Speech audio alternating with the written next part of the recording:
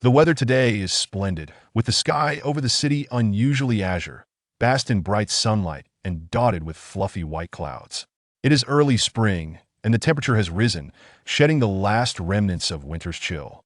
After preparing breakfast for my sister, I leaned over the balcony, relishing the gentle spring breeze and soaking in the long-awaited sunshine. Every breeze carried with it a soothing tranquility that was almost intoxicating. "Brother, you look like a little lazy cat soaking up the sun." Xiao Yun, clad in her school uniform, skipped over to my side, giggling as she stuffed bits of bread into her mouth. "It hasn't been sunny for a while. You should soak some up too. Get your calcium."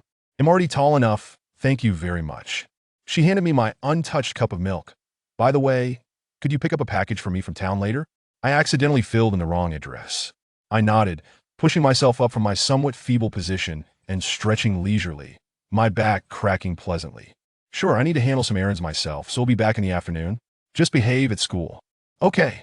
Xiao Yun flashed a bright smile, her two dimples particularly charming.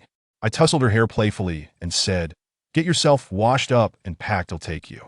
"My name is Lin Yun, a veteran who served at an overseas base, though that was a year ago. My sister, Lin Xiaoyun, is in her final year of high school. A year prior, we lost our parents in a tragic car accident. With her still in school, she was suddenly left vulnerable and alone, with only me as her brother for support. To ensure her future, I had to return from the military earlier than planned. When our parents were alive, our family had been quite well off. After their passing, we received a substantial compensation, which, while significant, felt like a trade-off for our parents' lives, stripping our home of its happiness. Xiao Yun struggled with depression for a long time when I first returned. She even showed signs of self-harm, living in deep sorrow. Yet gradually, with my patient guidance and companionship, she began to emerge from that darkness, slowly reclaiming her vivacity and confidence. "Brother, our school is hosting a ceremony today. We might finish early. Come pick me up sooner." "All right, just behave at school and stay safe."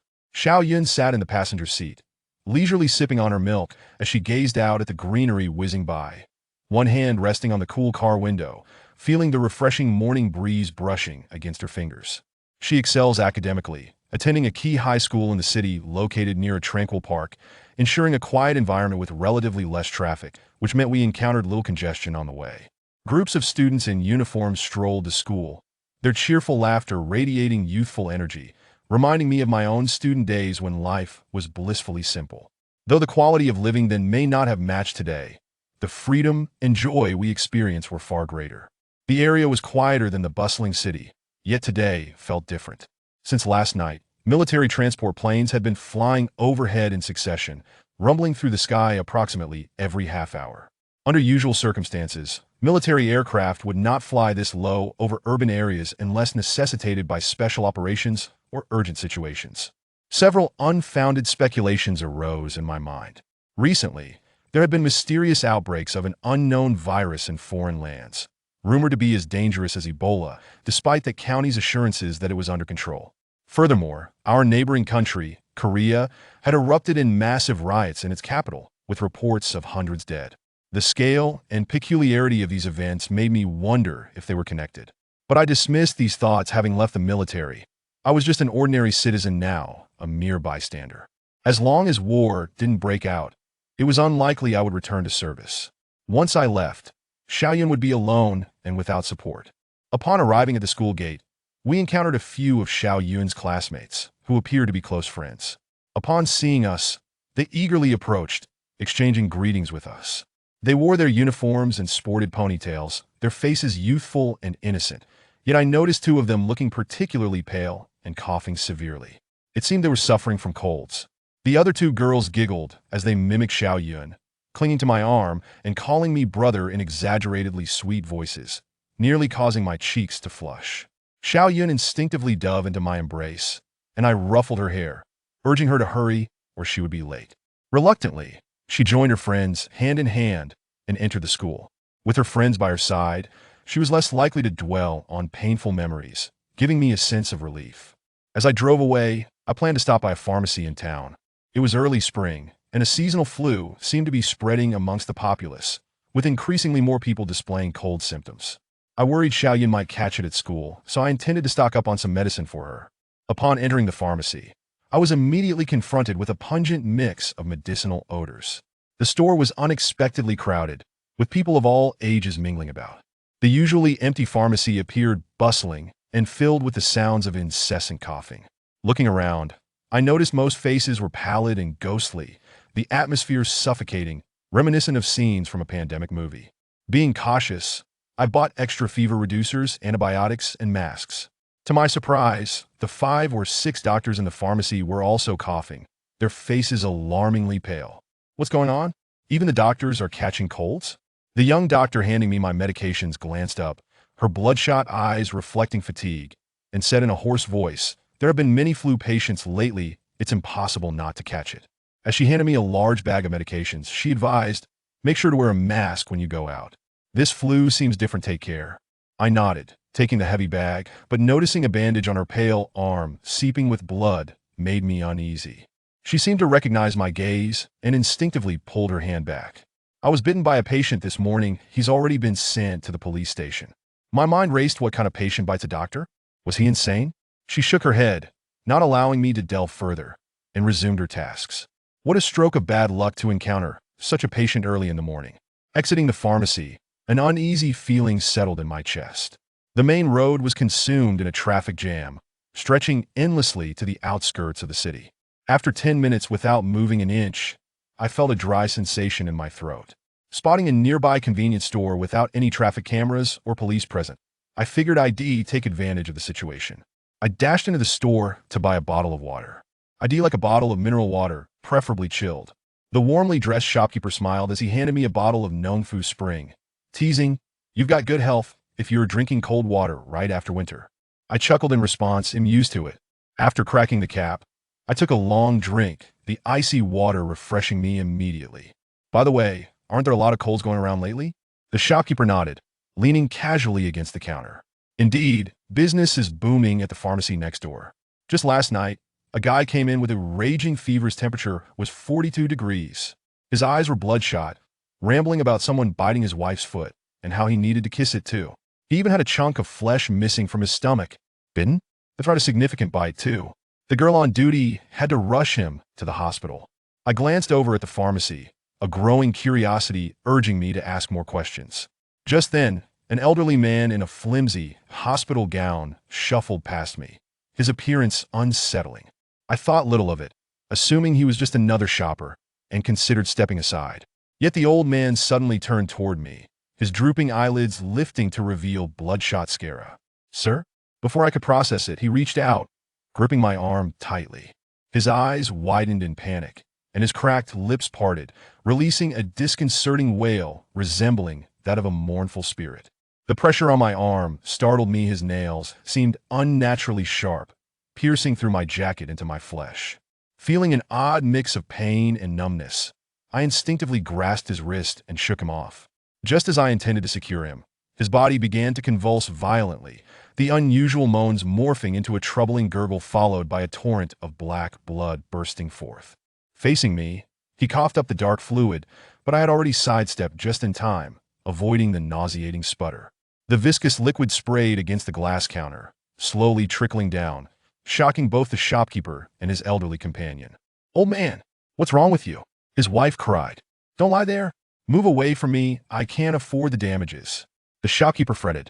After expelling the black blood, the old man's wide-open eyes began to droop, seemingly relieved as his breathing steadied, his body convulsions ceasing. Except for his pallid complexion, he appeared to be out of immediate danger. I frowned, still wincing from the lingering pain in my arm. The shopkeeper approached me, concern written on his face. I shook my head to reassure him that I was fine. Yet the irritation lingered. I had just been grabbed by this old man and sprayed with blood. Was he attempting to implicate me in his medical bills? Despite my annoyance, a sense of responsibility washed over me, so I helped him sit down on a nearby bench. His wife produced a yellowing handkerchief, tenderly wiping the blood from his mouth. "You two should be more cautious at your age going out while still sick. Are you worried about worrying your children?" She ignored my comment, and I chose not to press further. Instead, I pulled out my phone, ready to call for an ambulance. Just as I was about to dial, a team of doctors in white coats rushed through the crowd toward us, carrying a stretcher and hurrying along. They were followed closely by 5 or 6 security guards, their demeanor intense and rushed. It was clear they were headed straight for the old man. Their urgent approach struck me as odd, especially since I observed that some of the guards were armed. Generally, hospital security is equipped only with shields or batons. Guns were a rarity. Instinctively, I positioned myself in front of the elderly man. "Are you doctors?" A young nurse frowned and snapped. "Can't you tell by our uniforms?" The lead doctor, a bespectacled man, avoided my questions and calmly navigated around the nurse, addressing me seriously. "Sir, we are from the People's Hospital of Wanshi. This man is our patient who has absconded. His condition is peculiar, so please do not obstruct us." He displayed his identification, and I cautiously glanced at the old man's gown, affirming it bore the same hospital insignia. Given the legitimacy of the situation, I stepped aside. Just as I was about to leave, however, the doctor halted me, concern etched on his brow. "Have you been bitten or scratched by this man? Was anyone nearby injured?" I frowned at the odd question, cautiously shaking my head. Why would he bite someone? Rabies? Is there some infectious disease? If there was indeed a risk of contamination, I resolved to take extra precautions, especially after witnessing him cough up that black blood. Seeing my negative response, the doctor's expression softened slightly as he explained, No. He simply suffers from a mental disorder. Sometimes he is lucid, while at other times he may lash out. Thankfully, no one appears to have been injured." Without waiting for any further inquiries, he conducted a brief examination of the old man and then turned to leave. A few medics pulled out ropes to secure the elderly man to the stretcher, preparing to move him. I noticed his wife standing nearby, her gaze fixed on the medical staff, harboring a venomous expression. Just as they were fastening his limbs, he suddenly thrashed violently, contorting in what seemed to be extreme agony. The surrounding crowd gasped as the old man emitted a sound reminiscent of his earlier wail. Soon after, thick, dark foam began to ooze from his mouth, amplifying the horror of his bloodshot eyes. To my alarm, the guards, instead of helping to restrain him, drew their weapons and aimed them at him. As the old man thrashed, a button from his hospital gown popped off, revealing a wiry chest adorned with two metallic connectors. Near them, I noticed a small syringe-like object containing a milky liquid. The elderly man struggled more fiercely, his expression resembling that of a wild beast, causing onlookers to recoil in fear, unwilling to draw near. "Put the guns down," the bespectacled doctor barked at the security guards. He hastily retrieved a pre-prepared tranquilizer and injected it into the old man's rear. Moments later, the elderly man's convulsions ceased, his body slowly quieting. Under the curious gazes of the crowd, the medical staff disregarded their whispers and began hurriedly taking the old man away. His wife did not oppose. She clutched the bloody handkerchief tightly and followed them anxiously. But as she passed by me, she gave me a look that felt unnerving, as if assessing a corpse, before her gaze shifted to my injured arm. Being scrutinized by an elderly woman in such a peculiar manner unsettled me. Before I could pose a question, she had already vanished into the throng. Watching them disappear down the street, I felt a sudden urge to follow and inquire further, but with my car idling at the curb, I hesitated. The odd object on the old man's chest stirred a knot of curiosity within me, triggering thoughts of experimental subjects. I felt a pang of regret for not being more forthright with the doctor. The armed guards indicated that these doctors were likely involved in something serious, or perhaps the old man posed a genuine threat. Never mind, what does it matter? After bidding the shopkeeper farewell, I turned to leave, but as I glanced back at the bloodstains on the glass, a wave of anxiety washed over me. While the old man hadn't directly spat on me, I couldn't avoid all the smaller droplets. What if there was indeed an infectious disease involved, like the flu that was now rampant? My worry wasn't for myself, but for what I might bring back to Lin Yun. As I walked toward my car, I suddenly caught a whiff of a nauseating stench.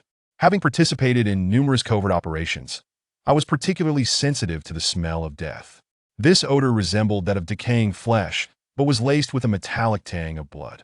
Yet, the smell dissipated quickly. I looked up to trace the source, startled by someone behind me honking their horn insistently. "Hey, what are you doing? Is this road your property?" The car ahead moved a short distance away, and the driver impatiently honked.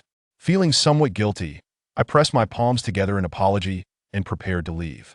Fortunately, there were no traffic cameras at this intersection. Otherwise, I would have likely lost points on my license. Through the rearview mirror, I noticed the shopkeeper cleaning the blood from the glass, while a doctor from the pharmacy kindly handed him a bottle of disinfectant. Out of the corner of my eye, I saw the shopkeeper cover his mouth, seemingly coughing. At a traffic light, I finally focused my attention on my arm. The coat was punctured clean through, and the skin had been pierced, leaving deep imprints but without drawing blood or causing pain. Feeling a sense of precaution, I took out some alcohol to disinfect the wound. After an hour, I finally left the city behind.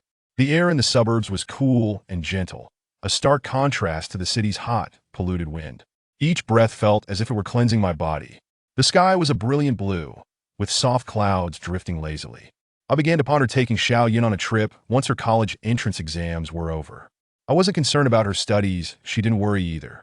Yet she often asked me, "Brother, which college do you hope we'll get into?" I replied, "Just one that's close to home." Every time I said this, her crescent-shaped eyes would squint in delight as she playfully clung to my arm. I understood well that she was wrestling with conflicting emotions.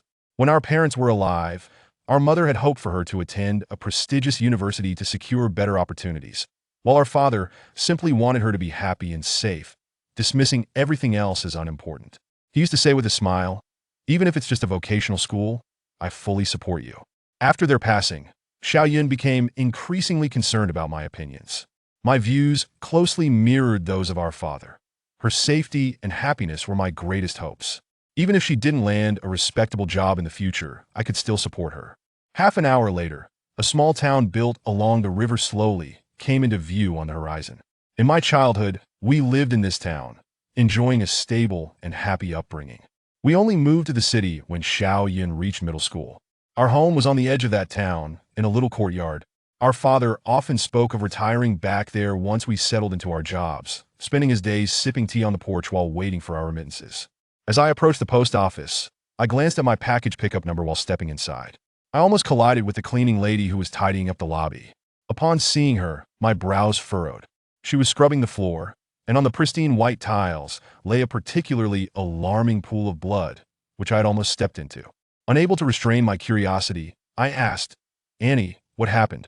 The cleaning lady looked up at me, a hint of lingering terror still gleaming in her eyes.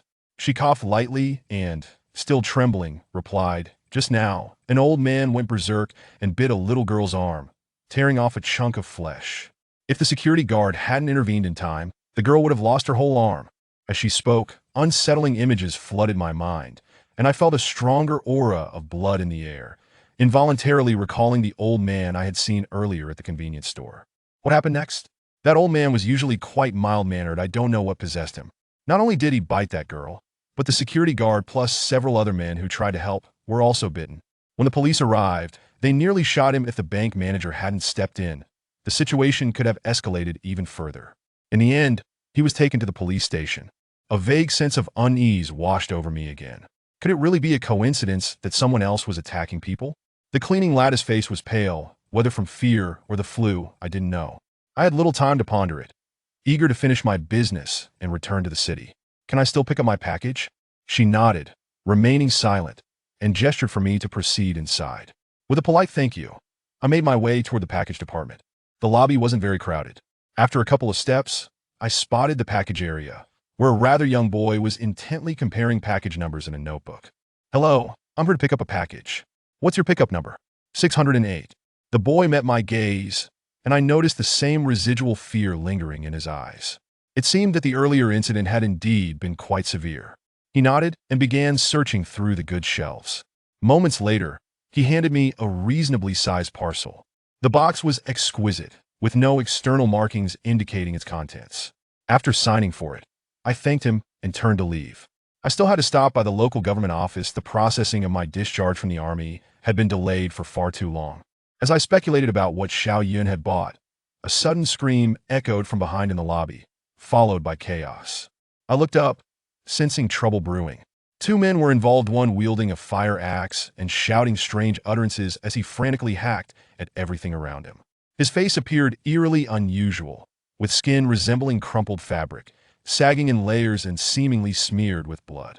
The second man, older and bearing a similar grotesque countenance, seemed even more decayed. His disheveled hair and tattered clothes were drenched with drying blood, suggesting he had recently been in a scuffle.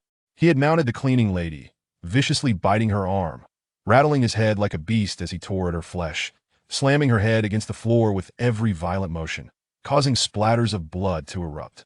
This wasn't mere chaos, it was an outright attack. The old man's demeanor didn't suggest drunkenness, but rather a frenzied, drug-induced state. The package clerk stood beside me, frozen in shock as he stared at the horrific scene. He trembled and muttered, "What is happening?" I turned to him and asked, "Do you have a phone? Maybe you should call the police." He swallowed hard, nodding and retreating behind a nearby shelf, pulling out his phone to report the incident. Surveying my surroundings, I noticed a riot baton positioned conveniently nearby, and I seized it, stepping forward to confront the situation. Chapter 2. The assault. As it was merely a post office in a small town, the security personnel were scant .2 guards, appearing to be in their 40s, stood with riot shields, confronting a madman wielding a fire axe.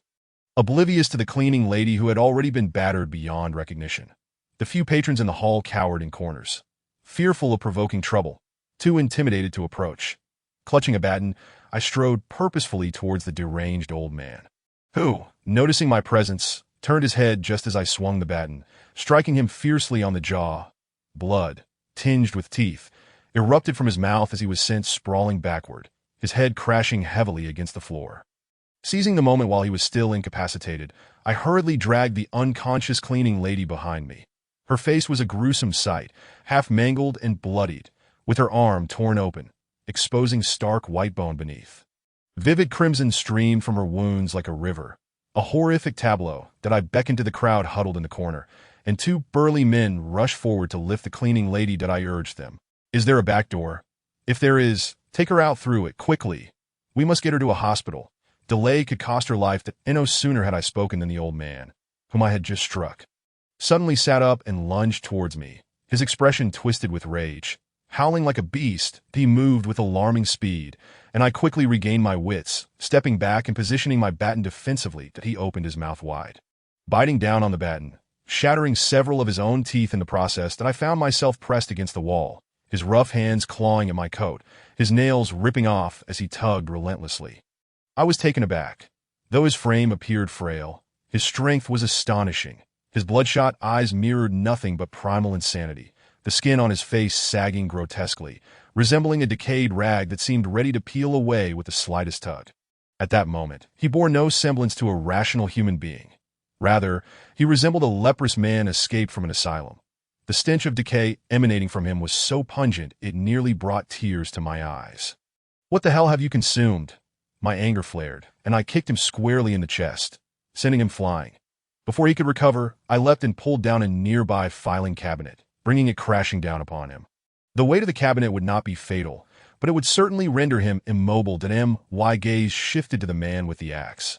I dashed behind him, and, taking advantage of his distraction, twisted his arm, wresting the axe from his grip. Upon realizing his weapon was gone, he spun around and lunged at me.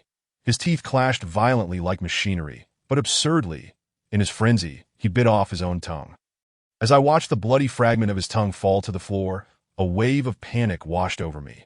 The man's demeanor showed no sign of pain, but rather an intensified ferocity as he lunged at me. "You lunatic, what is wrong with you?" With renewed strength, I pushed him back, and he stumbled, landing heavily on the ground. Grasping the axe's handle, I held it at my side, its sharp edge aimed at him.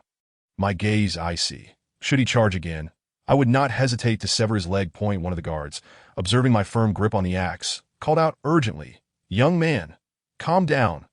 Don't let this escalate to murder." "I know him. He's from the restaurant across the street." I retorted coldly, "Your acquaintance is of no concern to me."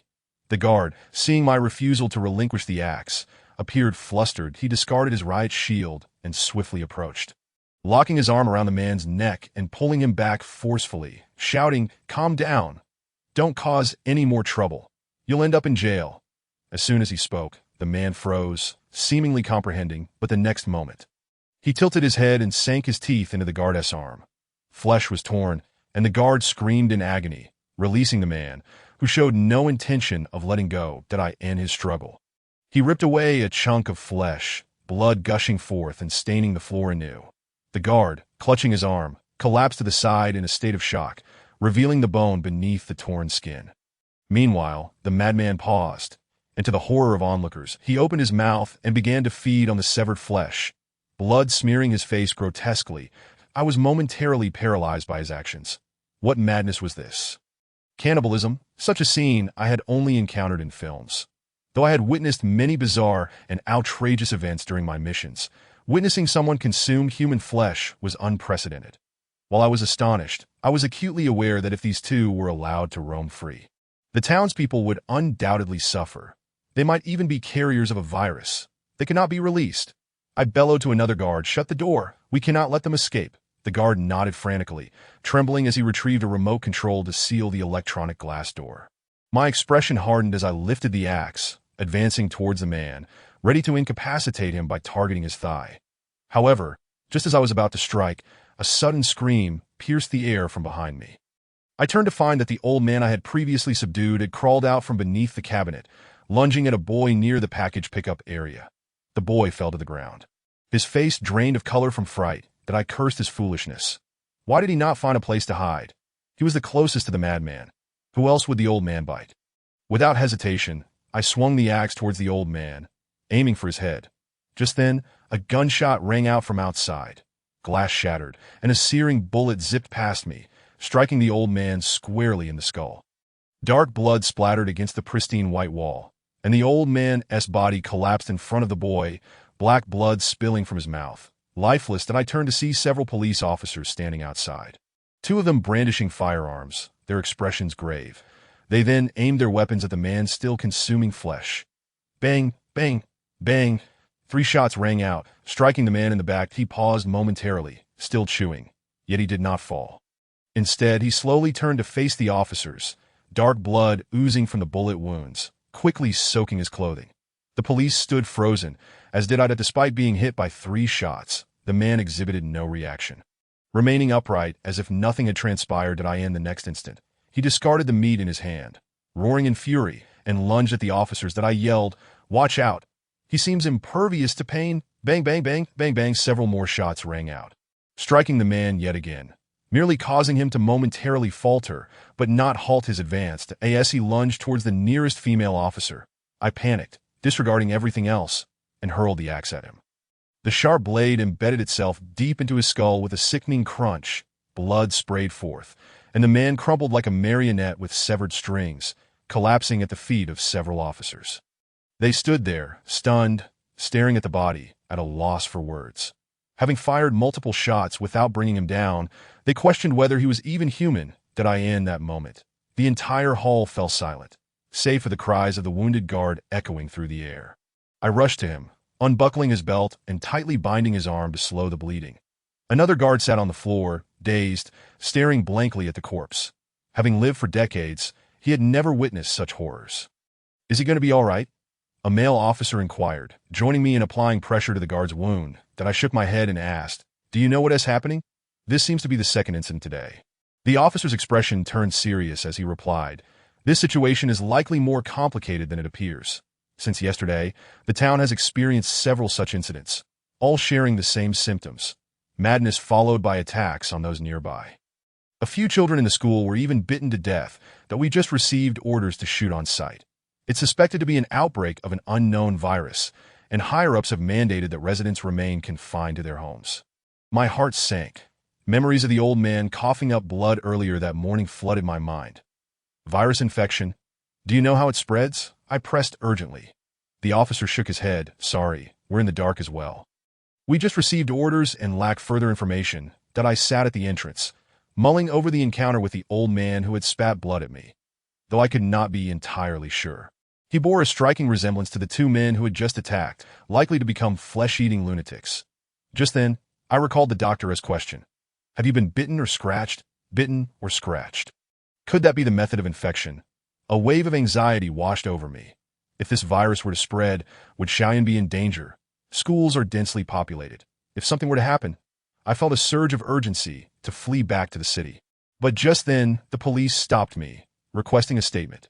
Moments later, an ambulance arrived at the entrance, and the bitten guard was already unconscious, his face pale and tinged with gray, likely due to excessive blood loss. As he, along with the 2 corpses, was loaded into the ambulance. The area has been cordoned off with warning tape, and the pedestrians merely cast a fleeting glance before hastily retreating, eager to distance themselves from the unfolding chaos.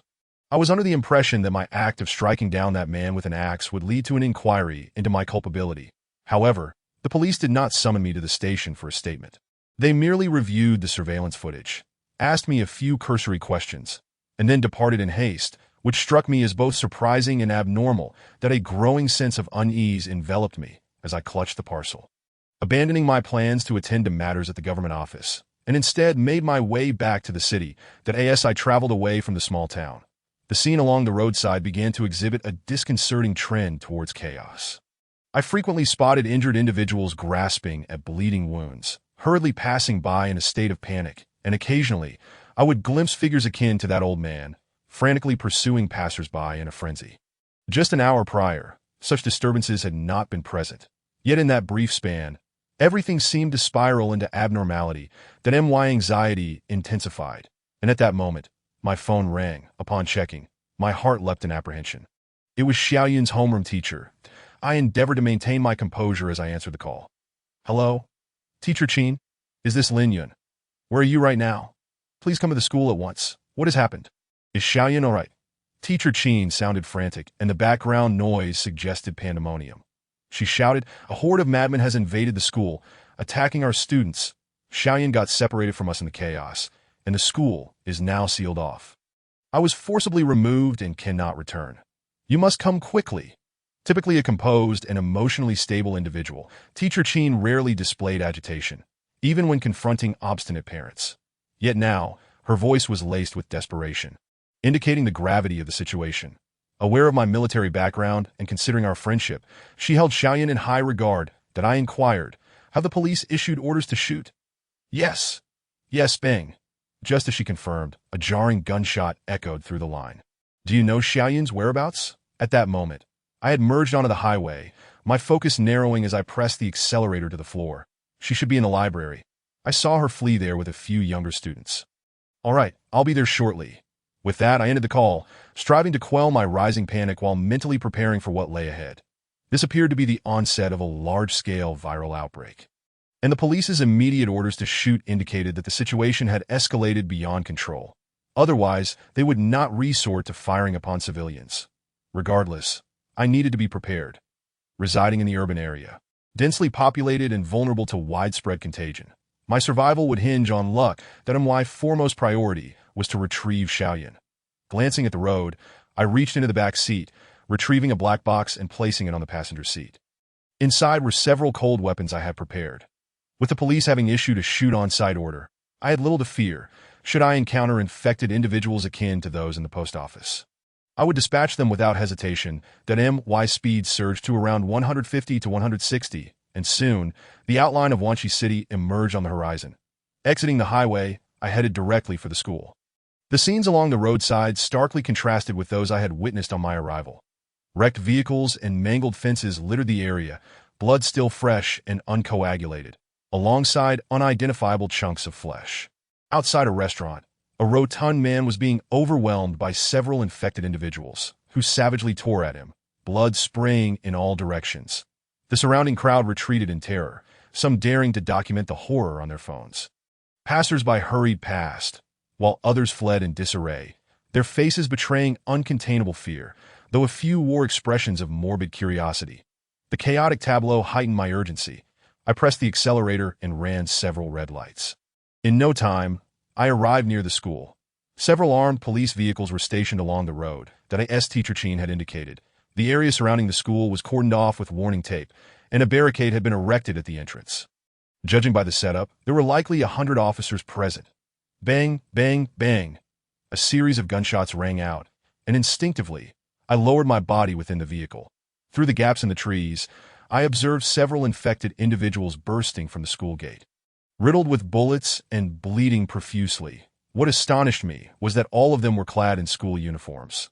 Students that in the distance, I spotted Teacher Qin anxiously scanning the school entrance, occasionally glancing in my direction. My vehicle was parked behind a police car, obscuring my presence from her view. Everyone, please remain calm. Our team has entered to assess the situation. We will safely escort any healthy children out. Please trust us. A police officer addressed the anxious crowd, brandishing a megaphone. Yet, witnessing the students emerge, shot to pieces, many parents were already weeping uncontrollably, indicating that entry would not be permitted. That I murmured to myself, simultaneously observing the patrolling officers, searching for an opportunity to slip into the school. Just then, I noticed a man behaving erratically. His gaze was vacant, blood frothing at the corners of his mouth as he staggered past my vehicle. Suddenly, he collapsed beside my car, convulsing, his complexion paling at an alarming rate that I felt a twinge of irritation. Was he attempting to stage a fall? As I prepared to exit the vehicle, I caught a glimpse of his arm. A chunk of flesh missing, and hesitated. My hand hovering over the door handle. Two officers across the street immediately sensed the disturbance, training their weapons on the man. As they approached cautiously, one officer grabbed his radio. "Captain, we suspect an infected individual on the southeast side of the school." Moments later, a voice crackled over the radio. "If there is any indication of aggression, shoot to kill." A chill coursed through me. It appeared that once infected, there was no room for negotiation. Should one lose their sanity, they would indeed be executed without hesitation. The man's body began to contort grotesquely, his face scraping against the asphalt until it became a gruesome mess. In an instant, he ceased his thrashing, slowly turning his head to face the two officers. Through my rearview mirror, I witnessed his eyes shift from black to blood red, his lacerated skin darkening and sagging at an observable rate. With a primal roar, he lunged at the officers, mouth agape in an impossible arc. The officers, momentarily startled, quickly regained their composure, stepping back and pulling the triggers that a volley of bullets struck the man, piercing his body. Yet he continued to advance. Only when a bullet struck his forehead, shattering his skull, did his body finally collapse. The two officers exchanged glances, cautiously approaching to assess the situation, confirming that he was no longer a threat. They stowed their weapons and began to transport the corpse toward a nearby biohazard vehicle. With the officers gone, the perimeter was left unguarded. Seizing the moment, I swiftly grabbed the box, darting into the underbrush beyond the warning tape, executing a nimble roll to evade the sharp barricades as I successfully infiltrated the school grounds. Upon landing, I silently celebrated my stealth. But as I turned, I was confronted by two grotesquely disfigured individuals, hunched in a corner, voraciously devouring a corpse. Chapter 3. The school. The remains appeared to be that of a girl. Her uniform tattered beyond recognition, her body marred by gaping bite wounds and lacerations. Her intestines and organs grotesquely spilled out, a sight too horrific to endure. The two infected students, resembling ravenous ghouls, tore into her flesh with a frenzied urgency, sending my stomach churning in revulsion. That I opened my box and retrieved a dagger and two machetes. The infected students immediately sensed my presence, casting a brief glance before charging at me with wide, gaping mouths that I dared not hesitate. I secured the dagger at my waist and expertly brandished a machete. Rushing towards them, as I closed in, I abruptly bent low. The nearest student lunged, aiming to bite, but fell short. In that instant, I swung my arm from behind, driving the blade upward through the student's jaw. With a sickening squelch, the blade sank into his skull, dark blood splattering as he crumpled to the ground. The putrid liquid streamed down the blade and onto my hand, just as I turned. The second student lunged at me. I had no time to withdraw the knife, so I raised my left machete defensively across my chest.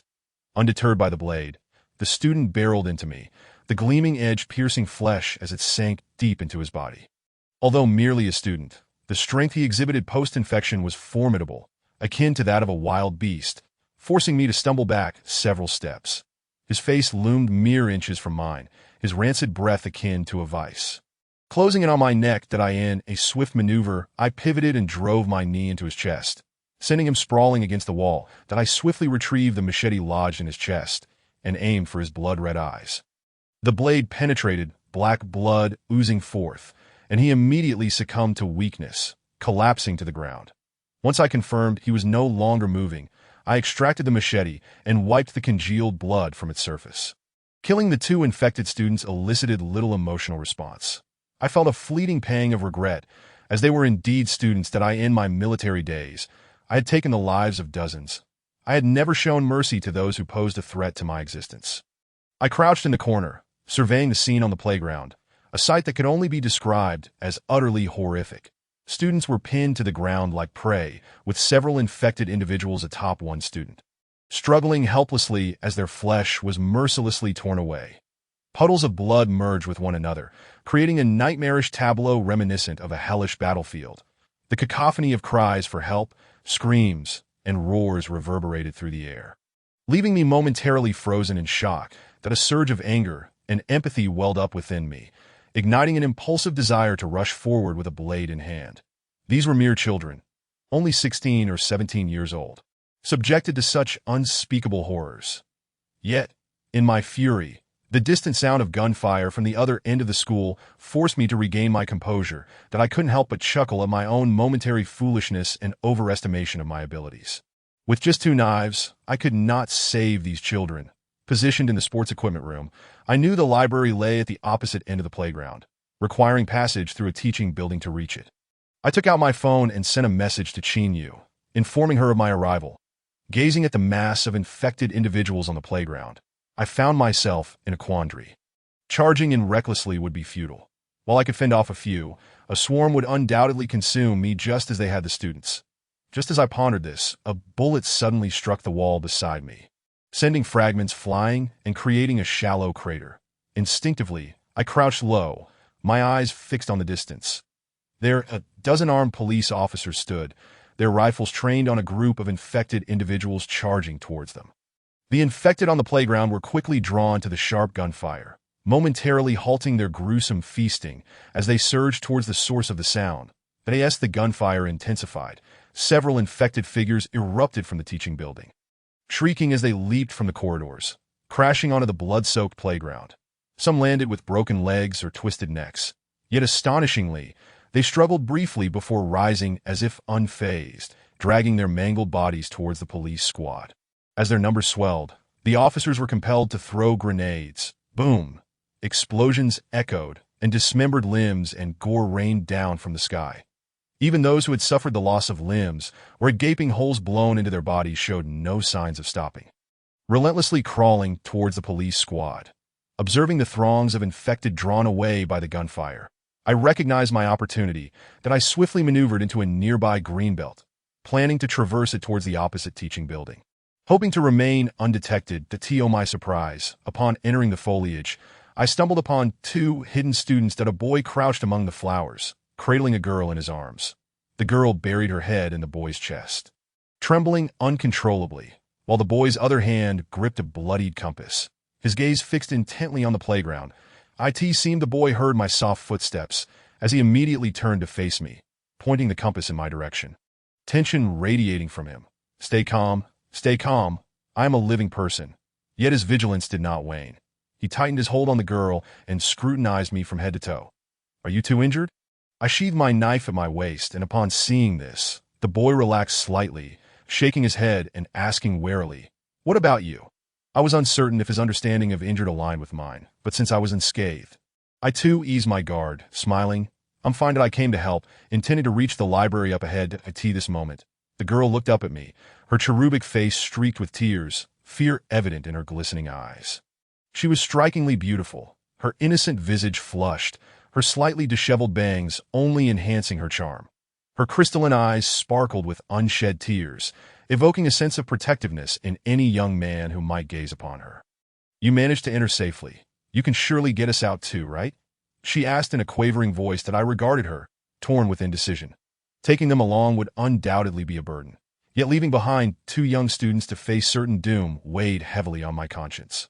Just then, the boy abruptly interjected. No, he doesn't look like a police officer. What if he is one of the madmen who invaded the school? I was momentarily taken aback, at a loss for words. How could I resemble a madman? You have blood on your knife. You must have killed someone. Stay away from us. I attempted to clarify. I am a good person. This blood is from dealing with those lunatics. I don't believe you. Get lost. I'm the best person you will ever meet.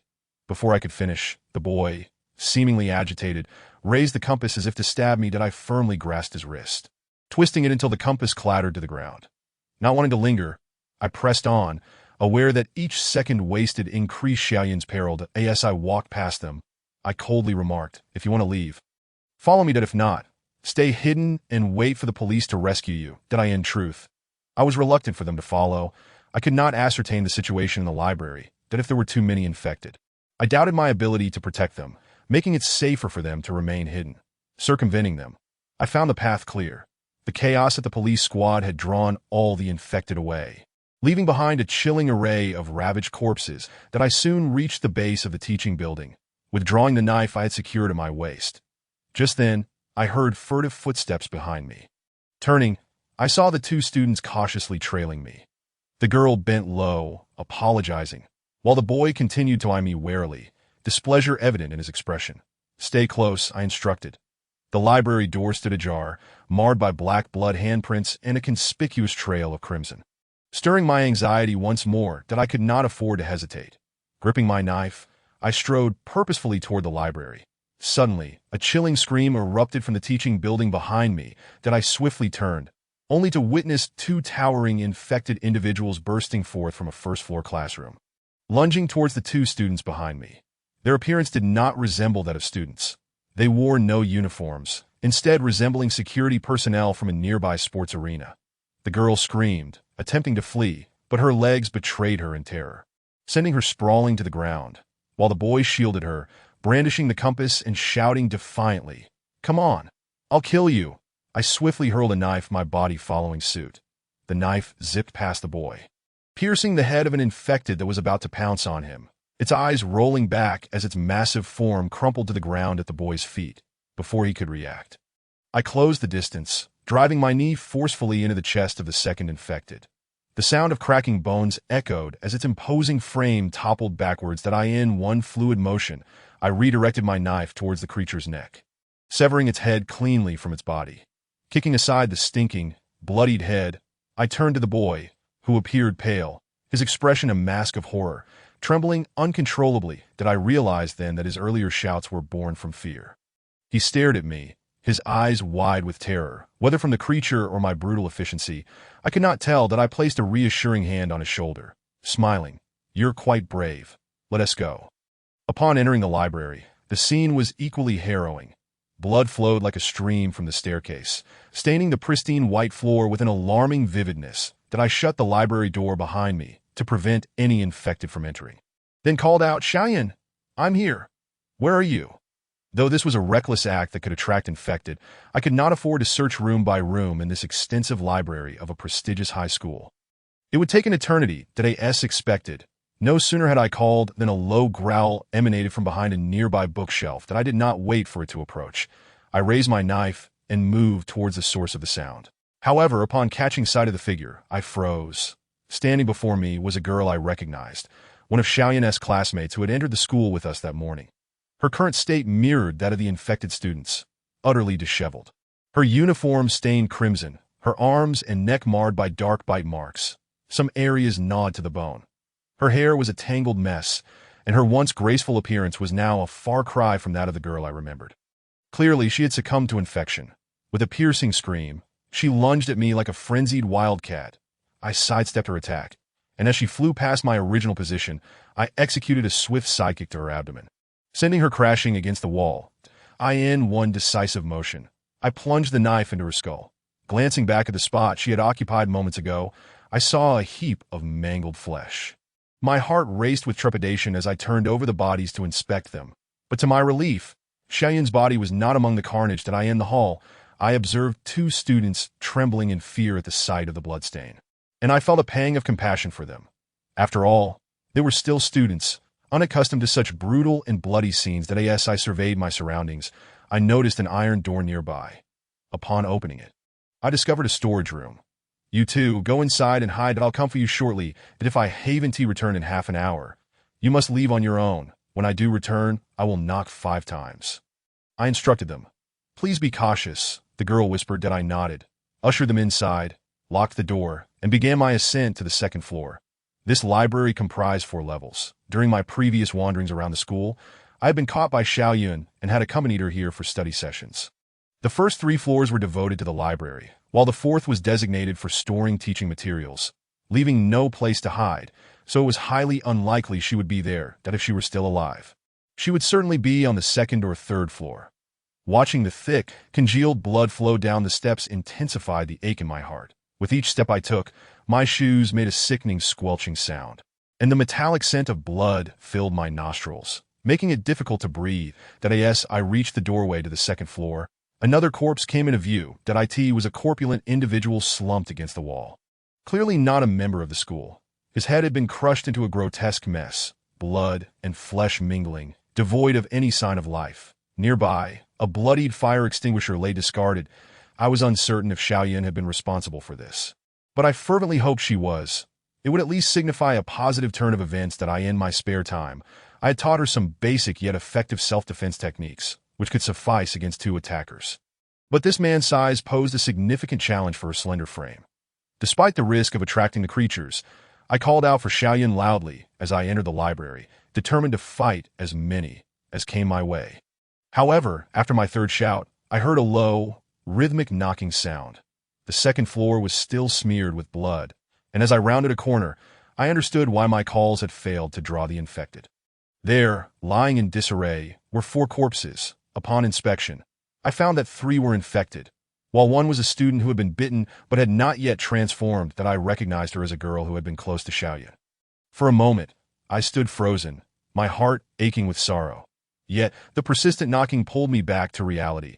It sounded almost like a cry for help. That I took a deep breath, rubbed my aching nose, and followed the direction of the sound. That it seemed to be emanating from the far end of the library. Ignoring the slippery floor, I jogged past row after row of bookshelves towards the source. At the end of the corridor, beyond a blood-stained shelf, I spotted a girl crouched in the corner, her school uniform tattered and drenched in blood. Her vacant eyes and frail hands clutched a bloodied iron rod, which she struck against the wall repeatedly. That I stood there, my heart shattered. Chapter 4. Chaos. I trembled as I softly called out, "Xiaoyan." Hearing my voice, she instantly became alert, lifting her head with a fierce glare I had never seen before. But upon realizing it was me, her expression softened, and tears began to stream down her face. "Brother." The way she called out to me felt like a heavy hammer striking my chest, and I rushed to her side, enveloping her in a tight embrace. "That I'm sorry. I'm late. That I'm so sorry." That my voice quivered as I stroked her hair, guilt and remorse flooding over me. That my heart ached for my sister. When had she ever appeared in such a disheveled state? Suffering so greatly? Xiaoyan sobbed uncontrollably, discarding the bloodied iron rod and clinging to me tightly. "Brother, so many terrifying people rushed into the school, biting and attacking us. Many classmates were bitten to death. Our math teacher died protecting us. And both Yi and Mingding are gone. They chased us like madmen. The ones who escaped with me have gone mad too, and they wanted to bite me, so I had to do what I did." Her words became increasingly choked, her body trembling violently. That I held her even tighter, gently stroking her hair, comforting her. It's all right. You don't need to be scared. This isn't your fault. They are no longer human. What matters most is your safety. That don't be afraid. Brother is here and won't leave you again." That it was evident that the infected in the corner were likely the result of Xiaoyan's actions. Of course, she had acted in self-defense.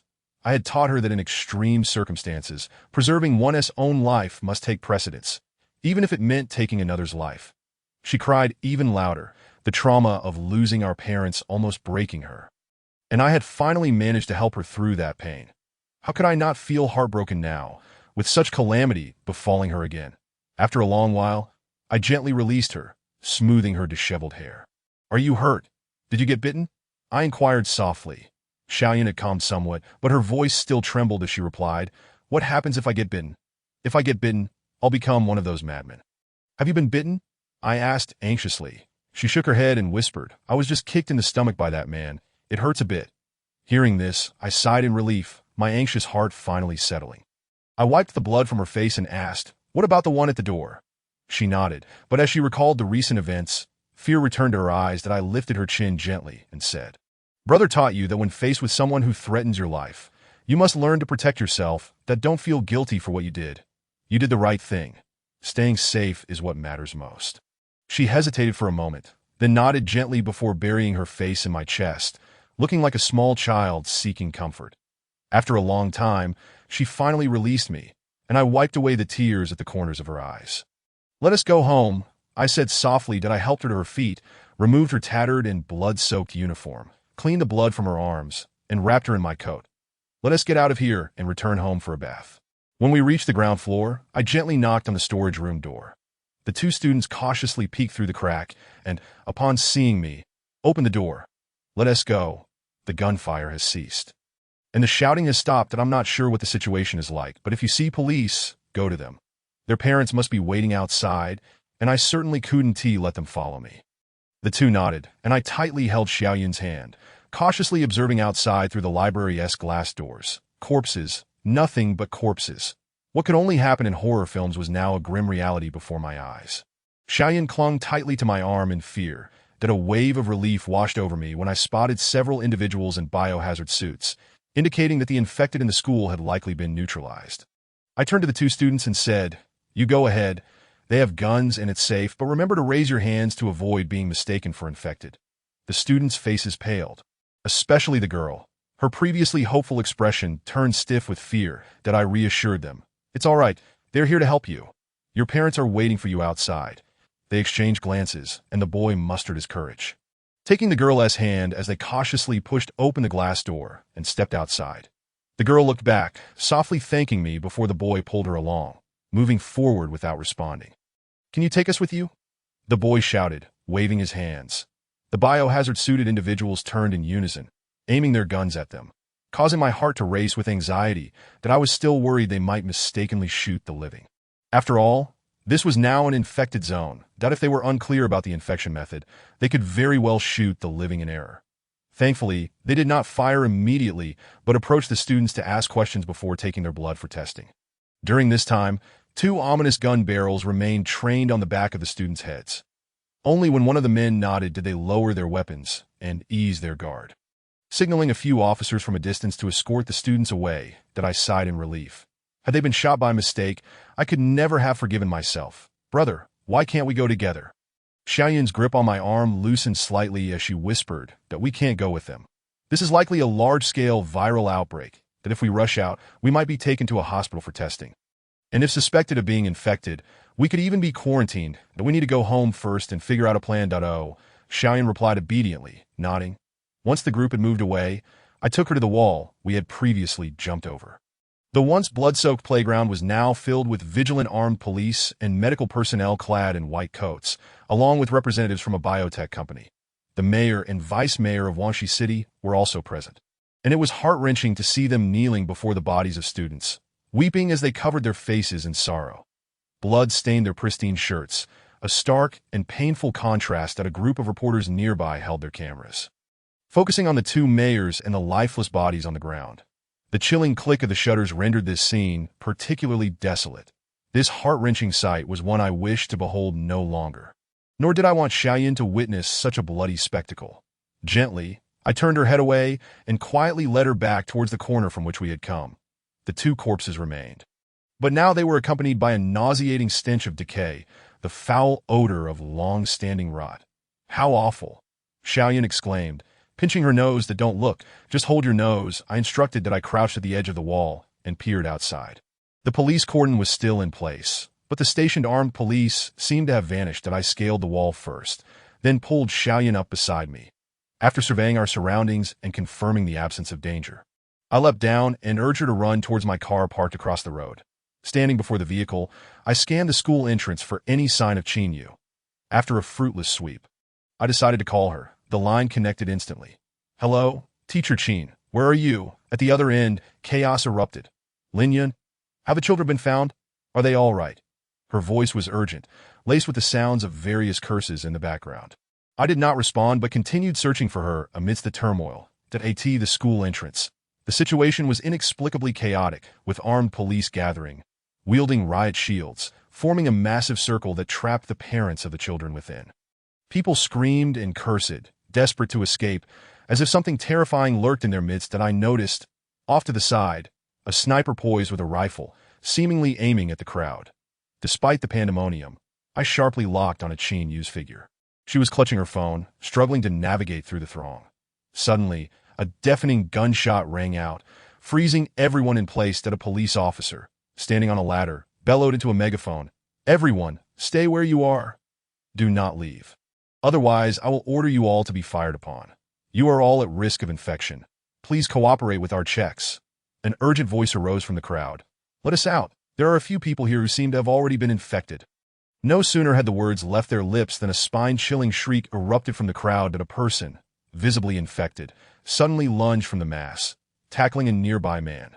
Following suit, several more infected individuals sprang forth, assaulting those around them. The shock of the gunfire, combined with the cries of anguish, shattered the crowd's composure, inciting a frenzy. People surged in panic, pushing and trampling one another, and the armed police were swiftly overwhelmed by the tide of bodies. Some parents wept as they rushed towards the school, while others scattered in all directions. Amidst the chaos, Chinyu stood not far from the infected, frozen in fear that I urgently shouted into the phone. "Chinyu, run! What are you waiting for? Run forward. I'm here." I locked Xiaoyan in the car, brandishing my knife as I sprinted towards her. Xiaoyan had struggled through her dark times, and Chinyu had made tremendous efforts to support her. Since her parents' demise, Chinyu had become a surrogate sister to Xiaoyan. Caring for her deeply, I could not stand idly by while she faced danger, but as the situation spiraled out of control, the police were ordered to fire indiscriminately.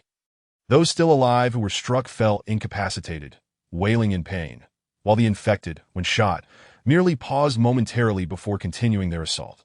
"Get low, run towards me, quickly." Hearing my shout, Chinyu snapped back to reality, and like a drowning person spotting a lifeguard, she crouched and stumbled towards me. But just then, a panicked man collided with her, and her slender form was no match for his bulk, sending her crashing onto the stone steps by the roadside. Pain flickered across her face as she clutched her waist, unable to rise. That I knew that impact was likely severe, possibly injuring her liver. Did I quicken my pace, almost reaching her when a bloodied infected lunged at her. Chinyu seemed to sense the danger and turned, her face paling at the sight of that horrific visage. Just as it was about to bite her, panic surged within me, and without a second thought, I hurled my knife. Thud! The blade struck true, severing the infected's throat and sending it crashing to the ground. "Get down!" I shouted. Although it had not bitten her, the surrounding gunfire remained perilous. As Chinyu bent down, a bullet whizzed past her shoulder, leaving a bloody trail in its wake. The infected person was not dead yet. I dashed her aside. The infected writhed, attempting to lunge at her again. I yanked the knife from its neck and swiftly struck back, decapitating it. Upon seeing me, Chinyu grasped my hand as if it were a lifeline. I wrapped my arm around her slender waist and crouched, leading her to the rear of a car for cover from the bullets. "Are you all right?" Chinyu shook her head but could not speak, her face pale with fear. I glanced at her arm. Thankfully, the injury was minor, just a scrape. "Let us go, my car is over there. We need to get out of here." I distinctly heard bullets whizzing past us, embedding themselves in the car door and splintering tree trunks as flesh was torn open by the onslaught. In that moment, I felt transported back to the battlefield. Yet ultimately, we managed to escape the line of fire. Once safely inside the vehicle, I hastily handed Chinyu the medical kit while swiftly driving away. The immediate priority was to return home. "Teacher Chin," Xiaoyan cried, throwing herself into Chinyu's embrace, sobbing uncontrollably. Chinyu held her tightly, her own face morphing with anguish as tears welled in her eyes. Witnessing the two of them in such distress tugged at my heart. Today was meant to be a tranquil day, yet it had swiftly devolved into a scene of horror and violence. Living in an era of stability, encountering such a stark contrast was unfathomable for anyone. Everything had unraveled. From the moment the police opened fire on the crowd, I understood that chaos had ensued.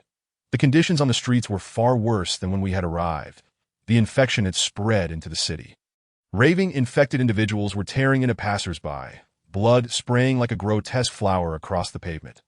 Some shops were ablaze, with firefighters battling flames while fending off the advancing infected. Vehicles caught in the frenzy careened through the crowds, indiscriminately crushing both the living and the infected alike. Armed police could be seen firing upon groups of the already infected. Traffic regulations had vanished, and even the traffic lights flickered erratically, as if infected themselves. I dodged the speeding vehicles while remaining alert for pursued pedestrians. In just one morning, the situation had spiraled into utter chaos. Furrowing my brow, I asked seriously, "Chinyu, were you bitten? How does your abdomen feel?" Chinyu wiped her tears, her delicate features drawn from fright. She managed to compose herself enough to shake her head. "I'm fine. I wasn't bitten, and my stomach is okay. It just hurt a lot when I was knocked down." With her reassurance, my anxiety eased. It seemed she had not sustained any internal injuries. Had that fall caused a rupture to her liver, it would have spelled disaster, though we needed to clean the wound. Although it was merely a scrape, it was still a bullet wound that could become infected if left untreated.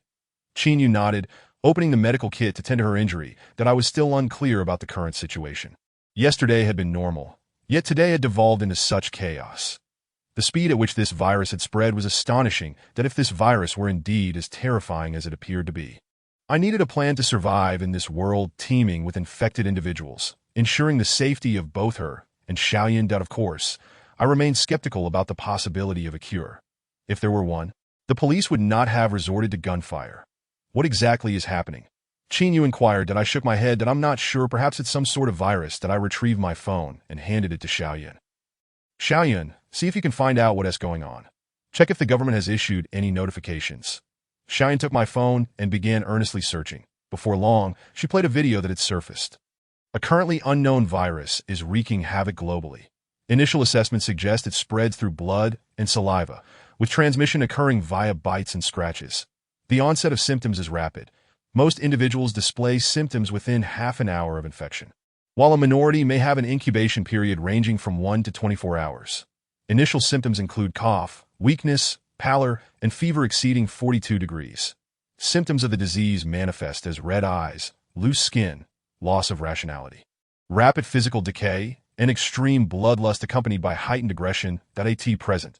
There is no effective treatment or cure. If you exhibit any of the aforementioned symptoms, please distance yourself from others and self-isolate. If bitten, there is a significant risk of infection. Please consciously keep your distance from those around you. Where did this information come from? Is it reliable? I asked. The World Health Organization, Xiaoyan replied. A chill coursed through me, and my mind momentarily blanked. The following is an announcement from our city. All citizens are urged to pay close attention and adhere to it. Currently, due to the influence of an unknown virus, our city has experienced a large-scale outbreak of infections. Citizens are advised to prepare sufficient supplies for at least 7 days, remain at home while awaiting assistance, secure all doors and windows, and refrain from venturing outside. Non-essential travel outside the city is prohibited. In the event of encountering individuals exhibiting extreme aggression, all means of self-defense, including measures to incapacitate them, are permitted. We have mobilized all available police forces to ensure the safety of our citizens. We implore everyone to comply with these directives. Inside the vehicle, an eerie silence enveloped us, pierced only by the distant cacophony outside, reminiscent of scenes from a film that have now morphed into our grim reality. I could not help but smirk inwardly. Ensuring safety, I mused, how ironic. Once a situation spirals beyond control, can safety truly be guaranteed? At that moment, Xiaoyan softly interjected. Many posts refer to them as zombies. Zombies? Upon reflection, they indeed resembled the bloodthirsty, flesh-eating creatures from the movies, aggressive and capable of turning into one of them upon infection. The term zombie seems fitting, albeit absurd, yet it has become our current truth. The journey was bumpy, and we narrowly avoided multiple vehicles, colliding with several infected individuals along the way, splattering our windshield with their tainted blood. Thankfully, we eventually arrived at our community, albeit under less than ideal circumstances. The air was filled with intermittent screams echoing from the apartment buildings, and flames leapt from a few units, sending thick smoke billowing into the sky. I parked beneath a tree, surveying the chaotic scene, and turned to Qin Yu in the back seat, saying, Qin Yu, I think it's best you abandon any thoughts of returning home, that you've seen the state of the streets. From now on, stay with us. After all, you are alone. My words brooked no argument. When I turned back, I found her in a daze, holding Xiaoyan, nodding obediently like a child. Furthermore, we have pressing matters to attend to, so listen closely. After I escort you upstairs, I must venture out to procure supplies. If I leave now, I should still have time before nightfall. Before I return, no matter who it is, do not open the door for anyone, regardless of their intentions. As soon as I finished speaking, Xiaoyan clutched my arm, her concern evident. Brother, it's too dangerous outside, and we have enough food at home to last several days. Xiaoyan, things are different now. While we may have enough supplies for a few days, what happens after 7 days? What if no one comes to rescue us? By then, searching for food could prove futile, as it may all be gone. Danger exists, yes, but I must go for the supplies. After saying this, I patted her head with a smile, adding, besides, don't you know what capabilities your brother possesses? Xiaoyan remained worried but reluctantly acquiesced. I then turned to Qin Yu and instructed, once you're upstairs, gather every container in the house to fetch water. All containers. The water supply should remain uncontaminated for now, but in a few days, it may no longer be usable. Understood? I spoke to Qin Yu in a tone I would use with Xiaoyan. Yu paused, slightly taken aback, before retorting, I'm not a child. Of course, I know that. Good. Remember my words. Do not open the door. Chapter 5. Procuring supplies, I parked the car downstairs and hurried inside with the two of them. In the hallway, blood splattered across the floor and walls, saturating the air with a nauseating stench. Our apartment is on the 18th floor, making the ascent seem impractical. Should we encounter zombies in the fire escape, it would spell trouble. Upon reaching the elevator, the door stood ajar, revealing a corpse lying within, two naked women feasting upon it, their heads buried in the body's abdomen like grotesque maggots, that a sight most horrifying. Brother! Yun, terrified, hid behind me as the two zombies sensed our presence and immediately lifted their bloodied heads, shrieking as they lunged toward us. Step back! I sidestepped and kicked one of the advancing zombies in the neck, sending her crashing to the ground, her skull striking the floor with a sickening thud, splattering blood. Without hesitation, I drew my machete and, as she struggled to rise, I struck down at her forehead. The other zombie lunged at me, grabbing my arm, her gaping maw poised to bite. With a swift motion, I plunged the blade in her lower jaw as she opened her mouth, the steel slicing through her blood-soaked cavity and into her skull, rendering her immobile as her body slumped backward. I withdrew the machete, shaking off the sticky blood, just as Yun emerged from her hiding place and rushed into my arms, her worry palpable. Brother, are you hurt? I shook my head, securing the machete at my waist, then glanced at Yu, who stood at a distance, her gaze towards me shifting to one of wariness and fear. What is the matter? Yu glanced at the corpse on the floor, then back at me, and I understood her concern. Indeed, my decisive actions would likely instill fear in any ordinary person. The body beneath my feet had, just hours before, been a living individual. My readiness to strike without hesitation revealed the cold and dangerous nature within me. That I offered a resigned smile, gently releasing Yun, and approached the elevator, dragging the mangled corpse out. Yun, perceptive, quickly grasped the situation and approached Yu, saying, Teacher Qin, they are no longer human. Yu nodded subtly, her lips pressed together, remaining silent. Inside the elevator, the atmosphere grew tense, perhaps due to the bloodstains that adorned the walls. Or perhaps from the recent violence I had enacted. That I looked at Yu and asked, Do you think they are still human? Furrowing her brow, she seemed lost in thought until my question jolted her back to reality. Stammering, I don't know. After speaking, she deliberately shifted to the side, creating distance between us. That I frowned, wanting to press further, but upon seeing her apprehensive demeanor, I chose to swallow my questions. That I turned my attention to Yun, who held onto my arm, her head resting gently on my shoulder, exuding a sense of vulnerability. This surprised me. She had never witnessed my ruthless side, so why was she unfazed? Ding!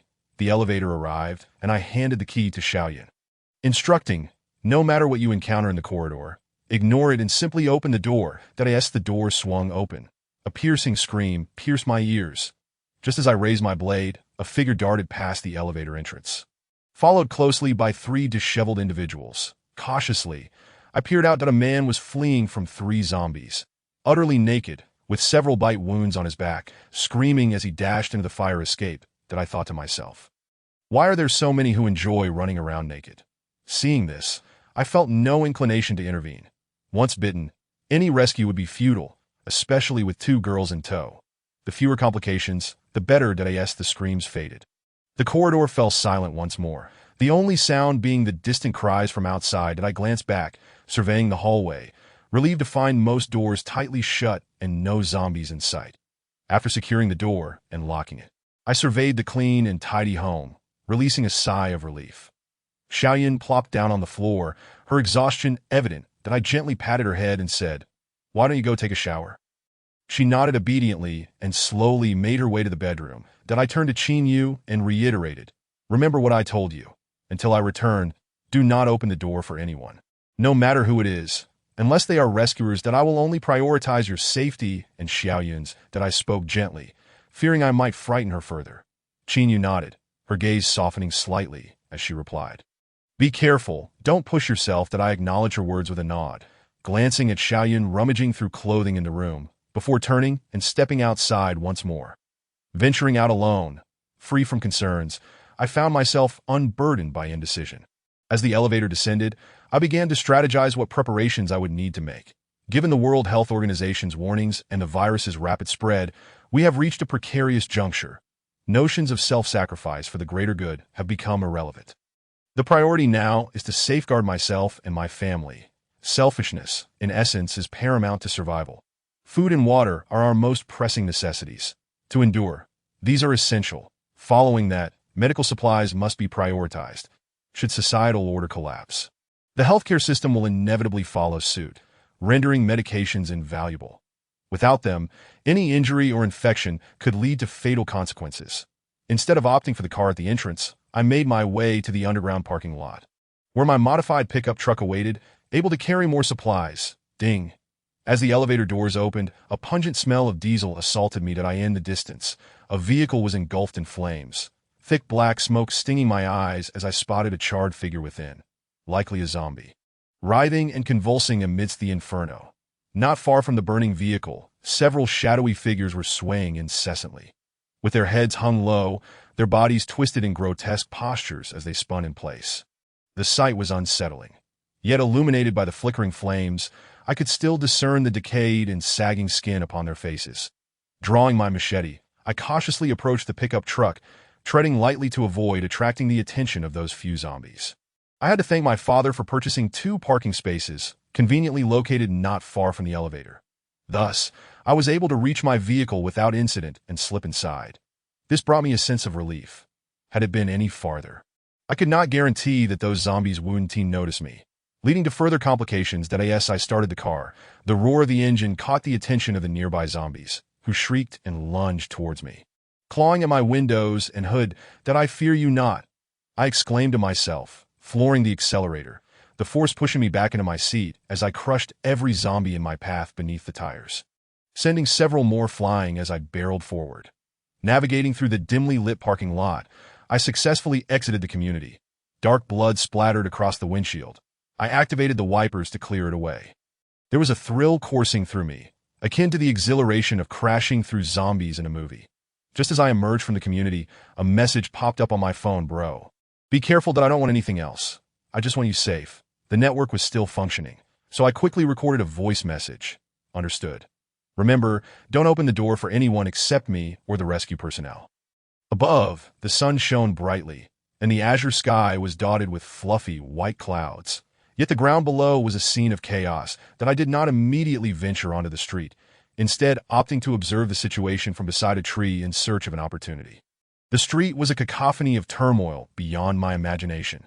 Terrified individuals were being torn apart by several ferocious zombies, while those attempting to flee were running blindly, only to collide with yet another zombie, losing their noses in the process. Blood gushing forth, out-of-control vehicles crashed through the crowd, one smashing into a nearby restaurant, igniting a tremendous explosion. Amidst the chaos, I spotted a garbage truck barreling forward, its heavy weight akin to an icebreaker, clearing a path through the smaller cars before I teed an opportunity. I pressed down on the accelerator, trailing closely behind the garbage truck. The city center was a scene of utter disarray. I had no intention of scavenging for supplies here. Once the number of infected reached a critical mass, I doubted my ability to escape unscathed in such times. Even if one possessed the strength to take on 10 foes, there was no guarantee of safety amidst the extreme chaos. Furthermore, in crowded areas, the risk of theft was high, which would lead to real trouble, leaving me empty-handed and without my vehicle. My aim was the large wholesale markets on the city's outskirts. There, I would find all the supplies I required, even medical supplies, and compared to the city center, the density of people would be significantly lower, thus reducing the risk considerably. Amidst the turmoil, gunfire and explosions echoed in the distance. The police were doing their utmost to fend off the horde, bolstered by armed forces and military personnel, establishing barricades in critical areas. For the time being, many locations were under control, as this was merely the initial outbreak phase, and the number of infected remained relatively low. With sufficient firepower, managing the situation was not insurmountable.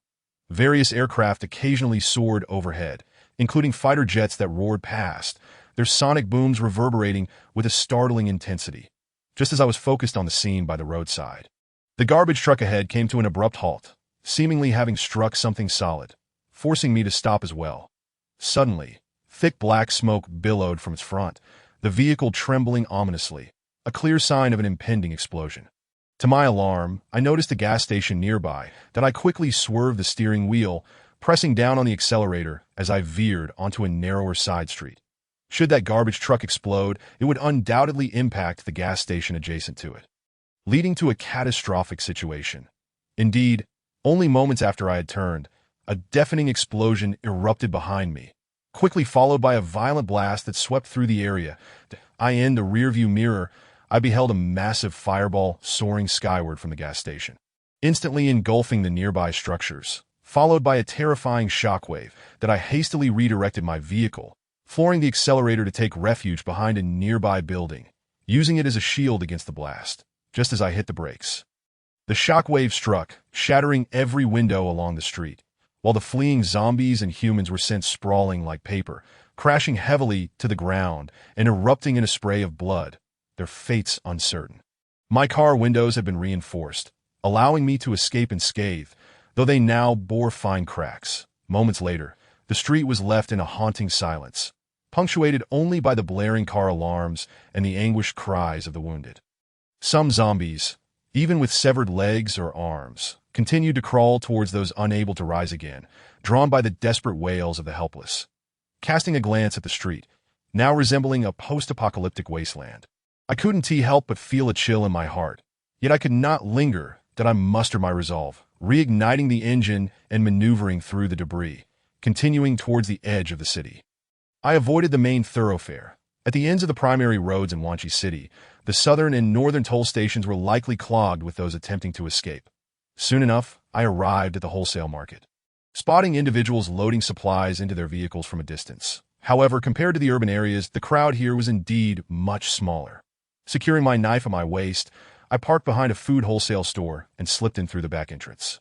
The store was modest in size, yet it boasted an abundance of packaged food: instant noodles, bread, snacks, compressed biscuits, and even rice among the grains. The shelves bore signs of having been rifled through, but plenty remained.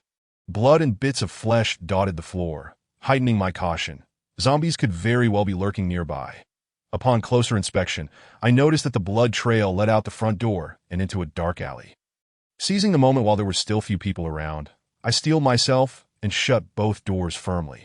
Although it felt somewhat unethical to lock myself in while gathering supplies, I needed to ensure my safety while I collected what I required.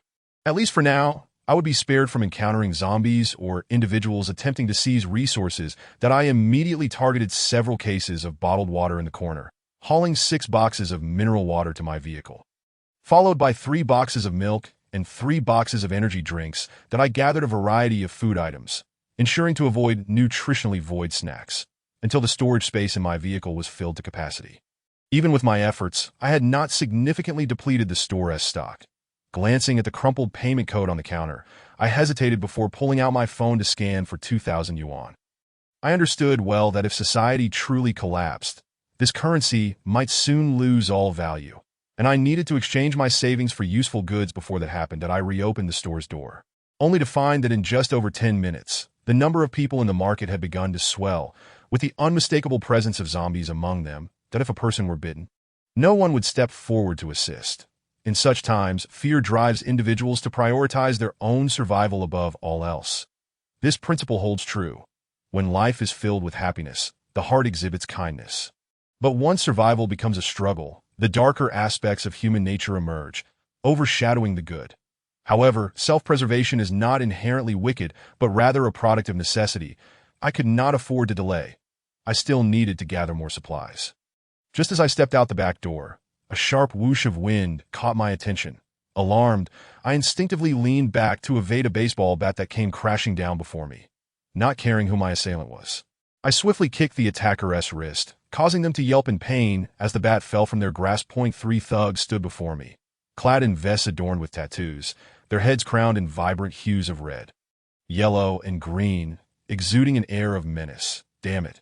Hand over the car keys and your phone and money, or I'll kill you," barked the green-haired leader, clutching his wrist and grimacing in pain. That I couldn't help but chuckle at the sight of a twisted character tattooed on his hand, coupled with his striking green hair, a clear indication that he had a story to tell. "What are you staring at? Didn't I tell you to hand over what I want? Do you think I want to kill you?" He brandished a spring-loaded knife, the blade snapping out menacingly in my direction. That I frowned. These three appeared to be no older than 20, yet they were audacious and reckless. "Why do you keep threatening to kill me? You don't seem that formidable, that I'd rather not waste my time on you. Just go grab what you need yourself." I replied coldly. "You deaf or something? I want your car and money."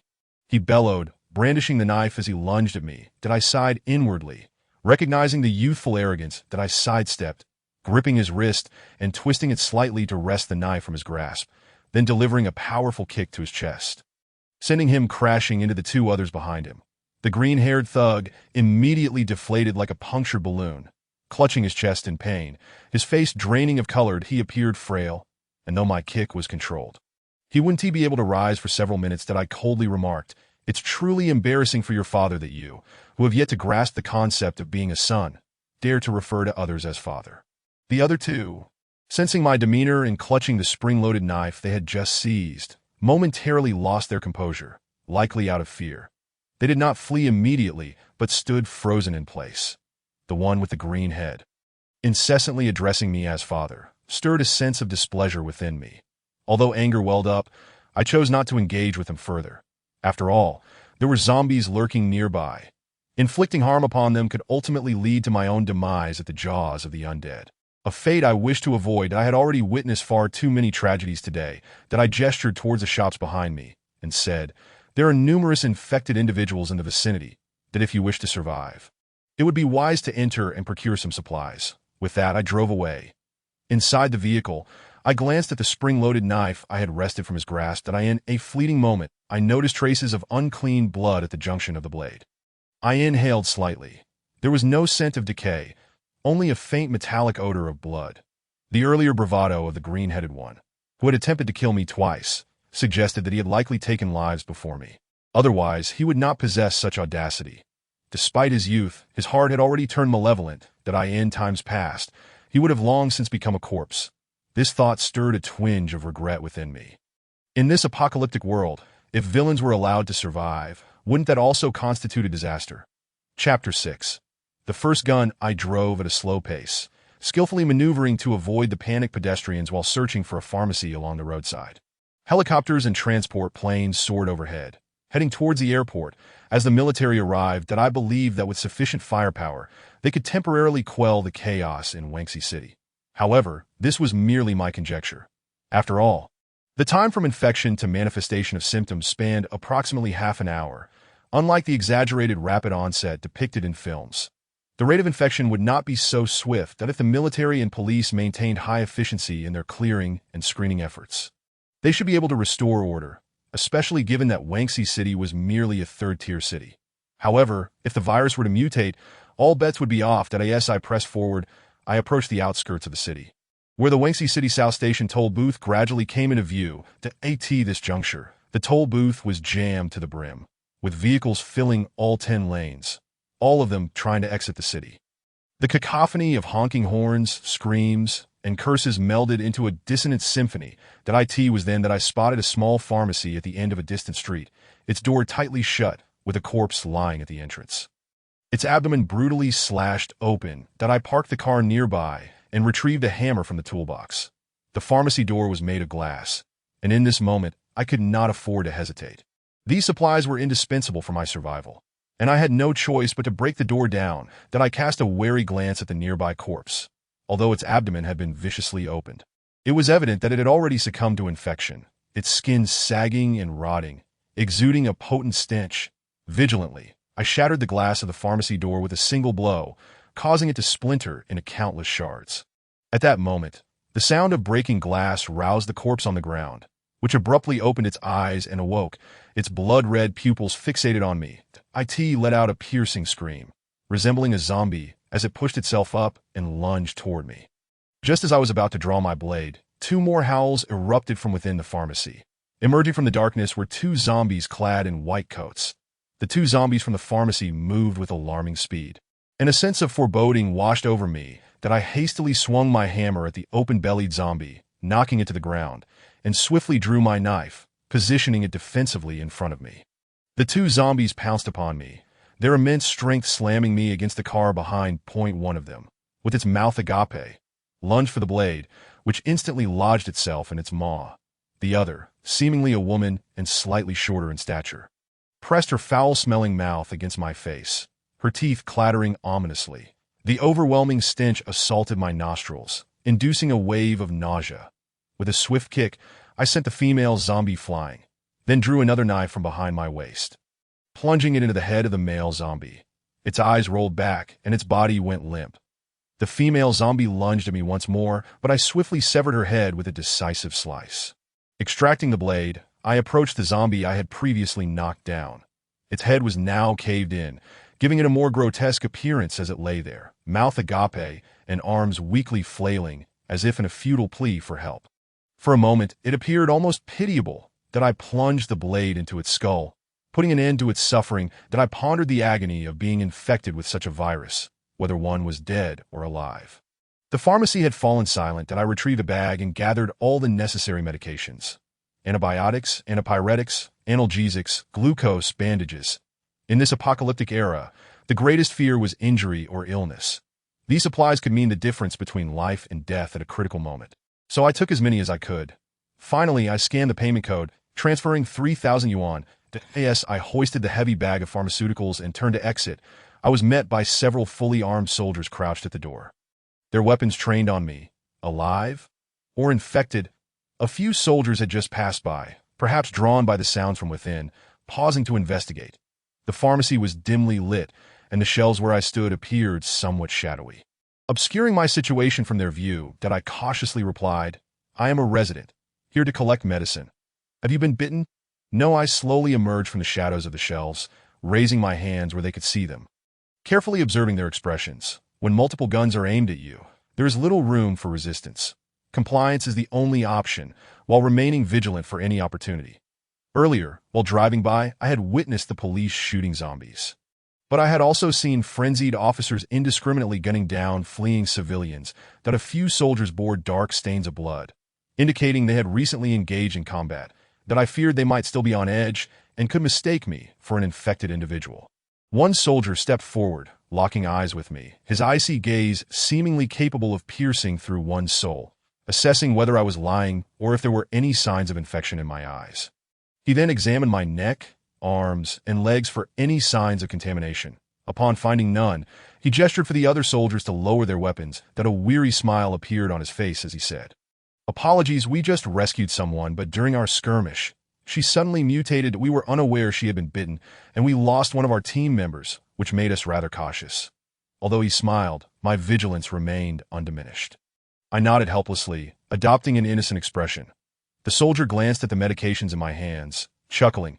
"It seems you are quite the clever one, that the broadcast has been urging people to stockpile supplies, and having watched enough movies. I thought these items would surely be necessary, so I prepared in advance." That I smiled as I exited the pharmacy. The soldiers at the door, seeing no signs of infection on me, relaxed their expressions slightly. "That is to be expected," the soldier remarked, patting my shoulder. "It seems you possess some skills, taking down 3 without sustaining injuries." That I paused, glancing at the 3 corpses on the ground, finally grasping his meaning. After a moment of contemplation, I replied, "I spent some time in the military." That a veteran. He seemed surprised, his demeanor softening further. That I produced my discharge certificate and handed it to him. The other soldiers, still on high alert, turned to look at me with expressions of surprise, their gazes becoming more amicable. But he examined my discharge certificate, his expression shifting slightly before he said, "I apologize. The situation is exceptional, and we must exercise caution." He saluted me, and I returned the gesture, responding, "I understand the current circumstances. Your mission is arduous." He returned my discharge certificate, his smile broadening. Just as he was about to speak again, another soldier shouted, "Captain, infected individuals ahead." The captain's smile vanished, and he raised his weapon, preparing for combat. Then, seemingly recalling something, he turned back to me, handing me an item from his belt. To my astonishment, it was a handgun, followed by 3 magazines. This unexpected gesture caught me off guard. Weapon distribution had begun in certain areas, allowing veterans like me, who had yet to regroup, to legally carry firearms for self-defense.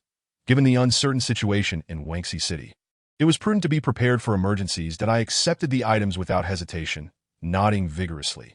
Since the higher-ups permitted veterans to be armed, I had no reason to refuse. That in these desperate times, a firearm was the only reliable means of self-preservation. Even with a knife in hand, I could manage a few attackers, but if faced with a horde of zombies, I would have no choice but to flee. Let's move, he urged. The number of infected in Wangxi City has likely exceeded half of the population. If it surpasses 80%, we will have to abandon this place. Good luck to you. You all be careful, I said earnestly. With that, he and the soldiers raised their weapons and advanced toward the horde of zombies. As I opened the car door and prepared to get in, a sudden thought struck my mind and I turned to inquire, only to see that they had already advanced forward, that in the distance, a multitude of zombies and fleeing crowds surged towards us. It was evident that the infection had completely spread to the outskirts of the city, signifying that it had engulfed the entire urban area. Amidst the onslaught of the undead, several helicopters were arriving, and a large contingent of soldiers descended via ropes to initiate a counteroffensive that I understood that if I did not leave now, I might not have the chance to escape, with so many zombies around. Even if I drove my pickup truck recklessly, I could easily find myself trapped in the midst of the horde. Reluctantly, I abandoned the thought of asking questions that I was perplexed. Logically, an infection event that threatened human survival should warrant military intervention. Why then had the military not summoned us retired soldiers back to duty? Was it because I had served at an overseas base? Amidst the cacophony of gunfire and anguished screams, I pressed the accelerator and veered into a narrow alleyway to flee. I took out my phone to check the time. It was just past 3 in the afternoon, indicating that I had been out for nearly 3 hours. Just as I was about to put my phone away, I noticed a voice message from Lin Yun. My heart skipped a beat as I hurriedly opened it, only to be met with a chorus of cries. Brother, you need to come back quickly. That man across the street keeps banging on our door. I'm so scared. I froze momentarily, then a surge of fury ignited within me. The man living across from my home was a lecherous bachelor who had spent several months in prison for molesting a girl, resulting in his wife and children leaving him. Despite his past, he had not changed his ways. After his release, he had attempted to stalk Xiaoyan on multiple occasions, only to be confronted and beaten by me into submission. It was clear that upon seeing me leave, he had gained the audacity to act. With 2 beautiful girls at home, he must have entertained wicked thoughts. Damn it. I will make sure to put an end to him.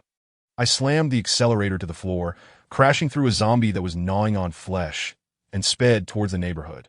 When society teeters on the brink of collapse, the malevolent hearts of evildoers emerge unabashedly. For in chaos, even if they commit crimes, no one is there to judge or punish them. As I barreled through, the scattered zombies along the street were reduced to mere remnants under my wheels. Yet the sheer number of them forced me to take detours that in less than 15 minutes. I arrived at the underground parking lot of the community that I grabbed the handgun beside me, chambered around, and felt the weight of it in my hand. Reminiscent of my days in the military, the skills I had acquired during my service would now be essential for ensuring their survival. My plan was to first carry up a large bag of medical supplies, and once I dealt with that scoundrel, I would return to retrieve the food from the vehicle as soon as I closed the car door. I spotted 3 zombies charging towards me from a distance I raised my handgun and fired 3 shots, each striking true in their foreheads, creating gaping holes in their skulls. The elevator doors opened, revealing no zombies inside.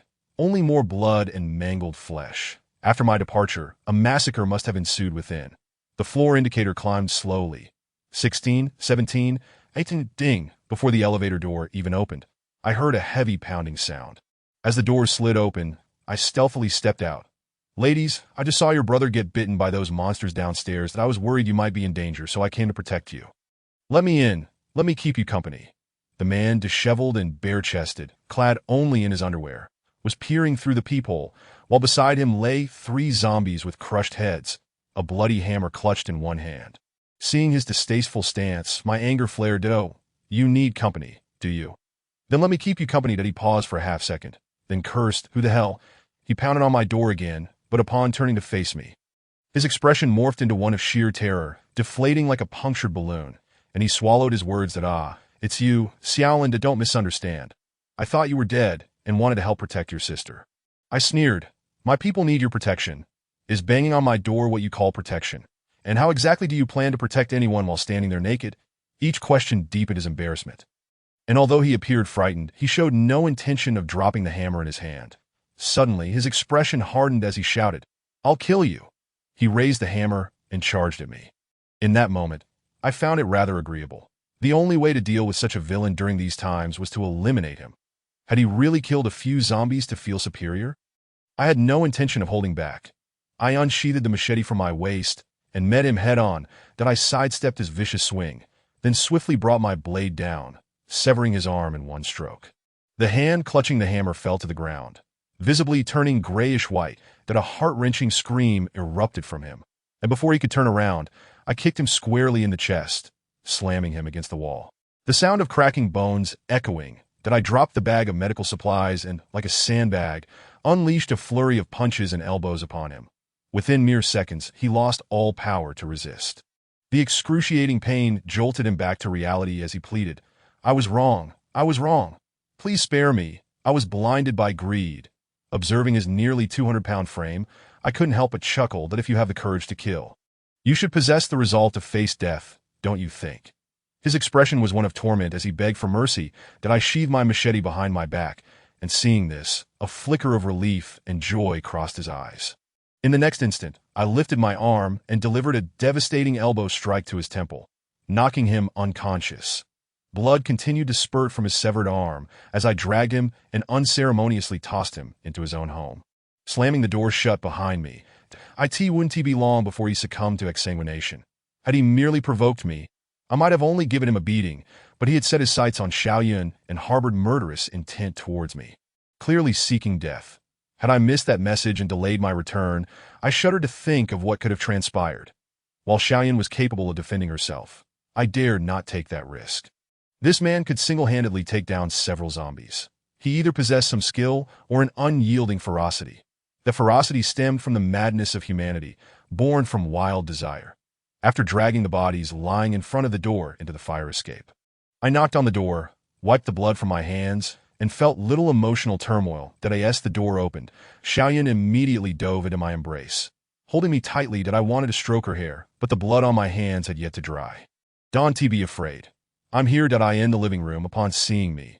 Lin Yun visibly relaxed, her earlier tension dissipating as she discarded the kitchen knife she had been holding. That I handed her the large bag of medical supplies, saying, "There is still plenty of food in the car downstairs. It should last us about a month. Are you hurt?"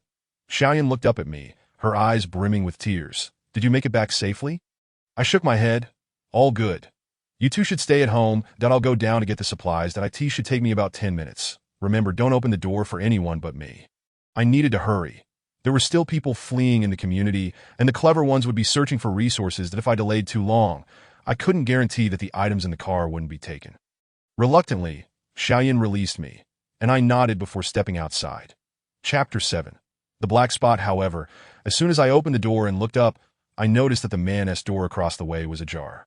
And the man who had been lying on the ground was nowhere to be seen. That my vigilance heightened instantly. That as I turned around, I saw him standing at the elevator entrance, staring blankly at me. The stench of decay and blood in the air seemed to have intensified since earlier. The man had transformed into a zombie just a moment ago. He had been fine. It had only been a little over a minute. How could he have changed so quickly? I yanked the door shut and grabbed my gun. "Lin, don't open the door. There is a zombie." As I closed the door, the man let out a shriek, his blood-red eyes gleaming with malice as he lunged at me. I sighed inwardly at how terrifying the transformation was. In just a short time, his face had rotted beyond recognition, resembling a corpse that had been decaying for several days. Oozing black pus, that I aimed my gun at his head. Bang!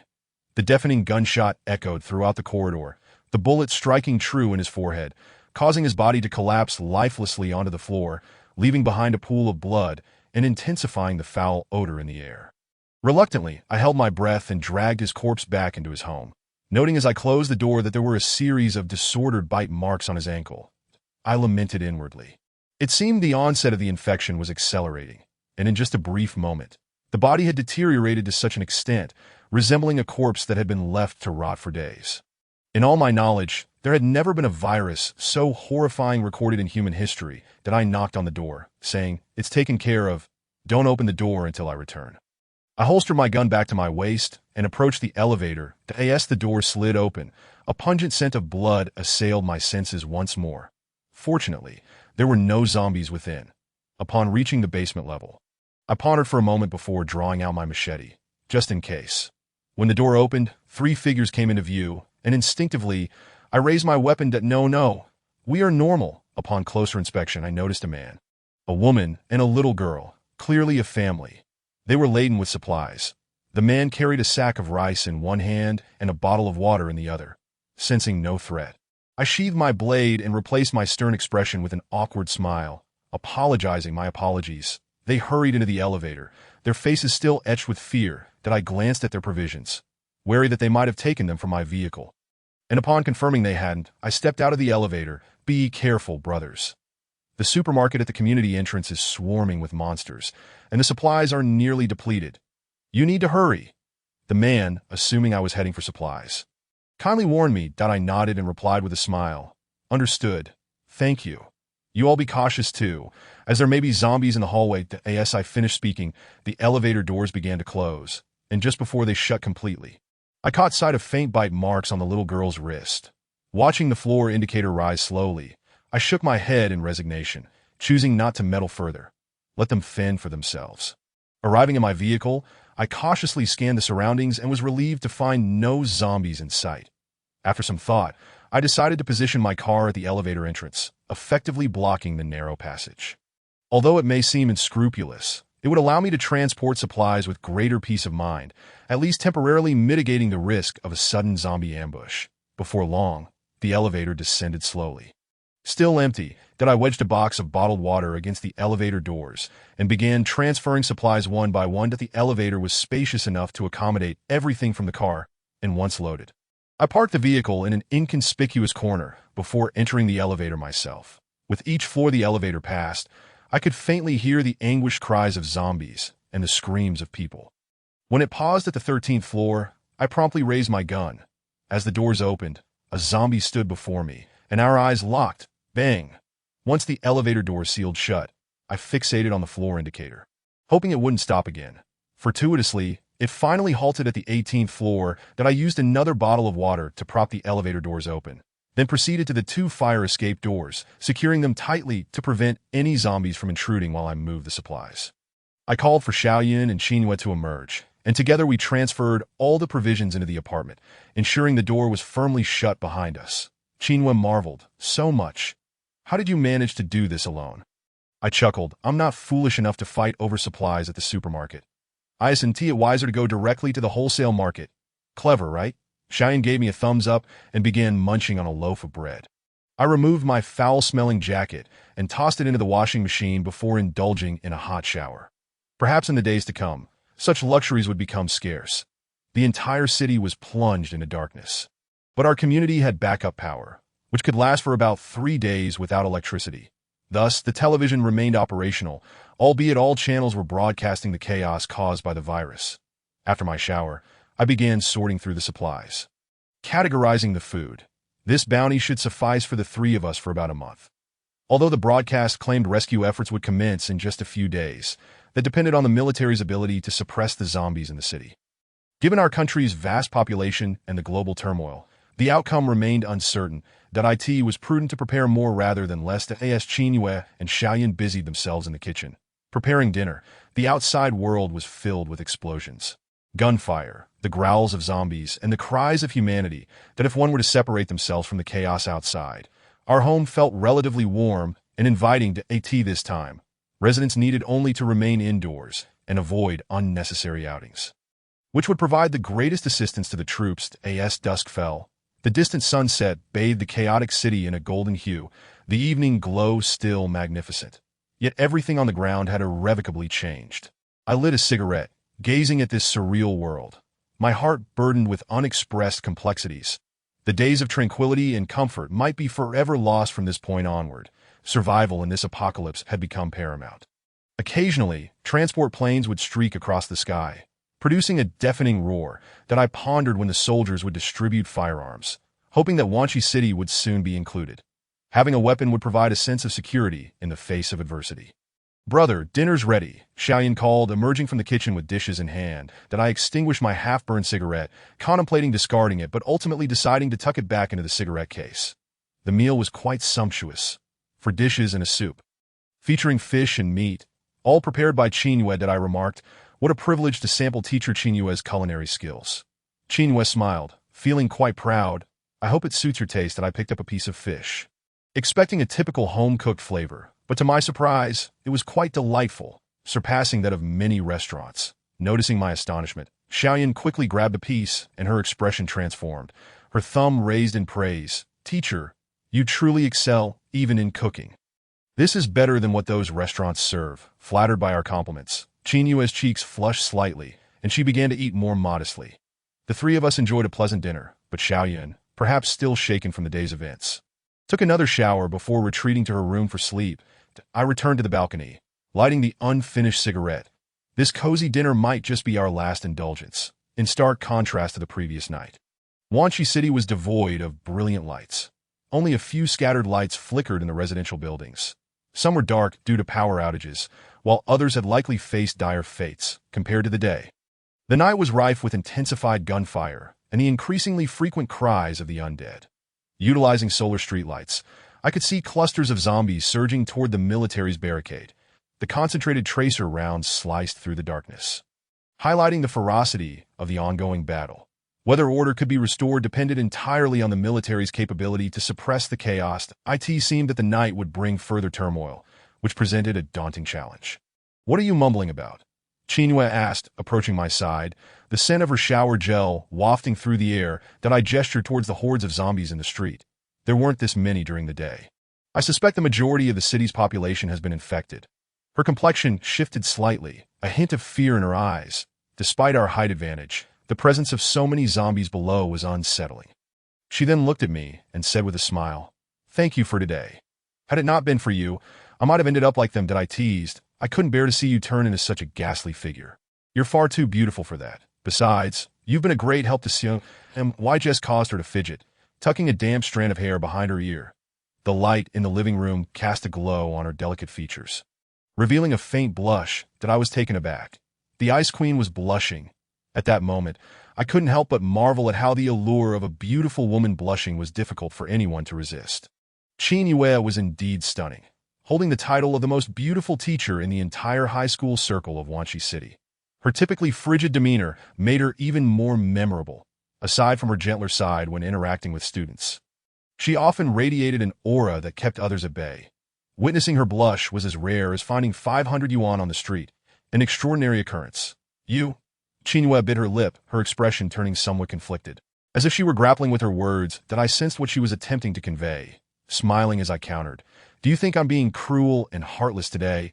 She hesitated, then quickly shook her head. No, I'm sorry. Did I just feel?" Her voice grew softer as she struggled for words, finally stating, "Normally, you present a calm, warm, and amiable demeanor. I know you were once in the military, but to see you transform into such a decisive force. It feels unfamiliar. That I've never encountered such a scene before, and it frightens me to—" As she spoke, her voice dwindled to a whisper. She was around my age, perhaps in her mid-20s, and it was indeed understandable that a teacher would not have witnessed such horrors. So her fear was entirely justified. That I took a drag from the half-burned cigarette, exhaling a sigh. To protect Xiaoyan and you, I had no choice but to act decisively. That if either of you were bitten, the likelihood of infection would be high, and I would not wish to see you become those grotesque beings that a moment's hesitation on my part could lead to your harm. And in such a scenario, I would be left with guilt and self-reproach." She nodded, murmuring, "I understand. You saw that man at the entrance today. When society collapses and all order disintegrates, the darker sides of human nature come to the fore. If I hadn't returned in time, what do you think would have happened to you and Xiaoyan? If I hadn't eliminated him, what fate would have awaited me standing before him? In times like these, the only course of action available to me is to exhaust all means to safeguard you. That it is only when a person, who signifies death to you, draws perilously close that you will comprehend the wisdom behind eliminating him." After a moment of silence, Qinyu turned to me and quietly inquired, "Would you do such a thing for me?" I was taken aback, perceiving this question as somewhat foolish. With a hint of resignation, I replied, "I am a rational individual. As long as you do not inflict harm upon Xiaoyan or threaten my life, we shall remain friends. However, should you choose to do otherwise, I would have no choice but to restrain you." Of course, as a teacher, you would not be foolish enough to reach that point. Upon hearing this, Qinyu offered an awkward smile. That I recognized that my words were rather harsh, yet it was better to speak them than to remain silent. After all, when people act foolishly, They can engage in the most absurd of actions. WY articulating this, I aim to provide her with reassurance, and more importantly, ensure Xiao Yun's safety. For the sake of this younger sister, I would be willing to sacrifice everything. After exchanging a few more words, she went to rest, for the day's events had left her quite fatigued from the shock. While my body felt somewhat weary, I did not feel the slightest hint of sleepiness.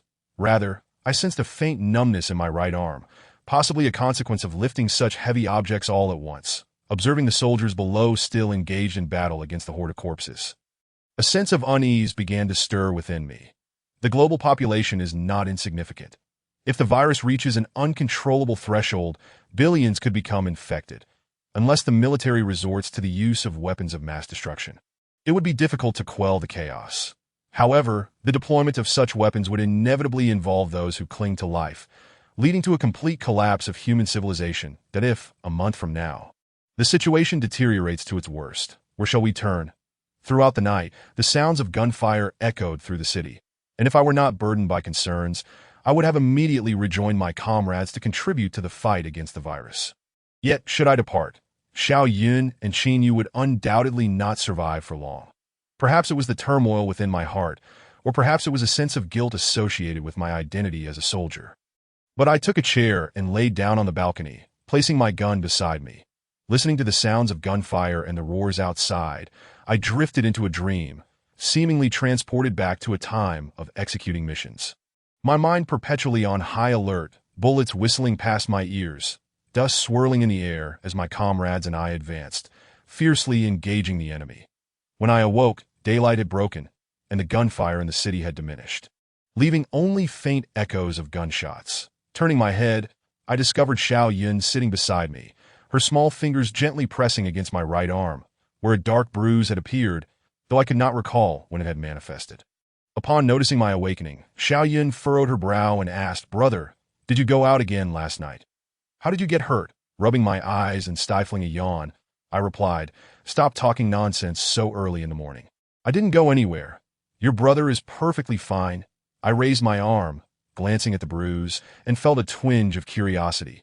The bruise was about the size of an egg, with the skin feeling tight, resembling the texture of healing skin after being burned, that a faint odor wafted from it. Suddenly, I recalled the old man in the convenience store who had grabbed my arm, seemingly breaking the skin. Panic surged within me as I sprang to my feet, exclaiming, "Stay away from me!" I quickly grabbed my handgun and dashed back into the room, locking the door behind me. Xiaoyan knocked on the door, her voice filled with worry. "Brother, what's wrong? What happened?" Qin Yu sensed something was amiss too, questioning as she twisted the doorknob. "Don't come in. Give me half an hour. I might have been infected." My heart raced.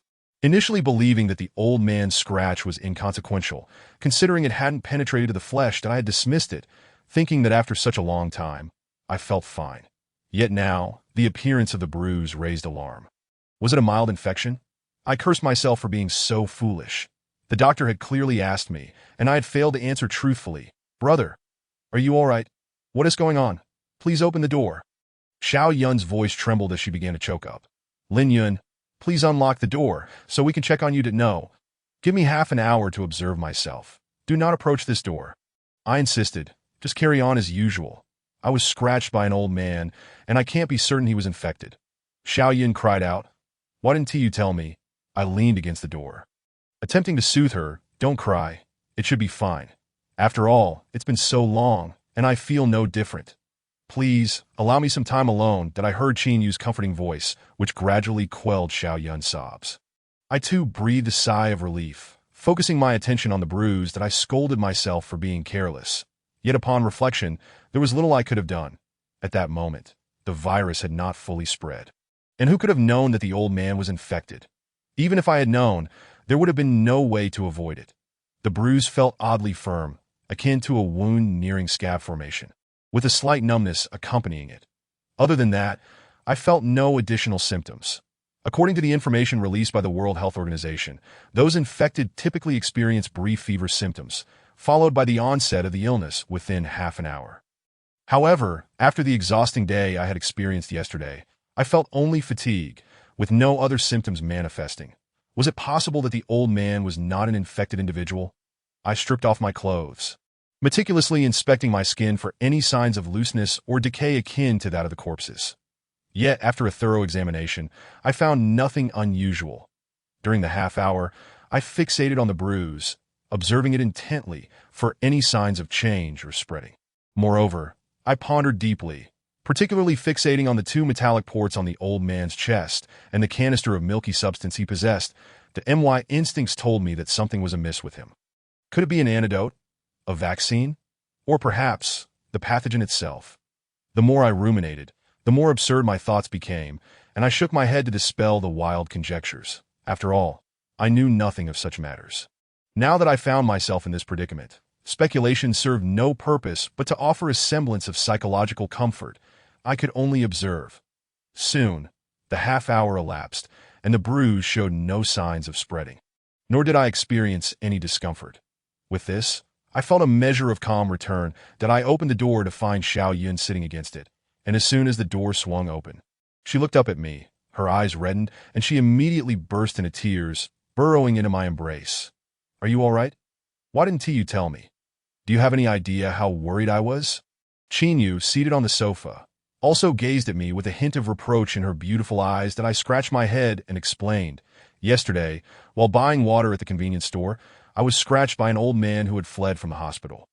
At the time, there was no large-scale outbreak of the virus, and I wasn't certain if he was infected, so I didn't think much of it." She pressed herself against me, crying, "I'm so worried. What if you leave me? What will Xiao Yun do without her brother?" My heart tightened, realizing Xiao Yun was likely recalling our parents, that I hurriedly embraced her, gently stroking her head and whispering reassurances. "I won't go anywhere. I promise I'll always be by your side. Look, I'm perfectly fine, aren't I?" Xiao Yun lifted her head, her swollen eyes filled with a mix of grievance and concern as she chided. "Your actions earlier made it seem as though you were about to disappear." I pinched her rosy cheeks and chuckled. "I was merely concerned about turning into a monster and devouring you." "I'd gladly be eaten," she declared earnestly, looking at her serious little face. I found myself momentarily at a loss for words. Indeed, she had only me left as her brother. Silly girl. Throughout the morning, Xiao Yun remained by my side, clinging to me like a needy kitten.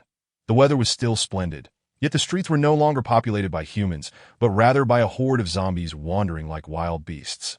Observing the desolate streets below, a sense of unease gripped me. The army had retreated, at least from the southern part of the city. The distant sounds of gunfire I could hear emanated from the northern direction. Ultimately, they had failed to hold the line. After all, Wanshui City was merely a third-tier city, and the disparity between military forces and the number of infected individuals was simply too great. The news on television continuously reported the defense efforts in major cities, making it evident that the government would prioritize military resources to protect the more significant urban centers, where crucial technology, production chains, and biological research were concentrated. They had to secure those locations, while Wanshui City was merely an ordinary city. In the face of apocalypse, not everyone would be granted salvation. I understood their decisions. It was simply a matter of sacrificing some to allow more to survive. Yet in the face of a virus that transformed people into zombies, such decisions could yield counterproductive outcomes. The virus had spread with alarming swiftness, and everything had unfolded too rapidly. Chapter 8. Home invasion time flowed like a swift current, and 3 days passed in the blink of an eye. Though the military had retreated from the southern part of the city, the frequency of aircraft overhead showed no signs of diminishing. That I believe it is time for me to contemplate my future plans. As for rescue, we cannot harbor too much hope at this moment. The military is already withdrawn. How could they possibly return to save us? The forsaken, prolonged residence in the city is not a viable solution either. As the number of infected individuals within its confines is considerable point, one only needs to gaze upon the streets, teeming with zombies like an army of ants. That, of course, there are still many survivors in the city, but they remain confined within their homes, too fearful to venture outside. Zombies are drawn to the living. As long as there are still those who breathe within the city, they will not depart. Furthermore, those infected near Wanshui City may very well be attracted here. This is merely my conjecture, for in the realm of cinematic narratives, survivors who linger in one location attract zombies, which gradually approach. Starting with one or two, then dozens and ultimately hundreds or even thousands. That point, escaping the city would become nearly impossible, leaving one to perish within its walls. Today, many television channels have ceased broadcasting. Lin Yun sat before the television, remote in hand, seemingly lost in thought. "What is the matter?" I inquired as I settled beside her. "Look," she gestured towards the screen that on the television. A reporter stood atop a high wall, her voice hoarse amidst the cacophony of gunfire as she desperately narrated the situation at hand. Her hair was disheveled, and blood stained her clothing, giving her a somewhat deranged appearance. Yet what captivated me was not her commentary, but the scene unfolding behind her. The plains beyond the wall were now swarming with a horde of black, an immensity of zombies that could hardly be described as mere ants. Perhaps Sea of Corpses would be more fitting. Stretching endlessly before the eye, heavy artillery was unleashed upon the throngs, barely managing to stave them off. "Where is this?" I asked. "That I don't know, probably abroad." Even though I had witnessed many grand spectacles before, I could not help but feel a shiver of horror at the sight of this dark wave of the undead that it seemed unlikely that any living soul could escape their grasp. Perhaps only a nuclear bomb could eradicate them. "How long has this virus been spreading? Is there any news on the television?" Lin Yun nodded. "The World Health Organization announced that this virus began to wreak havoc over half a month ago. Initially, there was a delay between infection and symptom onset. Due to its unique transmission methods, many countries did not take it seriously, claiming it was under control, that in reality, they did not treat the containment with the utmost urgency. However, no one anticipated the rapid onset of symptoms. Our country was among the first to take it seriously, but even so, the lengthy border made it difficult to contain. And what about the virus information? Is there a definition? Yes, the internet is still functioning. There is a lot of buzz online about it. It's called prion virus. Prion virus? I had a vague recollection of it from the occasional videos I'd come across. But I had not delved deeply into the subject. That I only knew it involved cannibalism and something about the human chromosome 20. Lin Yun nodded. "Correct. Apparently, the information was released by a doctor from our Wanshui city. Never mind where it originated. Such matters are beyond our concern. Surviving is what truly matters." As soon as I finished speaking, I picked up the remote to change the channel, but the television screen suddenly went dark. I sighed. The power had ultimately gone out. That I glanced at Lin Yun, and we both exchanged wry smiles. "Lin Yun, is your arm all right?" Lin Yun asked softly. That I shook my head, but my other hand unconsciously reached towards the dark spot. "It's fine. I don't feel anything." "Then the old man you mentioned should not have been infected. Who can really know?" Once again, we fell into silence. Although my body felt fine, that dark spot had become a thorn in my heart, filling me with unease. That if it were merely a simple blemish, I would not be overly concerned.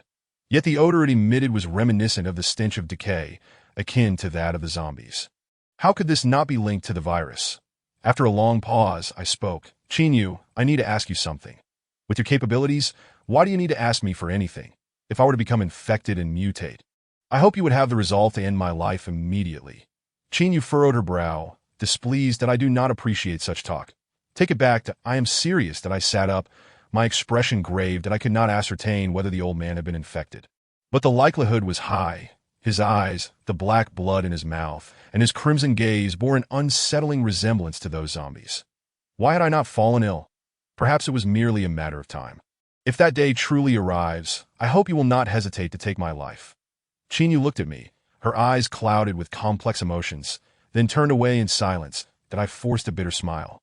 Indeed, this was a difficult decision. That my heart felt heavy as I stood up, intending to step onto the balcony for a smoke. Just then a knock echoed at the door. "Is anyone home?" a male voice called out. Lin Yun immediately stood, alertly glancing towards the door. That I signaled for her to remain silent, took up my gun, and approached the entrance. "Please, help us. My wife has a high fever, and we have no antipyretics at home. Do you have any to spare?" I had no intention of responding. After all, meddling in such matters could invite trouble. That I quietly secured the lock and turned away, disinterested in further inquiries. "Please, I beg you.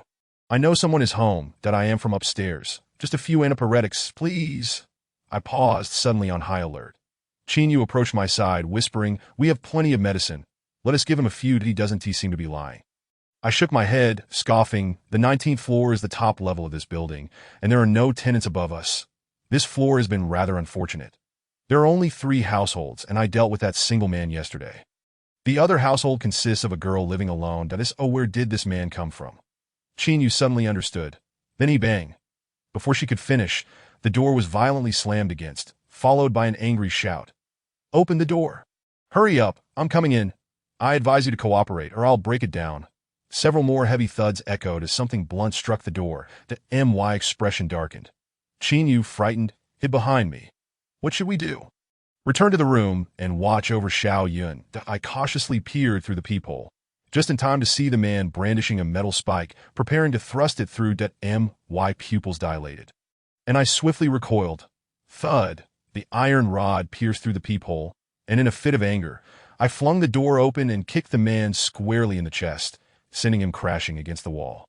Seeking death, before I could finish, two silver glinting steel pipes appeared on either side, slicing through the air towards my face with a fierce gust that I had no time to dodge and could only raise my arm to shield myself. A tremendous force struck me, causing me to stagger back 2 steps, pain radiating through my arm. Just then, 3 men clad in tank tops, splattered with blood, surged into the room. Damn, you've got some strength." The man I had kicked against the wall limped forward, his face contorted in agony. Understanding the situation, I suppressed the pain in my arm and raised my gun threateningly. "Get out." They hesitated, their eyes widening at the sight of the firearm. But the next moment, they erupted in derisive laughter. "Ditto. You've got a gun." "I'm so scared, truly scared." "Haha, trying to scare me with a toy gun. Who hasn't he played with a replica?" "What do you want?" I demanded. The man sneered. "What do we want? We're here to take what's ours. Hand over your food and supplies, or I won't mind spilling a bit more blood." Suddenly, it dawned on me that these men had likely resorted to home invasion and robbery, killing the occupants and taking their belongings. "No, get out. Still feisty, get him," they shouted as they charged towards me. Realizing I could not afford to hesitate any longer, I leveled my gun at the bald man's forehead without a moment's thought and pulled the trigger. Bang! The scorching bullet pierced through his skull, creating a gaping wound. The remaining men froze in place. The bald man's eyes rolled back, his body crumpling to the ground as crimson blood pooled beneath him, flowing towards the feet of their leader. The gun! It fired! It's the real deal. The once intimidating group suddenly deflated, their expressions shifting to fear as they regarded me. "Run!" They exchanged glances and bolted. But I could not let them escape after they had attacked me. "Stop!" They ignored my command, fleeing through the door, leaving behind a parting threat. "You'd better wait for me." In that moment, my murderous intent surged, and I chased after them, firing 2 shots that struck 2 of them down. The last one narrowly evaded my final shot, darting into the fire escape, that I secured my front door before pursuing them. The lock on the fire escape had already been cut, and I caught sight of a dried pool of blood on the floor from the previous night, following a trail of fresh footprints. I prepared to descend when the anguished cries of zombies echoed from below. "Stay away! Don't come near! Get away!" The fleeing man was being chased back up by zombies, his face a mask of despair. He caught sight of me standing at the stairway, momentarily taken aback. Fearfully glancing at the gun in my hand, his expression shifted dramatically as he pleaded, "Please save me, brother, that I was wrong. Can I come into your home to hide for a while?" His audacious words elicited a laugh from me, and I responded, "You are quite the character." Seeing me smile, the man assumed I had forgiven him and hurriedly approached with a sycophantic demeanor. However, just as he reached me, I lifted my foot and delivered a forceful kick to his chest, sending him tumbling back into the throng of zombies that I then fired 2 shots at his legs for good measure. Several zombies surged forward, ripping him apart, and within moments, the flesh from his face was gruesomely torn away. That I turned and returned to the corridor, but this time, after some contemplation, I resolved not to lock the door. I decided to remain for another 7 days. If rescue had not arrived by then, I would take Xiaoyan and Qinhua back to Jiangming town. The reason for not securing the door was my fear of missing out on the rescue team that was unlikely to come. Upon returning home, I dragged the man's corpse outside, along with several others from the stairwell, to feed the zombies, as leaving them in the hallway would only lead to the unpleasant odor of decaying flesh over time. After closing the door, I took a moment to clean the bloodstains from the floor. Xiaoyan had already awakened from the commotion, throwing herself into my arms and tightly embracing me while checking for any injuries. Qinhua inquired, Were they robbers?" I replied, "They likely pillaged several homes before us. I dealt with them." Qinhua merely nodded, lowering her head in acknowledgement before getting up to retrieve the first aid kit. Perhaps she had witnessed the scene of my arm being struck. 2 iron rods had solidly struck my arm, leaving it bruised and swollen. Though the skin was unbroken, Chinwe clumsily bandaged me up, finishing with an aesthetically pleasing bow that I asked, "What about your shoulder? Are you all right?" She shook her head, reassuring me, "I'm fine, just scabbed over." Then, in a hushed tone, she said, "In the future, when encountering such ruthless individuals, do whatever it takes to survive, and try not to get hurt. Xiaoyun was nearly in tears seeing you hurt." I looked at Xiaoyun. Her eyes glistened with concern as she gazed at me, and I couldn't help but pat her head, feeling warmth in my heart. Indeed, how could a brother's injury not cause distress to his little sister? Qin closed the medical kit, her voice trembling slightly as she said, "I hope you remain unharmed, for among all I know, only you two are still alive." That I was momentarily taken aback, looking at her in confusion. She handed me her phone, which displayed a long string of messages from her brother. "Yeah, I did not know if you were safe, but I hope you are all right. Mom, Dad, and your sister-in-law have lost their minds. I have been bitten. They say being bitten leads to infection, turning one into one of those monsters that I am currently sitting on the rooftop, and if I lose my sanity and go mad, I will jump, so as not to harm anyone else that I dare not call you, fearing the ring will draw them near, as your sister-in-law was bitten in such a way that if you are safe, please live well. Do not lose heart because of our departure. Your life is precious now. If you are bitten, then eat a good meal, find a comfortable place, and sleep peacefully, awaiting the next day." Qin Yang reading this message. A whirlwind of emotions surged within me, that I looked up, only to find Qin Yue in tears, her tears streaming down her fair cheeks and dripping onto the sofa, that I still had a sister, while she was truly alone. I gently embraced her, allowing her scorching tears to dampen my chest, as I patted her back and softly reassured her, "It's all right, you still have us." Night fell as expected. Qinwe fell asleep after several emotional breakdowns. Surprisingly, just like Xiaoyun, she clung to me tightly before dozing off. It dawned on me that this woman, who usually appeared as cold as ice and fiercely independent, was merely a girl in need of support. The aloof and strong image she had built around me had dissipated. After tucking her in, I stood on the balcony, gazing at the pitch-black city, lost in thought. The occasional sounds of howls and screams echoed through the night. As somewhere in the darkness, a hapless soul was surrounded by countless zombies, devoured piece by piece, that Qinyue's emotions began to seep into me, igniting a sense of inexplicable panic and powerlessness within. The apocalypse had arrived, and the tranquility of the past was irrevocably lost. The world ahead was fraught with dangers lurking in both light and shadow. This thought, an unsettling question arose within me. Is it still worth living in such agony? Yet in an instant I extinguished that thought, that I still had Xiaoyun, a lovely sister, and Qinwen needed me too. I was not living for myself. I was living for them. That my thoughts drifted further into the vast night sky. But I was abruptly pulled back to reality by the sounds of screams emanating from the community. Taking a deep breath from the cigarette in my hand, amidst the lingering wisps of smoke, I suddenly spotted a lantern slowly rising in this city, gripped by despair and suffering. Were we still hoping to survive? Chapter 9. Nearly 10 days had passed since the incident, and the sounds of gunfire had completely ceased by the 6th day. Apart from the occasional passing transport aircraft, the military's presence was scarcely discernible. The zombies, following their instincts, began to infiltrate the buildings in search of survivors. Often, I would hear a door being broken down, accompanied by unsettling screams, leading me to spray disinfectant at our entrance daily to mask our scent. By the 5th day, the water supply had also ceased. Turning on the tap yielded a mixture of blood and black wastewater, filling the bathroom with a foul stench of sewage. Fortunately, the gas remained functional, allowing us to have some hot meals in this rather chilly early spring. There had been several knocks at our door, but each time it was merely neighbors seeking food. That I had initially resisted sharing our supplies, but Xiaoyun's persistence led me to distribute some of our provisions. The few remaining survivors had exhausted their supplies and were hanging banners from their balconies, hoping to receive food. To my surprise, the number of survivors in the city far exceeded my expectations. In our community, nearly 1/3 of the balconies were occupied by people, some pleading for supplies, while others engaged in discussions about the virus with those above and below. Seeing so many people still alive solidified my resolve. We could no longer remain in the city. The zombies would be drawn to the scent of the living, and over time, I could not guarantee they wouldn't break into our home at night. Waiting for the military to rescue us was futile. Rather than waiting for death, it would be better to seek a chance to survive. Compared to the city, the countryside might offer a better chance for survival. Are you sure you want to move all of this down? Qingyue asked, furrowing her brow as the three of us stood before a pile of supplies, all wearing worried expressions. The power outage meant the elevator was out of commission, and with so many supplies, we could not carry them all. Climbing down the stairs seemed impractical. Who knew how many zombies awaited us inside? We couldn't predict when we might return. Qingyue chuckled wryly.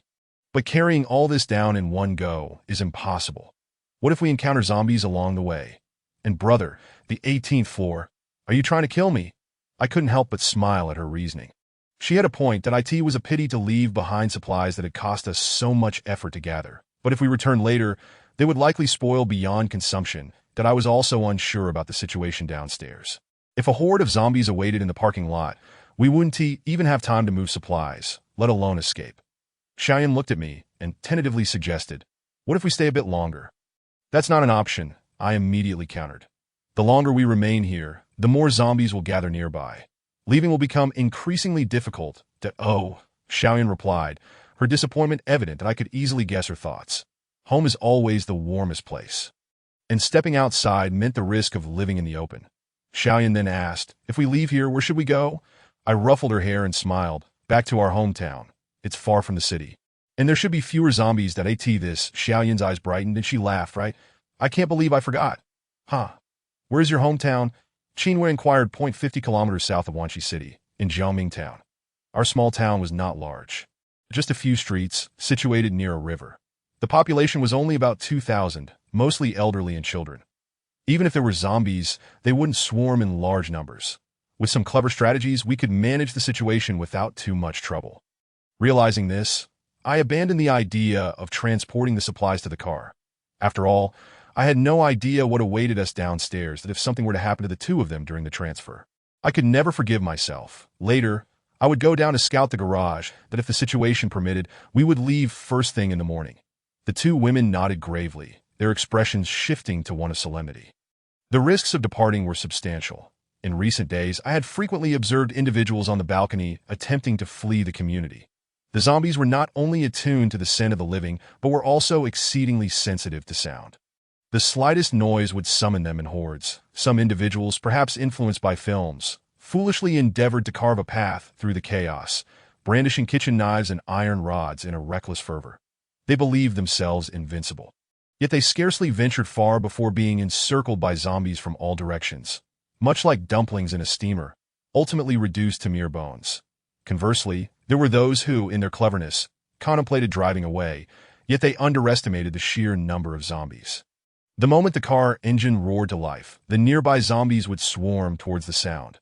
Initially, they might succeed in knocking a few aside, but soon, the numbers would swell, rendering the vehicle immobile, ultimately trapping them in a relentless siege.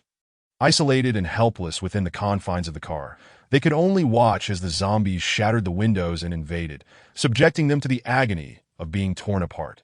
The overwhelming sense of powerlessness and despair was palpable even from a distance. Nonetheless, a few managed to escape the community, and such fortunate instances inspired others to follow suit. After all, without resources, starvation was an imminent threat. Thus, they felt compelled to gamble for a chance at survival. Yet, I believed that this very sense of false hope was leading them straight into the jaws of death. Bravery without wisdom, fueled by passion, they convinced themselves of their own luck, if everyone were fortunate. This viral outbreak would never have occurred that I secured 2 machetes at my waist and handed a dagger to Qingyue, for the madness extended beyond just the zombies. There were also humans to consider. Should we encounter those intent on breaking down doors again, I wished to be prepared that if the situation grew dire, we would retreat. There was no need to be reckless. Self-preservation must take precedence. As Qingyue wrapped a bandage around my arm. She admonished me that I understood. Observing her earnest expression, I replied with a hint of exasperation. This doesn't need to be tied. It's a bit constricting and may hinder my performance. She shot me a glare, insisting it's an extra measure of safety. What if you get bitten? I smirked. If I get bitten, I'll just come back and bite you. Her brow furrowed as she pinched me sharply at the waist. I found it hard to argue with her. I knew her well. She was resolute and seldom compromised on matters she deemed crucial. Her concerns were not unfounded. I had witnessed too many individuals rushing down the stairs, eager to confront the zombies, only to be bitten while flailing their arms in panic, frozen in place, and subsequently torn to shreds. Once prepared, I stepped outside, and Xiaoyan quietly whispered, "Brother, wait for me to have dinner when you return." Seeing her worried demeanor, I couldn't help but pat her head that don't fret. I'll be back shortly. I end the stairwell. Although the blood on the ground had long since dried, the stench in the air was even more pungent than in previous days. Both fire escape doors stood ajar, with a foul odor emanating from the left door, indicating a significant presence of zombies. Naturally, I opted for the left door, as it was far from my parking space. Carefully, I closed the left door and secured it with the iron rod from the men who had perished earlier, before slipping into the right door. Indeed, the stench was considerably milder on the right, and I was relieved to see the green emergency light still glowing. Occasional low growls of zombies echoed from below, but they weren't the frantic growls associated with human encounters that I end moments of calm. They emitted such sounds, reminiscent of a lion's low growl. However, if their tones suddenly sharpened, I knew to be wary. That was the sound they made when pursuing the living. Yet, hearing such eerie noises in the dimly lit stairwell would unsettle anyone. With a knife in one hand and a flashlight in the other, I cautiously descended. To my surprise, every fire escape door on the lower floors was firmly closed, which provided me with some reassurance. At least zombies wouldn't burst forth unexpectedly. As I reached the 10th floor, the foul odor intensified, prompting me to halt and peer cautiously around the corner of the stairwell. Through the flickering emergency light, I spotted a zombie squatting in a corner, gnawing contentedly on an arm. The distance was still sufficient that I might evade detection, but should it notice me, its cries would attract more zombies, necessitating my swift escape. Besides my 2 knives, I had brought a gun, but I was reluctant to use it unless absolutely necessary. Gunfire would attract zombies, and I had no idea when I would acquire more ammunition. After all, I had only 2 magazines, totaling just over 30 rounds. Treading softly, I endeavored to remain silent, but after descending a few steps, the creature abruptly ceased its gnawing, lifting its head as if catching a scent. Realizing the danger, I thought, not good. It has picked up my scent. As it turned to face me, our eyes locked, and its blood-red gaze gleamed with malice. Just as it was about to emit a sound, I lunged forward, plunging my knife into its neck, swiftly severing its vocal cords before twisting to decapitate it. Continuing my descent, I encountered a few more zombies, but they were easily dealt with, and I pressed on without incident. However, as I reached the 1st floor and prepared to descend to the basement, an unexpected occurrence unfolded. The previously closed fire escape door was suddenly burst open, and a battered man rushed in. The moment our eyes met, we both recoiled in shock, but he quickly seized me, pleading, "Help me, brother, save me. I'll give you money. Lots of money. Just take me to your home." Before I could respond, the sharp cries of zombies echoed from outside the corridor.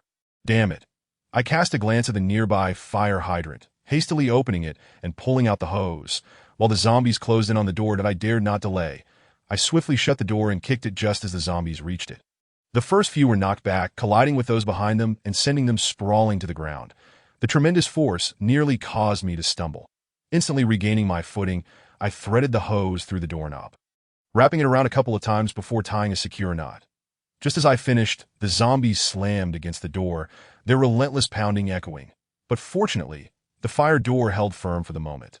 I turned to the man and leveled my knife at him, seething, "If you want to die, don't drag me into your mess. Anyone with a modicum of sense wouldn't charge out like that. You caused this trouble. Now deal with it. If you dare follow me, I'll slit your throat." His reckless behavior had nearly compromised my safety, and I harbored no intention of concealing my murderous intent. The man pressed himself against the wall, his head bowed in fear. That it was evident he had been infected. Allowing him to linger was a mercy. Once he mutated, I would decide how to proceed. As I spoke, I shone my flashlight in his eyes, confirming my suspicions. His pupils had already begun to redden. "That you've been infected. Do yourself a favor and end it now, or I will have no choice but to kill you." Without a backward glance, I made my way to the basement. The zombies continued to batter the door, but as I distanced myself, their fervor seemed to wane. The man crumpled to the ground, clutching his head, and began to weep uncontrollably. At times, one must pay for their foolishness and negligence. That in a battlefield, the foolish would have perished countless times by now. Upon reaching the basement, the door remained firmly shut. I leaned against it, inhaling deeply. The stench of decay was not overpowering, but the scent of gasoline was unmistakably strong. That I cautiously opened the door, and through the narrow gap, I beheld a pitch-black parking garage, rendering the interior visibility non-existent. Reluctantly, I activated my flashlight. To my astonishment, the parking garage was largely vacant, with only a few scattered vehicles, some of which were charred remnants. Perhaps the commotion from the residents above had drawn the zombies away, providing me with a measure of relief that I cautiously peered out, spotting my car still parked quietly in the corner. Unharmed, that I inspected the tires and windows before carefully entering the vehicle, inserting the key, and glancing at the fuel gauge. There was still 2/3 left, sufficient for my needs, even without taking the highway. Just as I intended to exit and return, I heard commotion at the garage entrance. Sunlight streamed into the corridor as two disheveled figures hurried in, one stout and one slender, and behind them trailed a horde of zombies. "It's all your fault. Why did you have to come out?" The stout man bellowed, hurling his baseball bat backward, striking a zombie. "And it's your fault. If you hadn't eaten so much, we wouldn't be in this predicament. And you brought your girlfriend along, which just dragged me down."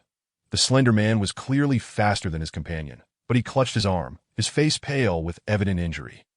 I inwardly cursed the foolishness of these individuals, hastily locking my car and removing the key, then reclining the seat to conceal myself that I could not afford to be discovered if they spotted me.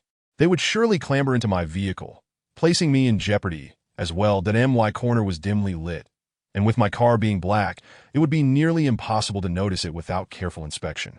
Fortunately, they did not discover my vehicle. However, regrettably, they ventured into the fire escape, inadvertently leading a horde of zombies along with them. Through the faint light, I estimated that around a dozen zombies had surged in after those two fools. While I felt a surge of anger, I was also enveloped by a sense of helplessness. Sigh. One cannot truly blame them. In times like these, where else could one possibly escape to but within the confines of the building? I exhaled deeply, realizing that my only option for now was to remain in the car for a while, hoping a few of them might wander out. Yet, the next moment a heart-wrenching scream echoed from the fire escape. Half an hour passed, and only two zombies emerged, limping towards the light. Just as I hesitated on whether to charge out, I suddenly felt something in my hand. Upon inspection, I found it was Xiao Yun's squeaky toy. And astonishingly, there were two of them. An idea took root in my mind. Zombies are particularly sensitive to sound, and this toy would serve my purpose perfectly. That I cautiously approached the door, crouched down, and squeezed the two toys into a single grasp. Taking a deep breath, I struck the door with the hilt of my knife. Bang! The heavy knocking reverberated throughout the parking lot, and shortly after, the guttural growls of the zombies echoed from the corridor. With a vigorous throw, I launched the first toy outside. Squeak! 2 seconds later, the zombies burst forth, lunging at the squeaky toy. However, the sound it made was fleeting.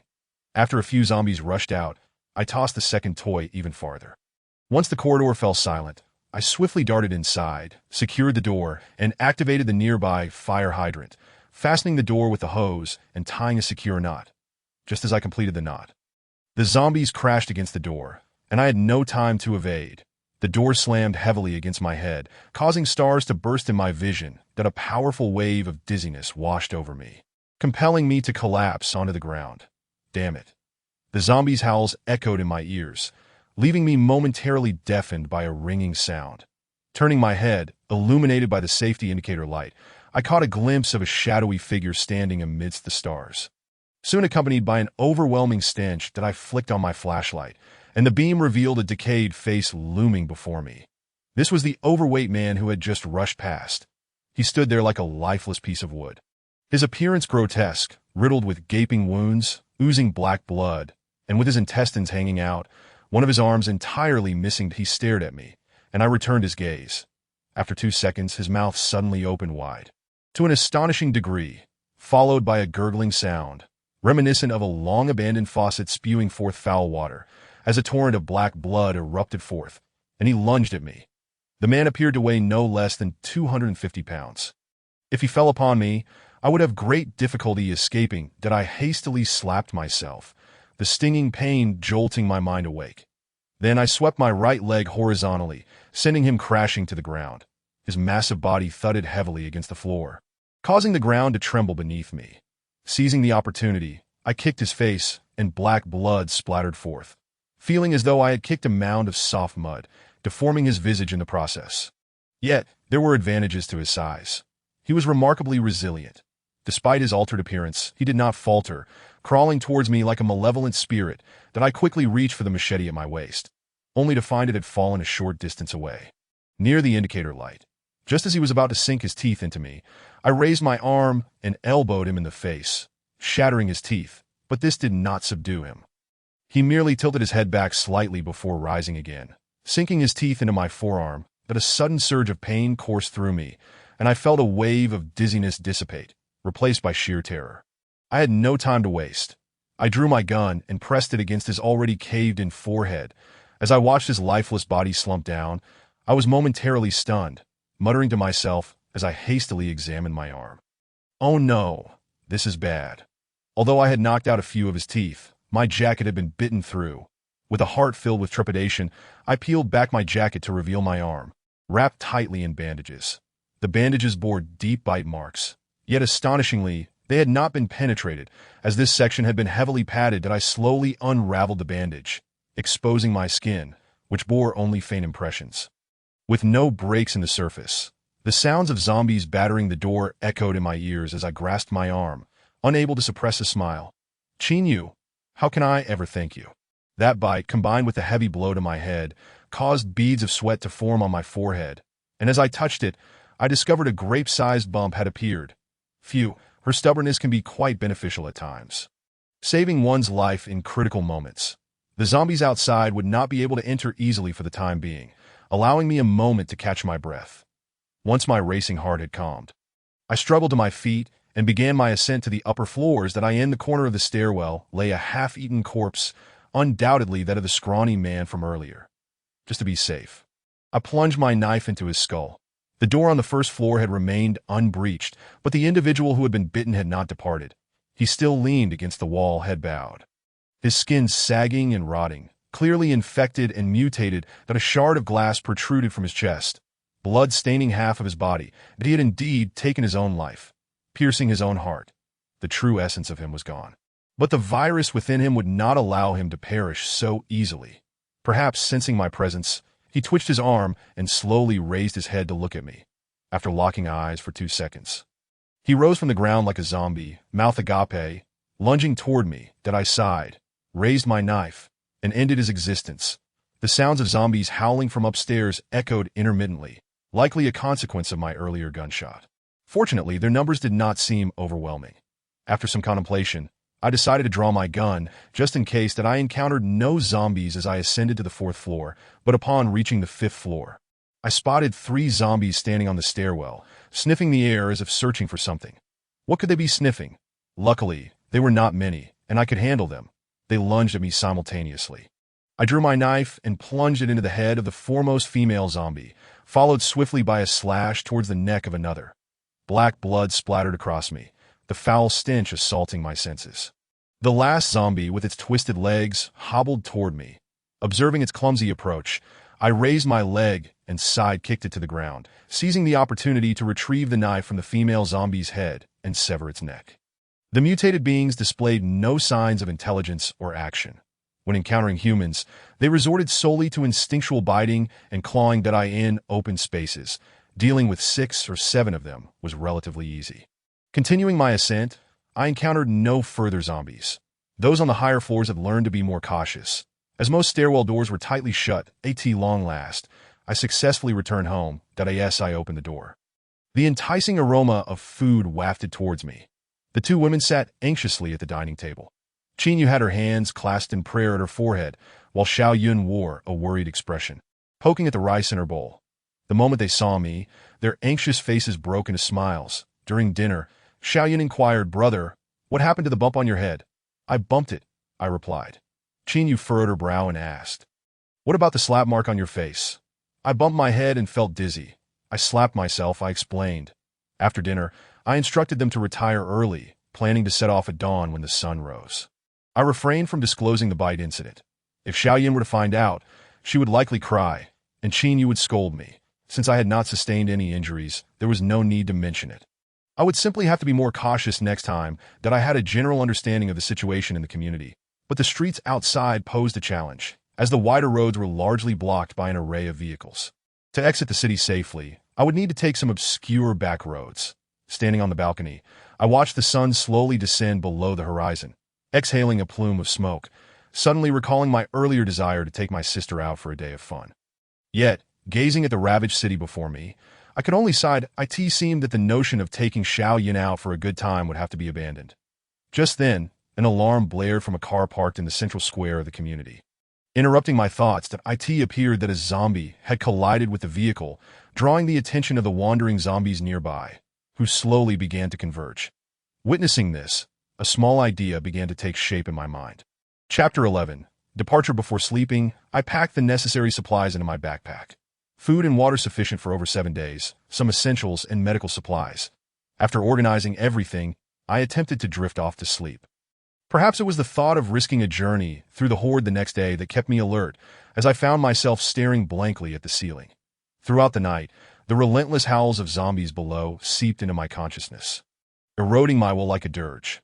Fortunately, being on a higher floor mitigated the impact on me. I stood up, closed the balcony door, isolating the noise completely, and finally managed to fall into a fitful sleep in the early hours of the morning. As dawn began to break, I rose early from the sofa, transporting all my supplies into my father's study, covering them with a white cloth that if we ever return to Wangxi City in the future, these supplies that we cannot carry may still prove useful. I contemplated that merely the contents of my backpack would undoubtedly be insufficient. I must also have Xiao Yun and the others carry some items. In the event of unforeseen circumstances along the way, should we fail to reach the town promptly, or if the conditions there are even worse than in Wangxi City, we might find ourselves stranded in the wilderness for several days. Once prepared, I returned to my room and retrieved several daggers from the cabinet, along with a length of rope and 2 Bluetooth speakers. Since the zombies are attracted to sounds when injured, the noise produced by these devices would certainly lure some of them away, thus granting us precious time to descend and significantly reducing the risk of being surrounded. However, considering the limitations of Bluetooth range, I pondered for a moment before extracting 2 old memory cards and inserting them into the speakers. In a short while, I would simply need to turn up the volume to its maximum and lower them down with the rope. Although this idea may seem somewhat impractical, theoretically, it should work, much like those 2 squeaky chickens from yesterday. Before long, the doors to Qin Yu and Xiao Yin's room swung open. Qin Yu sported a high ponytail, her delicate features betraying an unusual seriousness. Her arms and calves were wrapped in tape and bandages, giving her a particularly competent appearance. Xiao Yun, on the other hand, donned a simple windbreaker and a sun hat, resembling more of a mountain climber. "Brother, what are you tinkering with?" At that moment, I was busy tying the cables of the 2 speakers, and Xiao Yun crouched in front of me, her curiosity piqued to be wide away. "Xiao Yun, where are the 2 Bluetooth speakers I bought for you? Bring them along. They might come in handy on the road." Xiao Yun paused, then understood, frowning. "Do you think this will work? Let's give it a try," I replied with a smile, rising to the balcony to survey the situation below, searching for a relatively tall tree. Compared to yesterday, the number of zombies in the square had increased, all ambling in from the streets outside the community, congregating at the base of each building, clawing at the walls in an attempt to ascend. Just to the right of where I stood, there was a 5-story maple tree, still modestly adorned with a few tender leaves. As it was early spring, I powered on the speaker, cranked the volume to its peak, and hurled it towards the maple tree. The rope in my hand slipped away at an astonishing speed, and as the speaker neared the tree, I yanked it back sharply. The speaker paused, landing perfectly on a sturdy branch. The speaker emitted a loud sound, playing the theme from Super Mario that I anticipated. The surrounding zombies immediately responded, shrieking and rushing towards the maple tree. Although not every zombie in the square could hear it, at the very least, those directly below me would be drawn in. I pondered for a moment, then retrieved several metal basins from the kitchen and threw them down from the upper floor, hoping their clattering would attract a few more zombies. "Let us go." After tossing the basins, I commanded. Leading the way, I held a machete in one hand and a flashlight in the other, carefully descending the stairs, with Xiao Yun in the middle and Qin Yu bringing up the rear. The corridor echoed with the zombies' growls, and the doors to the floors above remained tightly shut, with no zombies in sight until we reached the 5th floor, where 3 zombies blocked our path. I cautiously extinguished my light, drawing my second machete from my waist. In the dim glow of the emergency exit signs, I hurled both blades, each embedding itself into a zombie's skull. One remaining zombie turned to face me, and I swiftly lunged forward with my short blade, pinning it against the wall, driving the blade into its head. Wiping the blood from my weapon, I shared a glance with the two girls. Xiaoyan and Qin Yu swallowed hard, their expressions tense as I patted their shoulders. Then continued downwards. Upon reaching the first floor, the stench of decay intensified, not solely due to the zombies, but because the corpse of that man from yesterday had begun to rot, compounded by the body of the overweight man in the basement, making the odor overwhelmingly potent. Xiaoyan could no longer contain herself, exclaiming, "It stinks." She pinched her nose, breathing through her mouth. The scent of decaying human flesh is far more pungent than that of animals. Neither Xiaoyan nor Qin Yu had ever encountered such a level of putrid odor, especially Qin Yu, who leaned against the wall, retching. The basement remained shrouded in darkness as we paused at the doorway for a brief respite. I felt a bead of cold sweat trickle down my forehead, my heart beginning to race. Yet as their anchor, I knew I had to remain composed. That I in the dark parking lot, I could faintly hear the sound of footsteps scraping against the ground, accompanied by the low moans of zombies. That I surmised that the 10 or so zombies from yesterday had not entirely left. Suddenly, I felt someone tugging at my shirt. I turned to find Qin Yu very close to me, her body trembling uncontrollably, her forehead glistening with large beads of sweat. That I understood that she was frightened. Exhaling slowly, I whispered, "Don't worry, just follow my lead. Everything will be fine." Despite my reassuring words, my own anxiety was palpable. One misstep could lead to our demise. After calming them, I could no longer afford to hesitate. Zombies would be attracted to our scent, and I resolved to throw my flashlight to draw their attention and to gauge their numbers. I gently opened the door, switched on the flashlight, and tossed it onto the ground. The sound of the flashlight rolling echoed throughout the garage, and as the light illuminated the scene, I was instantly taken aback, drenched in cold sweat. The number of zombies was not merely the 10 from yesterday. A cursory glance suggested there were dozens, if not hundreds. How could so many have appeared overnight? Attracted by the noise, the collective roar of dozens of zombies surged forth, deafening as they surged toward the flashlight. Did I steel myself, grasping Qin Yu and Xiaoyan's hands, sprinting toward a corner of the parking lot. Their palms were slick with sweat, and my own nerves were frayed. With so many zombies, we were not equipped to confront them, though we had to push through. If we were caught, escape would be impossible. That I needed to maintain my composure. Should I falter, it would mean death for us all. The distance from the corridor door to the vehicles was not far, merely 10 meters or so. Once inside the car, I could not afford to delay. If the zombies caught wind of us, escape would be futile. Igniting the engine, shifting into gear, and releasing the handbrake, I finally grasped the full extent of the chaos within the garage. As I glanced around, I was met with a sea of bloodied figures, reminiscent of a scene from a horror film, reeking of blood and decay. That moment, I was momentarily stunned. "Lin Yun, move." Qin Yu's voice jolted me back to reality. As the headlights flicked on, a horde of zombies immediately set their sights on us, clawing and grasping as they rushed forward. That I wasted no time, flooring the accelerator and barreling out. That a few zombies stood at the entrance. I slammed the gas pedal, smashing them to pieces. Bursting out of the parking garage, sunlight streamed over the distant skyscrapers, illuminating the devastated community. That I in the rearview mirror, a throng of zombies followed in our wake. There were definitely over 100. As we entered the community, most of the zombies had been drawn away by the speakers, clustered beneath the maple tree, while the remaining ones were scattered throughout the area. However, the sound of our vehicle was equally enticing. And as we reached the center of the community, the remaining zombies began to converge upon us, lunging forward. Thankfully, their numbers were not overwhelming. A swift press of the accelerator would suffice to disperse them. Black blood and shredded flesh splattered across the windshield, forcing me to engage the wipers. The once odorless car now began to fill with the nauseating stench of decay, after several intense collisions. We finally managed to exit the community. That I exhaled deeply. Phew, that was a close call. Qin Yu, seated beside me, cast a glance my way but said nothing. Her face, slick with sweat, had turned pale from shock, her grip tightening on the seat and seatbelt as her chest heaved. Xiaoyan in the back seat was equally tense, covering her face, unable to look out the window. That I turned to glance at the residents peering from their balconies. They gazed longingly at us, some even waving, their emotions a mystery. The zombies trailed us out of the community, and I was baffled by how so many had appeared overnight. Had we made even the slightest misstep, we might have found ourselves surrounded and torn apart. The streets were littered with damaged or abandoned vehicles, and I dared not drive too quickly. fearing a collision that could send us tumbling or entangle a zombie in our tires. Such a scenario would spell disaster. Yet, my moment of relief seemed premature as zombies continued to roam the streets, scattered throughout, occasionally colliding with us, splattering blood across the already smeared windshield as we drove past. The roadside zombies were roused from their stupor, pouring onto the street in a relentless tide behind us. The zombies appearing ahead began to slow our speed.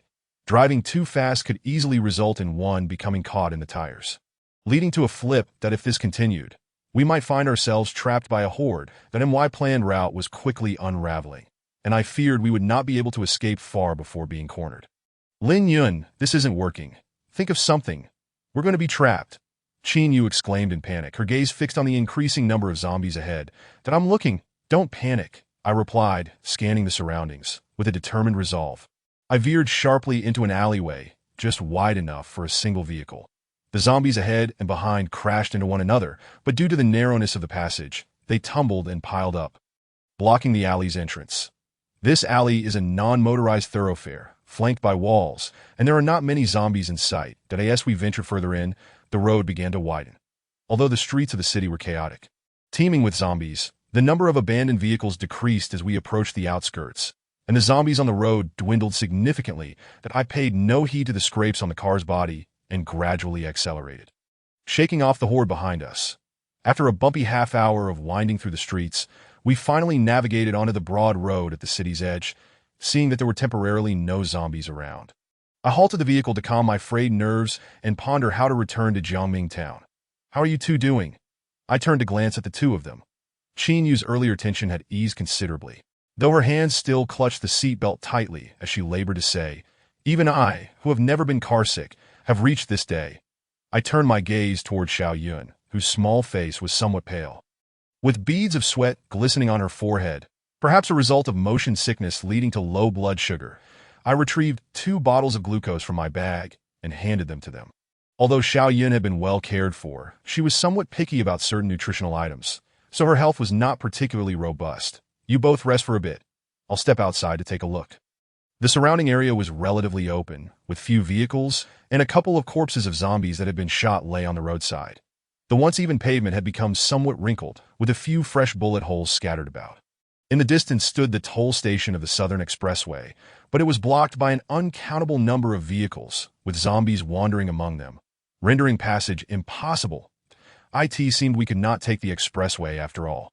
The sun had only just risen, and the roadside was a wetland park that a cool morning breeze invigorated me. And Lin Yun quietly approached my side, her complexion much improved. Phew, that was close. That I finally understand why those trying to escape would be momentarily dazed. It truly is terrifying. Haha, thrilling, right? Like a protagonist escaping from a movie. Lin Yun shot me a glare. How can you still laugh at a time like this? I took a deep breath of the refreshing morning air, feeling a sense of clarity wash over me. She inhaled deeply as well, unable to suppress a sigh. The air is so fresh outside the city. The wind in the neighborhood has become almost unbearable. Indeed, since the outbreak of the virus, the stench in the city had intensified day by day, and the fresh breeze from outside struggled to penetrate the high buildings and reach the neighborhood.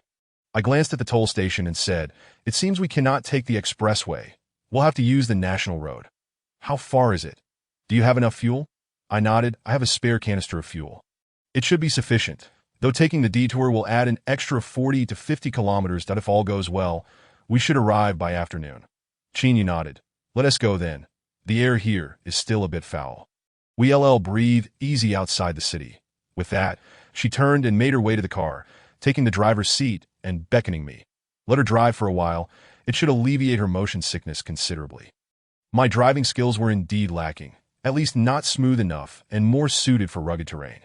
Xiaoyun was lying in the back seat, sipping on the glucose solution and fiddling with the dagger I had given her. "Be careful not to hurt yourself." She made a face at me, but obediently put the knife away. The vehicle roared to life, and we maneuvered onto the national road via the toll station's access road. The initial stretch out of the city was still congested with vehicles, but fortunately, the road was not completely blocked. We managed to squeeze through with some scrapes. Lin Yun couldn't help but lament. "Just don't expect me to pay for the damages," that I chuckled. "Given the state of this car, a few more scrapes won't matter." That I rolled down the window, watching the city of Wanqi recede in the rearview mirror. growing smaller by the moment. Qin Yu. Hmm? I turned my gaze to her. In the days to come, we will be quite free. Qin Yu paused, then smiled bitterly. Yes, everything is in disarray. Salaries and debts, family and friends, all gone. Quite free indeed. For a moment, her words struck me speechless, and I silently scolded myself for speaking out of turn to that moment. Xiao Yun leaned forward, pressing her face against Qin Yu's, playfully saying, "You still have us. Right? I isn't that right, brother?" Qin Yu's previously troubled expression softened considerably, and she smiled at me, her eyes seemingly asking for confirmation. That I nodded, inwardly admiring Xiao Yun's infectious spirit. That I gazed out at the fleeting greenery outside, murmuring, "We will be free, but it will also be brutal." Chapter 12. An unexpected encounter at the gas station. Qin Yu's driving was indeed smooth, and along the way, we encountered no signs of living souls. Nor did we see many zombies. After traveling over 50 kilometers out of the city, we spotted only 2 zombies feasting on a corpse by the roadside. Outside the city, the fresh air was almost moving. Xiao Yun pressed her rosy cheeks against the window, warmed by the gentle sunlight, preventing her from catching a cold. Ultimately, I decided to stop at a gas station, although we had a canister of spare fuel. It never hurts to be more prepared. The gas station was not large, with 2 charred cars parked inside, but fortunately the station itself had not been ignited. A few highly decayed corpses lay at the gas station. Likely the unfortunate staff. After exiting the vehicle, I faintly heard the distant groans of zombies, still some distance away. Armed with my knife, I locked Xiao Yun and Qin Yu inside the car for safety, then ventured into the building to inspect the premises. After dealing with 4 zombies, I stepped outside to refuel the car. Qin Yu produced a bag, her excitement palpable. "Xiao Yun, and I will check the convenience store for food." I nodded, "Be careful." While remaining vigilant of my surroundings, I kept an eye on Xiao Yun and Qin Yu, who were happily rummaging through the store. I had never witnessed Qin Yu display such a girlish demeanor before. She had always been known for her aloofness. Approaching the corpse of the staff member, I searched his clothing and soon retrieved a card, inserting it into the gas station's card slot. With a gentle pull of the nozzle, gasoline began to flow. After a short while, both the gas tank and canisters were filled, and I removed the key from the pump before heading straight into the convenience store. At the counter sat a female zombie. Her head bowed, the wall behind her splattered with blood.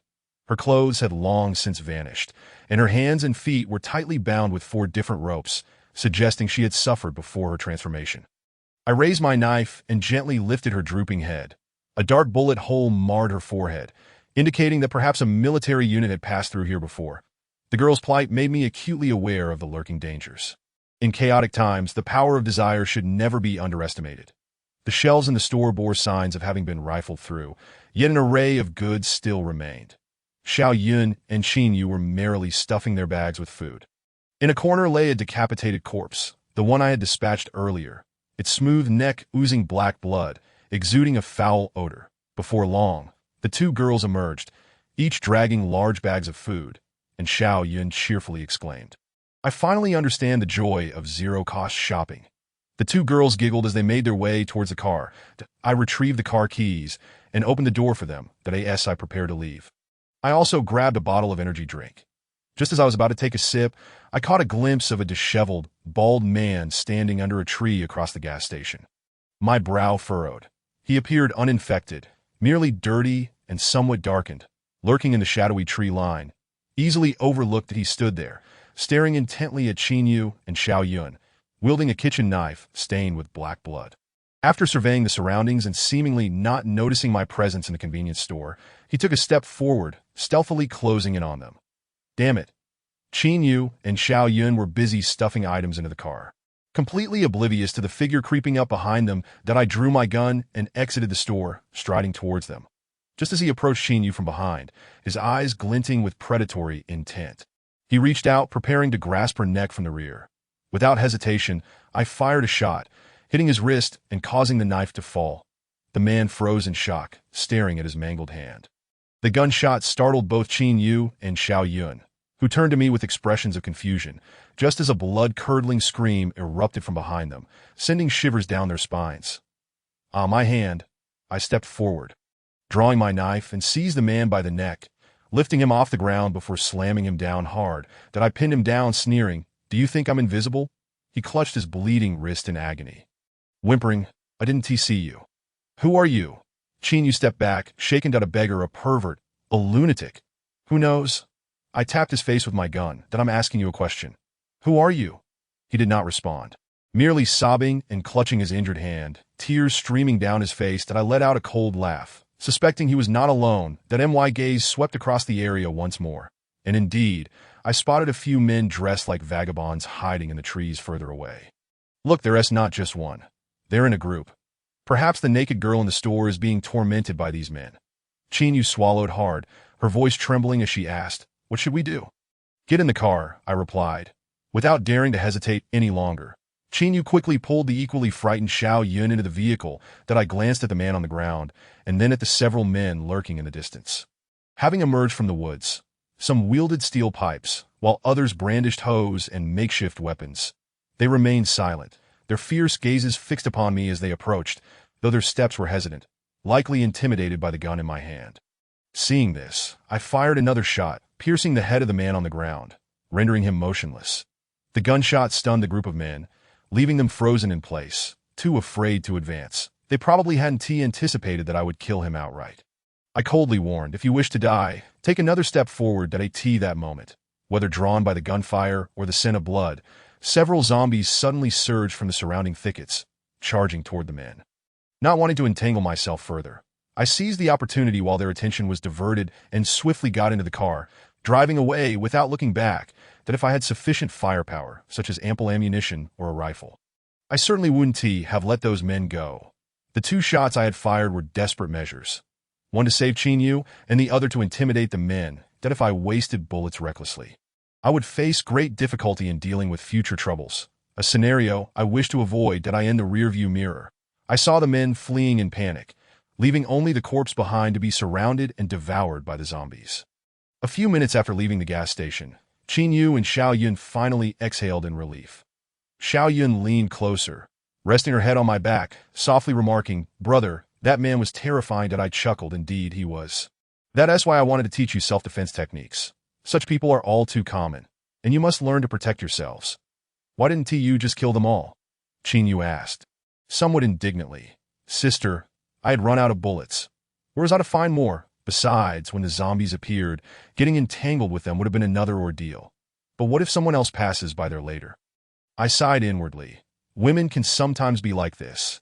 If one were to put it nicely, it's called kindness. If one were to put it bluntly, it's just being overly sentimental. That I replied helplessly. When your survival demands your utmost effort, you can't afford to concern yourself with the lives of others. Your kindness won't keep you alive. On the contrary, it will bring you trouble. Chin Yu murmured, "You saw how that girl looked inside. We clearly had the ability to prevent such things from happening, yet we did nothing. What happens to others is their business. I'm not a police officer and can't manage everything. All I need to do is take care of you too," I stated. And upon hearing this, Chin Yu fell silent, gazing out the window, letting the wind tousle her hair. Observing her, I hesitated for a moment. Am I truly that cold-hearted? Sensing the atmosphere growing heavy, Xiao Yun leaned forward and turned on the car's music. Amidst the cheerful melodies, we continued our journey without pause until we reached the bridge near the town around 3 in the afternoon. I took out my binoculars and stood on the bridge to survey the situation in the town. Zhongming Town, built along the river, once bustling with boats in its harbor, now appeared desolate and devoid of life. The streets were empty, and not a single vehicle could be seen. Not even a shadow of a zombie, which struck me as odd. Had everyone stayed indoors? Xiao Yun asked. What should we do? Should we just go in? I hesitated as well. The absence of cars was peculiar. Had everyone left in vehicles? Let us go take a look, I decided. Ultimately, we resolved to venture into the town, as we urgently needed a place to rest for the night. I was unwilling to risk spending the night in the car surrounded by zombies. As we drove toward the town, the number of corpses along the roadside gradually increased, mostly those with blown-off heads, leading me to suspect that the military had previously been there. The bodies of the zombies piled on both sides of the road were at least a person's height, some still twitching. Not fully deceased. Sure enough, before entering the town, we came across a simple defensive structure at the stone bridge, but there were no soldiers stationed inside. The presence of fortifications suggested that the town was not overly dangerous.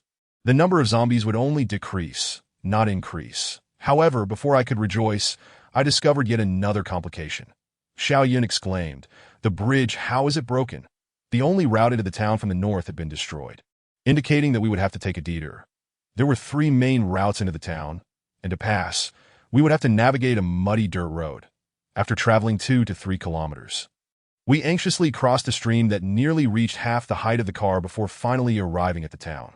The entire town was eerily quiet, with every door tightly shut, no vehicles in sight, and not even a glimpse of zombies. Apart from the chirping of birds, there was scarcely any other sound, creating an unsettling atmosphere that I drove slowly, carefully observing the windows of the buildings and the doors of the shops along the roadside. The town was not large, and for safety's sake, I circled it 3 times, yet I found no signs of life. Only the occasional corpse discarded by the roadside and a few stray cats and dogs with no owners. At last, we stopped at the dock. Xiaoyan picked up a stone and tossed it into the water, asking, "Brother, why is there nothing here? Did the people evacuate?" I nodded. It seems so. Otherwise, there wouldn't be a single vehicle in the town. Qin Yu inquired, "What should we do now?" I smiled. "What should we do? Isn't it better that there's no one here? No people means no infections, and the number of zombies won't increase. At least for the short term, we shouldn't encounter any troubles." Hearing this, Xiao Yun agreed, quickly chiming in, right? I think the 3 of us make quite a lively group that I got out of the car and surveyed the dock. If all went as expected, the townspeople had indeed left, likely in conjunction with the military. Otherwise, not a single zombie would be absent, observing the fresh tracks left by tank treads on the ground. I speculated that they had departed only a couple of days ago. Many items remained in the nearby houses, and there were no signs of destruction that as the day began to wane. We searched several residential buildings, but found no signs of life. My heart was filled with mixed emotions. I hoped that everyone had left for safety and not for some other reason, that we chose a residential building with a broad view, allowing us to see most of the town. We would endure the night here. After a long day of traveling, Qin Yu and Xiao Yun felt fatigued. They quickly consumed some bread and went to bed early while I sat on the balcony, intending to sleep later in the night. The previous owner of the house appeared to have been a heavy drinker, as I discovered numerous bottles of beer and spirits in a corner of the kitchen. In the end, I took 2 bottles of beer. Although I drank, I was not addicted. I only indulged occasionally when anxiety or heavy emotions overwhelmed me. That I sat on the balcony, opened a bottle, and savored it with the cool night breeze.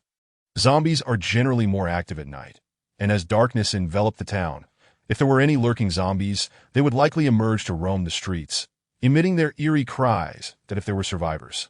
There should be signs of fire at night.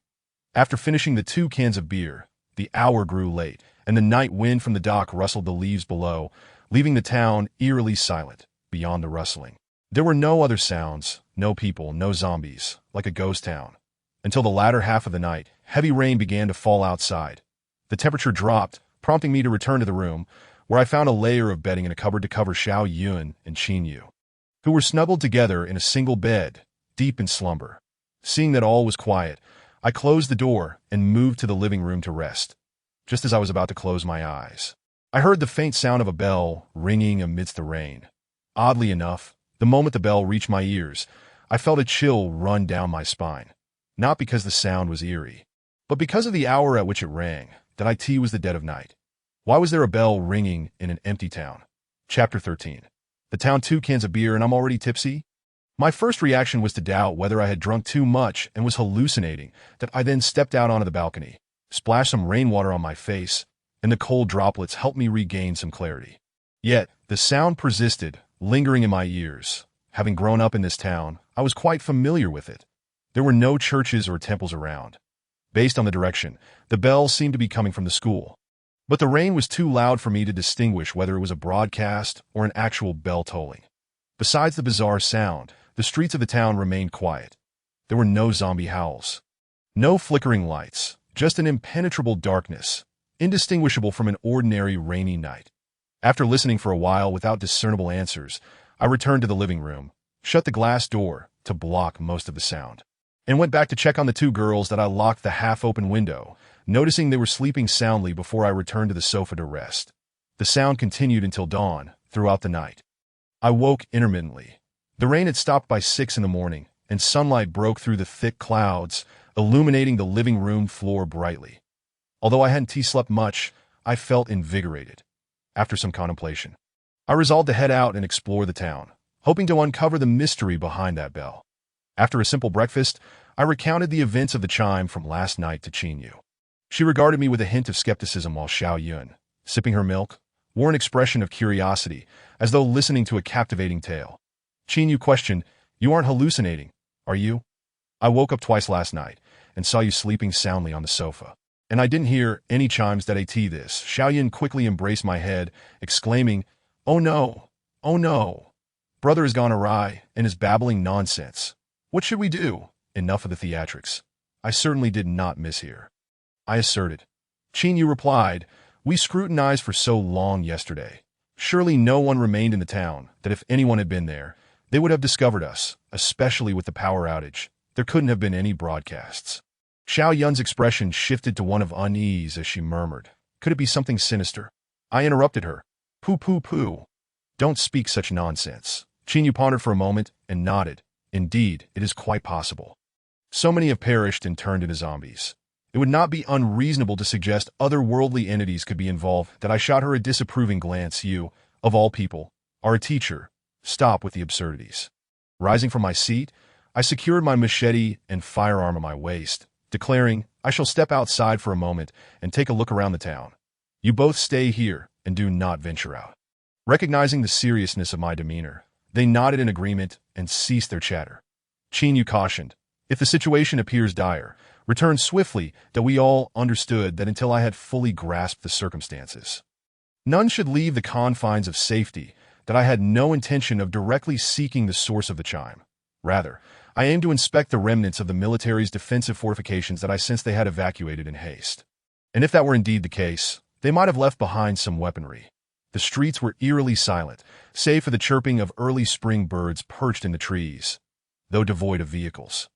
The ground was littered with refuse and tattered rags, the occasional sight of mutilated corpses and scattered shell casings contributing to the pervasive desolation. Through my observations over the past few days, I noted that while zombies exhibited extreme aggression, their targets were solely humans. Within the residential area, I had often witnessed owners attempting to flee with their pets, only for the owners to meet with misfortune while their cats and dogs remained unscathed. It seemed that zombies did not attack creatures other than humans. Furthermore, I discovered that infected corpses emitted a foul stench, yet no animals dared approach. Not a single fly lingered near those putrid zombies. As if repelled by their very presence, that my footsteps echoed through the streets, and occasionally, I spotted one or two small cats and dogs scouring the disordered terrain for sustenance. Before long, I arrived at the site of the broken bridge. Rain had washed away much of the stench, and the odor of decay emanating from the corpses across the bridge was significantly less pungent than the previous day. Dark blood trickled from the broken bridge, staining the water below. The fortifications yielded little of value. Merely shell casings, some safety pins, and 2 firearms rendered inoperable, alongside a mountain of bodies on the opposite side, painting a vivid picture of the intense battle that had transpired. Just as I prepared to depart, my gaze was drawn to a shop with a half-open door, where I perceived what seemed to be an equipment box. That my heart leapt with excitement, and I hastily drew my machete and strode toward it. Gently pushing the door ajar, a wave of rancid odor assaulted my senses, leaving me momentarily dizzy. Covering my mouth and nose, I peered inside. That in the corner of the shop lay a large, dark mass, several individuals bound together with hemp rope, each with their heads grotesquely mangled, all having undergone the transformation into the undead.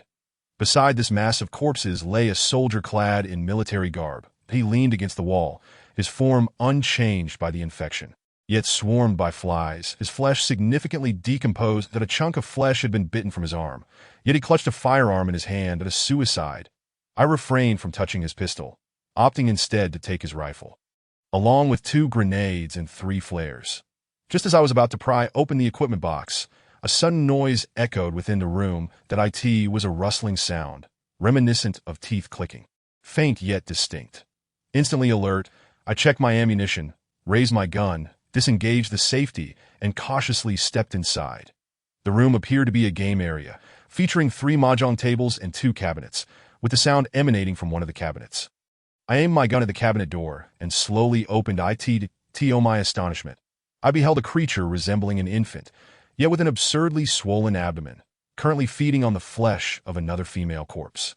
The woman had not turned into a zombie, as evidenced by the bullet hole in her forehead, while the infant, now a zombie, was presumably her child. Perhaps the sudden light had broken the darkness within the cabinet.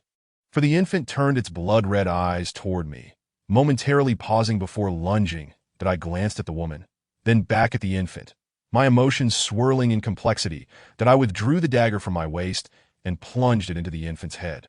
Stepping outside, I opened the equipment box, my expectations low due to signs of prior tampering. However, upon opening it, I was pleasantly surprised. 2 handguns, an automatic rifle, and an estimated 200 rounds of ammunition. Although evidence suggested the box had been previously opened, the presence of such a bounty felt akin to a divine blessing, instilling in me a sense of hope. At the very least, I now possessed the means to protect myself in the event of future crises. This was merely the onset of the viral outbreak. As societal order crumbled, the true danger would not be the zombies, but rather the humans who survived in that eventuality. Those wielding firearms would hold the power to speak with authority. After rummaging through the room, I discovered a student backpack, small yet capable of holding my newfound supplies. Before departing, I located a piece of white cloth to cover the body of the soldier who had taken his own life. Then gently closed the door behind me. The school lay to the east of the town, not far from my current location.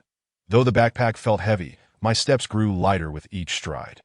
The streets remained devoid of both life and zombies, and soon I found myself near the school. As I approached, the once refreshing air turned stale, akin to stepping into a dense fog, the stench of decay intensifying and causing my heart to race. The school entrance was encircled by a V-shaped iron fence, with only a narrow opening for a single person to pass through. The fence was smeared with dark blood and bits of flesh. While several aimless zombies wandered within, I dared not make a sound, cautiously climbing a nearby tree before ascending to the roof of a small building to survey the school's condition. The automatic doors at the school entrance were firmly shut, secured with thick hemp ropes extending to the roof of the nearby security office, indicating that someone had taken precautions. Peering inside the school, my pupils dilated, and I gasped in horror. It became clear why the streets of the town were devoid of zombies. The schoolyard was densely populated with zombies, easily numbering in the hundreds, aimlessly meandering across a blood-soaked field, sending shivers down my spine. Yet I could not discern any massive bell.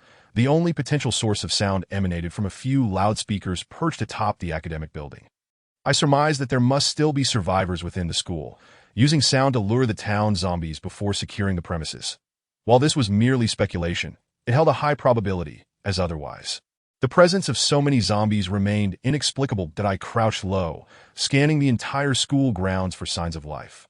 All doors within the school were ajar: classrooms, student dormitories, and faculty quarters, except for the student cafeteria near the entrance, which remained tightly shut. Numerous zombies pressed against the white rolling door, clawing at it with fervor. The door was splattered with large splotches of black blood, creating a stark and alarming contrast. Clearly, there were people inside. At that moment, it appeared that zombies had caught wind of my presence, their shrill cries echoing as they began to converge toward the security office. Realizing the gravity of the situation, I quickly descended the tree and sprinted back. A small number of zombies within the school had detected me, yet the entrance's barrier held them at bay, while several from the fenced area managed to break free. I ran a considerable distance before stopping at a street corner. Noting that approximately 7 zombies had escaped, I did not dare fire my weapon near the school, as doing so could easily draw out the horde within, should all the zombies be attracted outside. The school gate would inevitably be breached, leading to chaos. Positioned at the corner, I raised my firearm as the cries grew louder. One zombie burst forth, and I swiftly shot it down. I marveled at the convenience of possessing a gun. Yet just as the last zombie lunged, a gunshot rang out from the opposite end of the street, striking the creature in the head and sending its body sprawling. My heart raced with alarm as I pressed against a nearby trash bin, aiming my weapon toward the corner from which the shot had come. Don't shoot. Don't shoot. A male voice called out, sounding somewhat hoarse. A handgun emerged slowly, lower to the ground, followed by a figure cautiously stepping into view. Hands raised above his head. Don't shoot, brother. I'm alive. A man, appearing to be in his 20s with a slender frame, was dressed in a somewhat tattered windbreaker, showcasing an expression of naivety and sincerity. I felt a twinge of anxiety and coldly instructed, "Do not move." Kicked the gun over to me. He gazed at me helplessly, sighed, and after a moment's hesitation, extended his foot to nudge the firearm towards me that I had to exercise caution, until I could ascertain whether he was a good person. I had to regard him as a potential threat. Even if he had just dispatched a zombie from me, that I kicked the handgun behind me and commanded, "Keep your hands where I can see them. I will ask a question, and you shall respond. Understood?" The man offered a bitter smile, nodded in resignation, and placed his hands atop his head. "Are you alone? Is there anyone else with you?" He shook his head, replying, "No, most have evacuated. It seems I am the only one left in this entire town." "Seems? Then why haven't you left?" He recounted. The situation was dire. The station troops retreated in chaos with the surviving residents, and I was cornered by those monsters in the school cafeteria. Everyone else perished, that I barely survived because I had a gun. That I scrutinized his eyes, searching for clues, but he displayed an expression of pitiful innocence, blinking at me. His demeanor as a grown man was somewhat off-putting. I stepped closer and pressed against his knee, forcing him to kneel, then proceeded to search him. Besides discovering 3 bullets and a blood-stained photograph, I found nothing else. Chapter 14. Su Jiang. I thought perhaps I was overly tense.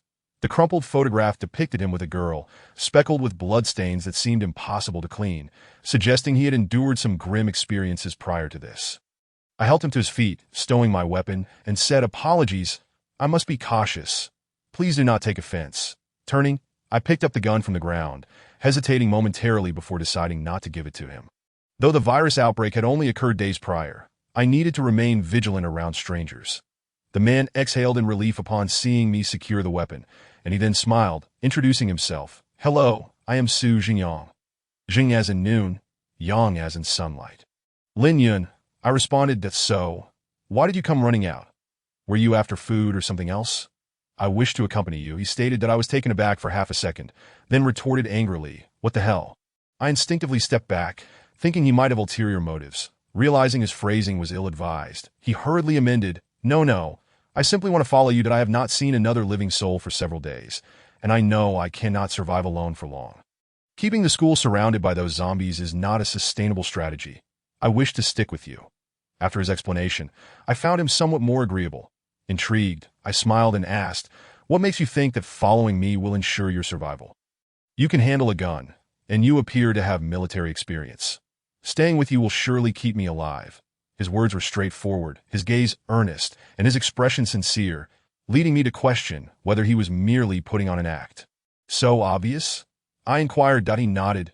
"Your grip on the gun, your marksmanship, and the aura you project are identical to the soldiers I encountered that day." I assessed him, weighing in my mind that during societal collapse, violence and crime proliferate, and having more people can be advantageous. That in emergencies, the presence of others can provide a sense of security, provided they harbor no malevolent intentions and possess some utility.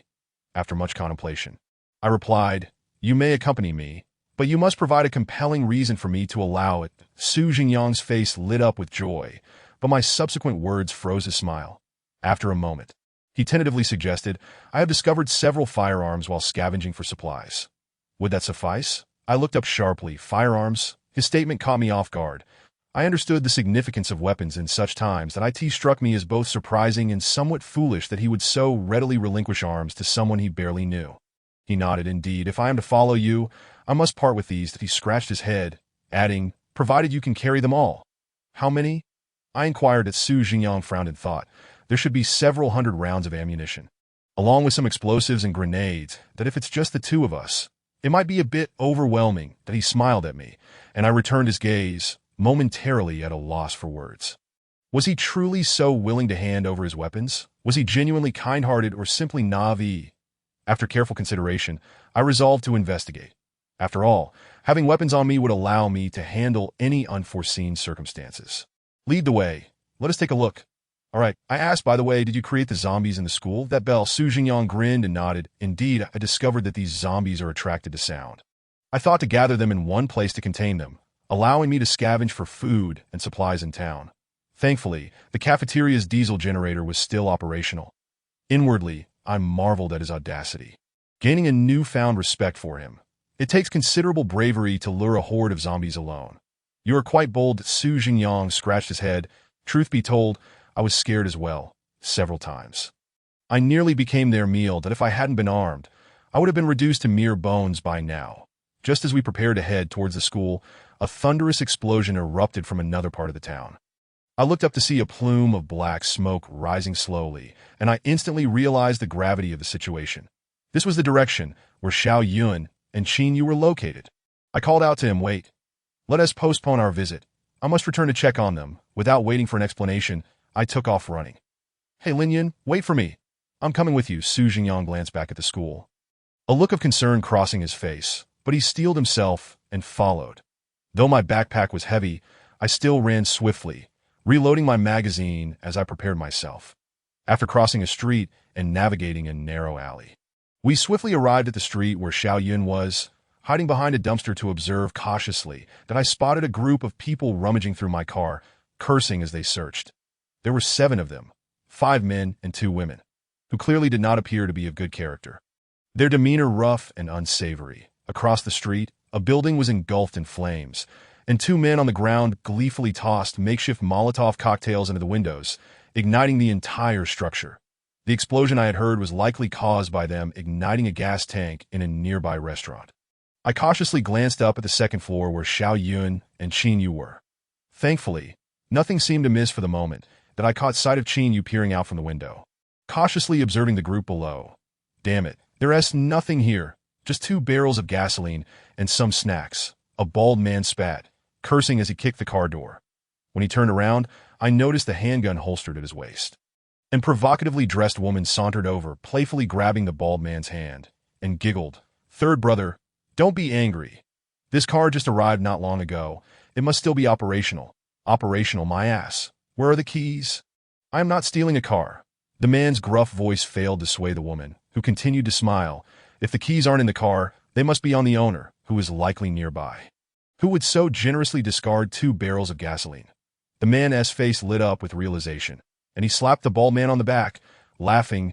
"Ah, how clever of me. You lot, stop playing around and search the vicinity. There must be someone around." Several men grinned, brandishing makeshift weapons such as clubs and knives, and began searching the building, one of them even wielding a compound bow.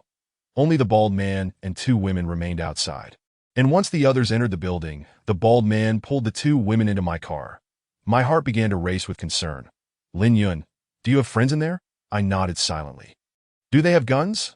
I shook my head. "No guns. My sister and her friend are upstairs." That Su Jingyang's expression shifted to alarm. "Then we must hurry. These individuals do not appear to be benign. And we have firearms. What are we waiting for?" His urgency puzzled me. Why was he so invested in their fate when he had no personal connection?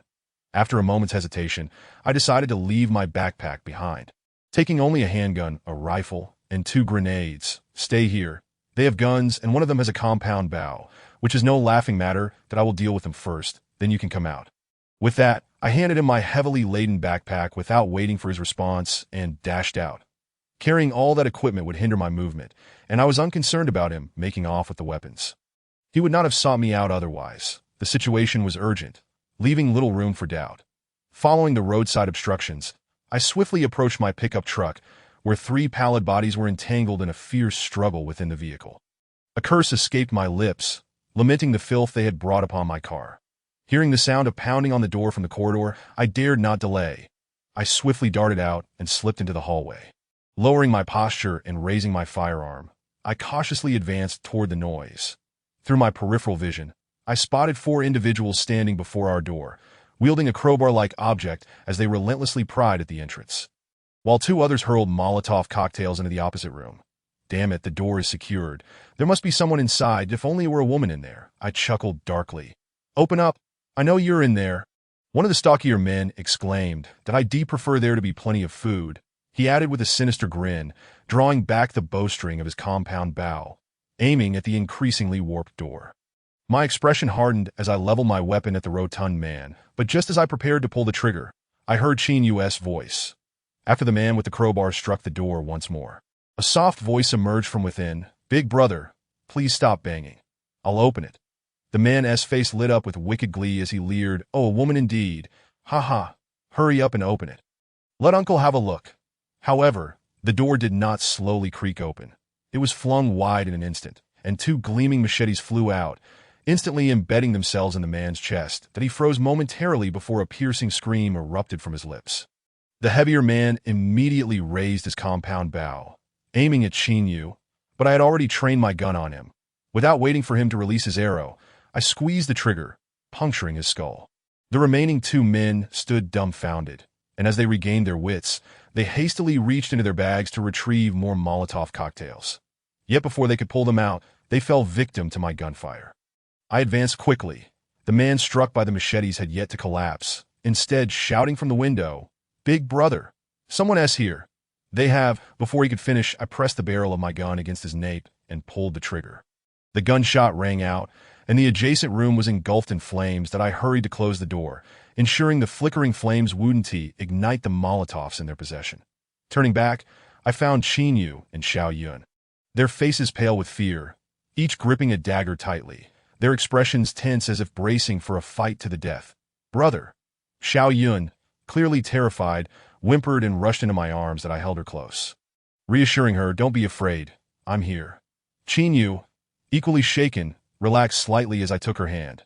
"You two stay in the room. The bald man hasn't been dealt with yet," fearing that he might toss a Molotov inside. I hastily pushed them into the room. This group was clearly a bunch of destructive miscreants seeking amusement that I glanced out the window and noticed the three people in the truck had vanished.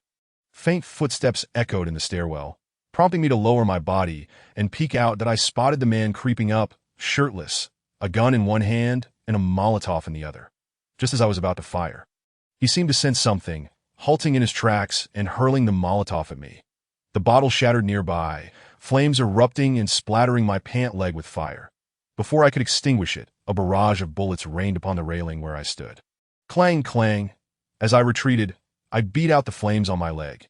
Just as I prepared to counterattack, a volley of rifle shots rang out from outside, abruptly silencing the bald man's gunfire that I heard Su Jingyang's excited voice. "Get down, don't move, or I'll kill you all." A wave of relief washed over me as I grabbed the fire extinguisher and doused the flames in the hallway before rushing back to check on the two girls. Lin Yun and Yun were huddled behind the door, still clutching their daggers tightly. "It's all right now. You can come out."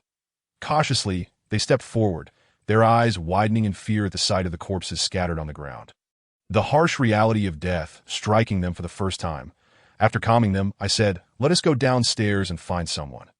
Lin Yun inquired, "Who?" The ones we just encountered were remnants left behind in the town. We descended the stairs together, finding the bald man lying lifeless, riddled with bullet wounds, his eyes wide open in disbelief. That I seized the revolver from his grasp. At the foot of the stairs, two women knelt on the ground, pleading incessantly to Su Jingyang, disheveled and in disarray, their appearance pitifully desperate. Upon seeing me, Su Jingyang sighed in relief, smiling, "Brother, it's all yours." That he handed me his gun, and I noticed a 1-inch gash on his arm. Blood oozing from it. "That you're injured." That it's nothing. After taking down that bald guy, I was stabbed by one of these women from behind. Looking at the backpack he had set aside, my initial wariness of him diminished slightly.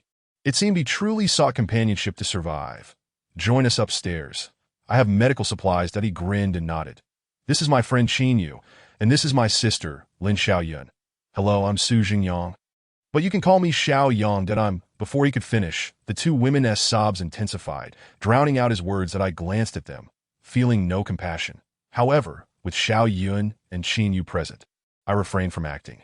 Their pleas grew louder, their cries piercing my ears. "What about them?" Lin Yun asked, turning to me. That I did not respond, but instead looked at Su Jingyang. "What do you think we should do?" The moment of decision is the ultimate test of a person's character. That I needed someone who understood right from wrong, capable of making decisive choices in critical moments without being overly sentimental. Su Jingyang's expression shifted to one of seriousness as he pondered for a moment before responding. "I have no right to decide others' fates. All I know is they were with those men." A smile crept onto my lips. Though his words were somewhat ambiguous, I grasped his intent. The women's cries gradually softened, their once pitiful gazes turning menacing as they realized their pleas were futile. One of them attempted to rise and snatch the gun from my hands, but I swiftly kicked her back. That moment, I caught a faint, ominous growl in my ear. That Su Jingyang evidently heard it too, his brow furrowing in concern as we turned to gaze toward the distant street corner. "What is that noise?" Under the sunlight, a crimson figure emerged from the street, followed by a second, then a third. The zombies from the school were emerging. Chapter 15. Fire. A horde of zombies staggered into view from around the corner, immediately noticing us and charging forward with feral shrieks that Su Jingyang shouted. "Oh no! The zombies from the school are coming out! Run!" Panic surged within me as I yelled, "Upstairs, quickly!" Qinyu, Xiao Yun moved. Su Jingyang turned on his heel, grabbing the backpack filled with ammunition, and followed Qinyu and Xiao Yun up the stairs while I trailed closely behind. The two women seized the opportunity to flee. Perhaps driven by terror, they dashed into the inferno, engulfing the opposite stairwell that I had no time to think about them. As I prepared to close the stairwell door, I stole a glance at the raging fire across the way, and then at the approaching mass of undead. An idea suddenly sparked in my mind, recalling the 2 barrels of gasoline in the truck. Without a second thought, I tossed my rifle to Su Jingyang and shouted, "Cover me, wait! What are you doing? Come back!" Seeing I wouldn't respond, Su Jingyang quickly aimed his rifle at the approaching zombies. Unleashing a hail of bullets, I maneuvered over to the truck and hoisted the heavy gasoline barrels, each weighing nearly 50 kilograms.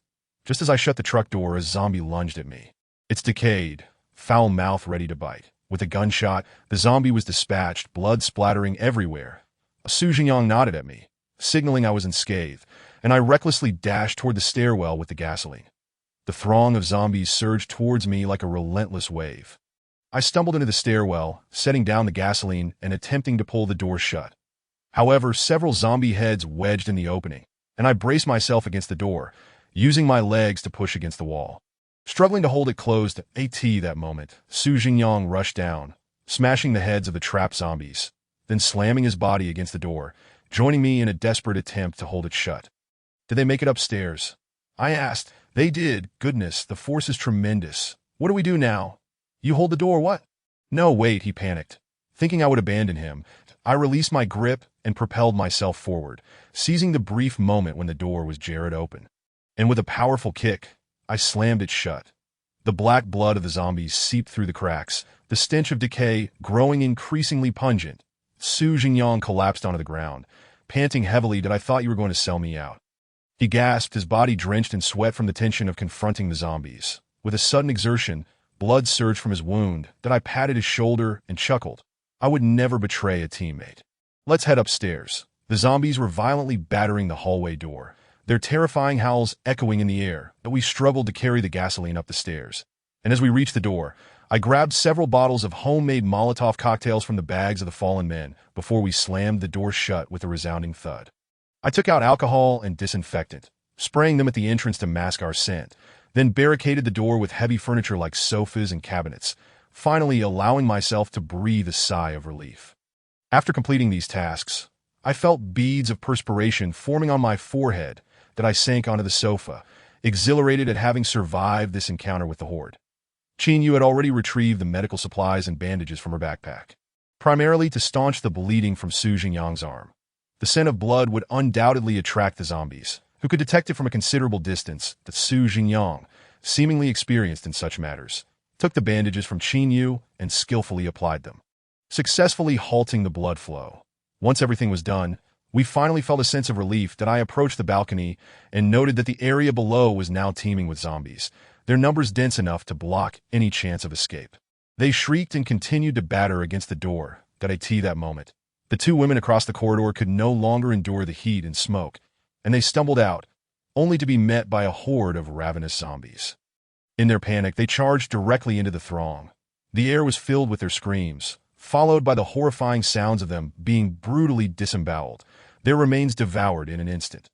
Xiao Yun leaned against me, feeling around my neck and arm. I reassured her, "Don't worry, I'm unhurt." She remained silent, but as she touched the dark spots on my arm, a wave of numbness coursed through me. "Brother, what do we do now?" "We re-trapped again," she said, a hint of fear flickering across her pale face. I gently embraced her, whispering, "It's all right. They won't be able to get in for a while." That moment, Qinyu approached, her eyes wide with concern as she gazed at the throng of zombies below. How did so many suddenly appear? There wasn't a single one when we arrived. I turned to Su Jingyang, who was sitting behind me, and sighed. They were all at the school. The bell we heard last night was a broadcast from there, which attracted all the zombies in town. Perhaps the explosion earlier drew them here as well. Qin Yu murmured. That was quite bold of you. That Su Jingyang scratched his head, looking helpless. It's a real mess. Hundreds of them. I didn't expect the explosion to be so enticing, causing them to swarm out. Xiaoyan asked again, so what do we do now? The zombies downstairs continued to pound against the door, and I realized that we needed a new plan. That my gaze fell upon the 2 heavy barrels of gasoline. My idea was to gather the zombies again and set them ablaze. Xiaoyan, go grab your speaker from your bag and turn the volume to the max, then throw it down. Xiaoyan frowned, clearly not understanding, but complied nonetheless. That I rubbed my slightly aching arm, still tinged with a sensation akin to mosquito bites. Standing up, I addressed Su Jingyang and Qin Yu. Now is not the time to rest. We need to throw everything flammable out of the window and then pour the gasoline down to burn these monstrosities. Upon hearing this, Su Jingyang smacked his forehead. Why didn't I think of that? What a fool I am. Although surprised, Qin Yu didn't ask further. Instead, she quietly went inside to gather burnable items from the previous owner's wardrobe and began tossing them out the window. Meanwhile, Xiaoyan emerged with the speaker, blaring a rock song at an ear-splitting volume. Its sound nearly drowning out the zombies' growls below. That I took it from her without hesitation and hurled it into the midst of the undead. The explosive music and overwhelming noise immediately drew the surrounding zombies toward it, while those still lingering at the streets end began to converge upon the commotion. Qin Yu tossed down numerous items, clothing, fabric, rubber mats, and pool floats, anything that could ignite, while meticulously avoiding any bedding. Then she excitedly brought out the previous owner's infused liquor, which contained goji berries, deer antler, ginseng, and other unrecognized ingredients. Its vibrant, clear hue revealing its enticing red color, a clear indication of fine quality. I hesitated, feeling a pang of regret. How about we not throw that one away? She held the liquor bottle suspended in midair. Why not? It's good wine. Just smell it. Qin Yu, clearly unfamiliar with such things, cautiously uncorked it, and the aroma of the liquor wafted toward us, faintly masking the stench of decay in the air. She nodded. It does smell pleasant, but what use does it have? I found myself at a loss for words. Unable to articulate my thoughts when Xiaoyan chimed in, it's good for kidney health and vitality. Upon hearing this, Qin Yu's cheeks flushed slightly, and she accidentally released the bottle, sending it crashing to the ground. I don't want you drinking that. The smell is too strong, and you might get drunk. The rich scent enveloped me. I felt it was a pity to waste such fine liquor. Qin Yu looked at me with an undeniable determination in her eyes, and I conceded. Xiaoyan sighed. What a waste. About half an hour passed, and the number of zombies downstairs had increased by nearly half. Their cacophony overwhelming and the stench unbearable. That I knew it was time to act. That I lifted one barrel of gasoline to the edge of the balcony, while Qin Yu and Xiaoyan worked together to lift the other. Once ready, we removed the caps to prevent vaporization and, with all our strength, pushed the barrel over the edge. It landed squarely in the center of the horde, and seeing the gasoline splatter, an impatient Xiaoyan quickly ignited a Molotov cocktail and hurled it into the mass. With a roar, the cocktail exploded, sending a massive fireball skyward, the scorching gust hitting us as we hurried back into the living room and shut the balcony door. Yet, the zombies' howls did not wane in the face of the flames. They felt no pain, and the stench in the air grew more pungent. That we closed all the windows facing the horde and settled onto the sofa, waiting silently for the undead to be consumed by the fire. I turned to Xiaoyan and asked, "How old are you?" Su Jingyang slurped a mouthful of instant noodles softened by cold water and replied with a laugh, "I haven't properly introduced myself. I'm Su Jingyang, 24 years old, and I was an intern doctor at the town's clinic." "Doctor?" Su Jingyang corrected. "Intern doctor." As he spoke, he pulled out his badge.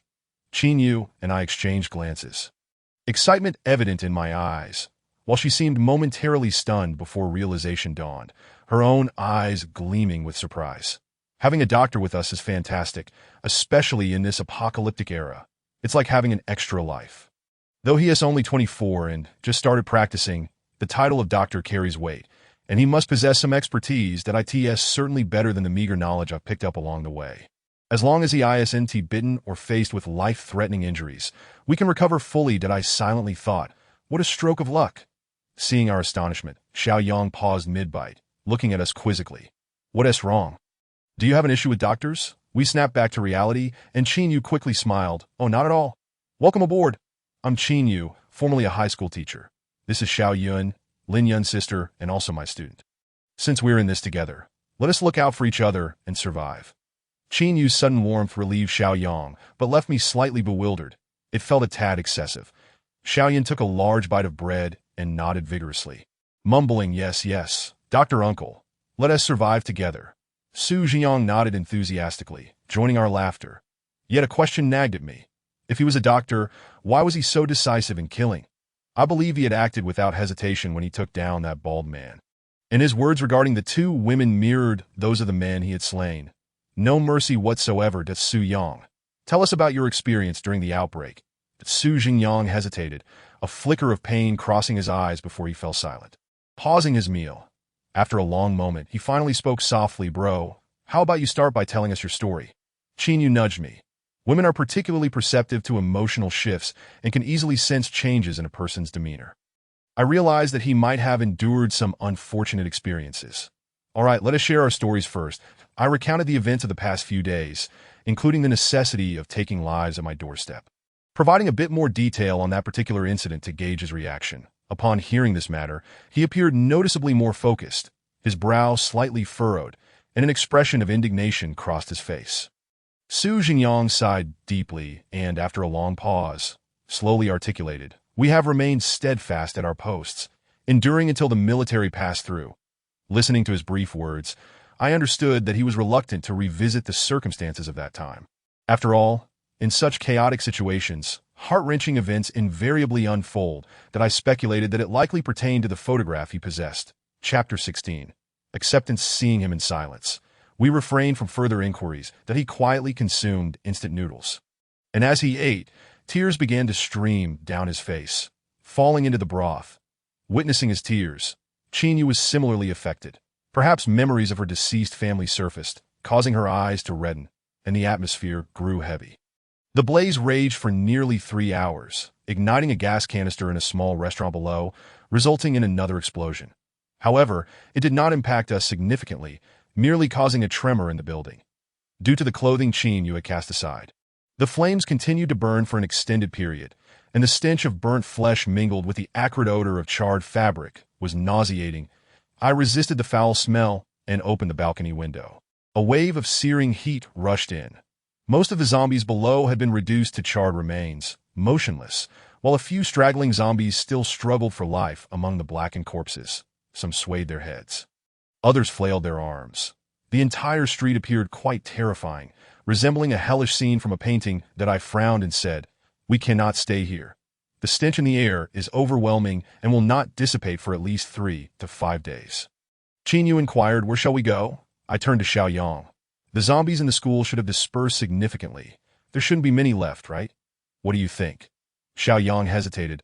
"I'm not entirely sure. Most of the zombies in town are at the school, but judging by the number that have escaped, it's hard to say. However, the school, in a sense, was quite safe as long as the 2 main doors were secured and no disturbances like today occurred. Zombies generally would not enter. Moreover, there was a diesel generator there, sufficient for about a week. Only a week," Xiao Yun said, slightly disheartened. I patted her head. "In times like this, having anything to use is commendable." After much contemplation, I felt we had no choice but to head to the school. Although the number of zombies there might still be considerable, it also housed the firearms promised by Su Zhenyang, as well as the generator. Most importantly, the environment there was favorable that if we could confine the zombies within, it would indicate that we could keep them at bay outside as well. Once we secured the firearms, we could clear the area and reside there, reinforcing the 3 main doors, making it the safest place in town. The horde had been largely dealt with by the flames. Certainly, there would still be some on the streets, but they would be sparse zombies, and we now possessed firearms, making them manageable. After gathering our belongings, we made our way downstairs to the school. "Any objections?" All 3 nodded in agreement, and we began our preparations, collecting the essentials before descending through an alternate route. That MY vehicle had been reduced to a charred skeleton, and though it pained me, in that dire situation, survival took precedence, and I would need to find another means of transport. Su Zhenyang and I held our guns, he leading the way, with the 2 girls sandwiched between us, as we navigated around the streets ravaged by fire, making our way toward the school. As for why Su Zhenyang wielded a gun, I did not dwell on it. In extreme circumstances, people adapt quickly, and a few days were sufficient to learn many things that I anticipated. Zombies still wandered the streets, scattered and not overly numerous, but without firearms. It would still pose a challenge that I pondered that if we could establish a semblance of stability in this town, I would need to teach Xiao Yun and Qin Yu how to handle firearms. Coupled with Xiao Yang's ammunition and guns, we would have ample opportunity for practice and training that we boldly stepped into the street center, and the zombies quickly noticed us, screeching as they lunged forward. Xiao Yun and Qin Yu, clutching their knives, hesitated, glancing at me nervously, that I fired first, bringing down the nearest zombie, blood splattering everywhere. The deafening gunshot promptly attracted all nearby zombies. The street was not overly crowded. Perhaps 30 or 40 that hearing my shot. Su Jingyang also pulled the trigger but refrained from wildly shooting. Instead, he waited until the zombies were close before firing, ensuring he could strike their heads, fully aware that attacking their bodies was futile. Zombies continued to emerge, some hiding in nearby houses, shrieking as they lunged toward us that I felt fortunate. Without a gun, facing such a horde would leave me with no choice but to flee before long. The zombies on this street were nearly eradicated. Just as I replaced my magazine, another group of zombies appeared from the street. The school must still be teeming with zombies. It was unlikely they would all emerge due to that explosion. And these were likely drawn by the sound of our gunfire.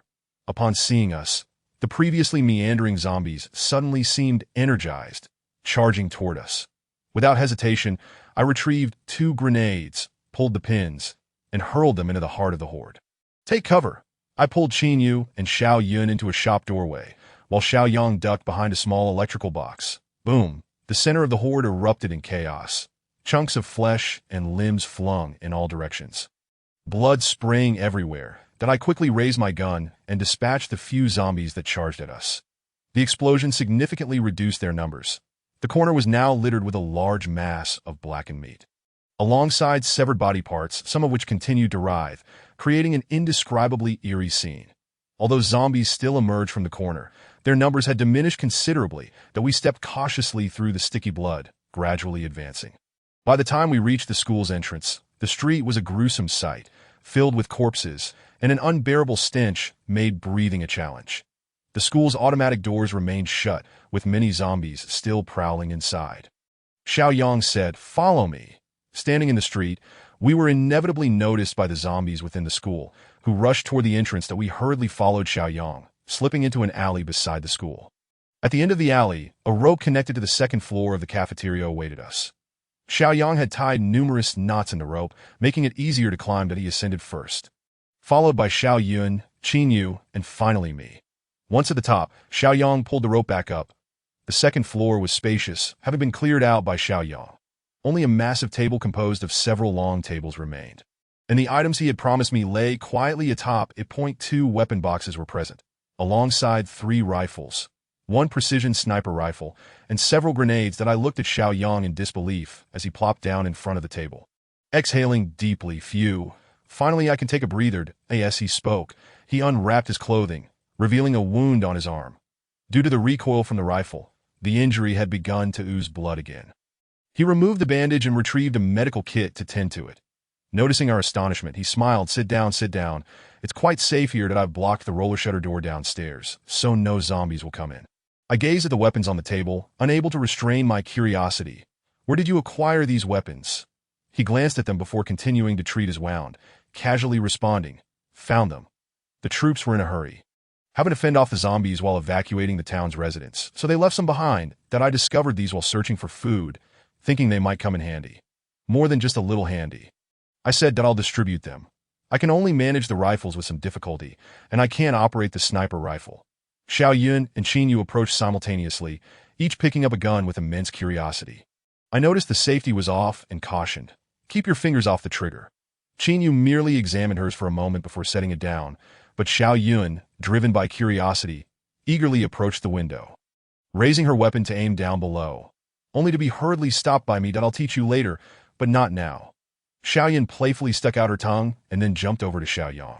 Watching him bandage his wound, that I opened the 2 boxes, revealing compartments filled with rifle ammunition and several rounds for the sniper rifle, in addition to several grenades. They were not the best, but not entirely lacking either. At least for the foreseeable future, as long as we did not encounter hordes of zombies, we should have enough. Furthermore, should we face any ill-intentioned individuals, we would possess the means for self-defense, or even the audacity to confront them. After a while, Su Jingyang finished bandaging his arm and stood up, saying, "Bro, let me take you downstairs to have a look. There is plenty of food in the cold storage." All right, upon descending, as he had indicated. Both large doors were barricaded. The cafeteria's tables and chairs had been moved to block all the passageways, making the first floor appear quite empty. The floor was stained with patches of dark blood, hinting that a tragedy had unfolded here. When I sought refuge here, I was not alone. Several others were present. However, one individual had been bitten and failed to inform us. Later, he transformed and attacked us, leaving me as the sole survivor. As he uttered these words, his tone was laden with gravity. He gestured towards a food distribution window, and I approached to take a glance. Inside lay 5 corpses, their heads grotesquely damaged, 2 of which were still clad in white lab coats. That he choked back tears, saying, "I survived because I had a gun." As we turned a corner, we arrived at the cold storage room. The electricity was still functioning, allowing the refrigeration system to operate. That he opened the door, revealing a bounty of provisions. This was a dual-purpose cold storage facility, with one side stocked with vegetables and the other with meat.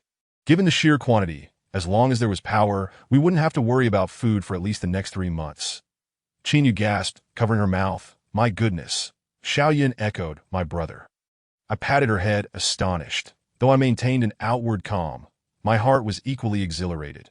This was not merely a cold storage room, but a veritable treasure trove. The two of them, like children discovering a hidden trove of riches, darted inside, only to emerge moments later, looking dejected. Qin Yu shivered. "It's so cold in there."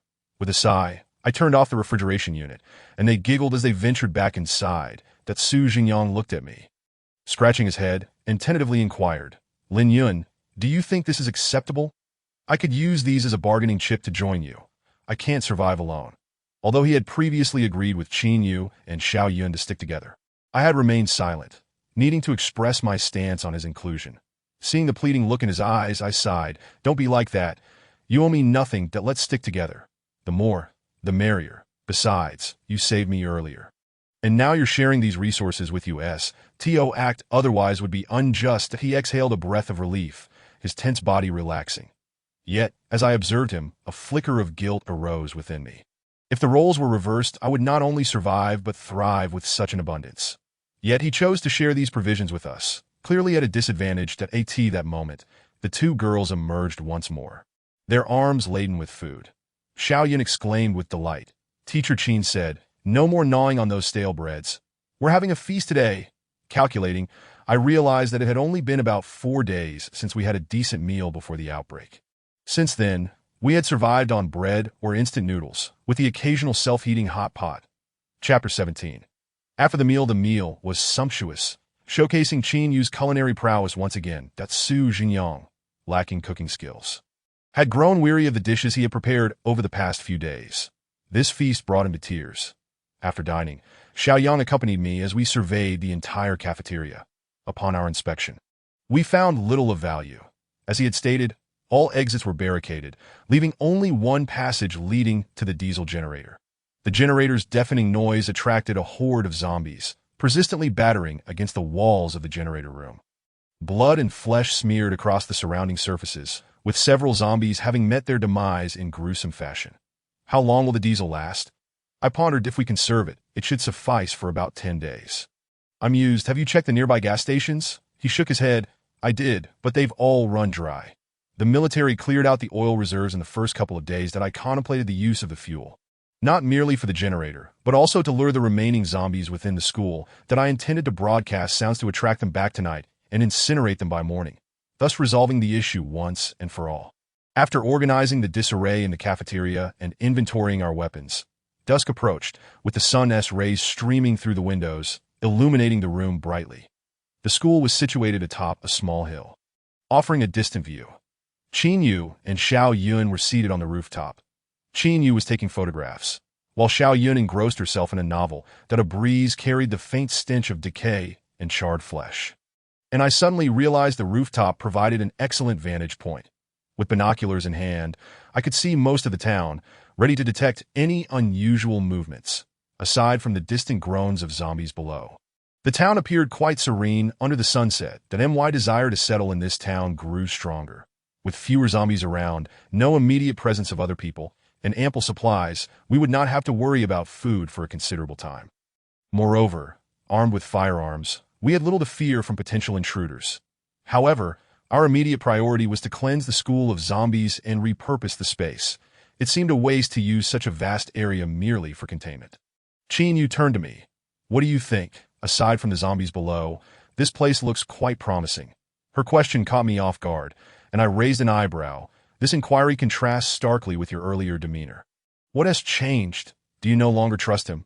She slightly lifted her head, brushing a strand of hair from her brow. Now, aside from you and Xiao Yun, I trust no one all that excitement was an act. She met my gaze, her expression somewhat displeased. My attitude reflects your own. Besides, when you learned he was a doctor, your eyes nearly sparkled. How could I not share in that? I settled beside her, lighting a cigarette. Setting aside his medical credentials, surely you noticed his demeanor. The significance of firearms is lost on him. Willingly relinquishing them indicates he harbors no ill intentions, coupled with the provisions in the cold storage. How could I refuse? And what if he is unaware of the firearms' importance? Perhaps, but we seem to have taken advantage of him. And if he does have ulterior motives? I understood that Lin Yun was inherently sensitive. Wary of outsiders before the outbreak, she had projected an aura of distance. Despite her beauty, maintaining few friendships, many single male teachers had pursued her, only to be met with failure. She resembled a flower atop a lofty peak. Had it not been for her compassion as a teacher toward Xiao Yun, I would not have crossed paths with her. That I chuckled softly. We'll see how it unfolds, she smiled in return, remaining silent as she stood up, retrieving her phone and casually snatching the cigarette from my lips, murmuring, "The sunset is so beautiful. It would be a shame not to capture another shot." That I gazed at the descending sun. Indifferent, go ahead. The twilight of the apocalypse, before it disappears completely. The sunset was still somewhat blinding, so I failed to notice when she discreetly switched the camera from rear to front-facing. As evening fell, Xiao Yang complied with my request to turn on the broadcast. However, this time, I insisted on replacing the eerie chimes with a soothing instrumental melody. Xiao Yun and Lin Yun sought out a soundproof room to rest early, while Xiao Yang and I stood watch atop the building. Utilizing the night vision goggles he had found to observe the zombies outside the school.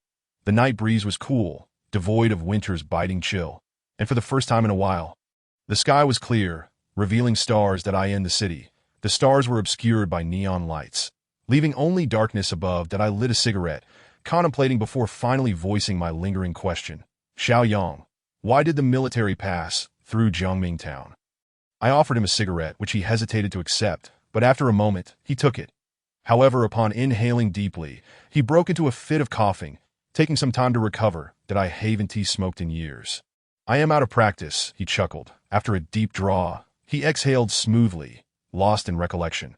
Due to the police sealing off the town early, many residents remained indoors, resulting in relatively few infections. That on the third day, while we were performing surgery on an injured person, the hospital doors were barricaded, with infected individuals crowding outside. Suddenly, we heard gunfire, and all the infected at the entrance were shot dead, followed by the appearance of soldiers. Through the hospital director, we learned they had been pursued by a horde of zombies. Wanshi City had fallen, and many transportation systems had collapsed, leaving the airport overrun with the undead in a state of emergency. The military could not spare aircraft for evacuation and had no choice but to traverse the national highway to reach Tianfu. That he took another puff, but his expression shifted to one of uncertainty. The soldiers commanded us to open the doors, and among them appeared several doctors and numerous nurses, rushing in with 2 stretchers bearing patients riddled with tubes. One a young man, and the other an elderly man. An elderly man? My curiosity piqued. It became evident that the doctors under military protection held significant importance, and I couldn't help but recall the old man who had once captured me. At that moment. It was a matter of urgency. They required the use of our operating room. Later, upon discovering the identities of those doctors, I was nearly struck dead with astonishment. They were all luminaries from the fields of medicine and biology, including one individual from our very own Wanshi City, a viral expert named Yi Changfeng. When the 2 patients were wheeled in, they struggled intensely, writhing in agony. Their appearance bore a striking resemblance to those infected. Yet they retained some semblance of rationality, incessantly uttering words of self-destruction, frantically attempting to remove a canister of white liquid inserted into their chest, I Changfeng.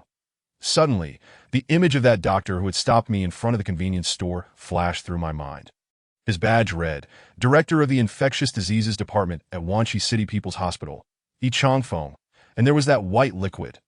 A jolt of realization struck me. Could be mere coincidence. My heart quivered at the thought of this serendipity. I felt a mix of anticipation and trepidation, an indescribable turmoil within that I feigned calmness and asked, Those two patients are of great significance, aren't they? Do you know the situation? Su Jingyang nodded. Yes, I am aware. Those two individuals are, in fact, the key to resolving this viral crisis. They did not conceal this information but rather disclosed their condition to us. You may find it hard to believe, as I did at first. But they are currently the only ones capable of producing antibodies against the prion virus. Furthermore, through human intervention, we can fully activate their immune response, which means that after being bitten by the infected, they will not succumb to the virus. For a moment, my mind went blank, and my hand instinctively reached for the dark spot on my arm. However, as he continued, his expression turned pained, his voice growing heavy. The virus within that young man was mutating, while the virus in the elder's body remained stable. Senior Yi Changfeng had persistently urged for the termination of the young man's viral experimentation. Yet he faced vehement opposition from others. Ultimately, on the third day of their stay, the mayor, believing the military had arrived and that safety was at hand, ordered the lifting of the quarantine. However, that day, the virus within the young man could no longer be contained, and he escaped from the hospital. He took the life of a soldier, but under the intervention of Elder Luo Tian, several soldiers managed to restrain him again, failing to execute him on the spot. During this chaos, 3 more soldiers were bitten. Everyone assumed the incubation period was around half an hour, yet the 4 bitten soldiers underwent mutation merely 10 seconds after being attacked. At this point, Xiaoyang began to choke up. The onset of the infection was alarmingly rapid, spiraling out of control that in the ensuing chaos, the townsfolk either fled or perished, and ultimately, the military was compelled to evacuate the survivors in haste. Everything unfolded far too suddenly. My beloved. She was with me at first, and I intended to take her away, but in her effort to save a child, she dashed into the throng of the infected. I picked up a fallen soldier's weapon and followed her, forced to eliminate those who had been bitten in order to save her. The child was rescued, and she emerged unscathed. We, along with a few colleagues, took refuge in the school, hiding in the cafeteria that I thought we had narrowly escaped disaster. But Alon, she held that child, gazing at him with a smile, that I asked her why such foolishness? She replied that as a doctor, this action would at least spare her conscience from reproach. She smiled, and so did the child. Yet in the next moment, that child lunged for her neck. 2 others nearby had also been bitten. My colleague, in a bid to protect me, stood in front of the corpse, coughing up blood and hoarsely urging me to flee. That I was shattered, raising the weapon given to me by the soldier, shooting down everyone, yet I could not bring myself to harm Alon. She looked at me quietly before her transformation, still smiling, one hand caressing my face, the other grasping the gun from my grip. Xiaoyang choked back tears, trembling, with large droplets cascading down to the ground. For a moment, I found myself at a loss for words, merely descending the stairs silently to retrieve 2 bottles of the white liquor I had secretly stashed away. He swallowed his painful tears mixed with the burning liquor, unsure of the taste, that I patted his shoulder. At least she hasn't turned into a corpse, right? She is still perfect and she loves you. He nodded, remaining silent for a long while. Once the small bottle of liquor was finished, he finally whispered before she left, she asked me to live on for her sake, to ensure that she would wait for me. I am a materialist, yet now, I genuinely hope she will wait for me, that I believe in her, and thus I must live well, to live for her. The night breeze grew, increasingly frigid as he spoke to me at length. I could only serve as a listener. I too wished to share my story, but this did not feel like a conversation. He produced a photograph, illuminated by the moonlight, showcasing 2 individuals whose happiness was obscured by the glaring bloodstains, rendering that joy marred. As the zombies began to infiltrate the school, by the latter half of the night, the school gate was free of any new entrants from the undead. That I quietly made my way to the broadcasting room through the gate's beam. Turning off the sound, Xiaoyang went to secure the school's main entrance. After completing these tasks, I took a chair and settled down in front of the door to Xiaoyan and Qinyue's room. I traced the dark spots on my arm. The skin was not smooth but rather coarse, akin to sandpaper. Although I could not ascertain whether the elderly man was indeed the immune subject Xiaoyang had mentioned. The name Yichangfeng strongly suggested a high probability. I remained unaware of whether he had possessed any antibodies before he scratched me, but it was likely that I had contracted the virus. Did being scratched imply infection? Yet what of this dark spot? I felt no discomfort, no fever, and certainly no delusions leading to transformation that a small speculation suddenly sprang forth from the recesses of my mind. Startling me. Antibodies, immunity. Could it be possible that I too, Chapter 18, clean up the following day? Su Jingyang's condition was not the best. He appeared drowsy, whether from sorrow or the effects of my small bottle of liquor.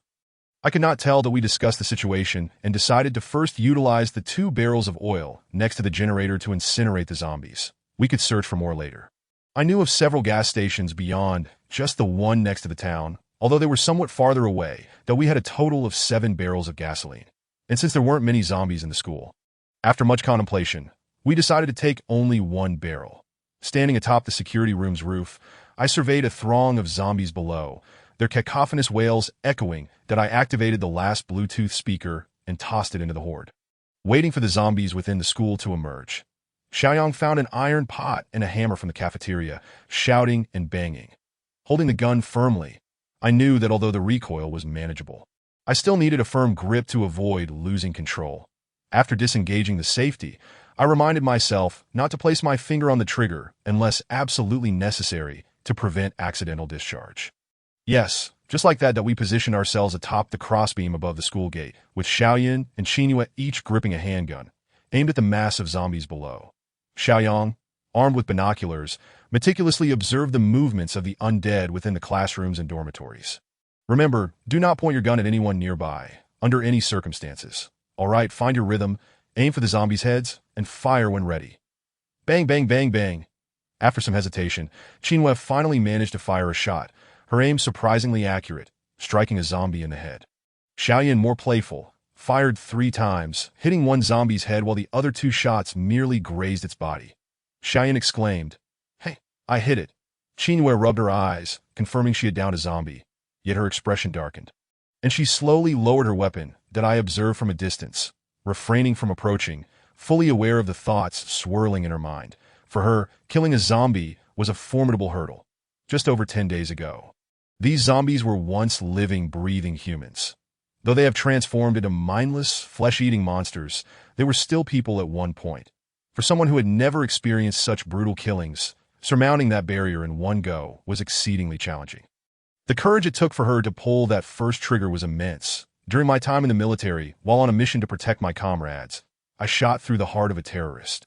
It was my first time taking a life, and for the following 3 days, I was engulfed in an indescribable anguish that it was only through the guidance of my captain that I gradually emerged from that darkness and grew accustomed to it. I understood all too well the weight of that first gunshot. As for Xiaoyan, how could she be so resolute? Because on that fateful day in the school, she had no choice but to take that step in despair. She had already faced it. Had I not been there, she might have long since crumbled. That day, I also discovered the latent potential within my younger sister. Yet this did not imply Xiaoyan was heartless or devoid of empathy. Otherwise, she would not often seek refuge in my embrace, trembling with fear. On the contrary, she was quite aware, capable of discerning right from wrong with remarkable clarity. Tio put it simply, those who cannot bring themselves to strike down zombies need only to confront one face to face. After experiencing the terror and brutality of the undead, facing them again would compel even the most compassionate to wield a weapon that in times past, it was highly unlikely that they would ever encounter firearms in their lifetimes. However, in light of recent events, for the sake of their own safety, they are now compelled to engage with and master such weaponry, when faced with hordes of the undead or those with nefarious intentions. A gun is invariably more effective than a bayonet that if all feels satisfactory, then proceed to empty the magazine. Saying this, I approached Qinyu, grasped her hand that held the gun, and aimed it at the head of a zombie. They are no longer human. Failing to eliminate them will only lead to more trouble. She gritted her silver teeth, her delicate face paling, her expression a tumultuous struggle that I could feel her body trembling. She must overcome this hurdle. After a long moment, as her body ceased to shudder so violently, her gaze transformed from turmoil to one of fierce resolve that I moved behind her, held her hand, and guided her slender fingers to pull the trigger. Another series of rapid gunshots rang out, and the bullets struck true, piercing the skulls of several zombies, black blood spraying forth as they fell one by one. That the combination of gunfire and the music blaring from the speakers soon lured the wandering zombies from the building. After the shooting ceased, Lin Yun seemed to expend all her remaining strength. Her legs buckled, and she sank to the ground. Yet she did not relinquish the gun, gripping it tightly instead that I thought nothing of it. We had to take this step. She needed to gradually acclimate. The past was no longer relevant, and survival necessitated such actions. She remained silent, her gaze lost in thought as she stared at the zombies below. Nodding faintly, seizing a moment when Xiao Yang was distracted by the pot, I inquired, "By the way, Xiao Yang, have all the vehicles in town been taken away? Why is there not a single car left?" Su Jingyang set down the slightly deformed iron pot, pondering. "Indeed, there are none left. The number of people with cars in town was already scarce, and when the government issued the evacuation order, many packed their belongings and drove away. To my knowledge, there is still a small truck in the school parking lot, likely used by the cafeteria for deliveries. Can it still be started? It's only been a few days." "Of course it can. What do you need it for?" I pointed to the pile of corpses below. "We can't just leave them here to rot. Can we?" "That smell is intolerable," he nodded in agreement. And so we waited for 2 hours. During this time, a recovered Lin Yun had gone off to find something combustible, while Xiao Yan meticulously examined the emptied gun magazine. Her interest piqued. Watching the hundreds of zombies below, I too found myself entranced. Their garments were tattered, skin rotting, revealing the darkened flesh and ghastly bones beneath. Most were elderly townsfolk or middle-aged individuals, though a few young students were not absent from this grim tableau. For a moment, I felt a sense of absurdity. The apocalypse, zombies, a shattered world. Things I had only ever seen in films were now my reality, making it all seem surreal. Yet as I gazed at the gaping, putrid mouths of the zombies and recalled the harrowing events of the past few days, I realized that it was indeed happening. "Lin Yun? Lin Yun?" I snapped back to reality, noticing Xiao Yang calling my name. "Look, it's done. Many from the building have been drawn out. We should be clear now." The horde below had gathered into a mass, some leaning against the speakers, while others stood at our feet, feebly waving their hands in our direction. "Let us burn them. The remnants, we'll clean them up later." Xiao Yang opened the canister and poured gasoline over the corpses. Xiao Yun and Lin Yun instinctively retreated into the cafeteria.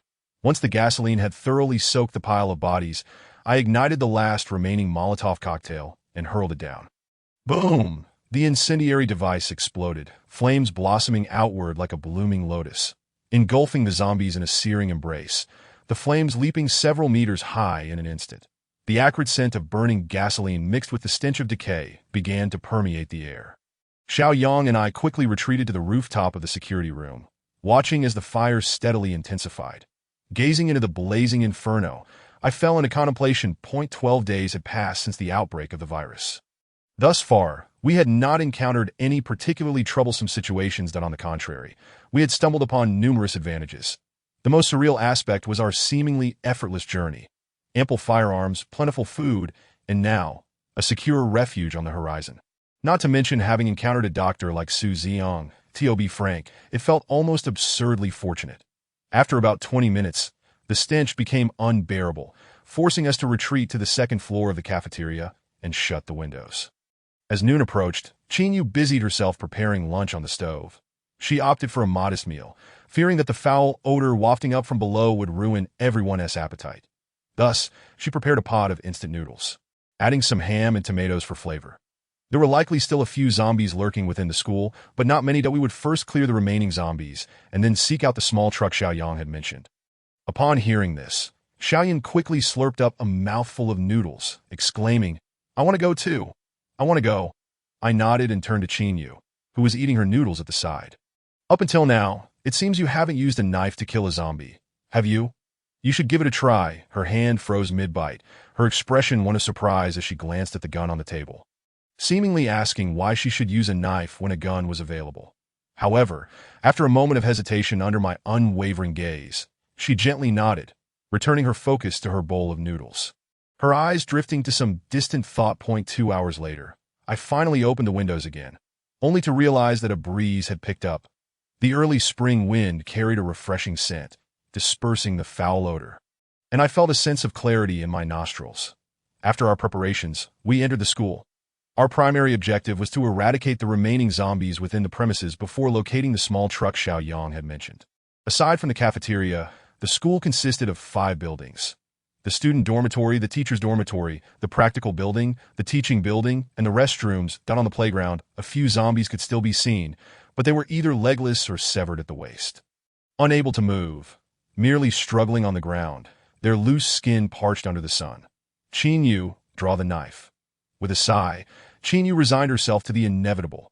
Without hesitation, she withdrew the dagger from her waist, her gaze turning steely, as though transformed into a different person. She strode boldly toward the nearest zombie, and before I could instruct her where to stab, she plunged the knife directly into its head. But that was not the end. She swiftly drew a cleaver, seized the zombie by its hair, and with a single stroke, severed its neck without a hint of hesitation, standing there, holding the bloody head. I felt a wave of unease wash over me. The 3 of us stood frozen, at a loss, and I pondered whether my words had inadvertently provoked her anger. Dark blood, reeking of decay, oozed from the smooth neck, and the zombie instantly ceased its thrashing. Without pausing, she tossed the head aside and moved to the next zombie, delivering another lethal thrust. Thus, the few remaining zombies on the playground were systematically dispatched by her hand. Her technique appeared undeniably brutal, leaving me momentarily bewildered. Was this truly the same Lin Yun I had known, the kind-hearted teacher? Xiao Yun murmured, "Lin teacher is so powerful." Su Jingyang swallowed hard, glancing at me. "Has your friend always been this fierce?" I chuckled awkwardly to know. This is my first time witnessing this side of her, that I find that hard to believe. She was a teacher, after all. Teachers can be fierce too. Take my former homeroom teacher, for instance. With a single slap, he could shatter a desk. A piece of chalk could bore a hole in the blackboard. Listening to his exaggerated metaphors, I decided to refrain from further comment. Thinking to myself, perhaps she has come to a realization that as Lin Yun wiped the blood from her knife, she approached me and muttered, "It would have been better to use a gun. Now my clothes are dirty and reek." Due to her unnecessary act of decapitating the zombie, her hands and coat were splattered with dark blood, indeed emitting a foul odor. "Who told you to chop off their heads? A stab would have sufficed to immobilize them." Lin Yun paused. "Then why didn't you remind me?" I thought to myself, who would dare interrupt you in such a state? "If you approached me with a knife, I would be alarmed too." That I smiled and replied. "Your knife-wielding stance was so impressive. I was captivated." Chapter 19.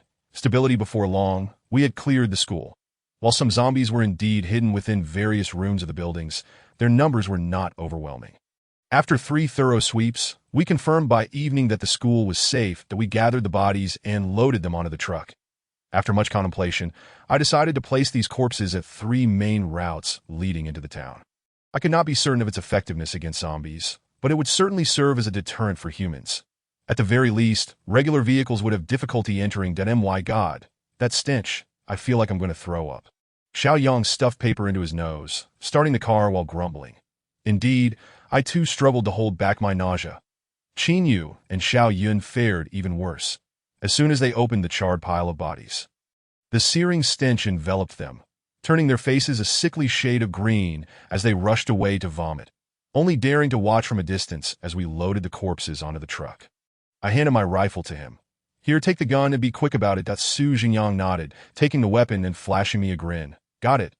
As he spoke, he started the car and slowly drove towards the school. The journey along the 3 roads could take approximately an hour. I waved at the 2 people in the distance, beckoning them to come along. Lin Yun pulled Xiao Yun past me, her expression rather grim, and inquired, "What do you want to eat tonight?" I waved my hand dismissively. "I have no appetite. Perhaps you should ask Xiao Yun." Xiao Yun shook her head. "Neither do I. I've never encountered such a foul odor before. My stomach is already protesting." Lin Yun sighed in resignation. "I must eat something. I'll prepare something appetizing." When Xiao Yang returned, dusk had nearly settled, and he had not encountered any mishaps. To my surprise, he did not disembark alone. He brought along 2 flapping, lively chickens. His clothes were caked with dirt, and his face bore the same, one hand clutching a rooster while the other held a hen. Grinning foolishly at me, I exclaimed in astonishment, "Where did those chickens come from?" Xiao Yang chuckled. "I spotted them on the road just now. They must have escaped from someone's home that I thought I'd try something fresh tonight. So, I went down to catch them. It took quite some effort.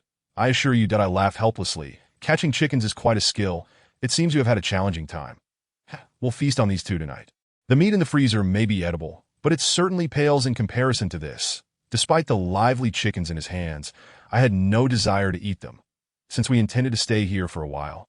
Living solely on the frozen provisions was not a sustainable plan that I murmured. It seems we ought to try raising something. What are you mumbling about? Hey, it's nothing, I'll handle the killing. Although I've never done it before. I've seen it done, that it will be over soon, and then we can ask Sister Yu to cook. One for soup, the other for stir-frying. That I interrupted him. In my opinion, perhaps we shouldn't kill the chickens? Xiao Yang was taken aback, puzzled. Not kill them. Are we going to set them loose? Or could it be, they are infected? His expression shifted to one of distaste, and he abruptly tossed the chickens aside. Quick to react, I caught the two escaping chickens and reproached him. Are you foolish? The villagers raise their chickens that if we plan to stay here long term, we must attempt to raise some ourselves. How can we survive on mere consumption? You have a point. Conveniently, there was a patch of grass beside the teacher's dormitory, perfect for raising these creatures. Tomorrow, let us take a day off and explore the nearby area to see if there are any livestock to bring back. Xiao Yang nodded, praising, you really think ahead. Let us head upstairs. All right, what is Sister Yu cooking tonight? I'm already quite hungry that I raised an eyebrow. Aren't you disgusted or not? What does that have to do with my meal? I was genuinely impressed by Su Jingyang's adaptability. The corpses, let alone human ones, even dogs would surely retch at the sight, would deter most from eating for days. But considering he was a doctor, he must have seen his fair share of corpses, so his reaction was somewhat understandable.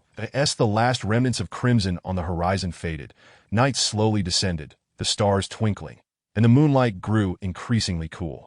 By the way, brother, do you know how to raise chickens? I don't, but it should be simple. Just feed them, and they'll survive. Yes, I held the chickens. Both Qin Yu and Xiao Yun looked on in astonishment. But upon learning the reason, they said nothing. Xiao Yun, however, eagerly took one from my hands, inspecting it closely, filled with curiosity that I understood. City kids rarely saw live chickens or ducks in recent years unless they visited a market or returned to their hometowns. Qin Yu prepared some pickled vegetable soup, which I tasted, and after tidying up, she retired to rest first. Xiao Yun, however, clung to me for a while and eventually fell asleep on my back. In times like these, seeking a peaceful slumber might feel extravagant. The night required someone to keep watch. Although there were no zombies at present, one could never be certain about humans. After discussing with Xiao Yang, we decided he would watch over the first half of the night while I took the latter half. Deeming it still too early for the girls to take on such responsibilities, the cafeteria only had a small room for on-duty personnel to rest, with just one bed that I gently placed Xiao Yun beside Qin Yu, who was not entirely asleep. Upon seeing me bring Xiao Yun in, she opened the bedding and pulled the sleeping girl inside. It's too quiet, Qin Yu remarked softly. That indicates there are no zombies. Isn't that a good thing? It feels a bit unfamiliar. Since the outbreak of the virus, we had seemingly spent our nights amidst the sounds of zombies' howls, and such silence was indeed disorienting. Rest easy. I'll keep watch for the latter half of the night, that if anything arises, just call for me, Dung. That I took a layer of bedding and lay down on the chair in front of the two girls. The moonlight filtered through the window, casting a gentle glow on the floor, making the hall appear less foreboding. Unbeknownst to me, I found my fingers brushing against the dark spot on my arm. Oddly enough, my arm felt slightly warm tonight, the temperature there notably higher than the surrounding skin, a combination of numbness and heat that was particularly uncomfortable, regardless of whether I had been infected. I could only accept and adapt to the situation, at least for now. I had not turned into one of those zombies and could still remain by Xiao Yun's side, which was a blessing. However, I pondered what would happen when I began to lose my senses, that if Qin Yu could not bring herself to act, I would have to resolve it myself. I must leave one bullet for myself in the gun. In such a scenario, could Qin Yu still protect Xiao Yun? And could Su Jingyang be trusted? Overwhelmed by thoughts, I soon drifted into slumber that in the latter half of the night. I awoke instinctively and glanced at the time. It was slightly past 1 in the morning. I ascended to the rooftop, where a chill wind greeted me, causing me to shiver involuntarily. Xiao Yang sat at the edge, humming a tune while jotting something down in a notebook. Any developments? Upon noticing my arrival, Xiao Yang quickly tucked away his notebook, replying, nothing much, just a few dogs wandering the streets. I haven't seen any zombies. All right, go get some rest. I'll take over the latter half. Su Jingyan yawned, tucked the notebook into his coat, handed me his sniper rifle, and wobbled down. Through the night vision scope, I surveyed the surroundings. All appeared well that I lit a cigarette, listening to the distant chirping of crickets from an unknown corner. Waiting for dawn. In the following days, we were fortunate to find 3 walkie-talkies at the police station, resolving our communication issues. At least within the confines of the town, we could communicate clearly. After managing everything at the school, we began scouring the town for supplies, gathering them to bring back to the school.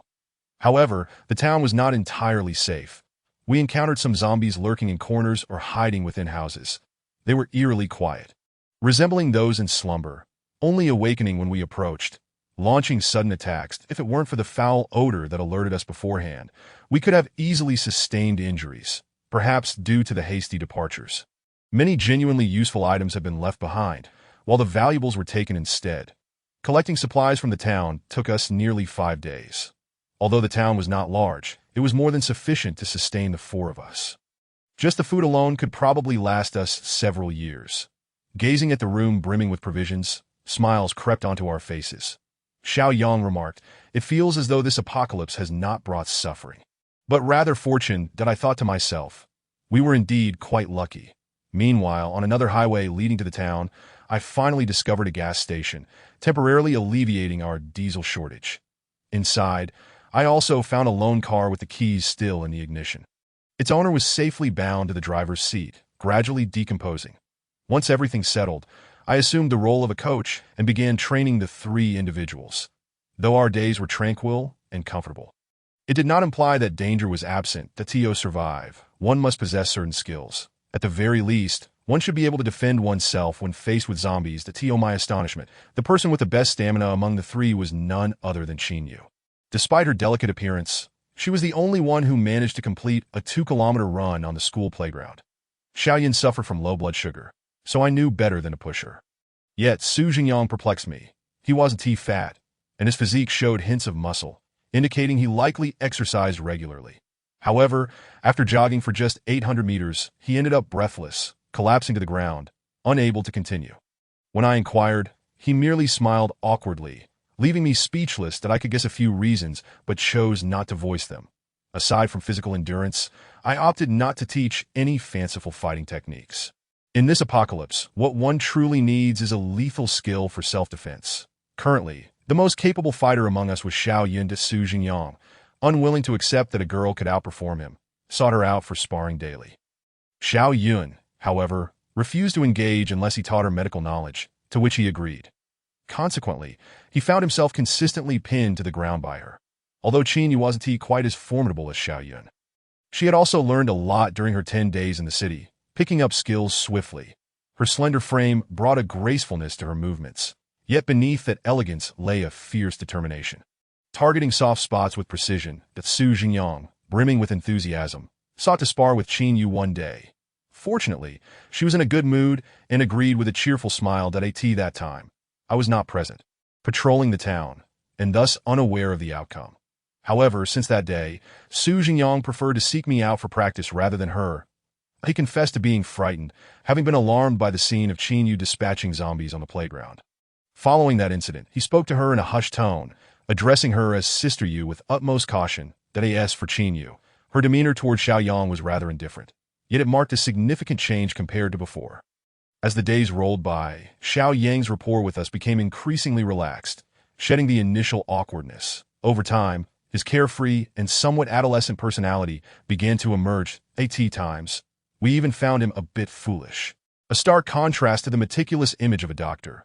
As he frequently engaged in antics that left us both amused and exasperated, he was exceedingly generous, imparting medical knowledge to Xiao Yun without a hint of reluctance.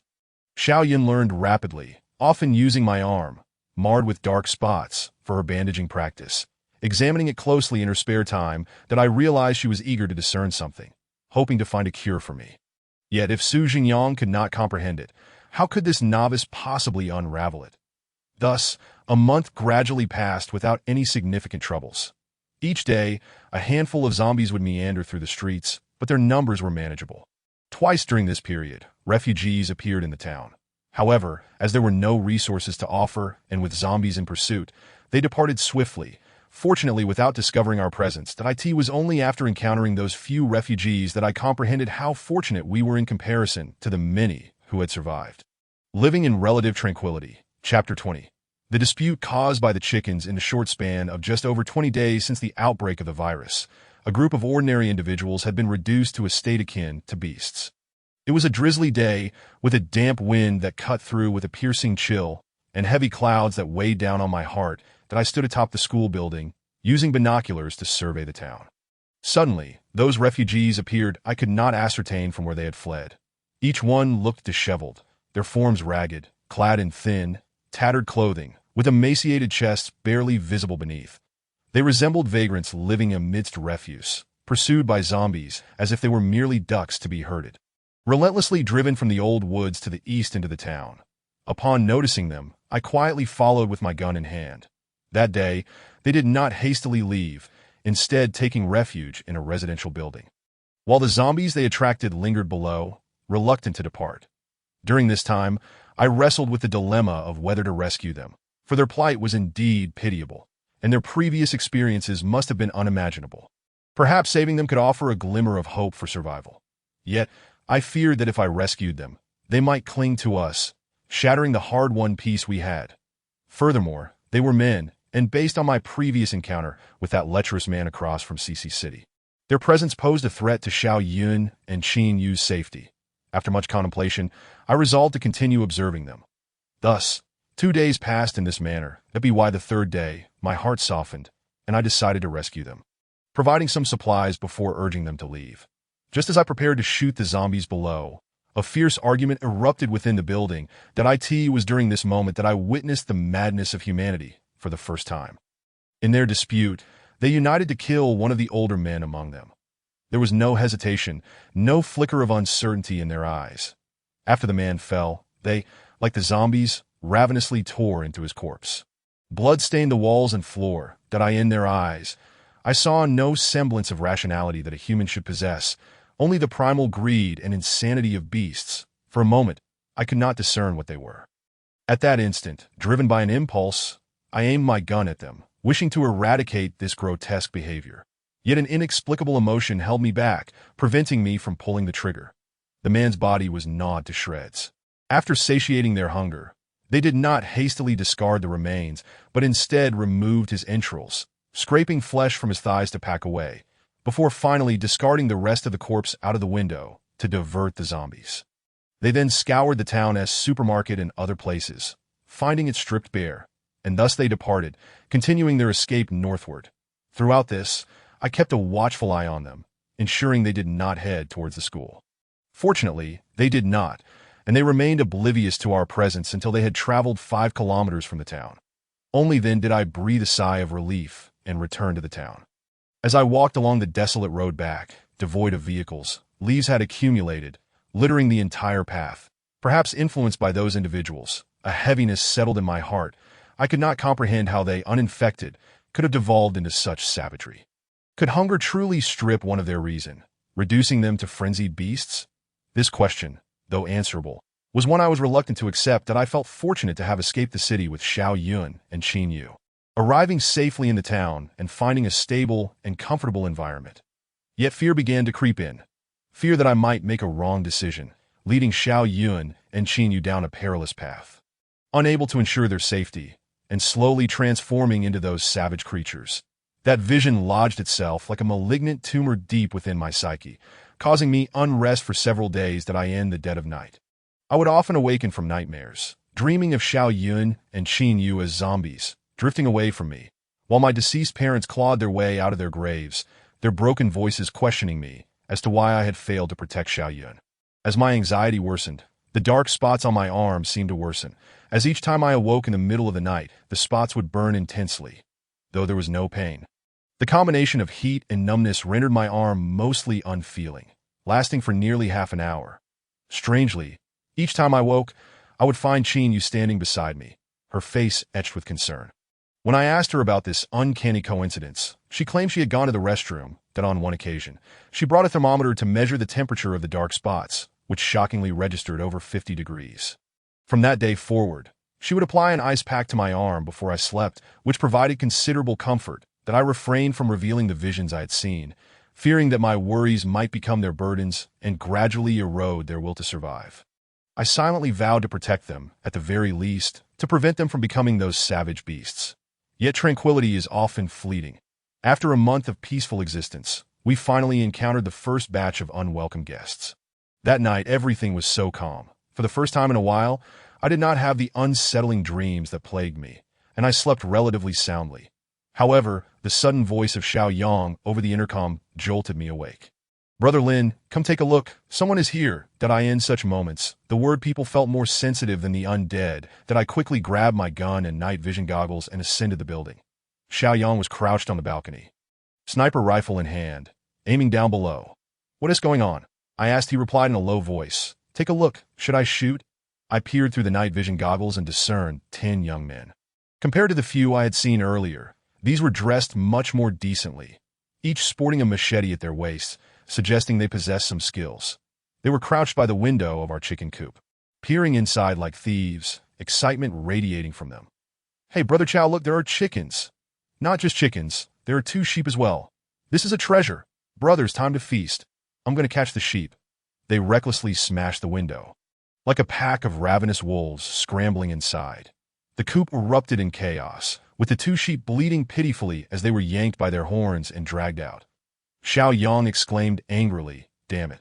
Those are our chickens and prized sheep." While I felt a surge of anger, I couldn't help but find the situation somewhat amusing. Clearly, these individuals had not contemplated why a group of chickens was being kept in a classroom. I sneered. "They say thieves are always nervous.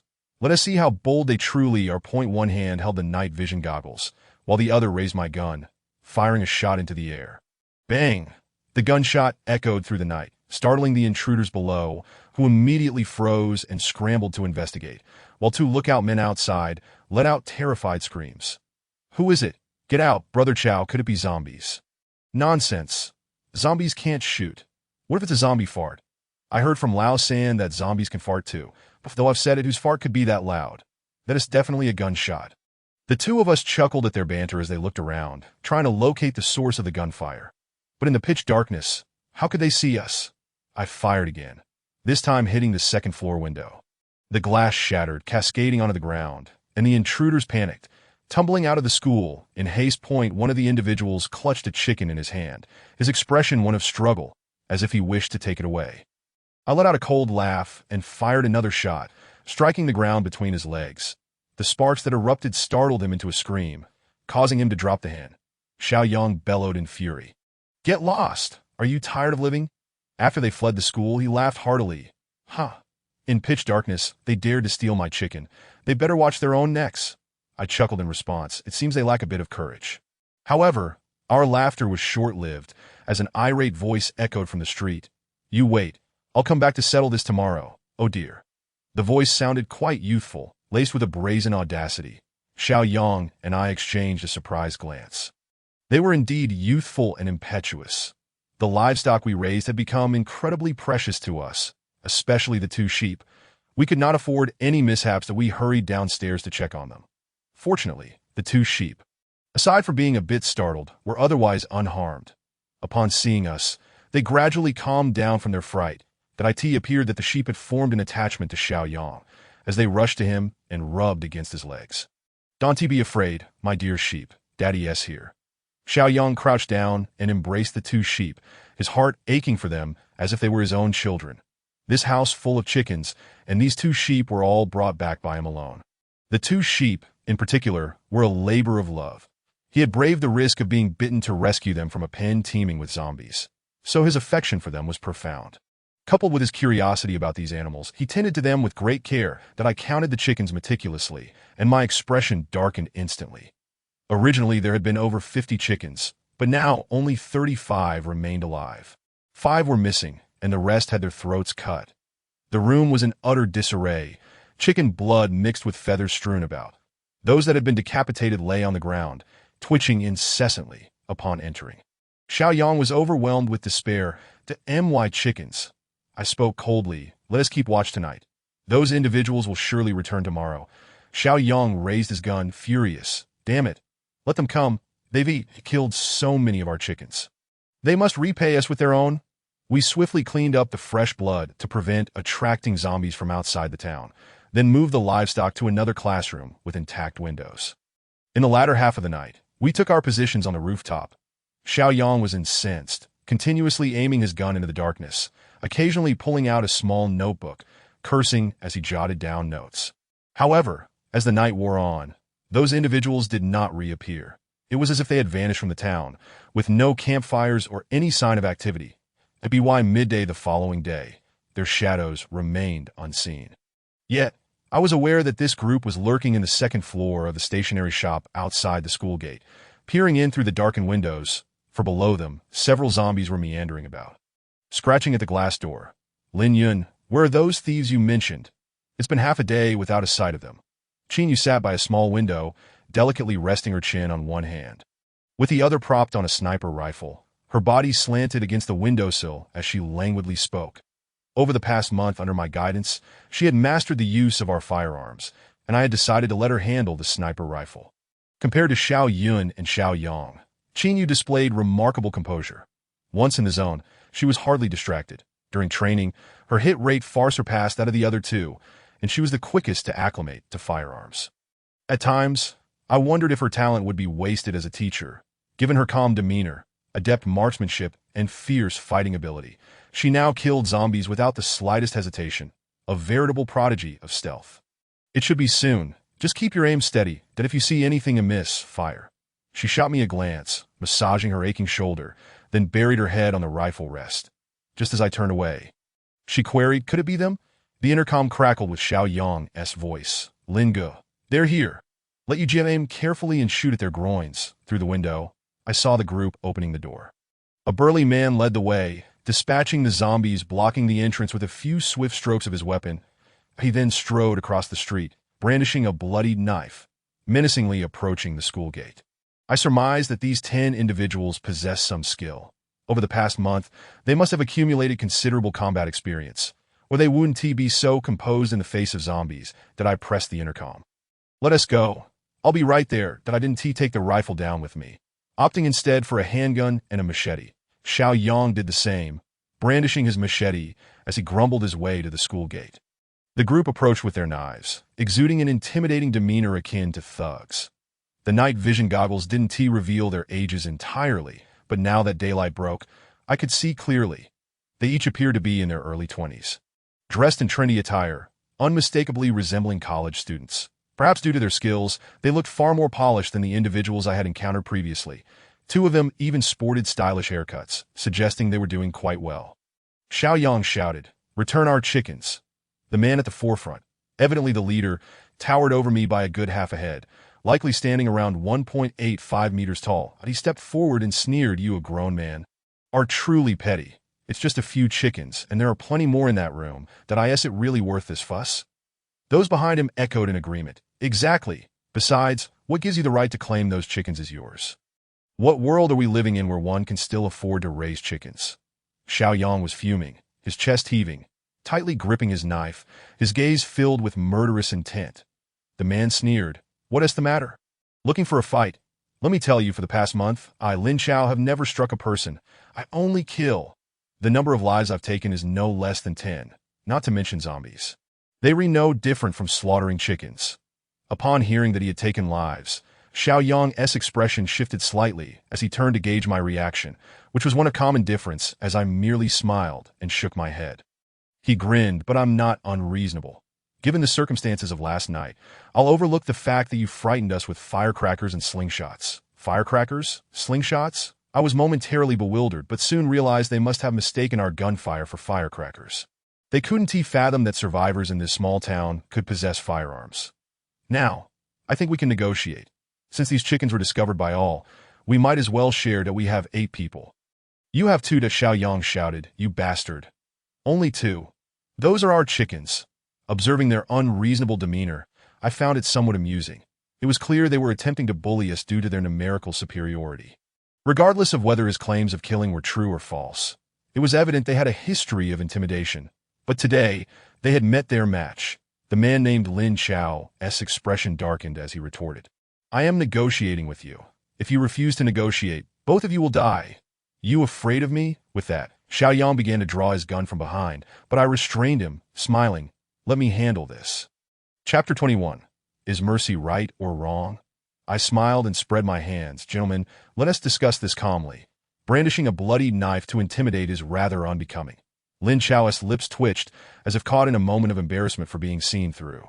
Yet he quickly raised his knife, pointing it at me. Yes, I'm negotiating with you. We've had a rough few days, and it's said that good things should be shared among those who find them. As I mentioned earlier, we take 8, and you take 2. Did I maintain my composure, still smiling? Oh, that one tea do. As I said, those are our livestock. Wouldn't tea that leave us at a considerable disadvantage? I cannot agree. He scoffed. I don't care whose chickens they are. Finders keepers. If you disagree, we can resolve this the way men prefer. What way? A duel. Let us fight it out. Draw your knife. His eyes gleamed with menace. His expression fierce, as his hand trembled slightly with the knife, the blade glinting dangerously in the sunlight. Clearly, he was relying on his numbers and imposing stature to carve out a piece of our territory. And I certainly wouldn't acquiesce. Human greed knows no bounds. Once a taste of sweetness is savored, there will be no end to it. Though their attitude was repugnant, upon reflection, I wasn't about to kill them over a mere dozen chickens. A lesson would suffice before sending them on their way. That I waved my hand dismissively. Your life is precious, as is mine. Yesterday, you slaughtered so many of my livestock and took a few. It's best you take your leave now. Head south, and you may just find some good fortune in the county town. Lin Chao's lips twitched once more, realizing that I was unfazed by his threat. He tightened his grip on the knife.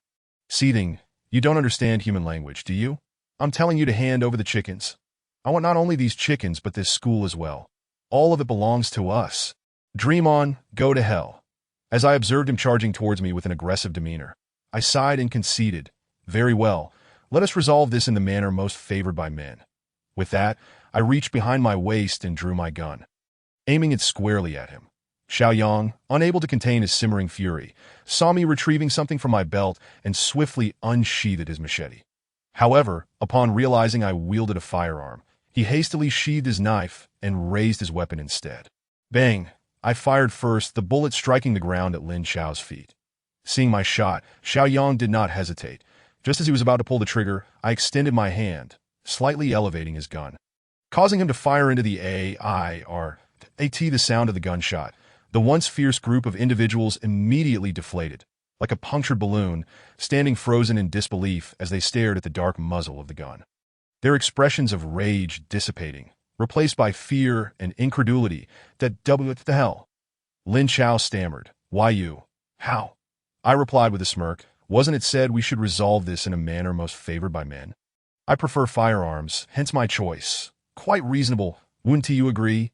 Lin Yun, what are you doing? Why didn't you let me shoot him? Xiaoyang exclaimed in frustration that I chose not to respond, simply gesturing for him to lower his weapon. Though he continued to mutter curses, he eventually complied. That I stepped forward, confronting Lin Chao directly, and with a chilling tone inquired, Now, tell me, how many people have you killed before? Lin Chao's previously arrogant demeanor faltered under the weight of my question. As he stuttered, I haven't.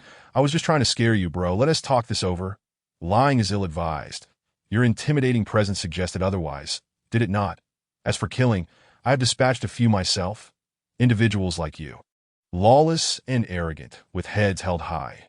Upon hearing this, his expression shifted, revealing a hint of doubt. That I noticed that the few individuals behind him, while still stunned, had yet to lower their weapons, and in the eyes of two, I discerned a flicker of malice. Lin Chao, sensing my gaze on their knives, prudently directed them to be put away, explaining, we were in the wrong. We've been starving for days, constantly pursued by those creatures.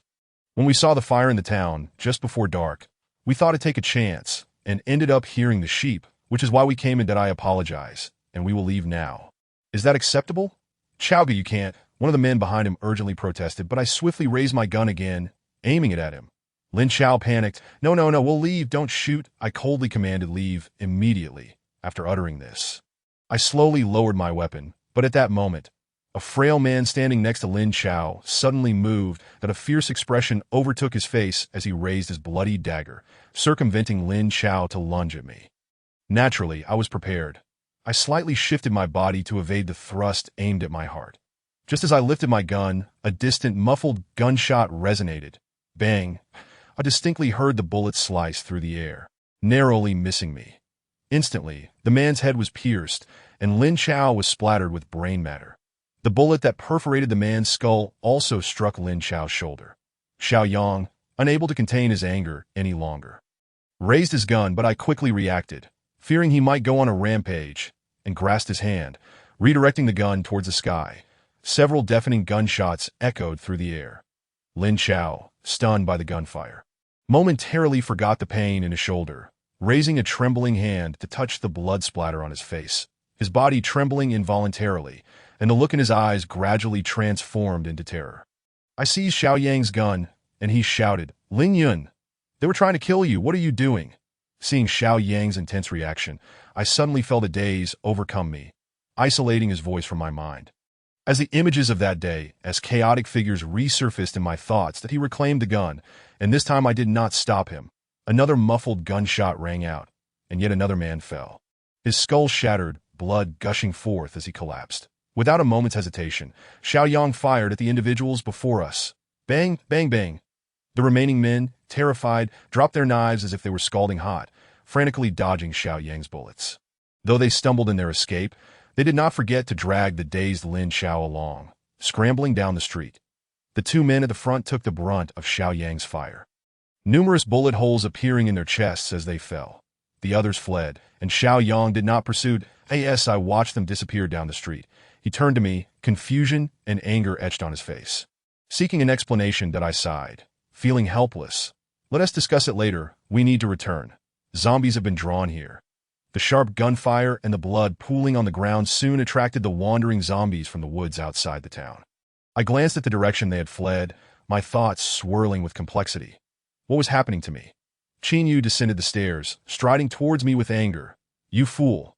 You nearly got yourself killed. Do you understand how many blades your life can deflect? Have you been possessed by a deity? Why the hesitation?" Xiaoyun has been worried sick. I struggled to find words, allowing Qin Yu to chastise me, finally managing a wry smile. "But you were there."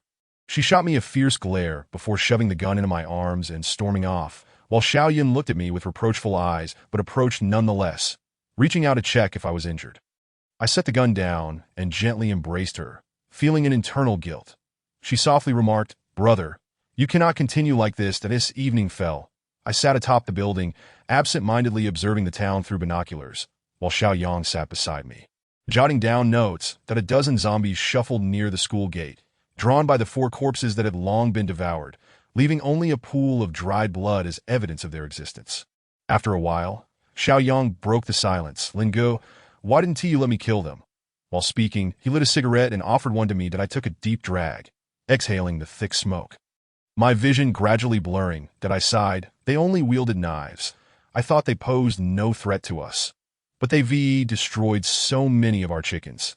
You should know how precious these livestock are right now. I turned to him, using the last shred of rationale I had left regarding this matter, and asked earnestly, "Then let me ask you, is it justifiable to take a life for a few chickens?" Xiaoyang was momentarily speechless, unable to respond. Killing can become an addiction. If I had taken it upon myself to shoot them today without hesitation, how would I differ from those I despise? The moonlight was gentle, yet the starlight began to fade, a cool breeze sweeping through, dispersing the smoke before us. Xiaoyang pondered for a long time before quietly responding, but their words and actions suggested they intended to kill us. "And that man had already made a move while you were trying to stop me. This contradicts what you taught me. You said when a person threatens your life, hesitation is not an option. Yet today, not only did you hesitate, but you also intervened. Why?" This time, I found myself at a loss for words. Indeed, when they raised their knives against me, I had ample reason to eliminate them immediately. Yet I had refrained from allowing Xiaoyang to execute them, that I did not rush to answer, but repeatedly questioned myself. Why? Why? When they brandished their knives, did I not fire at them, but rather shot the ground instead? After what felt like an eternity, as the heat from the cigarette began to sear my fingers, I slowly replied, "Perhaps I still held out hope for them, as they are still young, and surviving is not easy." Xiaoyang flicked away the ash from his cigarette, Everyone has it tough, including us. Throughout the night, I contemplated this question. Had I been too merciful, or did they deserve their fate? Lin Yun, as she always did, prepared an ice pack for me, and upon noticing I hadn't fallen asleep, she chose to sit beside me and engage in conversation. Her anger had dissipated, and she brushed her hair aside, offering a bittersweet smile. It seems this was my first time taking a life. You must feel quite uneasy about it, right? She shook her head. Not really. After killing so many zombies, they feel similar to them. I've grown indifferent. Thank you for today. She shot me a glare, reproaching, you should be thanking me, that I truly don't understand what you were thinking. They were clearly vicious criminals. Why the hesitation? I merely felt they were young and did not deserve to die. I thought to scare them off, not realizing the gun would not intimidate them to that extent that as I uttered this. I was uncertain if this was genuinely my reason for hesitating that moment. Lin Yun's gaze pierced through me, her delicate face appearing somewhat cold under the moonlight. When you hesitated, did you think of us? What if something happened to you? What will Xiao Yun and I do then? Rely on that guy Su Jingyang? I can't trust him. That I felt a wave of guilt wash over me, forcing a laugh. You're already quite formidable. Yes, all talk, and Xiao Yun wouldn't stand a chance against you. She raised her fist and gently struck me on the chest, admonishing me not to be foolish. I remained silent, and she too was quiet, the atmosphere around us growing heavy with silence. After a long pause, she managed a bitter smile and said, I have told you before, I only trust you that I have no family left, and little Yun must rely on you too. What will become of us if anything were to happen to you? I had heard Lin Yun utter these words several times before, but this time they struck a chord deep within me, causing a sense of suffocation to rise up, as if self-reproach were a gushing spring, threatening to engulf me entirely. Indeed, I had spared them, but would they show me the same mercy? Even with a gun in hand, only Lin Xiao seemed to instill fear. The others were not so easily deterred. In times like these, the darkness of the human heart was palpable. That my decision to let them go did not guarantee that they would spare us in return. She clenched her fist and growled. If they hadn't escaped so quickly today, I would have killed them all. After a long moment, I sighed, acknowledging my error. After falling asleep, I dreamed again, but this time it was not of my deceased parents. Rather, I dreamt of those ragged souls from that fateful day of fleeing. They stood before me, questioning my conscience with their last remnants of humanity, demanding to know why I hadn't shot them when I had the chance. I remained silent, and they advanced upon me like zombies, threatening to devour me, prompting me to finally pull the trigger. Chapter 22. The choice of departure of those few individuals seemed to be but a fleeting ripple in our otherwise tranquil existence. Vanishing almost as quickly as they appeared, that I end the week that followed, they did not return, likely having fled. Though they had escaped, I suspected that Lin Xiao would not survive much longer due to a gunshot wound to the shoulder. If not treated, could lead to death from excessive blood loss within minutes. Even if the bleeding were to stop, the severity of the injury could result in infection, sealing his fate. As the days passed in monotonous calm, I gradually noticed that the number of zombies in the woods and fields surrounding the town was steadily increasing, doubling every few days. What once numbered 3 or 4 each day had surged to over 30. On the worst day, we counted more than 80, forcing us to expend considerable effort clearing the zombies that clogged the school gates. The once fresh air of the town began to be tainted by a foul stench. Spring had fully arrived, and the countryside outside the town was alive with comforting shades of tender green, with blossoms blooming in various places, creating a vibrant scene. Yet, within the town, the atmosphere was starkly different. Decaying corpses of zombies roamed the streets, smeared with black trails of blood. Drawn by the scent of the living, they tirelessly approached the school. The sharp wooden spikes of the gate were adorned with the bodies of zombies that had been impaled. Unable to move, we stood on the rooftop, gazing at this grim spectacle. Faces etched with sorrow, it seemed the townsfolk had perished, leaving the zombies no choice but to seek out the living beyond the town limits. Upon hearing this, Xiao Yun's face lit up with hope as she asked, does this mean we can go back? Lin Yun ruffled her hair, saying, silly girl, with so many zombies blocking the way, how can we return? Xiao Yun's expression shifted from hope to disappointment. Lin go, what should we do? This can't continue. There are too many zombies that we need a plan. Xiao Yang, peering through binoculars toward the distant horizon, voiced his concern. There are even more on the bridge, and zombies from across the river are continuously flowing in. This isn't sustainable. My brow furrowed in agreement. Indeed, I had initially overlooked this aspect. Zombies are drawn to human flesh. And with all the living in the city dead, it was only natural for them to gravitate toward areas where life still existed, much like migratory animals in the wild seeking food and water.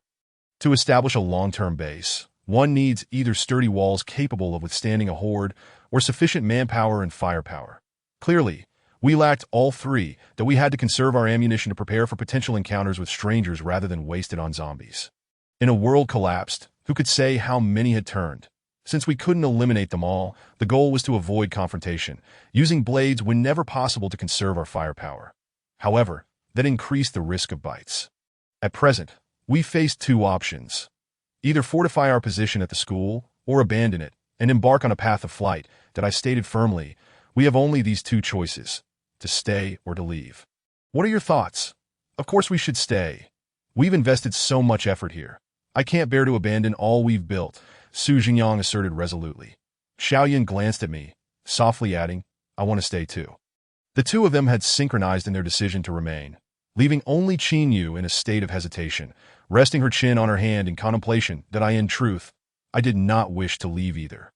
Over the past month, we had exerted considerable effort to secure our place here, pouring our energy into establishing a semblance of stability. To just abandon, it would be a daunting task for anyone. Yet remaining here was precarious. If the number of zombies increased to a critical mass, we would be completely surrounded, leaving us with no escape but to await death in despair, unless we were extraordinarily fortunate to encounter a military helicopter passing by. With kind souls willing to rescue us, escape seemed improbable. Additionally, the old method of burning them out was becoming impractical. Diesel was a precious resource, scarce enough to rival firearms. Without it, we would be at a standstill. Moreover, incinerating one group of zombies would only lead to another, an endless cycle. Choosing to leave would mean embracing a life of wandering. Yet it would also open up many more opportunities. With firearms at our disposal and over 2,000 rounds of ammunition, we could generally navigate encounters with ease, as long as we didn't cross paths with organized military forces or others similarly armed. The tension in the air grew thick, and after a prolonged silence, Qin Yu spoke up, I don't believe staying here is a viable long-term solution. Our strength and ammunition are finite. Once the zombies reach a number we cannot manage, we will find ourselves trapped here. Besides, the school is not as secure as we imagined. Do you really think that gate can withstand hundreds or thousands of zombies? Her decision struck like a judge's gavel, sealing our fate to leave. Xiao Yang's expression grew increasingly grim, his brow furrowing in distress as he sighed helplessly. Xiao Yun remained silent, moving to my side and wrapping her arms around mine, her face reflecting a sense of loss. I understood her thoughts. She knew we had to leave, but she did not wish to live a life of wandering, as depicted in the movies. Xiao Yang looked at me, as if seeking affirmation in my eyes.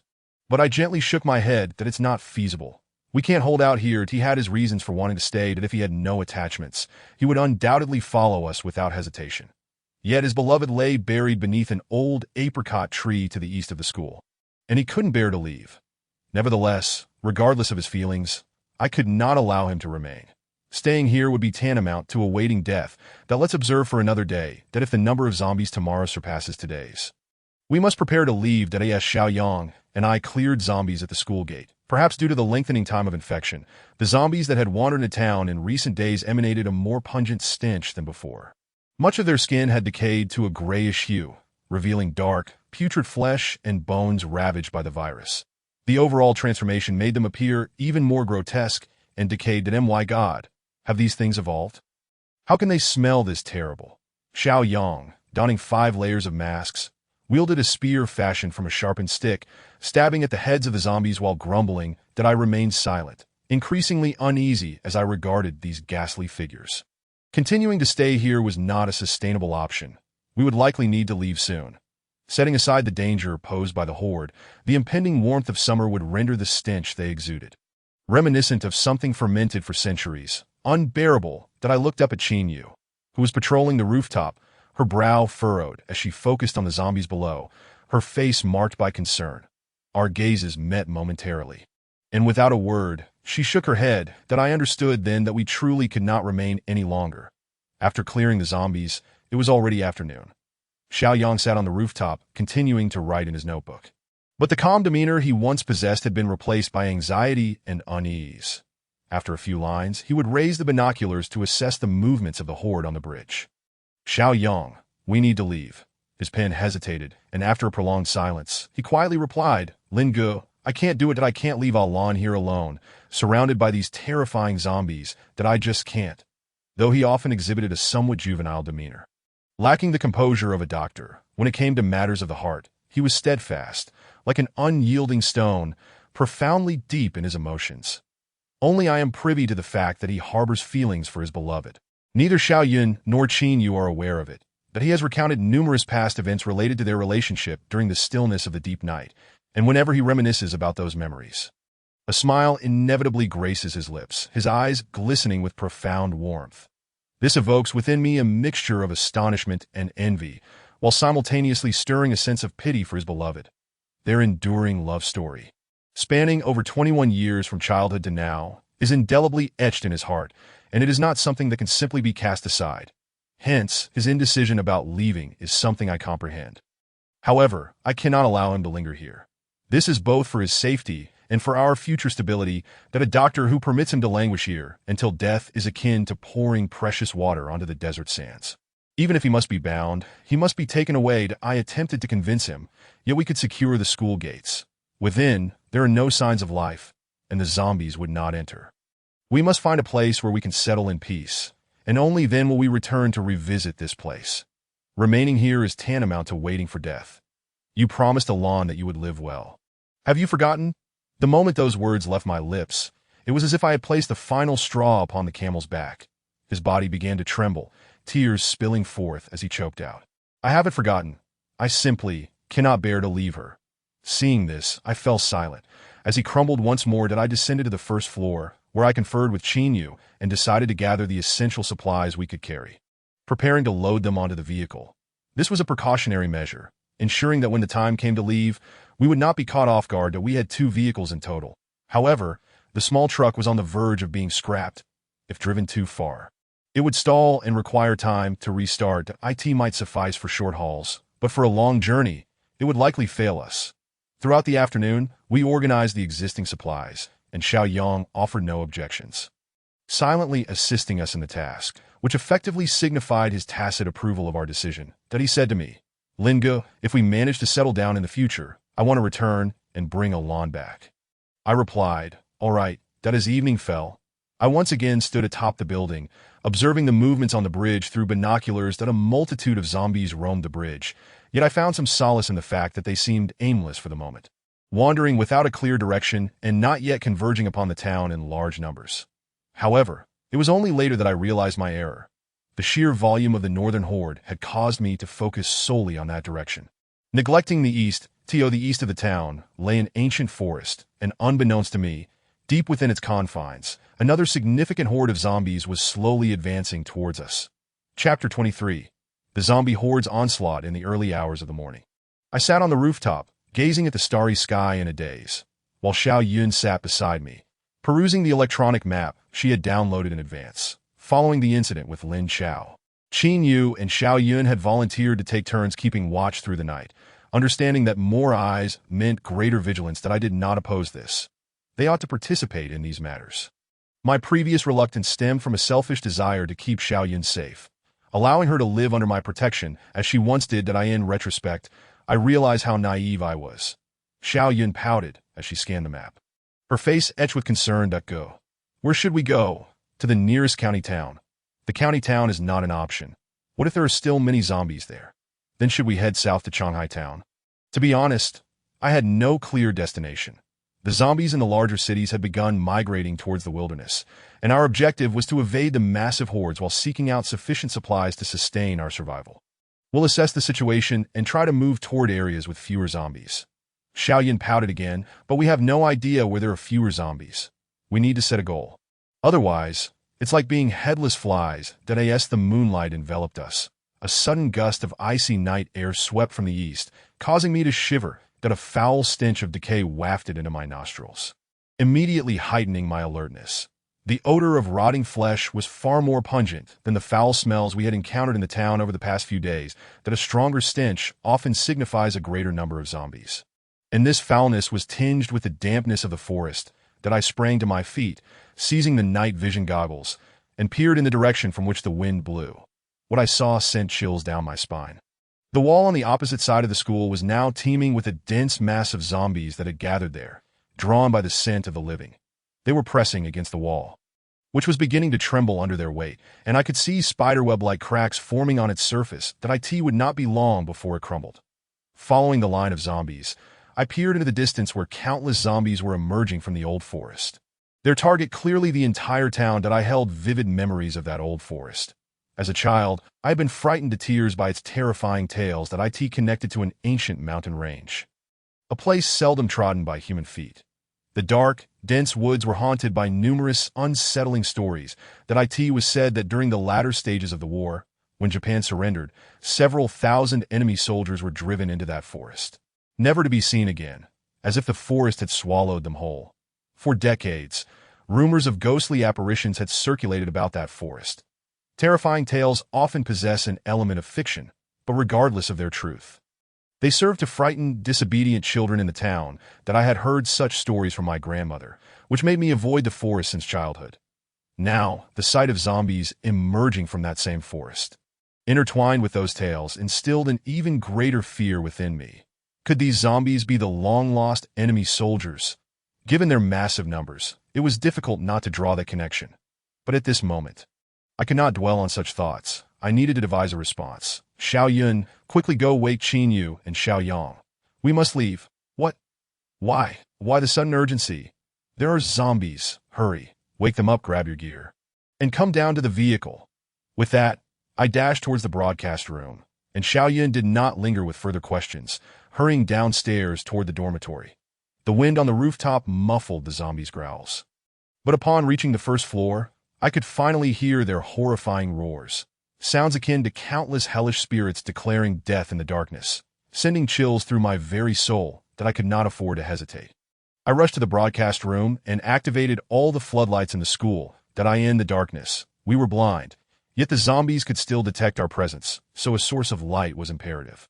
The blinding lights illuminated the school's playground in a ghostly white, and at that moment, I heard a resounding crash from the east. That I knew the wall had finally collapsed. As I burst from the broadcast room, a few zombies surged toward me from a distance. Compared to the initial outbreak, the zombies' movements had slowed somewhat, yet their shrieks grew increasingly shrill and desperate. That I raised my weapon and shot one down.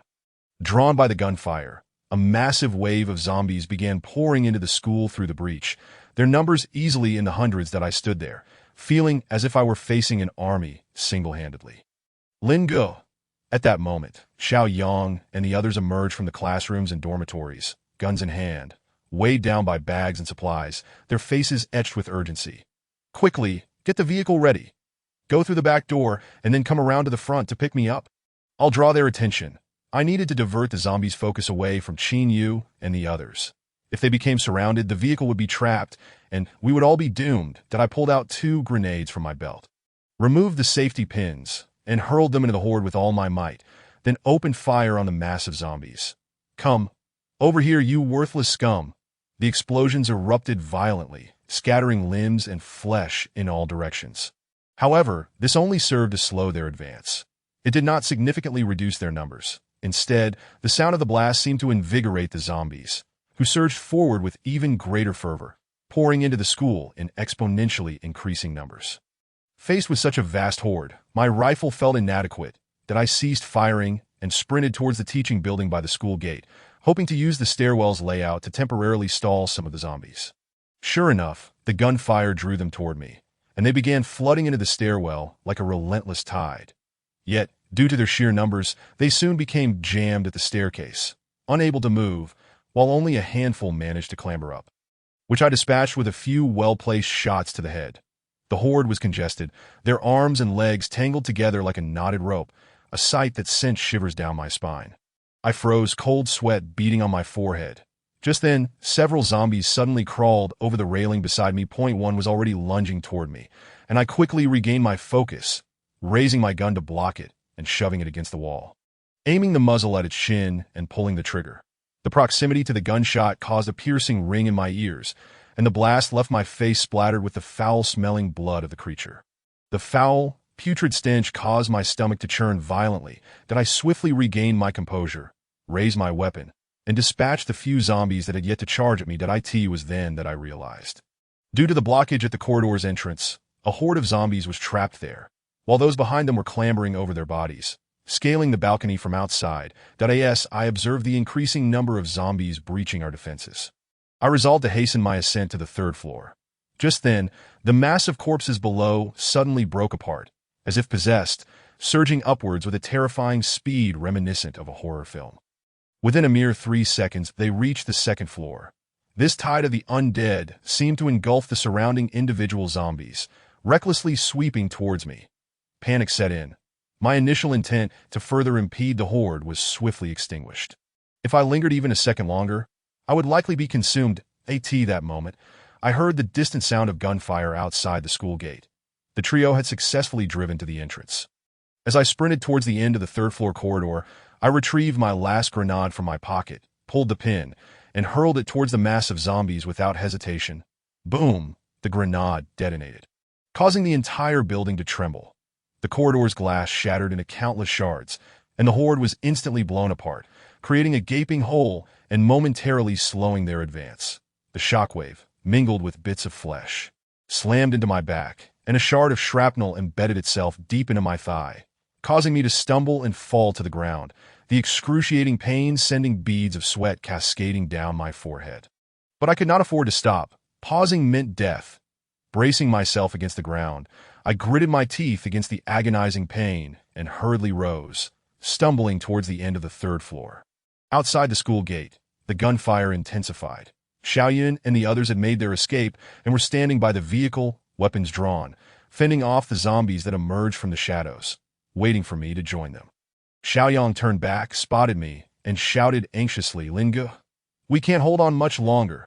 The urgency of the situation propelled me to quickly stow my weapon behind my back, scale the wall, and grip a thick external drainage pipe to descend.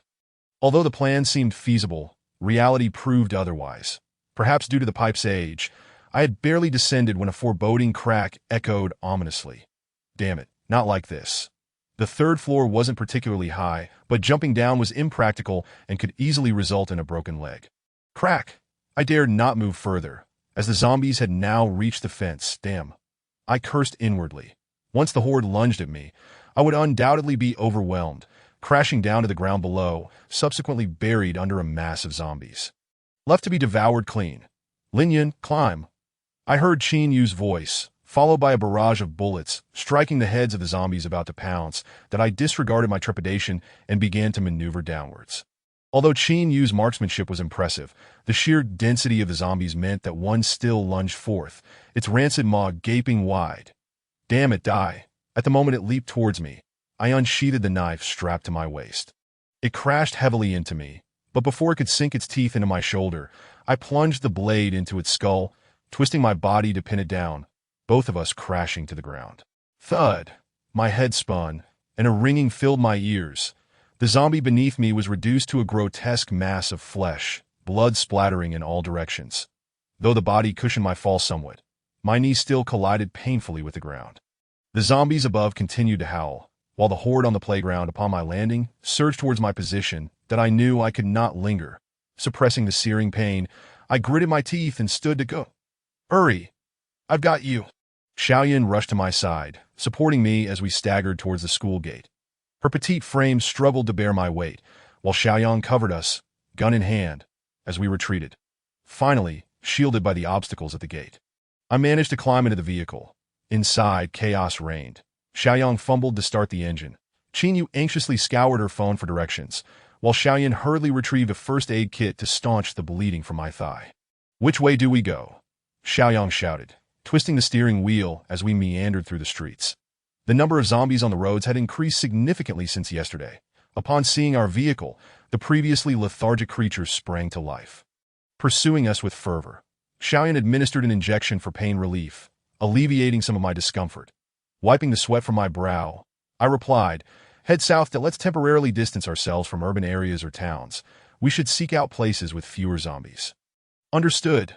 Lin Yun nodded vigorously, finding his bearings, no longer hesitating as he pressed the accelerator, colliding with 2 zombies that charged at us. beginning our journey down the southern highway. Chapter 24. Deterioration, though we had escaped the encirclement of the undead. This night seemed destined to offer us no respite. Upon leaving the town, I had thought we had evaded the horde, but to my dismay, the previously desolate road was now teeming with zombies. Tightening the knot of anxiety in my chest once more, as they heard the sound of our vehicle, they suddenly had a target, mindlessly lurching towards us and slamming against the car's sides. While their numbers posed no significant threat, the sheer volume caused the vehicle to shake violently. Xiaoyang gripped the steering wheel with determination, exclaiming, "Where did all these zombies come from so suddenly? Did the ones on the bridge come over?" I shook my head. No, they emerged from the woods to the east. Perhaps drawn by our scent, they toppled the eastern wall of the school and infiltrated. The woods? Xiaoyang questioned, perplexed. But those woods back onto a pristine forest area. How could there be so many zombies? I too was baffled. Was it possible that those from decades past had returned? Impossible, I mused, recalling the tale, but it seemed too far-fetched. Thousands of them. Even if it were true, they would have long since decayed into nothingness. Enough of that. At that moment, Xiaoyan interrupted our conversation, her voice tinged with desperation. "Let us not dwell on that right now. Yangge, my brother, is injured. It seems a shard is lodged in his leg, and he is bleeding heavily. You need to help him remove it." "Huh? A shard?" Xiaoyang's tone turned urgent as he glanced back at me, noticing the blood saturating my thigh. His expression shifting to one of alarm. Just then, 3 zombies blocked the road ahead, and he snapped back to reality, crashing into them with a jolt that nearly sent the vehicle tumbling. "Just keep the car steady. I don't know if it's from a grenade or glass, but just apply pressure to the wound. For now, I'll be fine, but we need to get to a safe spot first." He nodded firmly. "All right, I'll find a place with fewer zombies." That moment, Qin Yu, who had been silent, set her phone down and stated, "Drive south. The cities and towns in that direction aren't densely populated, and there should be fewer zombies." After saying this, she patted Xiaoyang on the shoulder and took hold of the steering wheel, asserting, "I'll drive. We need to remove Lin Yun's shard. I can handle it." "Ah, but I'm driving." "No worries, I'll take over. We don't need to stop." That wise. With so many zombies, can you manage? What are you hesitating for? Just do as I say. Move quickly. Qin Yu's tone grew, increasingly firm, tinged with irritation. The dim light inside the vehicle illuminated her anxious yet resolute expression. Though she had always been cold toward Xiaoyang, she had never raised her voice at him before. This was a first.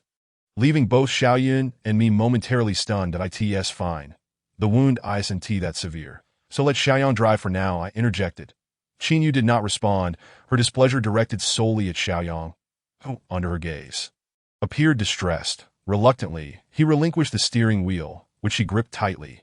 Fortunately, the space in the vehicle was ample enough for the two to switch places. As Xiaoyang shifted to the side, she deftly slid into the driver's seat. With practiced ease, she shifted gears and reduced our speed, no longer avoiding the zombies ahead, but instead ramming through them, thereby lessening the vehicle's violent shakes. Xiaoyang's demeanor turned serious as he began to disinfect his hands, stating in a low tone, "Lin Gu, the car is shaking quite a bit. Finding the shard will take some time, and without anesthetic, you must endure." I chuckled lightly. How much pain could it possibly cause? At a time like this, even with anesthetics, it would likely leave me incapacitated. If something went awry, it would mean death. He tore away the fabric from my injury, examined the wound briefly, and murmured, "By the looks of it, the shard hasn't struck an artery, which simplifies things. We just need to extract it and then stitch it up." Taking a deep breath, he added seriously, "Lin Gu, hold on." Though the wound was minor, its depth made the moment the tweezers pierced my flesh agonizing, causing me to clench my fists tightly. Thankfully, Xiaoyan had administered pain relief earlier. Otherwise, the sensation would have been far more intense, shortly after the pain surged. A tingling sensation emanated from the dark patches on my arm, and I cursed silently. It seemed I was experiencing a flare-up. Initially, I had expected just a simple burning sensation, but I was unprepared for the ferocity of this feeling. It was more intense than ever before. A searing heat enveloping me like flames, compelling me to grip my teeth against the overwhelming discomfort, which surpassed even the pain in my leg. Xiaoyun's hand rested on my arm, her eyes wide with concern. "Go, your arm. Why is it suddenly so hot?" With gritted teeth, I raised my arm, peering through the hazy moonlight. To my astonishment, the dark patch began to twist strangely, as if countless worms were writhing beneath it. sending chills down my spine. Panic surged within me. Just as I opened my mouth to speak, a wave of excruciating pain suddenly radiated from the dark spot, coursing through the nerves of my arm, striking my brain like a sharp lance. Unable to withstand the agony any longer, I cried out. Ah! This pain was unlike anything I had ever experienced, akin to a fiery creature with razor-sharp teeth gnawing at my bones and nerves, traveling from my arm to my brain, and then spreading throughout my body. Yet, at that moment, my perception of pain felt clearer than ever before that I couldn't help but vocalize my suffering. Clutching my arm, sweat sprang forth from every pore, my body contorting involuntarily due to the torment. Xiaoyang sensed my distress and quickened his pace, deftly maneuvering the tweezers within the flesh before extracting the thumb-sized shard. What's wrong with you? Perhaps my expression was too contorted, for Xiaoyan became flustered, utterly at a loss, a sight I had not witnessed in her for quite some time, that I realized that I must resemble that old man I encountered on the day of the virus outbreak, twisted, trembling, and akin to a madman. Was I to undergo mutation? I felt an overwhelming heat, as if every bone and muscle within me was ablaze, and my breathing became labored, a near-desperate thought seizing the remnants of my rationality. No, clinging to my dwindling awareness, I reached for my waist and grasped the gun that if my last shred of consciousness were to falter, I had to prevent myself from becoming a corpse. Xiaoyang, noticing, swiftly grasped my hand and seized the gun, likely deducing the source of my pain. Xiaoyan, look for some fever patches and place them on his arm. Also, find a pain relief stick to administer through the vein in his arm. The pain indeed rendered my brain dizzy. Alongside the agony, I felt the world spinning at an alarming rate, my consciousness blurring, Xiaoyang's voice melding with the howls of zombies outside, echoing in my ears like a magnified horn, just as I felt myself on the brink of unconsciousness. A wave of icy sensation enveloped my arm, as if the scorched earth had finally received a long-awaited gentle rain, instantly alleviating the burning sensation of the dark patch. The intense pain began to wane. The drastic shift allowed my breathing to normalize, and I inhaled deeply, my fading consciousness slowly clarifying. After a moment, I heard Xiaoyang's voice. Lin Yun, don't sleep. Don't sleep. My brows furrowed, and Xiaoyang patted my face. He took the pain relief from Xiaoyun and inserted it directly into the vein near the dark patch. As the pain relief slowly coursed through my veins, the pain diminished to a bearable level that I exhaled, whispering, I'm not asleep. Feeling better? Do you need me to increase the dosage? I wiped the muddied sweat from the corner of my eyes and shook my head. No need, it's not that painful anymore. Xiaoyan choked back tears, but it still hurts. Her eyes glistened with crystalline tears, and her small hands gripped my arm tightly that I caressed her face, gazing at her quietly. The incessant cries of zombies outside and the sounds of collisions echoed through the air. Yet the atmosphere within the car felt less frantic, that I had not lost my consciousness nor mutated into a corpse. Thus I abandoned any thoughts of self-destruction. With the pain relief taking effect, the intense heat gradually receded, and several fever patches quickly became scorching. Xiaoyan replaced them for me. That pain had exhausted me, and I attempted to rest my eyes for a moment, perhaps for over 10 minutes. During that time, Xiaoyan quickly stitched my wound and bandaged it up, compared to the near-obliterating pain I had just endured. The sensation from the stitching was negligible. Once he had tended to my wound, he lifted my arm to examine it. After a thorough inspection, his brow furrowed tightly, his expression unusually serious as he spoke in a low voice. Lin Yun, this cannot continue.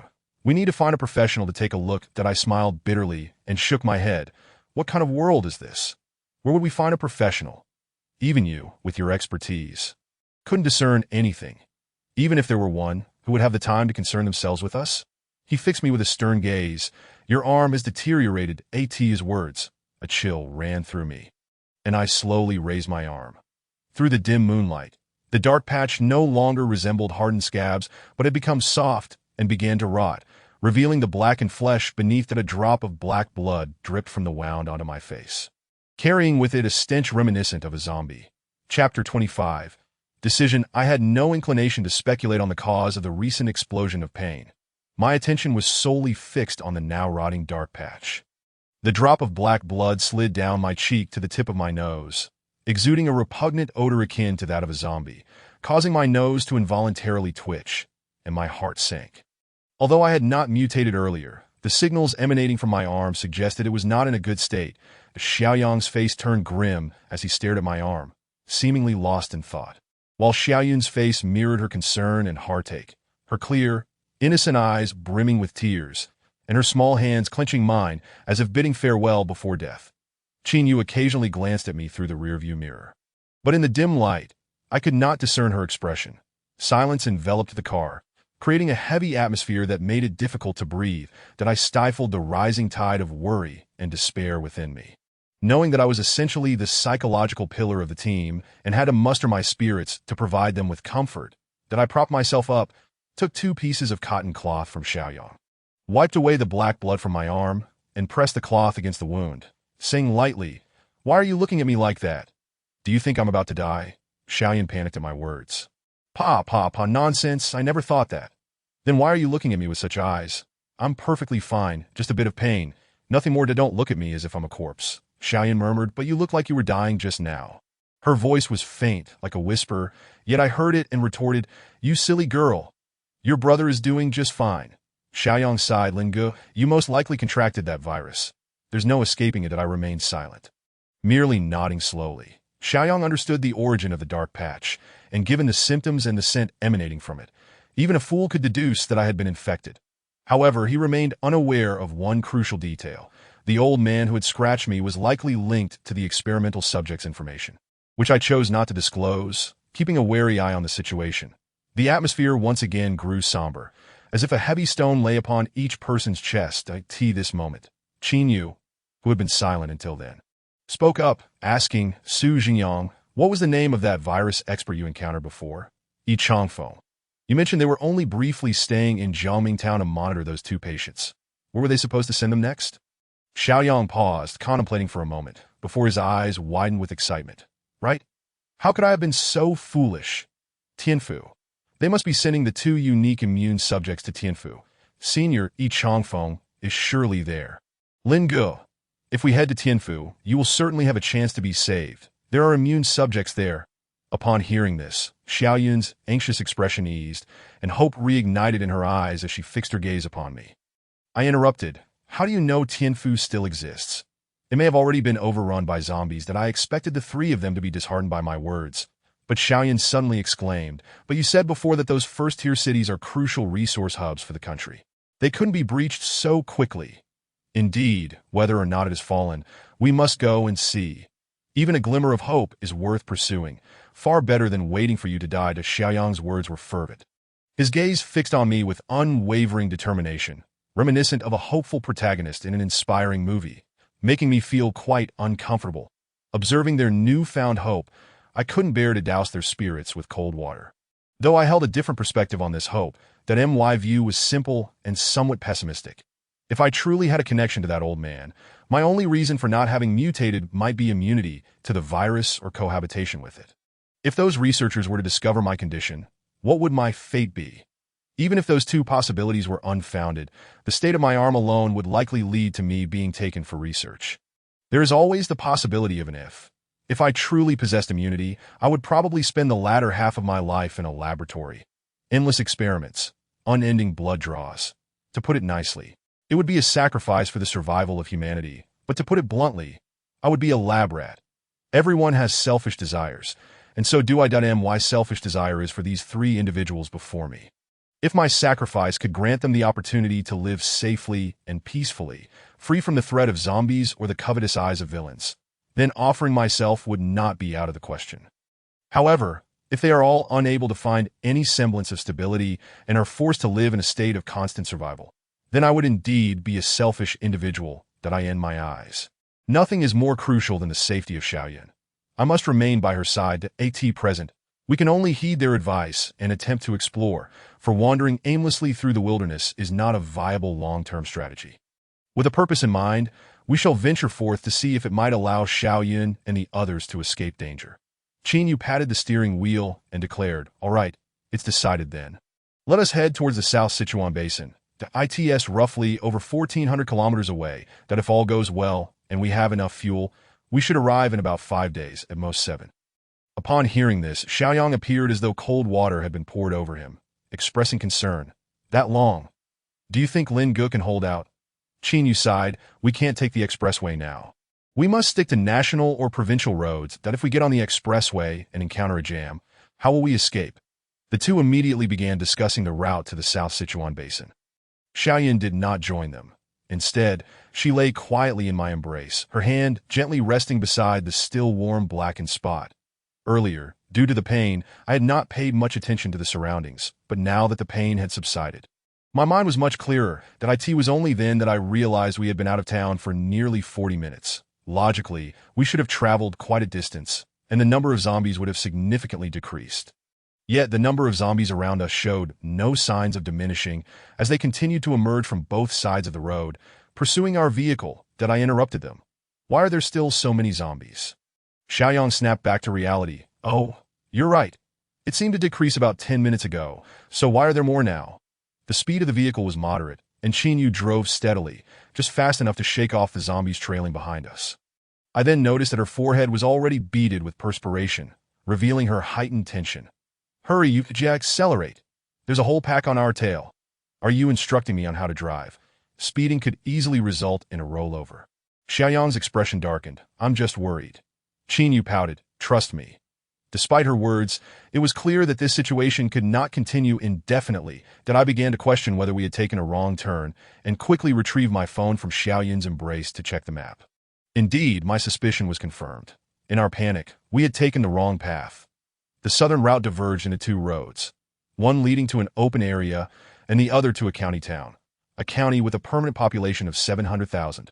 And we were currently on the latter. Panic gripped me.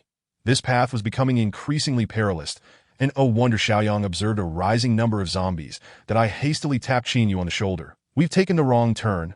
We should have gone west instead. She stiffened, glanced at the map on her phone, and realized we had indeed strayed from the correct path.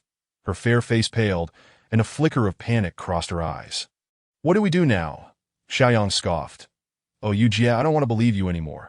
Are you leading us to our doom? Qin Yu's expression darkened.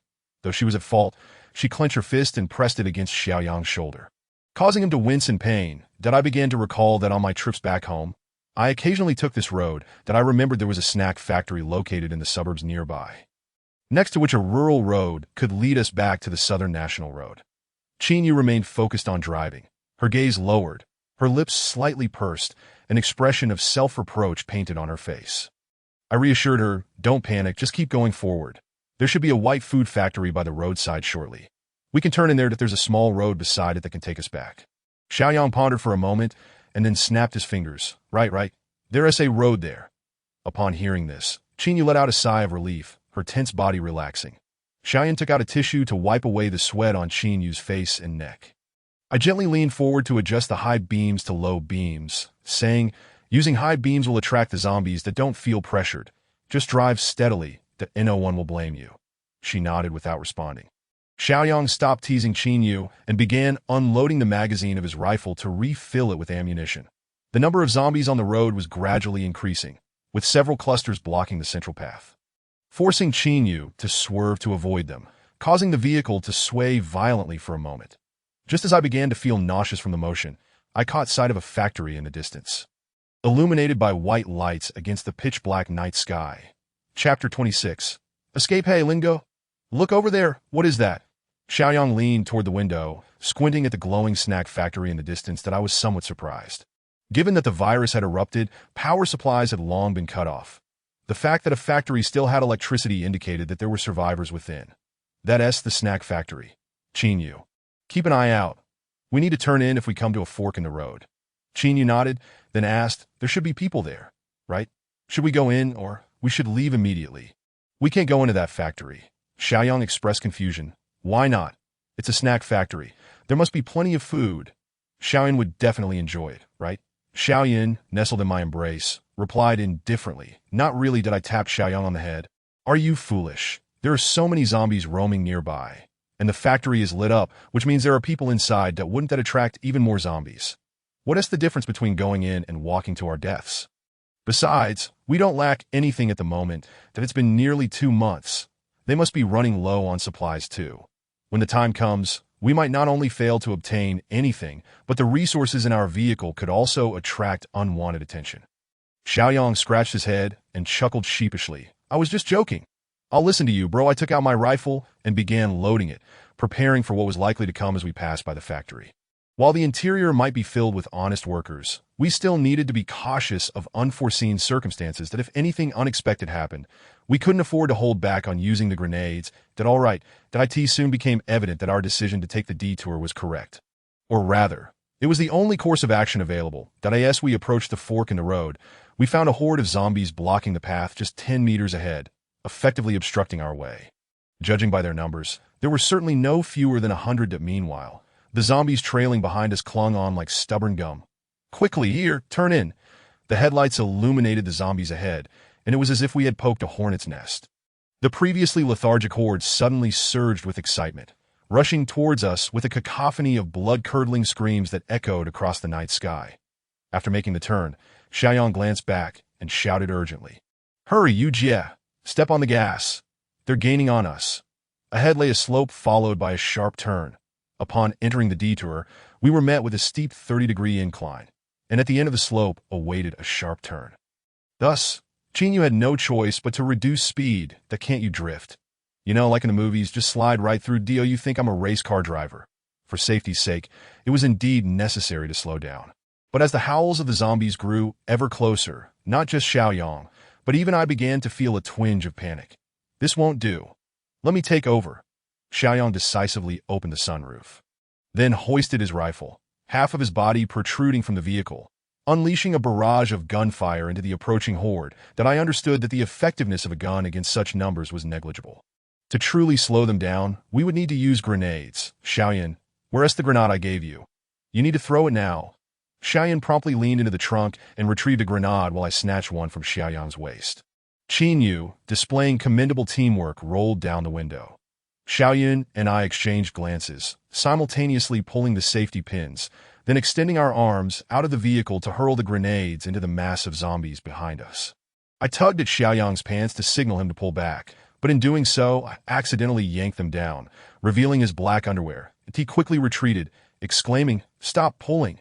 The horde surged toward the explosives, and moments later, two deafening explosions erupted. I turned back to see the rear window splattered with dark blood, momentarily obscuring my view, but the cacophony of zombie howls had significantly diminished, clearly indicating that the grenades had slowed their advance.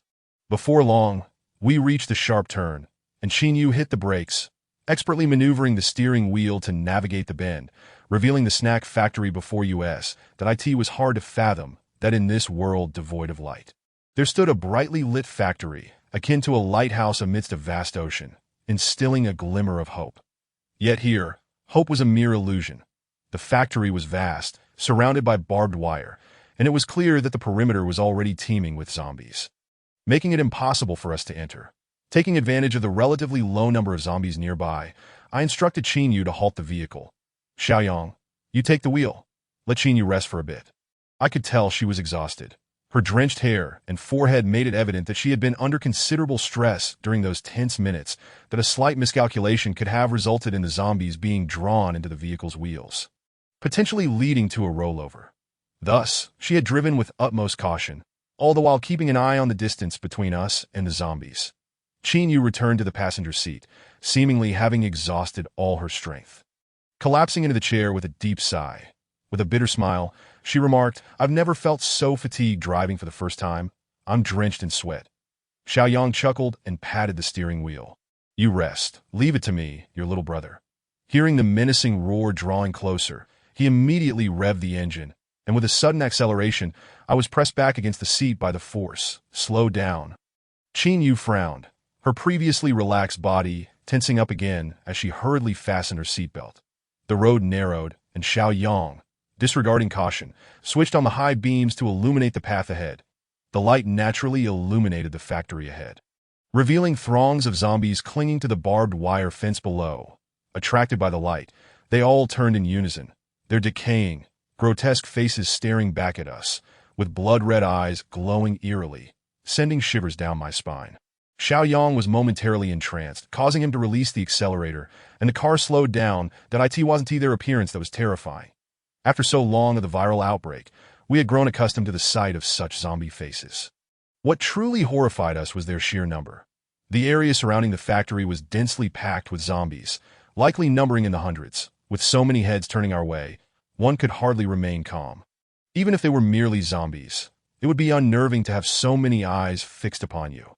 Xiaoyang exclaimed, "Oh my God." Qinyu gave him a sharp rap on the head and quickly gripped the steering wheel, steering the car away from the brink of a ditch. "Your mother ain't here.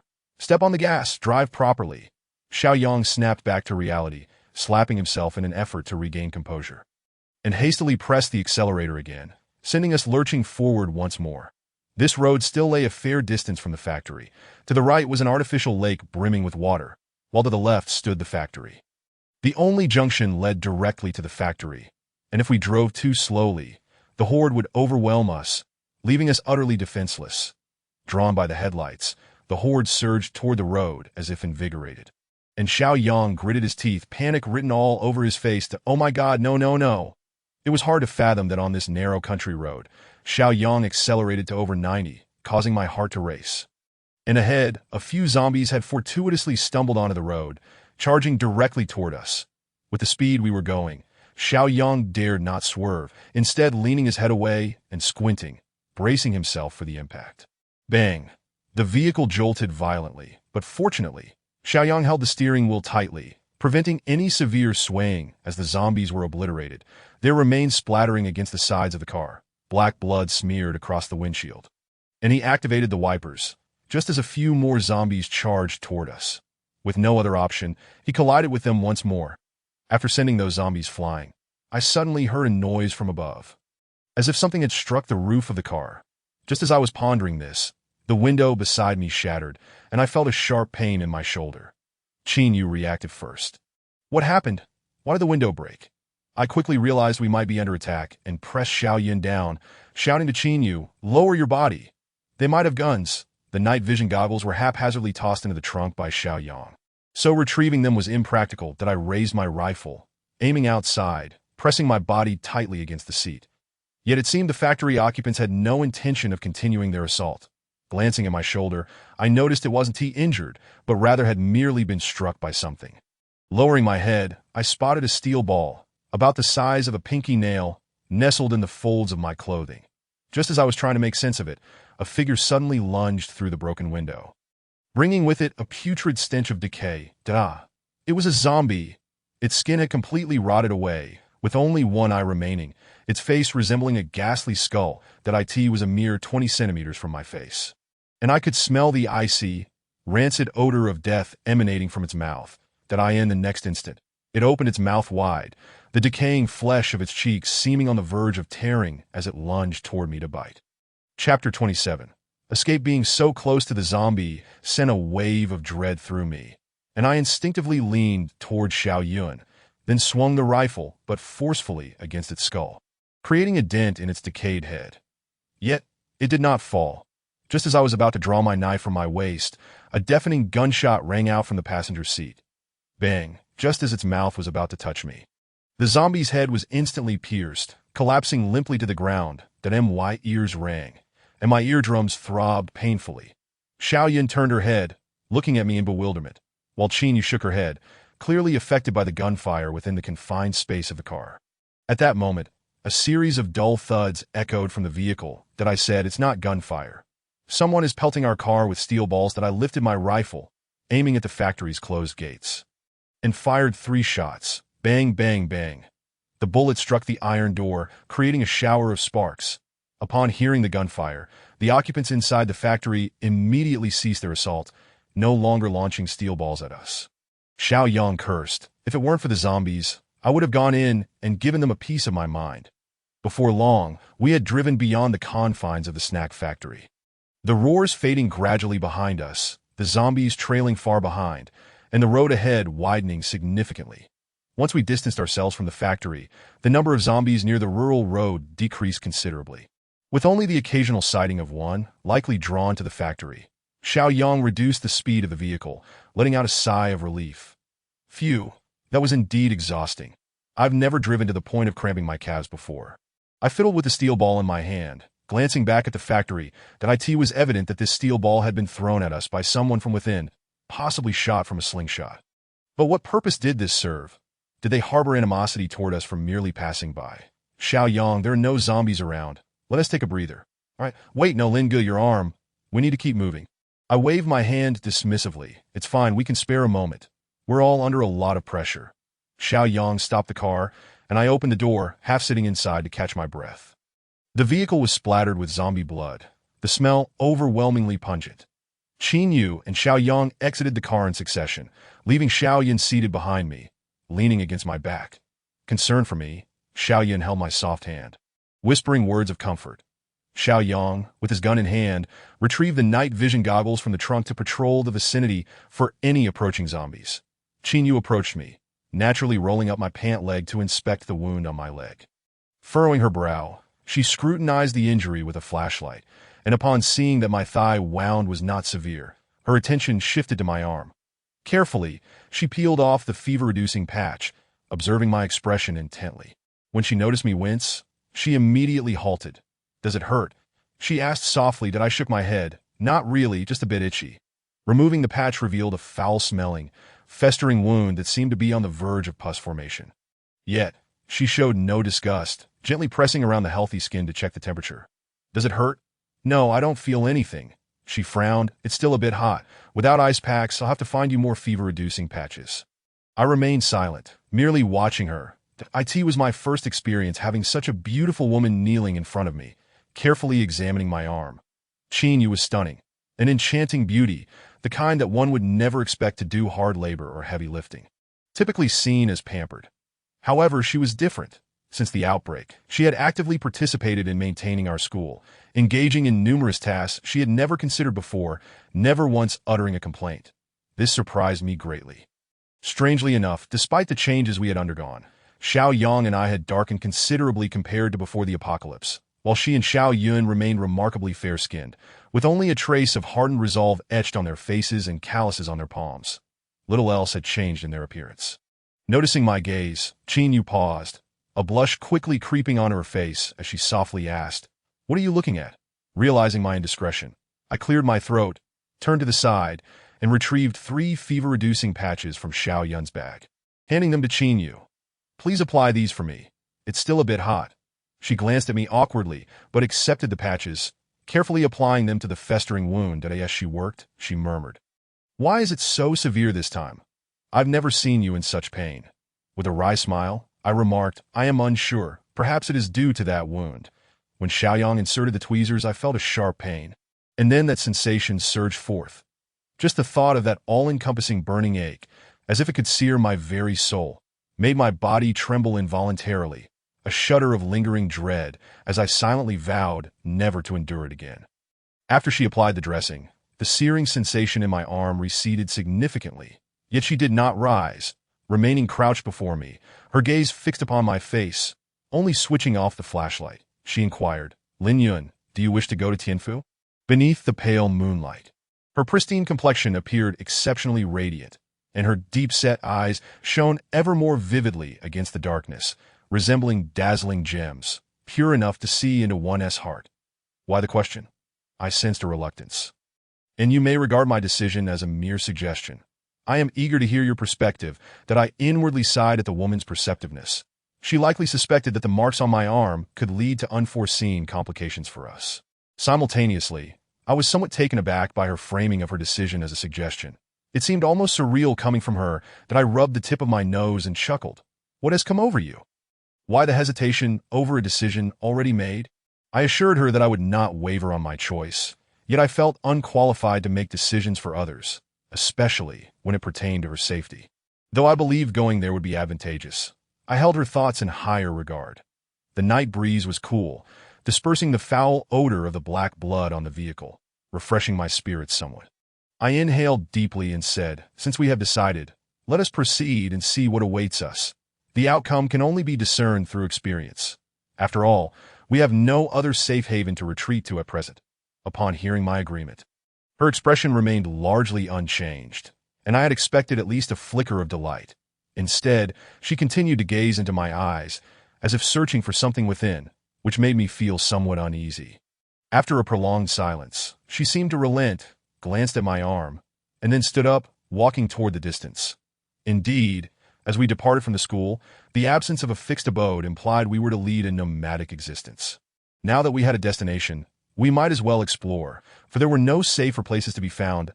In a short while, Xiaoyan had fallen asleep on my back that I gently laid her down on the seat, covered her with a jacket, and then took out the flashlight, lifting my pants to inspect my knee that I expected. It was swollen, that I stifled the pain, palpating the bones on either side of my knee while attempting to bend it. Although there was some soreness, it was devoid of sharp pain, indicating that the bone within was likely unharmed. It might merely be soft tissue bruising, and with minimal exertion, it should heal in no time. Xiaoyang returned after patrolling the area, unharmed, and sat on a stone by the roadside, lighting a cigarette that I attempted to ask for one but was refused, with the reasoning that smoking post-injury would impede the healing of the wound. The factory faded from our sight, and the earth was once again shrouded in darkness, save for the twinkling stars above, offering a semblance of solace that I glanced at the time. It was already 4:30 in the morning, with 2 hours remaining until dawn. After resting for about half an hour, when the distant groans of zombies resumed, we climbed back into the vehicle and continued our journey. Chapter 28. Rest after a night of turmoil. We were all somewhat fatigued. During this time, Xiaoyang had been driving while the rest of us attempted to catch some sleep. Although I managed to doze off, it was a light slumber, frequently interrupted by the cold wind seeping through the shattered window. Despite the warming temperatures, the early hours of the morning remained the coldest. By the time the faint blush of dawn appeared in the east, my face had grown numb from the chill, and my drowsiness had dissipated entirely. Xiaoyang studied the map, making turns here and there until we finally joined the national highway, where the road widened, and he gradually accelerated. Throughout the journey, we encountered no further troubles. Only the occasional sighting of 3 or 5 zombies, which we ignored. However, we had yet to come across any survivors. The most common sights were wrecked vehicles, desolate houses, wandering zombies, and a few stray pets. The road was bleak. By noon, we stopped by a riverside. Xiaoyang disembarked to scout the area, and, having dispatched a few wandering zombies, we finally exited the vehicle, though we decided to eat something and attend to personal matters. We could not wash our faces or do anything by the riverbank, as the water might have been contaminated by corpses, posing a potential danger. The river before us was a tributary, its waters flowing steadily, yet not too rapidly. Occasionally, a corpse, having turned white from decay, drifted past on the surface. It could belong to an animal, or perhaps it was a virus-laden zombie. Qin Yu took 2 bottles of mineral water and a pack of tissues, leading Xiaoyun into a nearby house. She glanced back at us warily before entering, clenching her fist as if to say, "If you dare to come in, you will regret it." The house had already been scouted by Xiaoyang, revealing no zombies within and intact furniture. It seemed the occupants had departed at the onset of the viral outbreak, that a sizable water tank was situated on the roof, presumably for bathing. With your temper. I wouldn't even ask you to look," Xiaoyang muttered, rolling his eyes. That as soon as Qin Yu left, he quickly adopted a petulant demeanor. That I chuckled. Girls are naturally inclined towards cleanliness. It's quite normal. With that, I retrieved 2 pieces of bread from my bag, handed one to Xiaoyang, and together we munched on the bread with the mineral water. That in truth, I had been hungry for some time. Perhaps it was the lingering pain that had begun to gnaw at my stomach after passing the food factory. After consuming a piece of bread and a bottle of water, my painfully empty stomach finally felt somewhat relieved. Xiaoyang chewed his bread leisurely, sighing. "It seems just as you said. Once a few hundred or even 1,000 zombies appear, the school's walls become ineffective. Alas, I have yet to bid a proper farewell to Along. There will be another opportunity. What a pity that we invested so much effort, food, and supplies, not to mention our livestock. What will become of them without care? Just let it go. Do you still wish to return?" Xiaoyang paused for half a second, and then a flicker of excitement crossed his face as he tentatively asked, "Is it possible?" I stared at him in astonishment, momentarily unsure whether he was genuinely naive or merely pretending. That I furrowed my brow and replied, "Are you foolish? Of course not. Returning now would be akin to courting death." Noticing my disapproval, he hastily waved his hands, forcing a laugh. "Ha, I was just joking. Look at how anxious you are. We've already decided to go to Tianfu. How could we possibly go back?" With that, he took a large bite of bread, washed it down with a gulp of water, and then raised his gun with a grin.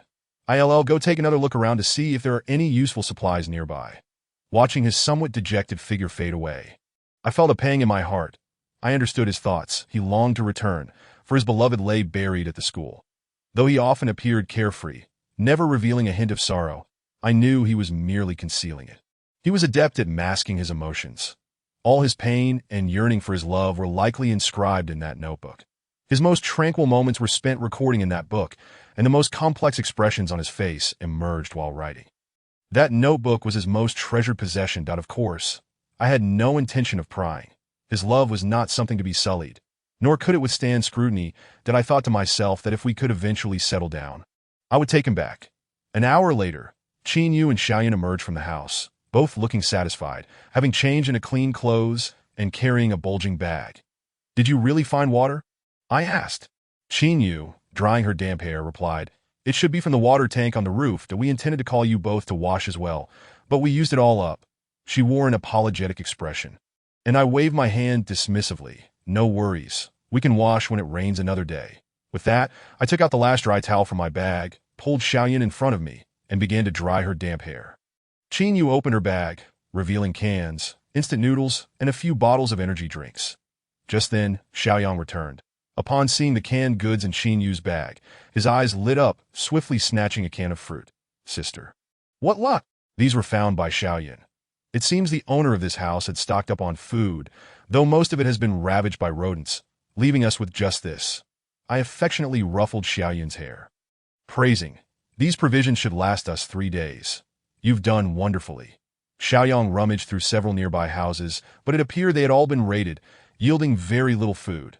After a long search, he managed to find only a few bottles of mineral water. "All right. You read back. We should discuss the matter at hand now." I pulled out my phone and opened the map. From our current location, heading to Tianfu could only be done via national or provincial roads.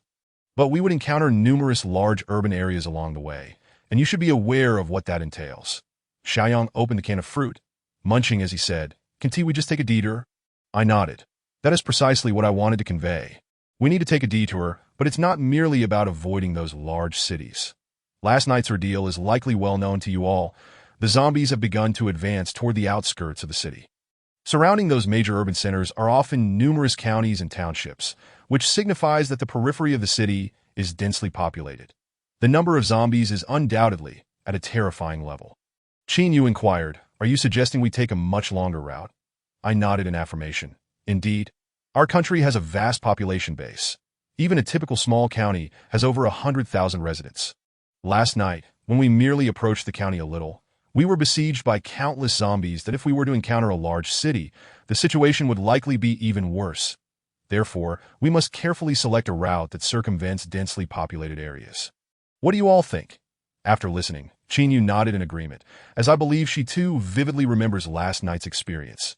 Xiaoyan glanced at me and then at my arm, remarking, "We can certainly do that. But our purpose in heading to Tianfu is ultimately for your sake. Taking a detour means spending more time. How long do you think your arm can hold out?" I waved my hand dismissively. It won't lead to my demise. Though my arm is festering, it has shown no signs of spreading, and I have yet to experience any discomfort. Aside from its appearance, it feels as normal as my left arm.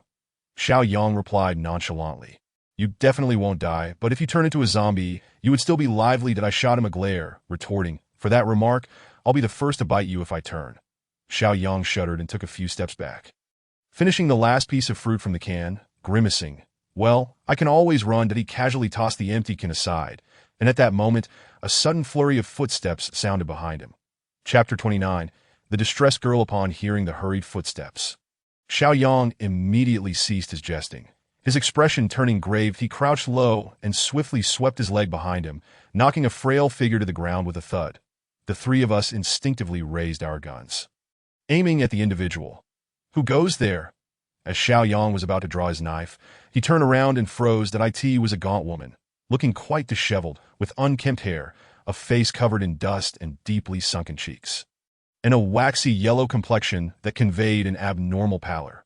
She wore a tattered floral dress, the hem ripped up to her waist, seemingly maliciously torn, revealing her lower half bruised and battered, a clear indication of suffering. On her ankles were 2 raw wounds where the skin had been scraped off. After Xiaoyan knocked her down, she let out a pained groan but did not pause. Instead, she scrambled toward the empty can Xiaoyan had just discarded. Trembling, She grasped the can and tilted it toward her mouth, desperately trying to consume the last few drops of juice, then extended her tongue to lick the remnants from the can's interior. The woman's pitiable appearance caused Xiaoyang to lower his knife. Staring at her in shock that I lowered my gun, quickly assessing her condition in my mind. The unarmed woman, the bruises on her body, the torn dress, and the blood on her ankles all indicated that she had recently escaped from somewhere. I instinctively scanned the area, vigilant for any other potential threats, and said to Xiaoyang, "Go check the surroundings once more to see if anyone else is nearby." That he glanced at the woman on the ground, his expression tinged with regret, then nodded and departed with his weapon. We lowered our firearms, and upon seeing the woman's distress, Xiaoyan took out a loaf of bread and a bottle of water from her bag, intending to offer them to her. However, she was stopped by Qin Yu, who took the items from her hands. "Let me handle this." Qin Yu tore open the packaging and unscrewed the bottle cap, carefully presenting it to the woman. "Here, eat this." The woman halted, her murky eyes scanning us warily before shifting to Qin Yu. Noticing our lack of hostile intent, she set down the empty can and cautiously accepted the items from Qin Yu. "Thank you." Her voice was hoarse and barely audible, evoking a sense of deep sorrow. Upon receiving the bread, the woman devoured it ravenously, stuffing it into her mouth with such ferocity that it startled us. Unsurprisingly, she soon choked. Xiao Yun murmured, "How long has she been starving?" Qin Yu hurriedly moved closer, bringing the water to her lips and gently patting her back. "Take your time, don't rush." Xiaoyan pondered for a moment before retrieving a can of fruit and opening it for her. The woman's voracious eating suggested she had not had food for several days. Otherwise, she would not be in such a state that I considered the situation and took out a can of meat, offering it to Qin Yu. Our supplies were still plentiful, enough to last at least half a month, so sharing some with her seemed reasonable. She consumed the food in front of her with astonishing speed, quickly finishing everything we had given her. Her waxy skin appeared to lighten slightly, gaining a hint of vitality. "All right, now tell us where you are from and what you have experienced. Your dress clearly wasn't torn by accident." The woman rose, bowing deeply before us, just as Xiaoyang returned, signaling me that the area was secure. "Hey, why are you bowing?" Xiaoyang approached the woman and helped her to her feet, perhaps feeling guilty for having knocked her down earlier. He said, "I apologize for that. I thought you were a zombie and acted instinctively that you're not hurt, are you?" The woman shook her head and replied, "I'm fine. Thank you, brothers and sisters." That I waved my hand dismissively. "No need for such formalities. Let us focus on the matter at hand, that I want to know what you've been through." The woman's condition clearly indicated she had suffered greatly, and judging by the wounds on her feet, she had likely fled in haste, suggesting someone was pursuing her. My name is Chen Jingsheng, a student from Chaodai City University. That a student. We exchanged glances, perplexed. This woman bore no resemblance to a student, but rather appeared to be a severely malnourished woman in her 30s or 40s. After the outbreak of the virus, I stayed at school with a few classmates. 10 days ago, when our food ran out, we had no choice but to escape. Initially, everything went smoothly, but later on, we were deceived by a group of men over food. And they captured us. Her voice was weak, breaking her account into segments. "What happened afterward?" Then, as she spoke, her body suddenly trembled, her emotions spiraling out of control as she grasped Xiaoyang's hand, sobbing, "Big brother, you are all so kind. Please help us, save my friends. They are being tortured by those men every day, and they are on the brink of death. If we resist, they beat us with sticks. You have guns. Please save them." I managed to escape quietly, but I've been fleeing for 2 days now, and a man has been following me. Did I beg you, show mercy and save us? By the end of her plea, she was choked with sobs, tears streaming down her dusty face, leaving streaks of sorrow. Though she had not provided exhaustive details, the injuries on her body painted a grim picture of her experiences. And a wave of sympathy welled up within me. Did I end this apocalyptic world? As society crumbles, no one can restrain the wickedness within the hearts of villains. Evil arises from desire, and once unrestrained, the vulnerable women become mere instruments for the depraved to unleash their appetites. A gust of river wind swept through, fluttering the woman's tattered dress, prompting Qin Yu to quickly remove her jacket to shield her dignity. Xiaoyang and I exchanged knowing glances, our thoughts aligned. And I asked, "There's a man pursuing you, right?" She nodded. "Do you know where he is now?" She shook her head. "Last night he caught me once, but amidst the chaos caused by those creatures, I managed to escape. However, I know he is still alive. He carries a machete and has killed before. The my feet are injured and bleeding. He will follow the trail of blood. I nodded, turning to Lin Yun and Yun. You two take her to that room and help her change into some clothes. Yun, tend to her wounds, especially on her feet, and I'll handle things here with Yang. Understanding our willingness to help, the woman was overwhelmed with emotion, crying profusely as she bowed deeply before us. Before being led away by Yun, Yu retrieved a medical kit and supplies from the vehicle. Also taking the sniper rifle with her, that as she was leaving, I called out to her. Make sure to thoroughly check her body for any bite or scratch marks. If anything seems off, be cautious. She nodded and followed Yun. Yang approached me, hesitating. This girl seems quite pitiable. Although you mentioned not wanting to stir up trouble, I feel compelled to help her. My heart is not made of stone. They're just a few students. If we can save them, we should. After a moment's pause, I added, but let us be clear. Helping them doesn't mean I'll incorporate them into our group. Yang paused, then nodded in agreement. Of course, I understand that we can assess the situation later. First, we need to see how many men she mentioned and what supplies they have, that if they have enough resources. It might not be unreasonable to provide them with a means of self-defense. Just as I was about to rise, Yang pressed me back down. Hey, what are you doing? I must advise you to refrain from overexerting yourself. Although there are no severe injuries, external wounds require at least 3 days to heal properly. Such trivial matters can be entrusted to me. Reluctantly, I found myself seated in the vehicle.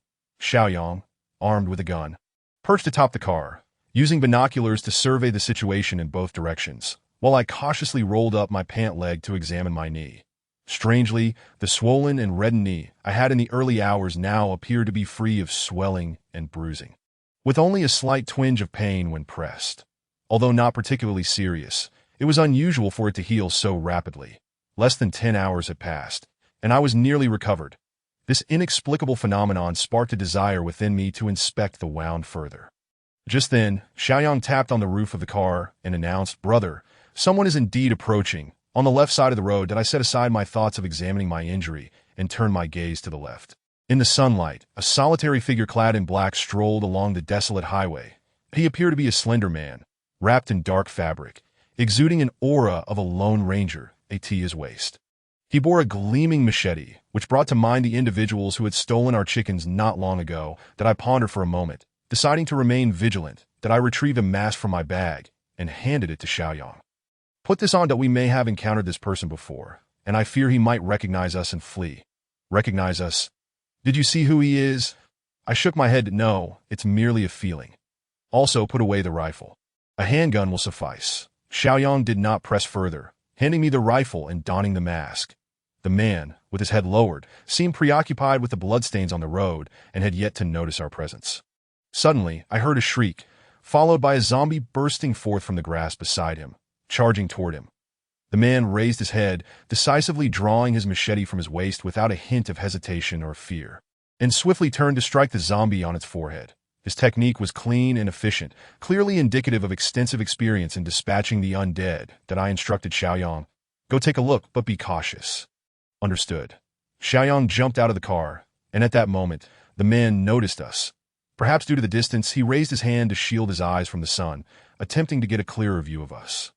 He approached slowly, concealing the machete behind him, where we could not see it. As he drew within 20 meters, I finally discerned his features. Indeed, he was one of those who had stolen our chickens. Chapter 30. The man seeing only Yang. The man relaxed somewhat and spoke first. "Hey brother, how's it going?" Yang's face lit up with excitement. "That I'm incredibly fortunate to finally encounter a living person." The man extended his hand, and Yang reciprocated, shaking hands in an apparent display of camaraderie. That moment, I suspected Yang had recognized the man too. The man got straight to the point. "That I wanted to ask if you've seen a woman pass by here." "A woman?" Yang raised his eyebrows, feigning ignorance. "Yes." The man rubbed his forehead, pretending to be sorrowful. "She is my sister. She left us in a fit of anger last night. You know how girls can be, throwing tantrums over trivial matters.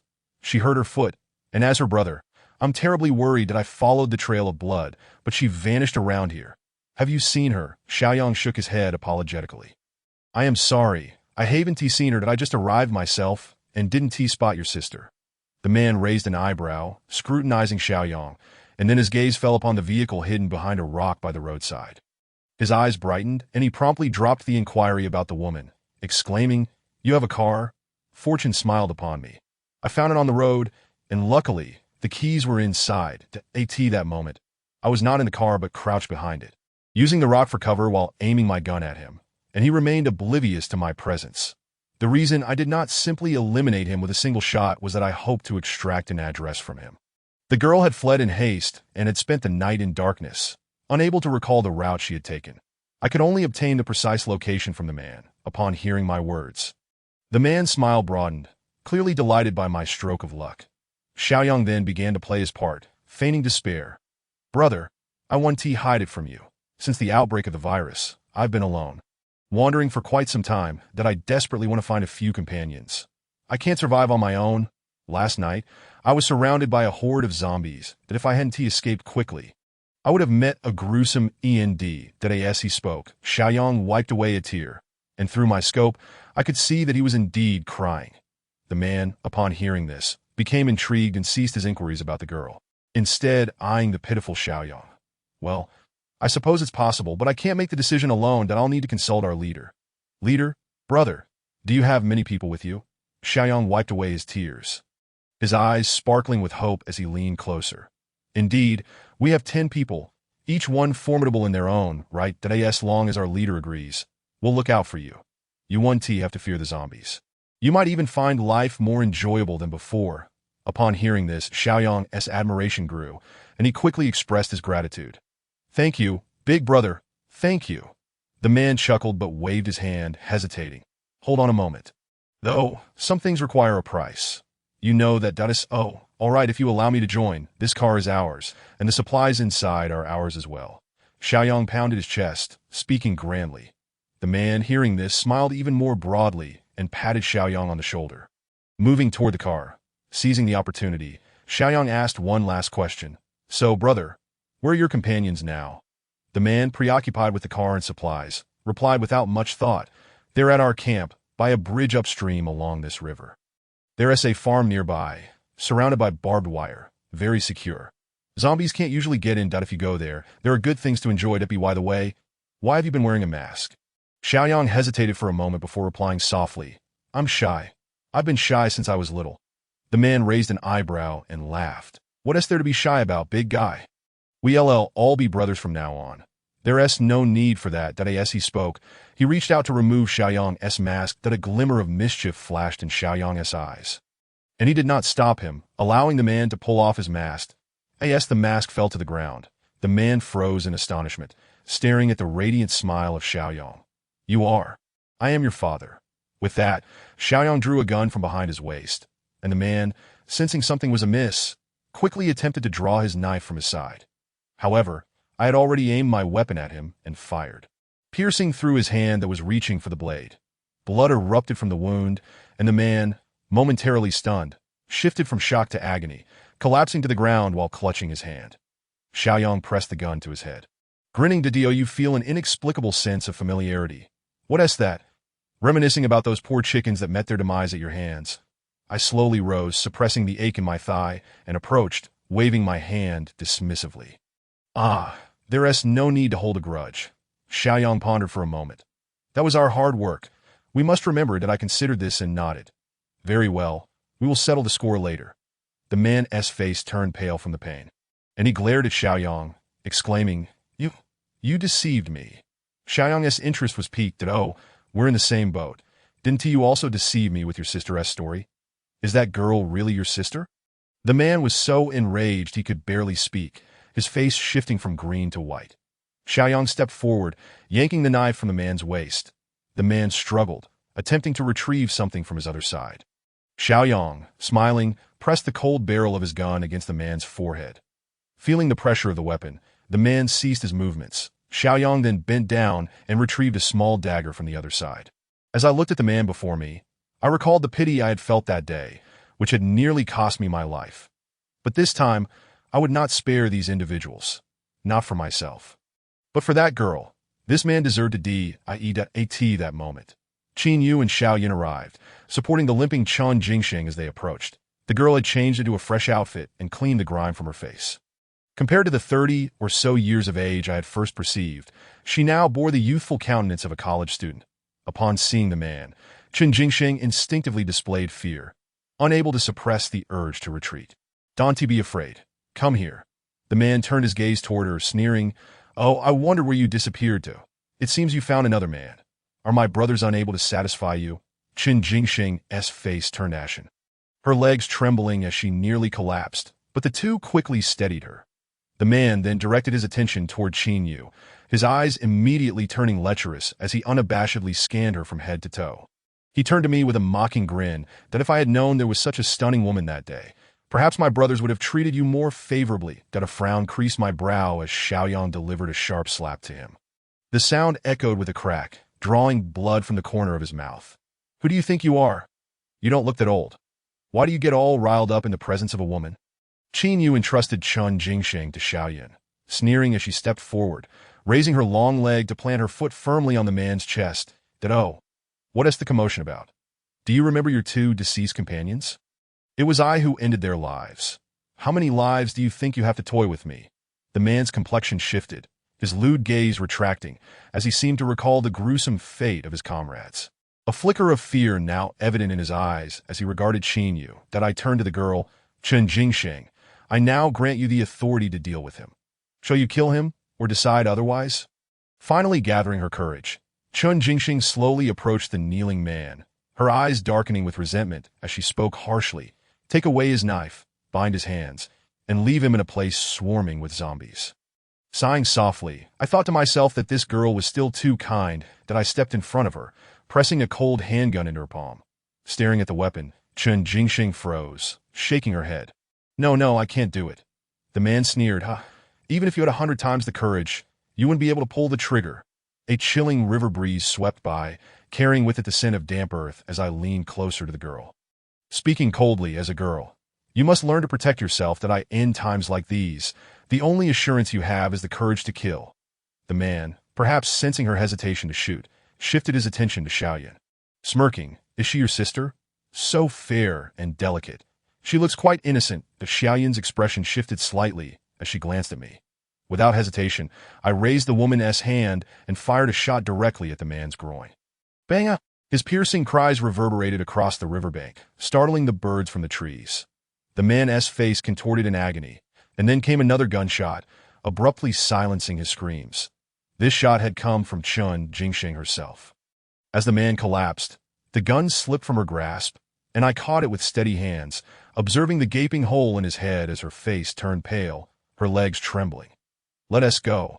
I promise to help you rescue your friends." The girl, lost in a daze, nodded as she was helped into the vehicle by Qin Yu.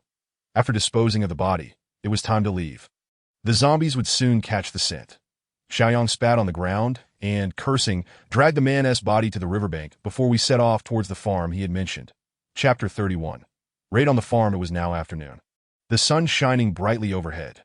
The spring sun was pleasantly warm, creating an inviting atmosphere, while the river breeze, carrying the scent of mud, invigorated the spirit. Watching the white cranes glide by the riverside and listening to the melodious birdsong from the trees, I couldn't help but reflect that everything seemed unchanged. Only human society had transformed. Chen Jingsheng was still in a poor emotional state, likely not having recovered from the shock of her earlier actions, while Xiaoyan, like a cheerful nut, kept conversing with her, finding ways to console her. "Lin Gu, how shall we proceed?" This time, it was Qin Yu driving, with Xiaoyang in the back seat preparing weapons. That it's still too early to say. We need to assess the surrounding environment to determine the density of zombies near the farm. That if there are too many, it could be troublesome. With that, I pulled out my phone again, checking the map. The battery still had over 30% left, but I doubted it would last much longer, unsure if the farm had a generator. Following the river upstream on the map, I indeed located a large bridge. And our planned route to Tianfu would take us across it, that we were still over 30 kilometers away. But if all went well, we should arrive around 3 o'clock. It was hard to imagine that in 2 days, the girl had escaped over 30 kilometers. The journey must have been arduous, traversing the cold nights in a thin dress while evading zombies. What immense willpower it must have taken to survive. And that man had relentlessly pursued her for so long. It was absolutely perverse that I said to Qin Yu, "We can speed up a bit to conserve fuel. There's a barrel of gasoline in the trunk." Enough for one more refill. Occasionally, we spotted zombies along the roadside, but they were scattered, not densely packed. Around 3:30, we halted 200 meters from the farm that I worried that getting too close might alert the men inside. A few zombies wandered along the road, but Xiaoyang quietly dispatched them with his knife that we parked the vehicle behind a wrecked car, observing the situation at the farm that the man had described. The farm was indeed surrounded by barbed wire. About a person's height and seemingly sturdy, that in the center stood a two-story villa and a wooden warehouse. Chen Jingxing mentioned that the girls were held captive in that warehouse. Turning to the others, I spoke firmly, listen closely. There should be 9 people inside. Not too many, not too few. They all possess knives, so close-quarters combat is out of the question, given their actions against the zombies. They likely have some skill, so we must use firearms. That I looked at the 3 girls. Qin Yu, you'll cover from a hidden position with a silenced weapon, that I'm not sure if they are armed. If you spot anyone with a gun, you must eliminate them immediately. Xiaoyan, your task is to stay in the car, keep an eye on Chen Jingxing and our supplies, and be ready to clear any approaching zombies. Qin Yu hesitated. Are you really going in? But your leg. I waved my hand dismissively. This injury is nothing serious, that as long as we avoid close combat, I should be fine. Xiaoyang chimed in, don't worry. Yu Jie. Lin Yun will be covering us from behind, and I'll handle the heavy lifting. Despite this, Qin Yu's gaze still held concern, as did Xiaoyan's that you shouldn't worry about me.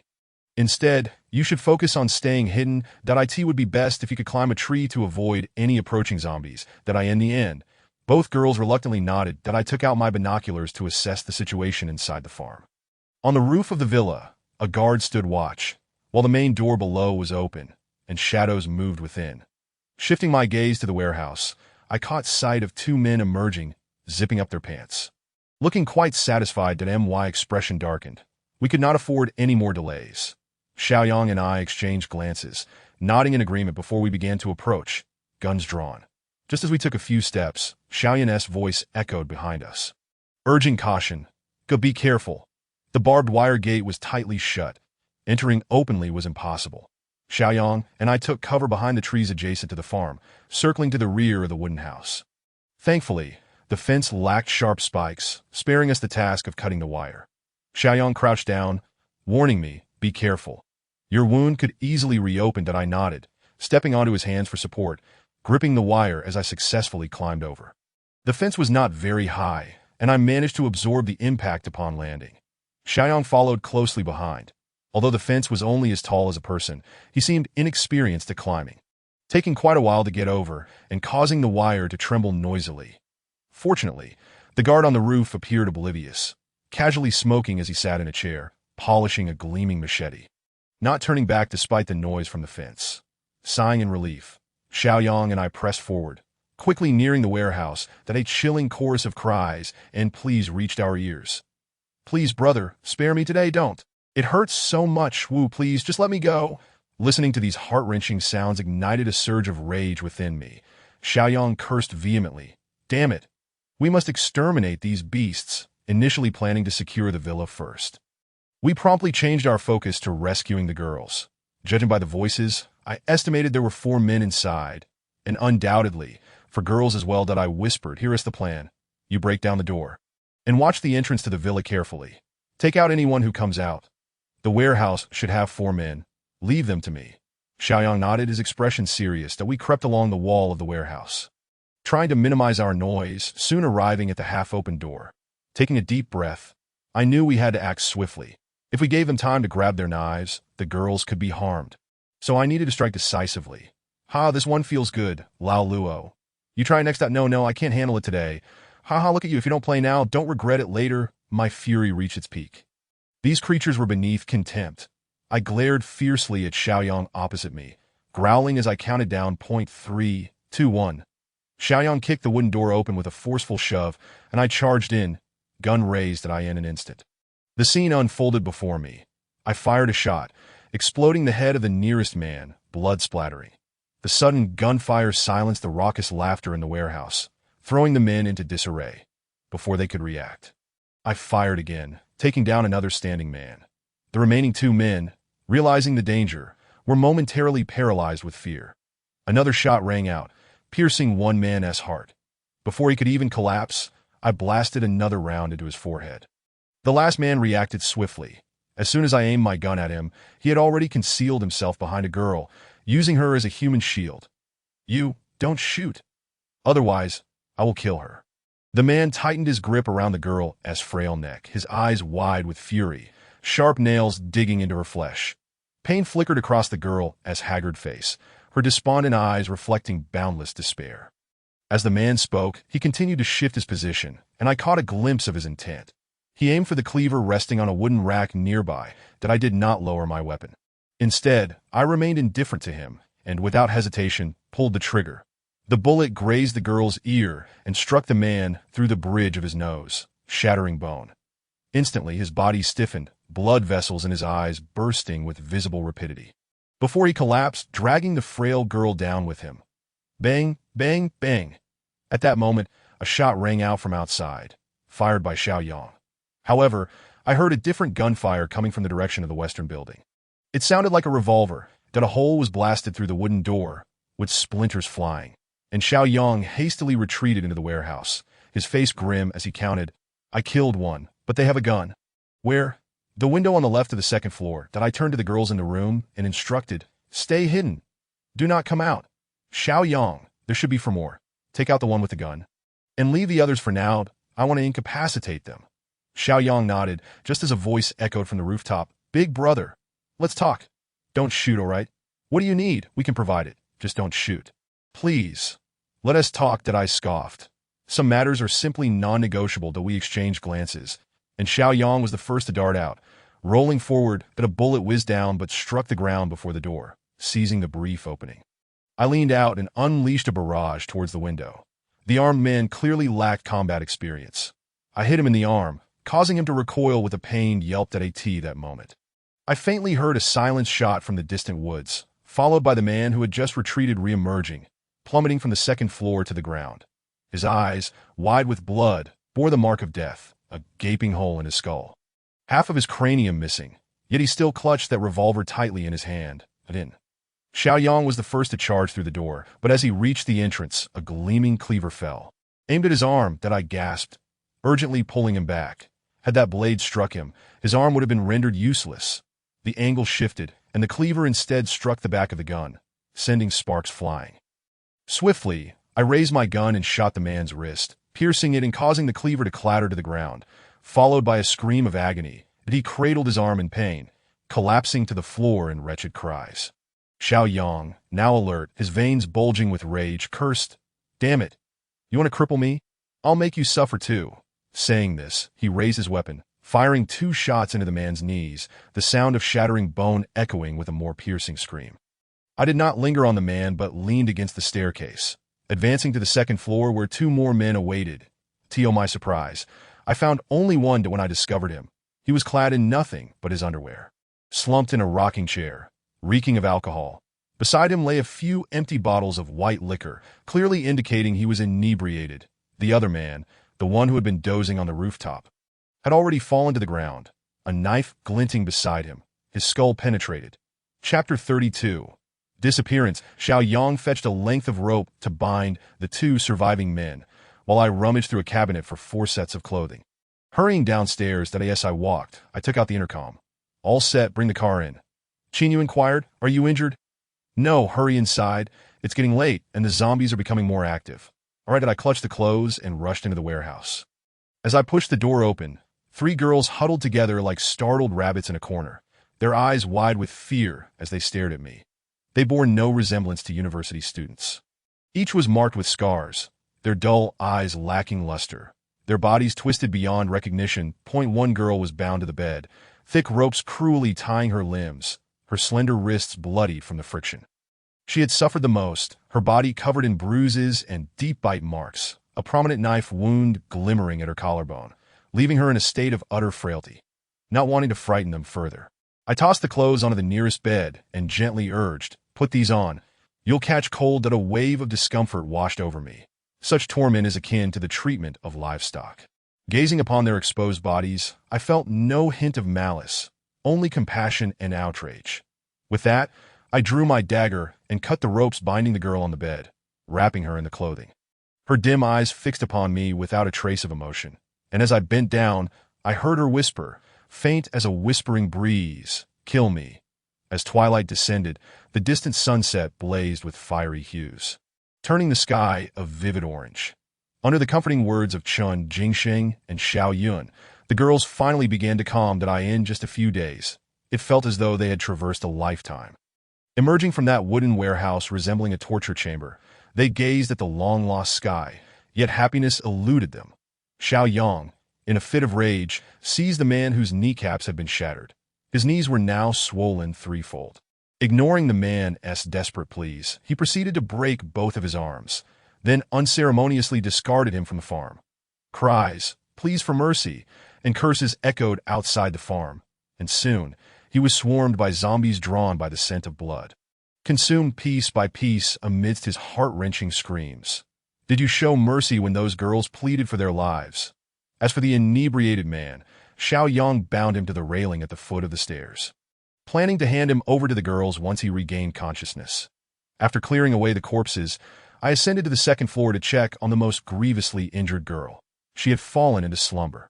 While Xiao Yang tended to her wounds, a needle embedded in her emaciated hand, delivering nutrients. Xiao Yang remarked, "Her condition is dire. I'm not sure she can endure. There's internal bleeding. It's precarious to do your best." I replied that we lacked proper medical equipment and effective remedies to save her life. For now, we could only administer antibiotics and hemostatic agents, clinging to the hope for a miracle that we distributed 1/3 of the food from the vehicle among the girls. Upon seeing the food, they politely expressed their gratitude before cautiously accepting it, then devoured it ravenously, revealing just how long they had been starved. These men had never intended for them to survive. The eldest among them was scarcely 20 years old. Fortunately, the farm had a well, and she knew heated water for the girls to take warm baths, stating, "I hope they feel a bit better afterward." After their baths, Xiao Yang treated their wounds once more before suggesting they rest, that I had no intention of questioning them. They needed sleep. Both body and soul required ample rest, and I hoped they would find peace in slumber. Around 8 o'clock, darkness enveloped the land, yet no stars adorned the night sky. As the last remnants of twilight vanished beyond the horizon, dark clouds approached, laden with rain. It began to rain. Xiao Yang, a doctor with a strong sense of responsibility towards his patients, remained by the girl's side. Qin Yu, the three of us sat in the living room, gathered around a hearth for warmth. Though spring had progressed significantly and the temperatures had risen, tonight's rain felt particularly frigid, sending chills to our extremities. I quietly observed the flames dancing in the hearth, feeling the weight of the atmosphere. Qin Yu appeared calm, yet her gaze seemed lost in thought, while Xiao Yun nestled against me like a little kitten, her face aglow in the firelight, her thoughts a mystery. Outside the farm, the rain mingled with the groans of zombies, heightening the eerie and protracted nature of the night. Qin Yu eventually dozed off on the sofa. Though her rest was restless, tossing and turning frequently, I lay on the opposite end of the couch, wide awake, and Xiao Yun stirred several times in my arms. She wept, her voice choked, as she asked me why there were such wicked people, why they treated those girls that way. She expressed her deep empathy for the girls' wounds and her overwhelming fear. Why? Could I provide an explanation? And if I could, what would it change? Human nature is such. Good and evil often hinge on a fleeting thought. Kindness is a rarity, while malevolence can be magnified infinitely under the influence of desire. All I could do was protect this sister and teach her how to safeguard herself. In the early hours of the morning, a weary Xiao Yang descended to find me, his expression grave.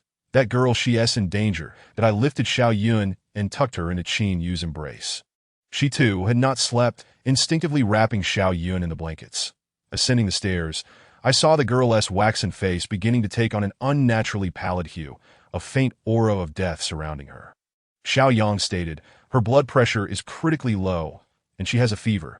The internal wounds are likely infected." And what else? Xiao Yang paused for a moment, gritting his teeth, his face reflecting a profound sense of compassion. Silently, he lifted the girl's leg, revealing the grotesquely decayed soles of her feet, that on each bloodied and mangled foot there lay a dark spot, which I had overlooked in my focus on her other wounds. As I reached out to touch the blackened mark, I was taken aback by its hardness, and a wave of despair washed over me.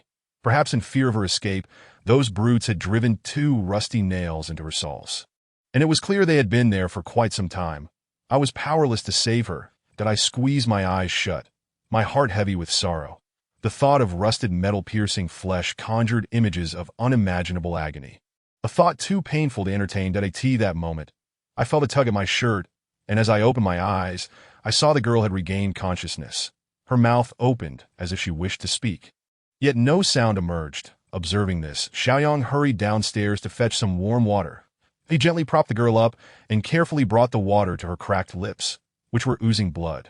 The instant the water touched her lips, a thin stream of blood mingled with it, rapidly tainting the clear liquid. She sipped cautiously, each swallow appearing to require immense effort. That I brushed my fingers against her forehead, which was alarmingly hot.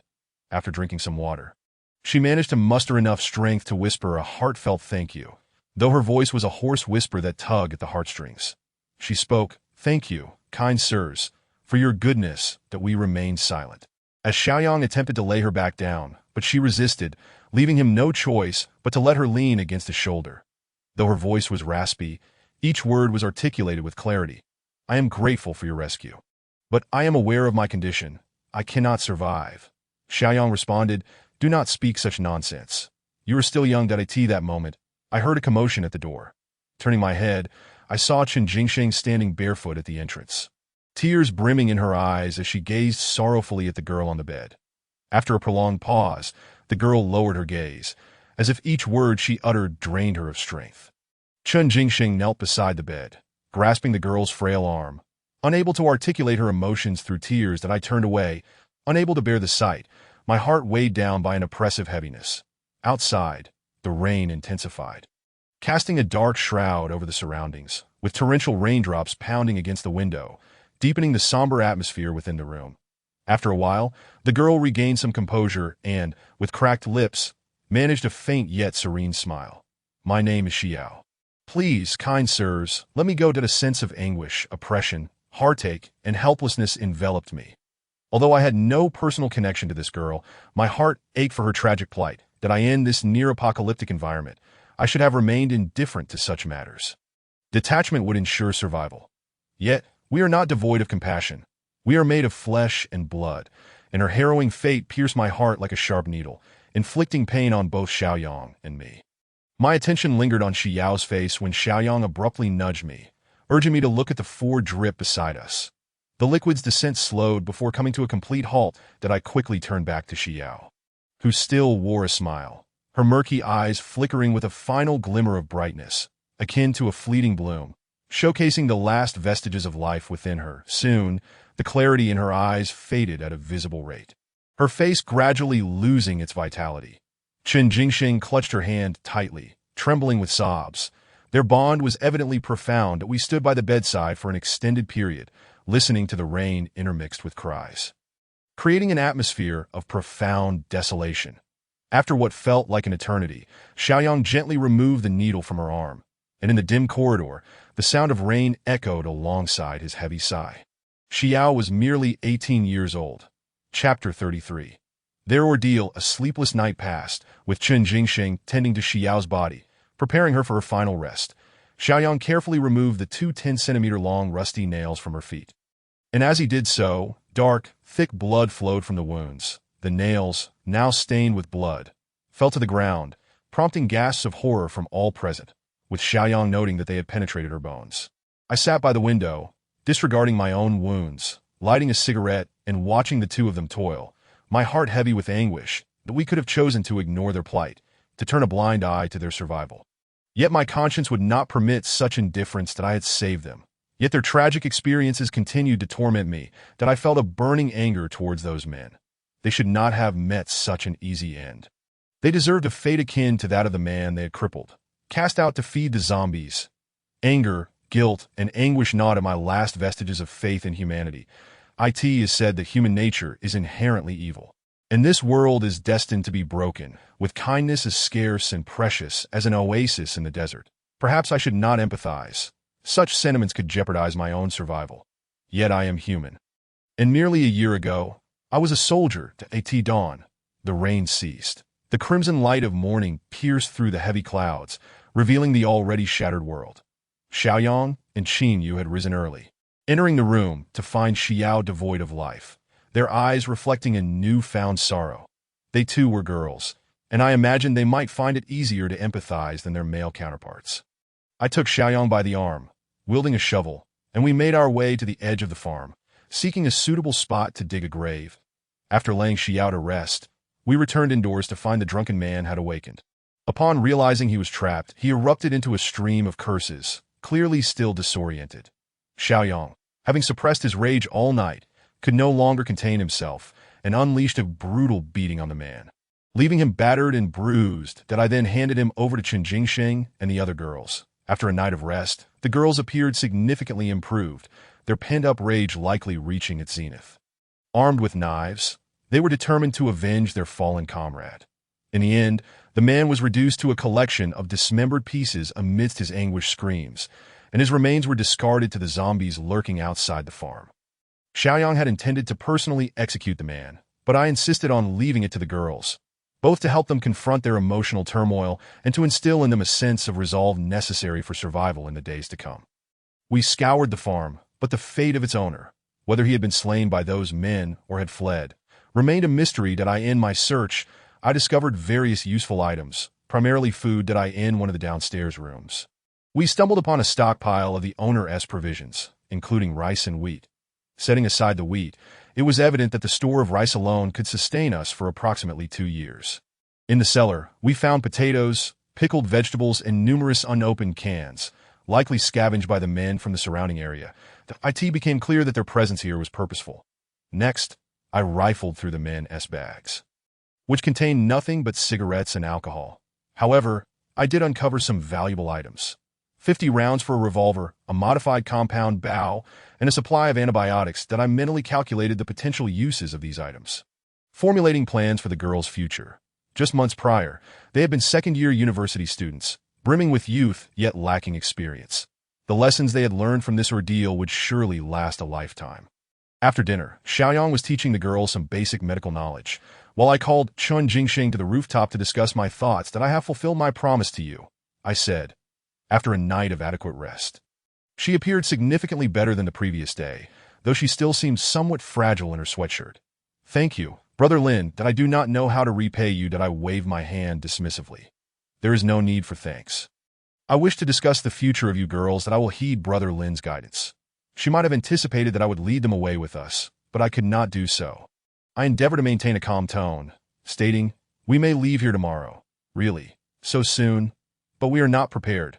She looked surprised but managed a smile. "Very well. I will have them hurry." That I clarified, "I mean us.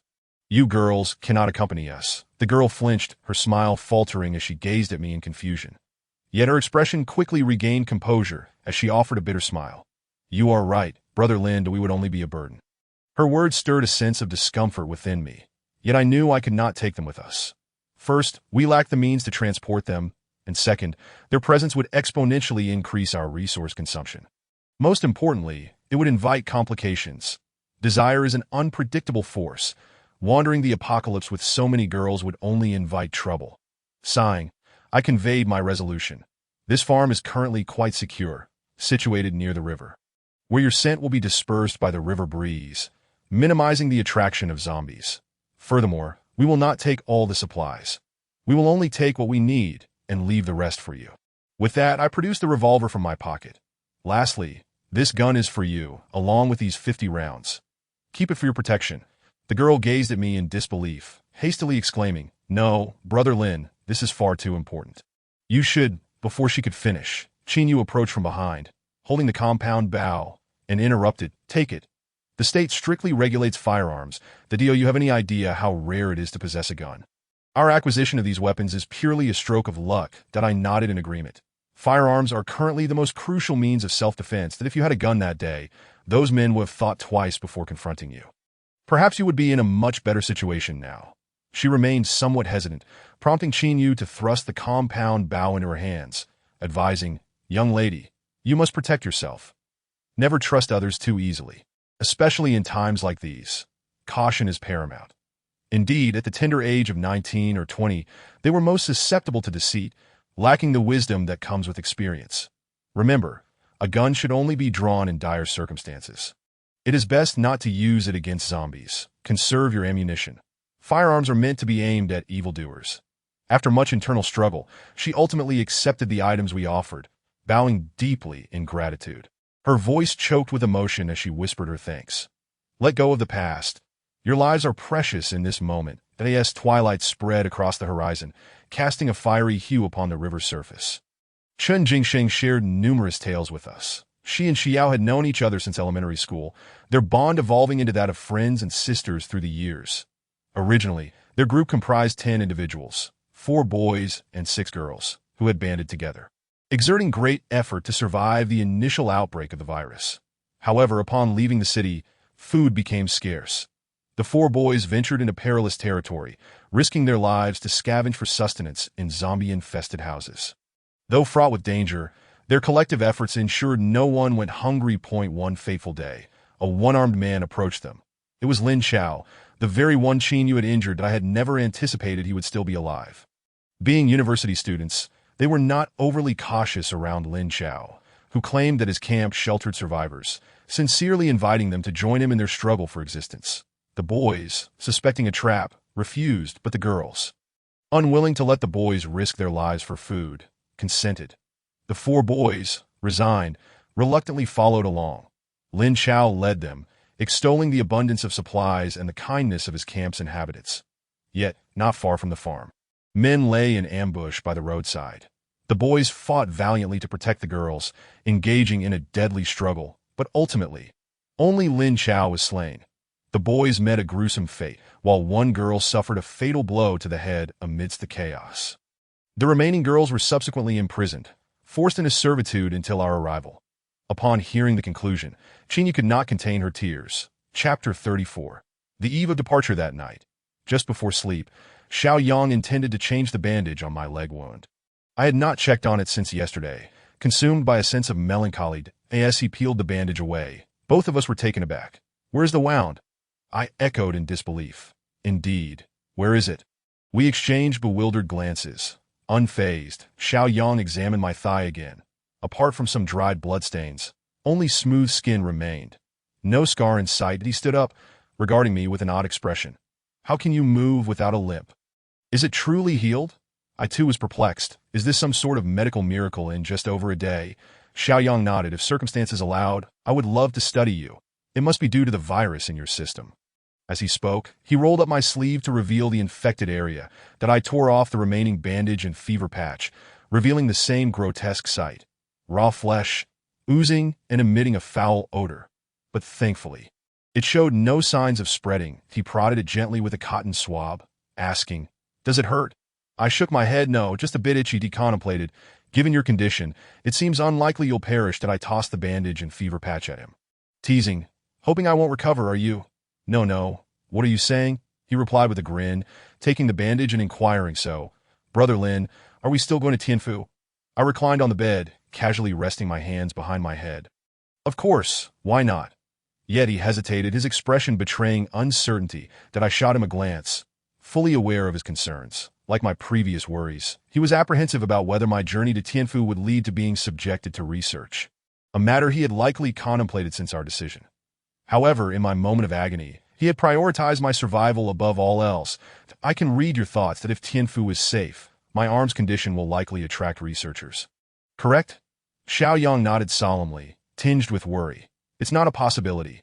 It's inevitable that if they discover your situation, they will seek you out relentlessly. That am I now more precious than a giant panda? I quipped, sensing his urgency. Brother Lin, I'm serious. If you are taken, you'll likely never escape. But if it remains secure, wouldn't that be safe? I replied, applying iodine to the edge of my wound, smiling. If there is a safe haven, would you choose to continue living in uncertainty or venture to the place everyone yearns for? Xiao Yang fell silent, sinking into a chair, igniting a cigarette, as if stewing in frustration. After a while, he finally uttered, If going there puts you in danger, it's better not to go. I laughed. Let us see first. We can't know if that city has survived until we arrive, that we maintained our school habit of having one person on watch each night. Xiao Yang took the first half, while I took the latter. After a restless night, fatigue hit me hard. Once Xiao Yang departed, I casually draped a piece of clothing over my chest and lay back on the chair, drifting off to sleep, in a hazy daze. I sensed someone quietly approaching, beginning to fiddle with my arm. Instinctively, my left hand reached for the knife at my waist, but then I heard Qin Yu's voice that "Don't move," that I sighed in relief, keeping my eyes closed. I felt her gently remove the fever patch from my arm, followed by a soft, warm object being applied to my wound that I startled, wondering what it was, just as I was about to open my eyes. A cool sensation enveloped my still warm arm, providing instant relief that I glanced up slightly to see her holding a water bag, carefully placing it on the injury. It must have contained water she had just drawn from the well. "How does it feel?" she inquired. That I nodded slightly, refraining from answering, instead savoring the soothing coolness that lulled me back to sleep. Whether it was the pain that had exhausted me or not, I slept soundly, awakening to bright daylight. Upon opening my eyes, I spotted Xiao Yun beside me, her eyes sparkling as she watched me intently. "That you're awake. How long have I been sleeping?"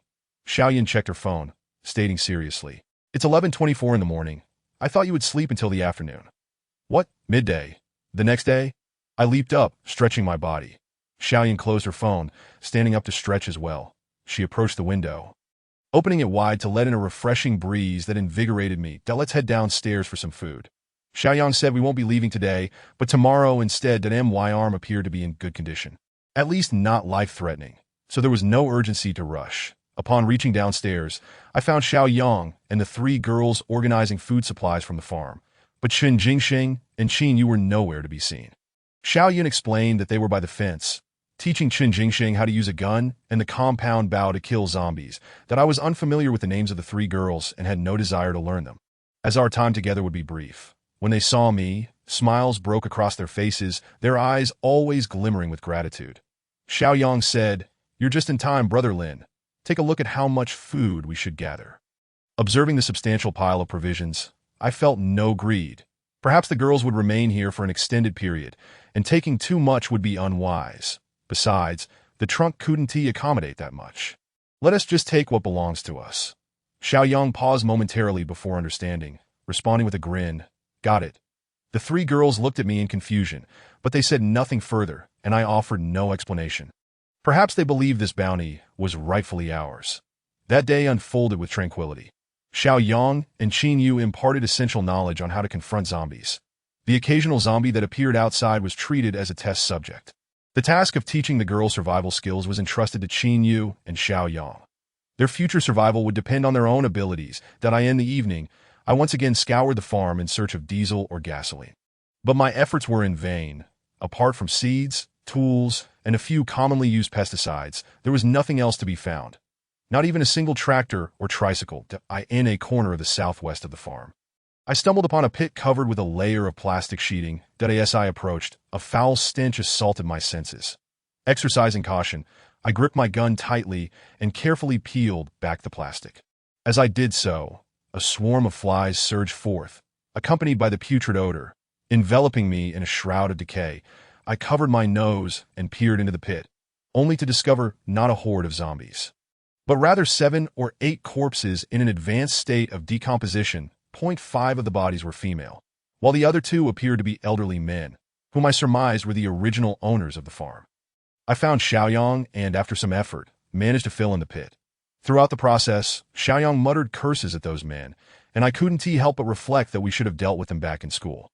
After resting for another night, we bid farewell to the few girls and set off in the direction of Tianfu, though we only took back a portion of the food we had given them, along with some fresh water, leaving the rest, including the men's equipment, behind for them. This time, I took the wheel. After leaving the farm, Xiaoyang exhaled heavily, and I too felt a sense of relief. It was difficult to articulate why, but we both sensed that the farm had been stifling. Qin Yue, who sat in the passenger seat, asked me, "Lin Yun, do you think they will survive?" I shook my head. It's hard to say if they could be a bit tougher and more cautious. They might just scrape by, but if they haven't learned from what happened to them this time, then everything is uncertain. Do you regret saving them? Her question was somewhat probing. A teacher's inquiries often carry depth. I shook my head, remaining silent. I do not regret rescuing them. They should never have had to endure such torment. Saving them gave my conscience a semblance of peace, yet I still felt a profound sadness. Because of a girl named Xiang, we rescued her from the clutches of evil, yet she found no chance or courage to survive, spending her final days in endless suffering and brutal degradation. This incident deepened my understanding of the twisted nature of humanity and its madness, and I could somewhat predict what the future held. The struggle to survive safely was incredibly arduous, while zombies were indeed frightening. Human hearts could be just as perilous. Chapter 35. The village. The three of us took turns driving, planning to reach a gas station before nightfall to spend the night. However, that afternoon, our vehicle broke down. The cause was three zombies blocking the center of the road. Xiaoyang, in pursuit of excitement, chose not to avoid them, but instead accelerated straight into them. This time, luck was not on our side. One of the zombies got caught in the rear wheel, wedged tightly, almost causing the vehicle to tip over. We squatted in front of the car, watching the zombie contorted and still shrieking in agony. Unsure of what to do. "How should I address you?" I said as I drew my knife and plunged it into the zombie's skull to silence its cries and prevent attracting more of its kind. Xiaoyang squatted by the front wheel, looking like a child caught in wrongdoing, his expression one of deep regret. Qingyue glared at him in exasperation. "You feel wronged. If the car had flipped, I would have had a word with you." Despite her scolding, seeing his feigned innocence made her sigh in resignation. She then took Xiaoyan to search the nearby abandoned vehicles for tools. The area where we had stopped was quite open, with fields stretching on both sides of the road, devoid of crops. Only a few lone zombies meandering about. At the far end of the fields, a village could be seen faintly. Xiaoyang lamented, "Brother Lin, I made a mistake. Should we go to that village to take shelter?" "Shelter? What about the supplies in the car? You and Qingyue should search the abandoned vehicles for tools and see if you can fix the car before dark." "Can you fix cars? Hurry up!" I barked, and Xiaoyang hurriedly slinked away. Parking in such an exposed area was inherently dangerous. It was easy to attract the attention of zombies, but I was more concerned about being targeted by other humans. I regretted not taking some repair tools when we left the farm, that I picked up binoculars to survey the surroundings. The zombies wandering in the fields had begun to notice us, drawing closer. But thankfully, their numbers were not overwhelming and posed little threat. That I zoomed in on the village. To call it a village seemed an understatement, as it was comprised of several well-constructed two-story houses. Exuding an air of affluence, that I noticed a cluster of zombies, perhaps 20 or 30, wandering around one of the houses, indicating that there were likely people inside. Faintly, I could hear the sound of zombies growling. Gradually increasing in volume, that I set down the binoculars and drew my machete. Turning swiftly, I slashed at an approaching zombie, severing half of its head. "Qingyue, be careful, we have zombies closing in." Qingyue, undeterred, kicked Xiaoyang beside her, prompting him to draw his knife and cut down two nearby zombies. Thus, we searched three abandoned vehicles, rummaging for over 10 minutes, but found nothing useful. That there's nothing here. All the useful stuff has been taken, Qingyue said, casting a sharp glare at Xiaoyang. Xiaoyang opened his mouth to speak but hesitated, knowing he was in the wrong. After a lengthy pause, he finally managed to say, "Brother Lin, what should we do now?" The number of zombies in the fields was not particularly high. During those 10 minutes, Xiaoyang and I had dealt with the ones that approached, so we were temporarily safe. That I glanced at the time. 3:30 in the afternoon. And there was still some daylight left. Blaming Xiaoyang wouldn't help. It was better to think of a solution. "All right, Xiaoyang, you and Xiaoyan stay here to guard the supplies in the car while Qingyue and I head to the village to see what we can find." Upon hearing this, Xiaoyang immediately insisted, "Brother Lin, I should go alone. Did I cause this mess? I'll fix it." That I raised an eyebrow. "That village likely has survivors and dozens of zombies." "Are you sure?" He nodded resolutely. "I am sure." "Fine, you go then." Seeing my swift agreement took him by surprise, and he let out a breath of relief, as if not being allowed to go would have distressed him. Armed with a rifle and a walkie-talkie, he smiled gleefully and dashed towards the village. Xiaoyan voiced her concern. "Brother, is this really okay? Are you sure?" "Of course not." I thought he was unaware of what awaited him in the village with so many zombies lurking. I hopped into the vehicle, grabbing a walkie-talkie and the last grenade. "Qingyue, keep your gun ready and protect that kid. Xiaoyan, stay alert for any approaching zombies and deal with them as needed." Qingyue asked, "Are you going to follow him? He's not the most observant. Sometimes he's careless. I have to go with him. By the way, once you see him near the village, try to break a window on the other side of the house. Use the noise to lure the zombies away." "Understood." After discussing our plan, I noticed Xiaoyang had already gone quite far, so I hurried to catch up. The village was only a few hundred meters away, and soon he was nearing the edge of a house that he was oblivious to my presence, and between the two houses ahead, over 30 zombies were loitering. Suddenly, a window on the second floor of a nearby house shattered. sending shards raining down. The swarm of zombies immediately reacted, rushing towards the sound. Xiaoyang, glancing sideways, saw the zombies darting away and crouched down, darting forward like a thief, stealthily approaching the front door of the house. He stood there for a moment, glancing left and right, seemingly fiddling with something in his hands. After about 10 seconds, he finally opened the door and slipped inside. That I was taken aback. Could he pick locks? Upon entering, he left the door ajar. Seeing this, I prepared to follow him, but in a flash, I noticed a shadow flitting past the second floor of that house. Was it a person or a zombie? I hurriedly followed him inside, just as the zombies outside charged and slammed against the door.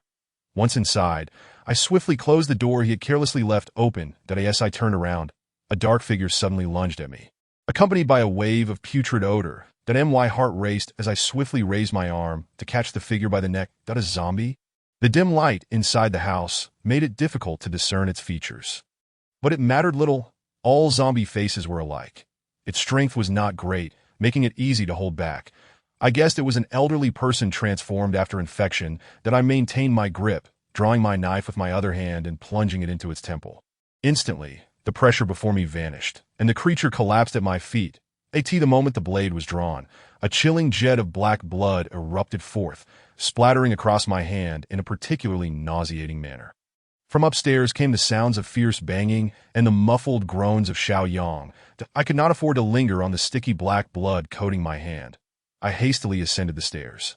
Following the cacophony, clang upon entering the room, a bloodied axe crashed down onto the floor before me, shattering the porcelain tiles and sending sparks flying. My body froze, mere inches away from losing a toe. I paid no heed to whether he was alive or undead.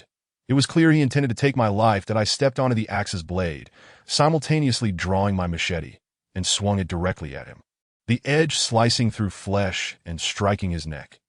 Turning my gaze, I saw Xiaoyang pinned beneath a disheveled woman on the bed, one of his hands desperately pushing against her throat while the other clutched a child, no more than a year old. The woman screamed, her voice a wailing specter, frantically tearing at Xiaoyang's clothing.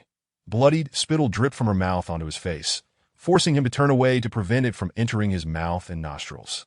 Compared to the woman, the child posed a greater threat.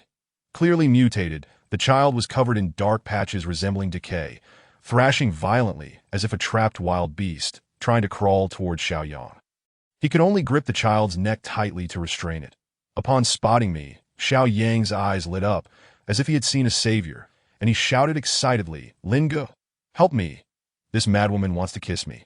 Pull her away!" Without a moment's hesitation, I raised my firearm and pulled the trigger, the bullet piercing the woman's skull. As her body slumped, Xiaoyang quickly withdrew his hand, drawing a dagger from his waist, and thrust it into the brain of the infant zombie. Releasing the child, I finally turned my attention to the man beside me. The man who had swung the axe at me, although I had wounded him in the neck, was not entirely dead.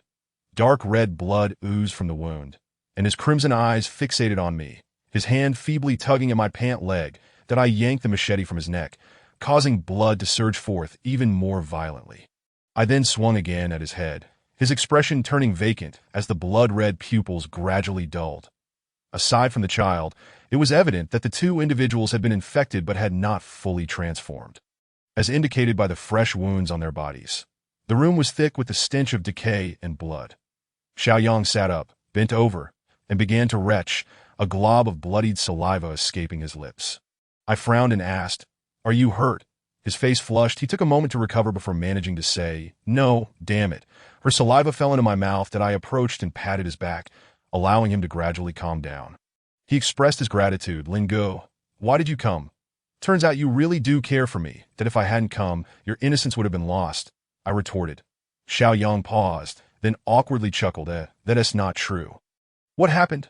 I inquired. He sat up, wiped the blood from his hands, and moved the woman's corpse aside, speaking helplessly. "There's a coffin downstairs. When I entered, this man was standing before it, asking me where his child was.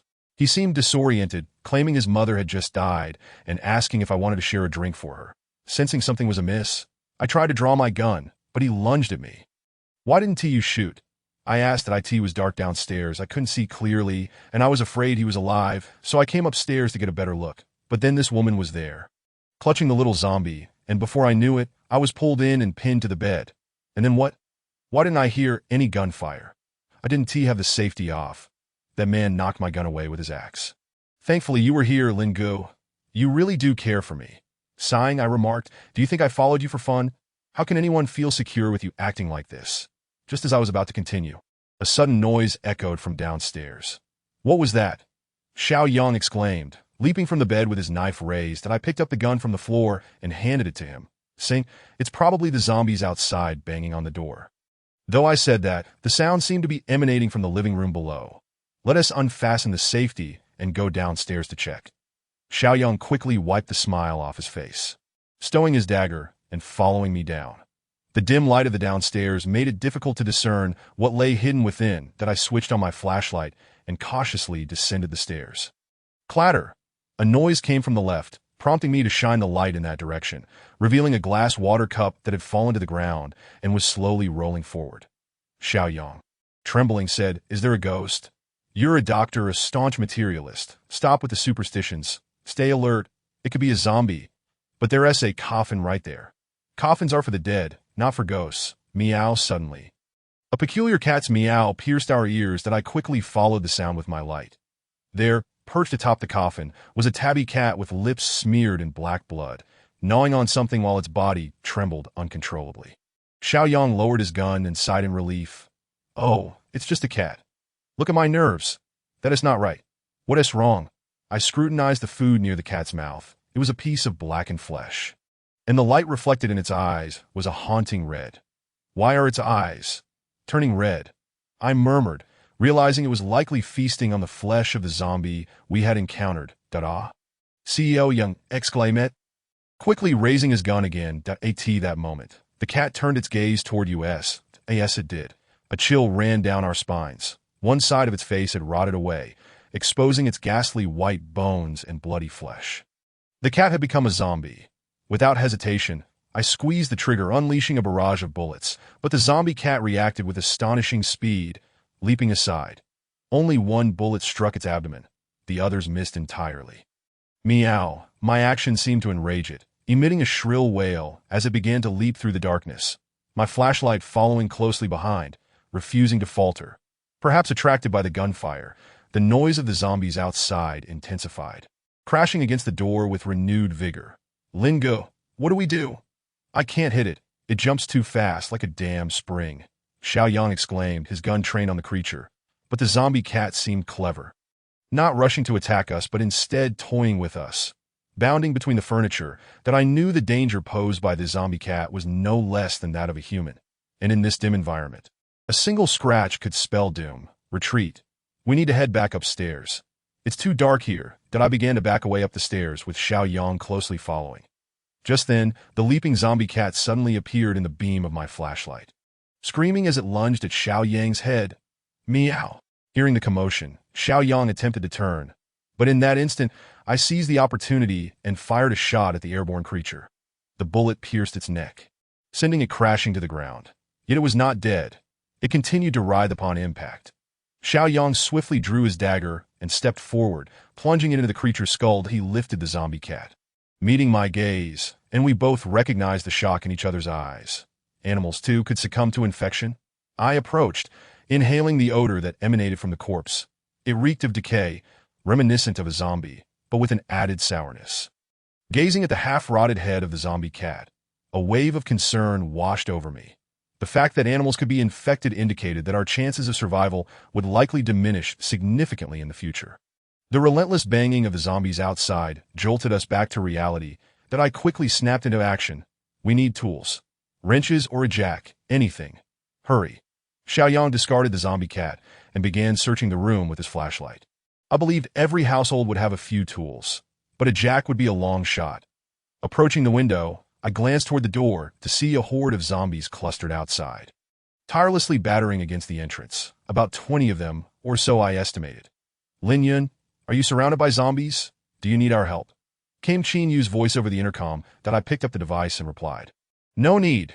Keep an eye on the vehicle. Fire a couple of shots at the glass of the neighboring house to see if you can draw some of them away.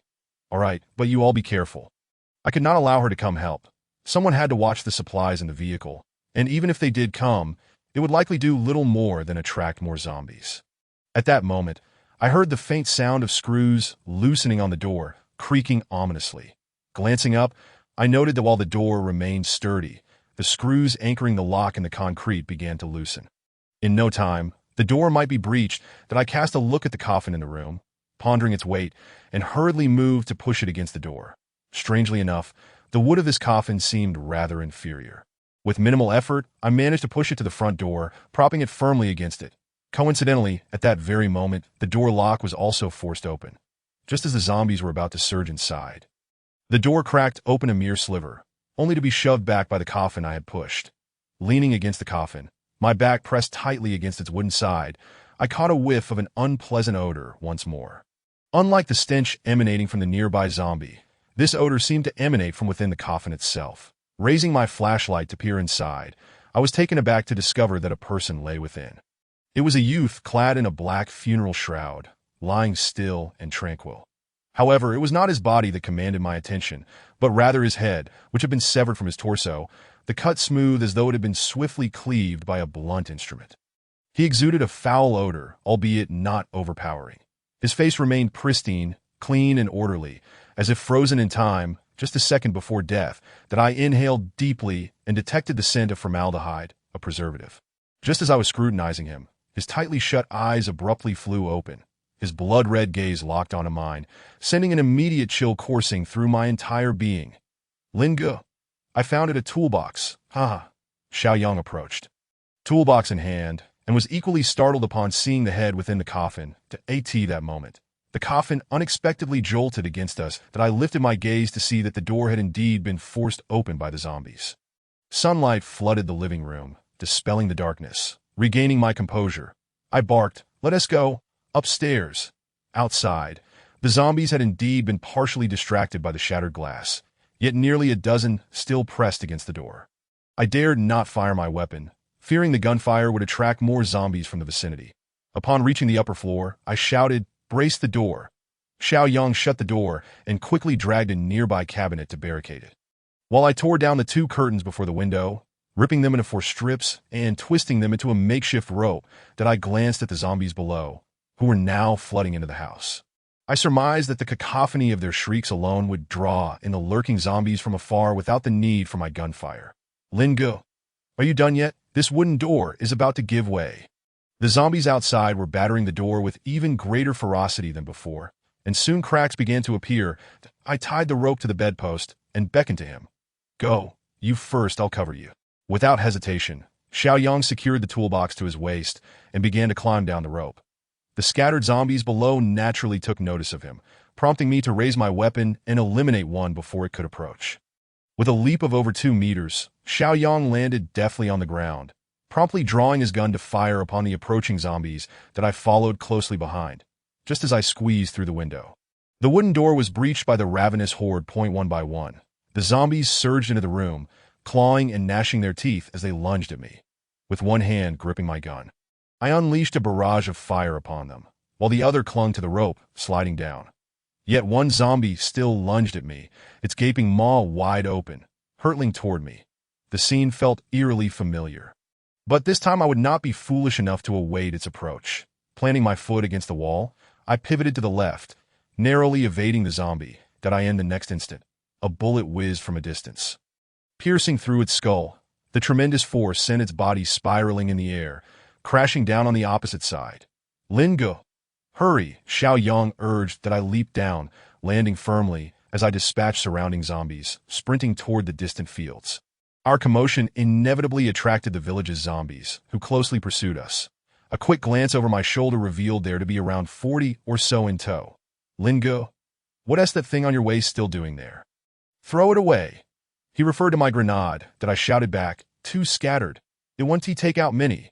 We ran like 2 lambs being chased by wild beasts, only pausing when we were about 50 meters from the vehicle. After sprinting several hundred meters, Xiaoyang was utterly exhausted, gasping for breath, waving his hands. "I can't go on. Throw it away. I'm dying." I turned back and fired at the legs of the foremost zombies, shattering their bones, causing them to collapse and topple the horde behind them. Without hesitation, I pulled the pin from my last grenade and hurled it away, then dragged Xiaoyang down to the ground. Boom! The pile of zombies erupted violently, limbs and fragments flying through the AIR.AT that moment. Xiao Yun and Qin Yu arrived, guns in hand, ready to eliminate the remaining zombies. Chapter 37. Car repair after we had thoroughly cleared out the zombies. Xiao Yang collapsed onto the ground. Panting heavily, I was also drenched in sweat, but not from fatigue. Rather, it was the adrenaline from being chased like a hunted prey that, my God, I nearly lost my life. Qin Yu approached and kicked him lightly. Did you get the tools? Xiao Yang helplessly sat up, unfastening the toolbox from his waist, trembling as he offered it. That I walked over to him, mimicking Qin Yu, and kicked him on the backside. You need to exercise more. After just a few hundred meters, you're winded like a dog. At this rate, you'll surely end up as zombie bait. Upon hearing this, Xiao Yang retorted indignantly, You're the same. You're sweating buckets too. Don't think I didn't TC. Nonsense. This is just tension, not fatigue. I dismissed him, insisting that he was indeed tired. Qin Yu opened the toolbox, and I grew disinterested in our banter, stepping in front of her to inspect the tools inside. Thankfully, there were wrenches and nuts, along with an electric wrench that would save us considerable effort. The only drawback was the lack of a jack, though we scavenged a few bricks nearby and unloaded all supplies from the vehicle, straining with all our might to elevate the car, just enough for Xiao Yun to place the bricks underneath. Due to some mismatched tools, it took Xiao Yang and me quite a while to remove the tire. Fortunately, we did not damage the rim. However, zombie flesh and clothing had become entangled within, and naturally, the task of cleaning this fell to Xiao Yang. Put on gloves, or use some tool to clean it. Don't let your skin come into contact. The shattered bones could cut you, and that would lead to a troublesome infection. Xiao Yang nodded, stuffing tissues into his nostrils, drawing out his machete, looking as though he were preparing for battle. After hesitating for a while, and receiving a kick from Qin Yu, he finally crouched down to clean. The ruckus of our earlier efforts had naturally attracted more distant zombies, especially the sound of the grenade explosion, which could be heard from several hundred meters away. That Xiao Yang was busy cleaning. They began to approach us in scattered numbers. That by the time Xiao Yang had cleared away the remains and reinstalled the tire, it was already past 5 o'clock, the sun having dipped low in the sky, leaving over 20 zombie corpses before us. Zombies tend to be far more active at night, so we needed to reach the gas station before darkness fell. It lay over 10 kilometers away, and barring any unforeseen events, we should arrive in about half an hour. I can barely breathe, Xiao Yang exclaimed, removing the tissues from his nostrils, moving aside to wipe the blade of his knife. Inhaling deeply, I reminded him, Get in the car, it's getting late. All right, Xiao Yang, with his thick skin, scampered over to the driver's side and opened the door, but Qin Yu swiftly stepped up and kicked him to the rear. Move back, I'll drive. Xiao Yang offered an awkward smile and obediently retreated to the back seat.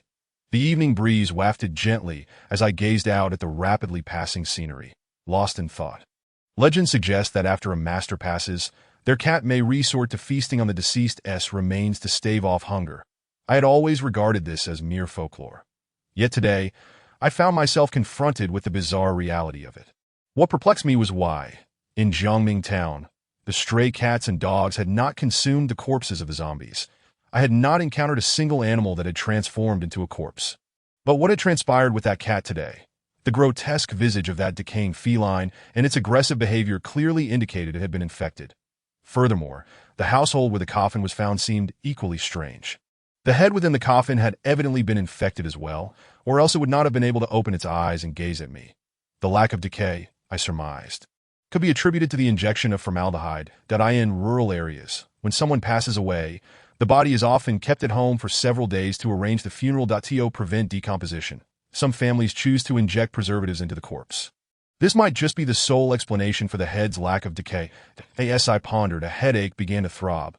If animals were to become infected in the future, our chances of survival would undoubtedly diminish significantly. What's the matter? Qin Yu inquired, noticing my troubled expression. You look as though you're about to cry. I snapped back to reality, instinctively touching my face. Do I? Indeed. Your brow is furrowed tightly. Did something happen in that village? After a moment's reflection, I decided it prudent to inform Qin Yu about the zombie cat incident. It would certainly be wise to exercise caution in the presence of any cats or dogs in the future. Just as I was about to speak, Xiao Yang interjected. You wouldn't believe it. We really encountered something strange. There was a coffin in that house, and inside it lay a head, An actual living head. Qin Yu chuckled. What? Did that scare you? Indeed, that head can still open its eyes. And Xiao Yang hesitated for a moment, sensing something amiss, and quickly corrected himself. Well, it's impossible for me to be frightened. I merely find it quite astonishing that the head and body can be separated, yet still retain the ability to open its eyes. Xiao Yun remarked, they say it's a zombie. Isn't that quite normal? I interjected, what I'm trying to say is not this. Upon hearing this, Xiao Yang nodded and said, right, that is not it. It was just that when I entered, the head of that household had just been infected. And there was even a baby zombie, that oh dear.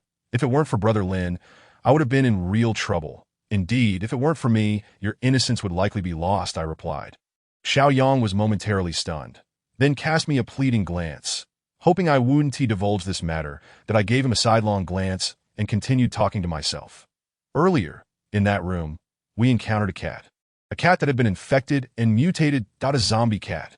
Qin Yu and Xiao Yun exclaimed in unison, with Qin Yu turning to look at me in astonishment, that I nodded, yes, that cat likely consumed the flesh of a zombie and became infected. However, during our time in Jiaoming Town, we didn't see the stray cats and dogs there feasting on the corpses of zombies. Xiao Yang stroked his chin, pondering, could it be that the mindset of cats varies from region to region? Perhaps the cats in this village are more primitive or fierce, leading them to consume their owner's flesh. Nonsense, I said sternly. That zombie cat is quite troublesome, incredibly agile. We will need to be cautious in the future.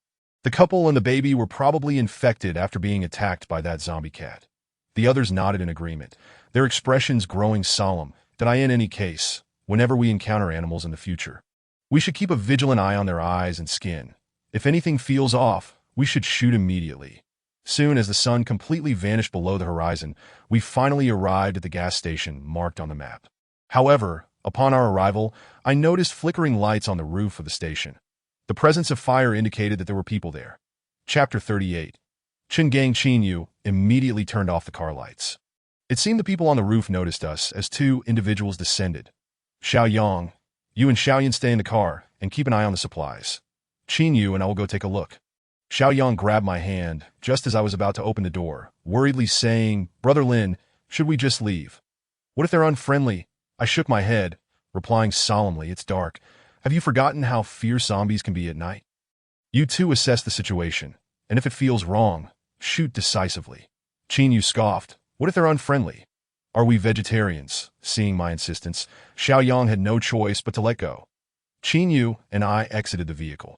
And to present ourselves as less threatening, we didn't carry rifles, opting instead for handguns tucked at our waists. Although the sun had set, the surroundings were still open, and visibility was decent, that we soon saw a man and a woman striding towards us. The man was slightly shorter than I, yet he had a robust physique, holding a bottle of water and wearing a broad smile, that in contrast. The woman beside him had a vigilant expression, her icy gaze seemingly concealing a blade. Exuding an air of hostility that rivaled Qin Yu's, that moreover, her right hand rested on the hilt of a knife, clearly ready to draw at any moment that I spoke first. Hello to haha, hello. It's been several days since I last saw any survivors. The man greeted me with a friendly smile, extending his hand, that I reciprocated politely. Feeling the rough calluses on his palm, that I noted that he wore a belt adorned with a dagger, a military shovel, and a flashlight, and a portion of a gun handle peeked out from behind his waist, that a twinge of wariness crept into my mind, yet I maintained my composure, that I turned to the woman. But her suspicious demeanor dissuaded me from extending my hand, so I offered her a warm smile instead. However, my smile seemed to provoke her, deepening the harshness of her expression as she tightened her grip on the knife. She spoke with a frigid tone, stop grinning. Let me ask directly, what are you here for? Is there anyone else in the car? I was momentarily taken aback, clearly not anticipating such a strong reaction from the woman. The man quickly stepped in front of her, pulling her behind him, and said with a smile, brother, you must be here to spend the night, right? I nodded, answering honestly, yes, it's dark, and I thought I'd make do at this gas station for the night. After a brief hesitation, I continued, there are indeed others in my car. I rescued a pair of siblings when we passed through a small town. Qin Yu shot me a surprised glance, but remained silent. I didn't wish to create conflict with armed individuals. It would be best to negotiate peacefully. It seems you're a kind-hearted person, that in such chaotic times, it's rare to find someone willing to lend a hand. The man said, his smile growing even broader, clearly pleased by my words that I inquired, "Brother, do you think that would be all right? We just need a place to rest for the night. We'll leave at dawn."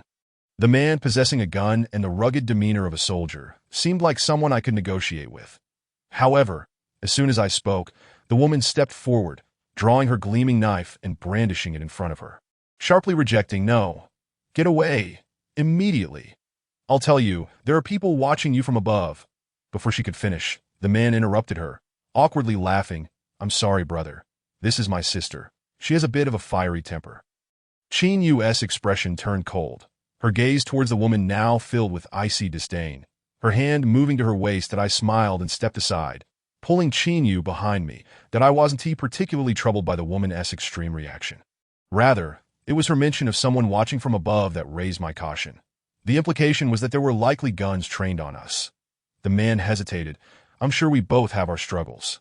Staying here is fine, but we currently have difficulties and need to secure a peaceful night's rest. One must indeed offer something in return." That I was prepared, as long as the terms were reasonable. Exchanging for a night of safety was worthwhile. After all, I had no desire to relive the harrowing experience of being chased by zombies. That I smiled. "You say it," he sighed. "We are survivors too. I won't hide it from you. I am an active duty soldier, a squad leader in a military district in Wudu City." That I thought to myself. Just as I suspected. 7 days ago, Wudu fell. We barely escaped with our lives. There are 5 of us. One of our comrades was unfortunately bitten, and after I amputated his arm, the wound became infected, and we urgently need antibiotics. His expression was troubled. "May I ask, do you have any?" His demeanor did not appear feigned, and his tone lacked any hint of aggression. Instead, every word was imbued with warmth and a plea for help. Frankly, the last thing I wanted to trade was firearms or ammunition, followed closely by medical supplies. I suspected that in due time, these would become more precious than gold. Exchanging them for a peaceful night felt like a steep price. Just as I was weighing my options, Lin Yun spoke first. Agreeing. She stepped forward, fixing her gaze on the woman, and stated coolly, "We have medical supplies, and we also have a doctor." The man was momentarily stunned, his expression brightening with joy, but before he could express his gratitude, Lin Yun continued, "He can assist, but we also have a small condition." That as soon as she uttered this, I instinctively wanted to interrupt her, but seeing the man's eager gaze, I hesitated that we had come merely to spend the night. "How had we ended up negotiating terms?" The man nodded. "You can say that we require a secure environment, one where we won't be disturbed by your people." The man laughed heartily. "Of course, haha. Follow me." "Oh, right, there are 2 more in the car." Sister, you should head back and tell Xiao Su he has been saved." "Hold on, quickly." The woman sheathed her knife, her gaze towards us less frosty, though she still didn't extend any pleasantries as she turned to leave. Seeing the man's cheerful demeanor, I too felt relieved. That I introduced myself. "I'm Lin Yun, and this is Lin Yun, my friend. May I ask your name?" "I'm Chen Gang. That woman earlier is my older sister." "Chen Ku. She used to be in the criminal police. So she was in the police. That explains her fiery temperament." That as Chen Gang spoke, he sighed. "When we first escaped from Wudu, we encountered a group of armed individuals and clashed with them. In that skirmish, her captain was killed, so she is particularly wary of outsiders now." That it's understandable. Chen Gang nodded. "All right, let us go. It's getting dark. You can park your vehicle next to the gas station, and I'll clear some space for you." Just then, I called out to Chen Gang. It was essential to inform him that we were armed, to avoid any misunderstandings later. "Brother Chen Gang." "Yes, what is it?" I stepped forward and spoke solemnly. "There are some matters I should inform you about.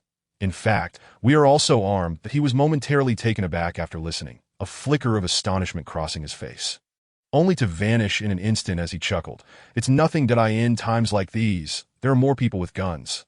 I am not surprised. Just take care of your own." Once back in the car, Xiaoyang hurriedly leaned in. "Who was that woman? Why was she so fierce, looking like she wanted to tear you apart?" Xiaoyan nodded in agreement, saying, "Yeah, brother, I couldn't help but aim my gun at her.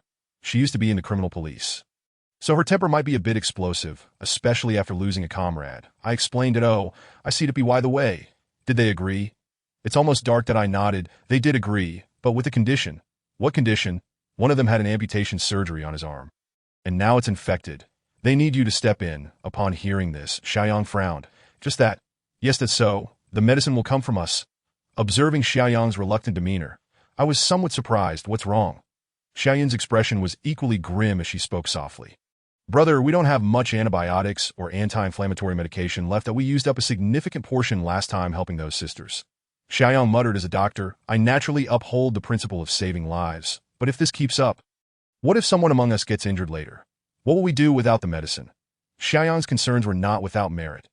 Previously, I had indeed neglected this aspect, as Xiaoyan had been managing the medicines while I focused solely on food and water. Unaware of the rate at which our medical supplies were depleting, that I stated firmly, I would rather spend the night outside than trade our medicine. Both Xiaoyang and Xiaoyan appeared somewhat discontented.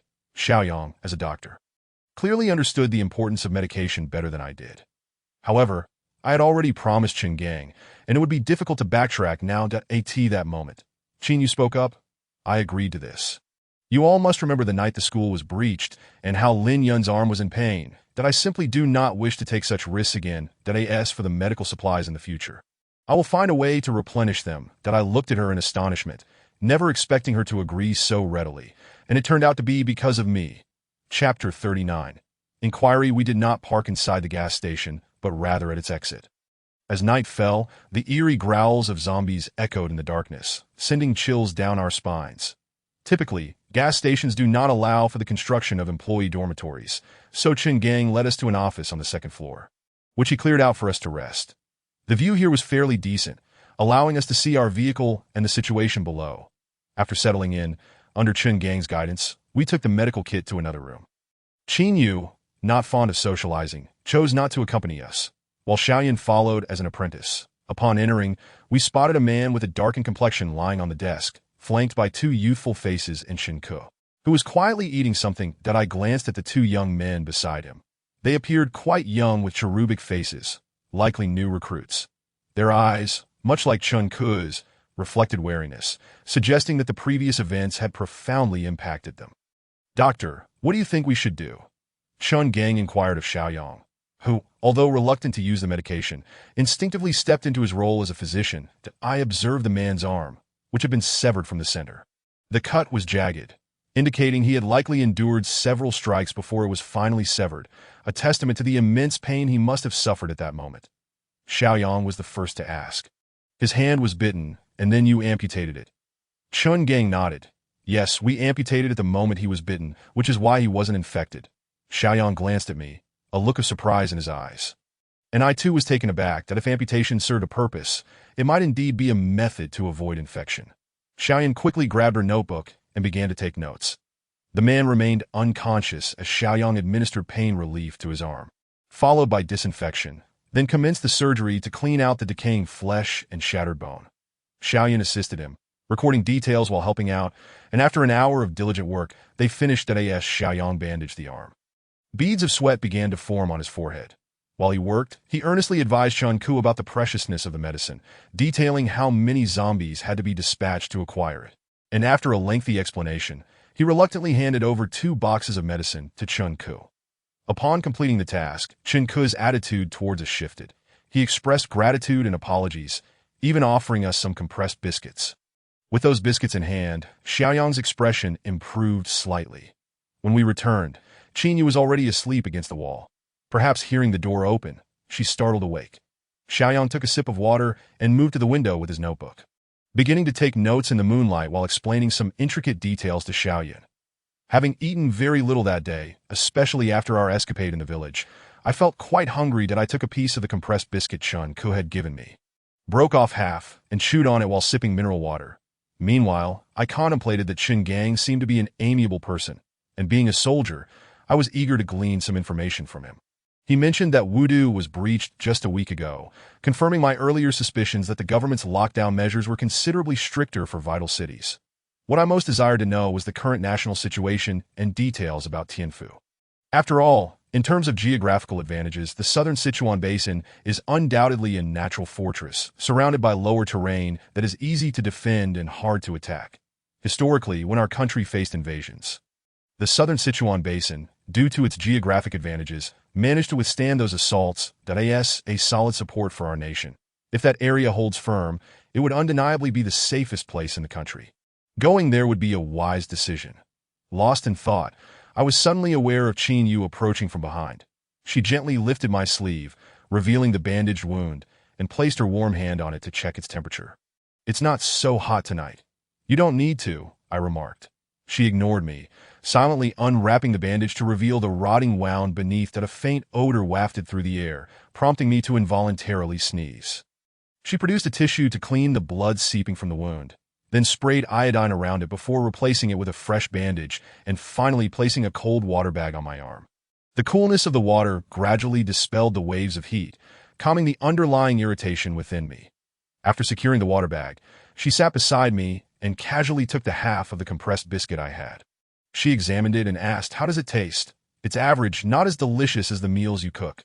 She shot me a glare, took the mineral water from my hand, and naturally sipped from the bottle before taking a small bite of the biscuit. Chewing it thoughtfully as if savoring its flavor, that I stared at her in surprise. This was the first time since the outbreak that she had so casually consumed water I had already drunk. Typically, Xiaoyang and I, being two men, had no qualms about sharing a bottle, but she would only share one with Xiaoyun, often rejecting my offer if I handed her my water. Today, however, she seemed different, that I remarked. "I've already drunk from that I know, so what?" She replied, her tone indifferent, her expression nonchalant. "That you're a beautiful girl. Isn't that a bit inappropriate? Aren't you concerned? What does it matter at this point?" She shot back, as if the flavor of the biscuit was to her liking, and she began to eat it heartily, opening another packet. That I found her behavior increasingly perplexing and continued. "While that's true, I still think it's a bit inappropriate. Besides, this compressed biscuit is quite filling. As a girl, you should." My words seemed to irritate her, and she retorted impatiently. All right. Just because you let me drink from your water, you keep prattling on. What time is it? I won't drink any more with that." She thrust the mineral water back into my hands and glared at me, taking a fierce bite of the freshly opened biscuit. Perhaps due to its hardness, she struggled to chew, her cheeks flushing slightly. Seeing that I remained unmoved, she shot me another glare before walking away to join Xiaoyun, sharing half of her biscuit with her, while Xiaoyun was engrossed in her notes. That I stood there momentarily.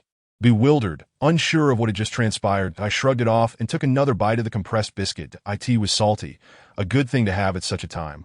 One piece could last a day. After a while, Xiaoyang seemed to have finished his summary, and the three of them walked back in. Xiaoyang opened the last piece of compressed biscuit, took a bottle of water from his bag, and began to eat. "What is this? It tastes pretty good." Feeling a bit thirsty, I took a sip of water and replied, "Compressed biscuit. One piece can last a day, ditto. A good thing." At that moment, Qingyu approached from behind me and sneered. "Look, you drank it after all." That moment, realization struck me, and I felt a flush creeping across my face, rendering me momentarily speechless. She, seemingly in a fit of pique, took half a bottle of water and drank it all in one go. Embarrassed, I cleared my throat and said, "I'll step outside to ask Qinggang about a few matters. That I'll go too." Xiaoyun replied, promptly gathering her notes and following me out that I end the corridor. She lightly touched my face, laughing. "Brother, why is your face so hot?" I chose not to respond, but she, with her keen perception, quickly deduced the reason and continued to tease. "Brother, you can be quite thin-skinned at times. Are you shy just because you shared a bottle of water with Teacher Qin?" I playfully patted her head and said, "Stop rambling. Let us head back." "No, I want to follow you," she insisted, linking her arm with mine, her eyes crescent-shaped with delight. Coincidentally, Qinggang was on the balcony ahead, and upon seeing us, he approached with a smile, asking, "Are you two a couple?" My expression shifted instantly, and I instinctively withdrew my hand. Xiaoyun pouted, ready to retort, but I pulled her behind me. No, this child is just playful and wanted to come along to see." I discreetly pinched Xiaoyun's wrist, and she quickly understood, falling silent. "Ah, I see. Brother Lin Yun, you must have come to ask me something," Qinggang said. That I nodded in acknowledgement, and he added, "Let us go. I'm on duty tonight. We'll head to the rooftop." The bonfire still flickered, though the flames were modest. Qinggang scanned the surroundings with night vision goggles, and once he confirmed everything was clear, he settled down. I pulled out a cigarette and offered him one. That he lit it with a small twig from the fire and handed it to me. Allowing me to ignite my own, that I took a deep drag, holding it for a moment before exhaling slowly, feeling a wave of relaxation wash over me. Qinggang also took a shallow puff, raising his head to release the smoke into the night breeze. "Ask whatever you wish. Given the current situation, there is nothing to conceal." That I inhaled again and got straight to the point. "How many places are still surviving nationwide?" He paused, his hand halting as he flicked away ash. looking at me with surprise, that I thought you might be more concerned about vaccine supplies or similar matters, that I want to understand the macro situation first. I replied. There were originally 8 places, but Wudu fell a few days ago, leaving only 7 now. That a bitter expression crossed his face as he spoke. Did I guess it due to the zombies? I inquired. Zombies, he echoed. The term resonating closely. In our team, we refer to them as infected. This virus is difficult to discuss. With such a vast population in our country, once one area is infected, there is no escaping it. In the early days, the infection rate was manageable, but somehow, those bitten transformed in just a matter of seconds. That he took another drag, sighing, the situation domestically is dire. Wudu could have been held. We had deployed heavy weaponry and established 4 lines of defense. It should have been sustainable, but what? I pressed. He lifted his gaze, anger and frustration flickering in his eyes as he coldly declared, we were ambushed by American warplanes. They blasted open the 4 lines of defense. America? Lin Yun and I exclaimed in unison, taken aback. Chun Gang stared at his cigarette, lost in thought. Yes, those 4 lines of defense should have completely contained all the infected outside Wudu. Our orders were to hold the 1st and 2nd lines and protect the fortification of the 3rd and 4th. We were prepared for a protracted battle, believing that as long as we held back the infected, we would be safe, but we never anticipated those damned Americans. As he spoke, his expression shifted from anger to a grimace. It struck me as a wake-up call. Although society had collapsed and humanity faced a dire crossroads, the political and military games played by certain nations continued unabated. These bastards are taking advantage of the chaos. He shouted, his voice startling the birds perched nearby. Fearing that our noise might attract the wandering infected, I quickly signaled for him to lower his voice. After a tense moment with no sounds of the infected approaching, I exhaled in relief. Witnessing his sorrowful fury, I too felt a surge of indignation. Wudu's urban population was nearly 7 million, and because of the American assault, countless innocent lives had been lost. The atmosphere turned heavy, and silence enveloped us until the last cigarette burned down, leaving a charred scent in the air. Chun Gang flicked the butt into the fire, and through the glow, I caught a glimpse of tears brimming in his eyes, which he quickly wiped away. This virus may be considered the gravest crisis in human history. Our country stands at a critical juncture. The combined population of the 7 surviving cities is barely over 90 million, and that is only the result of our country's utmost efforts. Other nations are faring far worse. The government has not concealed the global situation, and those countries are either overrun or desperately struggling for survival. For instance, in southern India, with a population of 15 billion, it has completely perished, a total collapse. From the virus outbreak to now, in merely a few months, the global population of survivors likely falls below 500 million.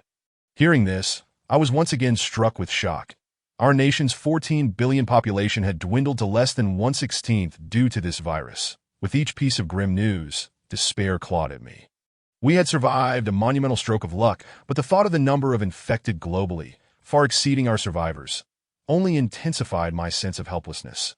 Unless we deploy large-scale thermal weapons, nuclear bombs, Chun Gang said, pulling out another cigarette from the pack resting by the fire, that I'm just a non-commissioned officer, and my knowledge is limited. Is there anything else you wish to inquire? Lin Yun tightly gripped my arm, her clear eyes reflecting deep concern. That I embraced her, my own feelings tangled. If what he said was true, we might have no choice but to head to Tianfu. Taking a deep breath, I asked, has Tianfu fallen? As soon as the words left my lips, Chun Gang paused, his gaze revealing surprise. However, he did not question why I was inquiring about Tianfu. After taking a drag, he replied, Tianfu is one of the 7 cities, or rather a region. Thanks to its geographical advantages, it has managed to hold out. Are you planning to go there? I nodded, unable to deny it. But going there won't be easy. That he shook his head with a chuckle. As if disapproving of our choice, that I furrowed my brows and asked why. Is it difficult to get there? Difficult. To say the least, there is practically no chance. No chance. Are there many zombies there? Indeed, there are many. Unless you fly in or force your way through with firearms, you simply cannot enter. The number of infected outside the basin spreads at least several dozen kilometers, and even if you miraculously navigate through those hordes, the people behind the more than 10 lines of defense in the mountains might not let you in. Why not? I questioned, perplexed. Since there were survivors, why wouldn't they allow entry? All the elite from various fields have gathered there now. Unless you are a retired soldier, a doctor, a teacher, or a student, your profession or status must contribute to humanity's future development or inheritance. Otherwise, you will not be permitted entry. Ordinary occupations like chefs, supermarket owners, or ride-hailing drivers are all barred. This requirement caught me off guard. A valuable profession had become the key to hope that if that's the case, perhaps the four of us still had a chance, or rather, we're just the right fit. Qin Yu was a high school teacher, teaching mathematics and physics. Xiaoyang was a doctor. Xiaoyan was a student, and I, as a retired soldier, would certainly qualify. But then I felt the bandage on my arm. Unconsciously, I touched it again, and Qin Gang noticed the water bandage, asking, "Did you sprain it?" Naturally, I couldn't disclose the infection matter to him, so I lied. Yes, I fell while fleeing and sustained some bruises. Be careful. If the injury is significant and you lack medication, it's akin to having one foot in the grave, relying solely on luck. He continued, "We owe you a debt of gratitude. Without that, brother Xiaoyang, things would have been dire for Xiao Su." I waved my hand with a smile. "No need for thanks. You made space for us as well." "Haha, it's a small matter. I've benefited from it." "Truly, thank you."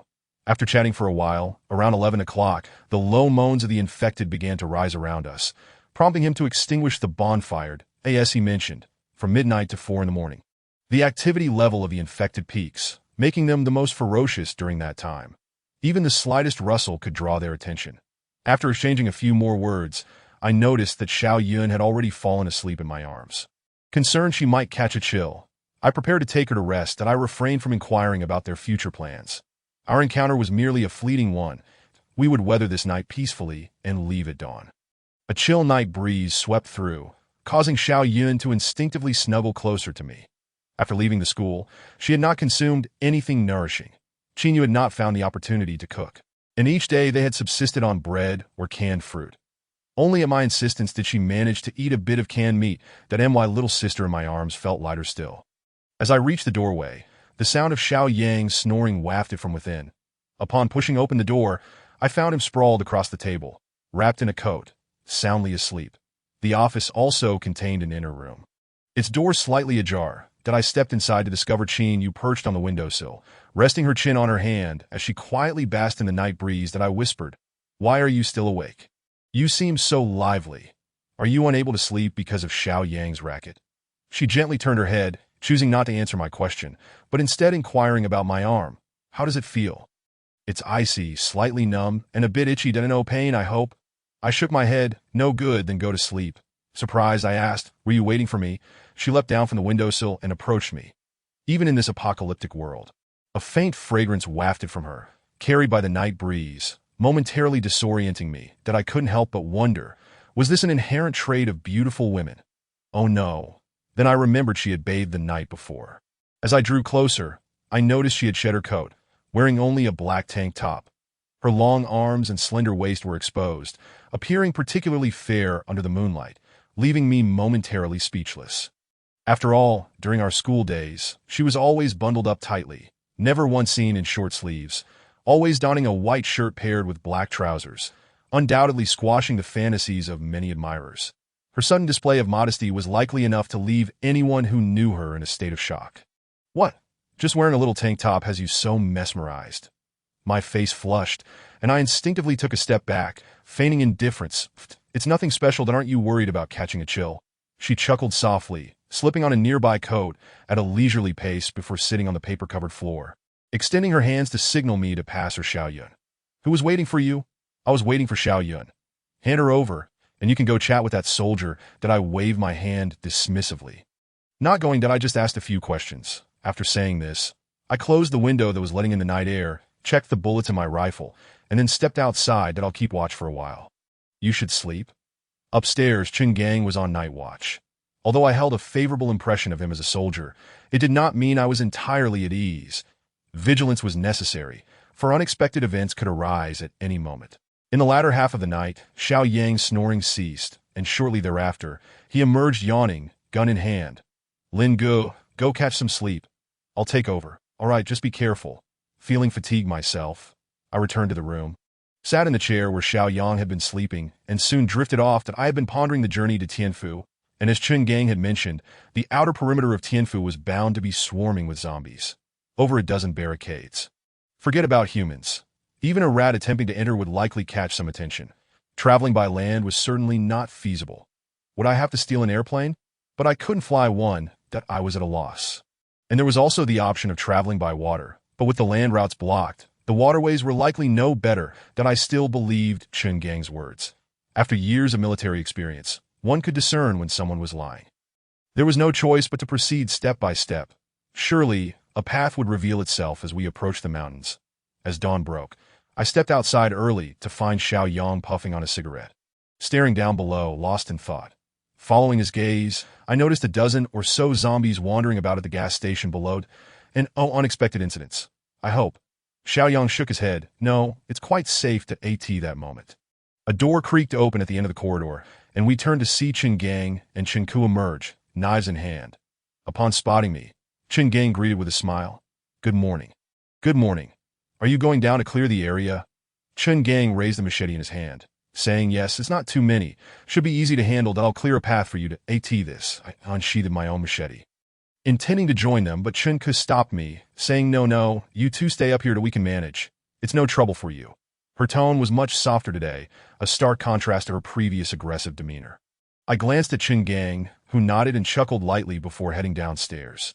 Seeing this, I decided to acquiesce and observe their combat skills. As the door opened, the zombies below were immediately drawn by the noise, turning as one and rushing forward. Chen Gang slightly angled his body, then lifted his leg to deliver a powerful kick to the foremost zombie. The impact astonished both Xiao Yang and me. The zombie's chest caved in instantly, black blood spewing forth as it was sent hurtling 4 to 5 meters away, crashing into 3 others and toppling them as well. Remarkably, Chen Gang had merely stood his ground without any forward momentum. Damn, Xiao Yang exclaimed, his eyes wide with shock. Just then, Qin Yu joined us, her voice cold as she remarked, what a foul mouth so early in the morning. Xiao Yang pointed below. No, look. Chen Gang, relying on his formidable strength, maneuvered through the horde of zombies, his robust arms wielding the knife with deadly precision, causing the undead to fall one after another.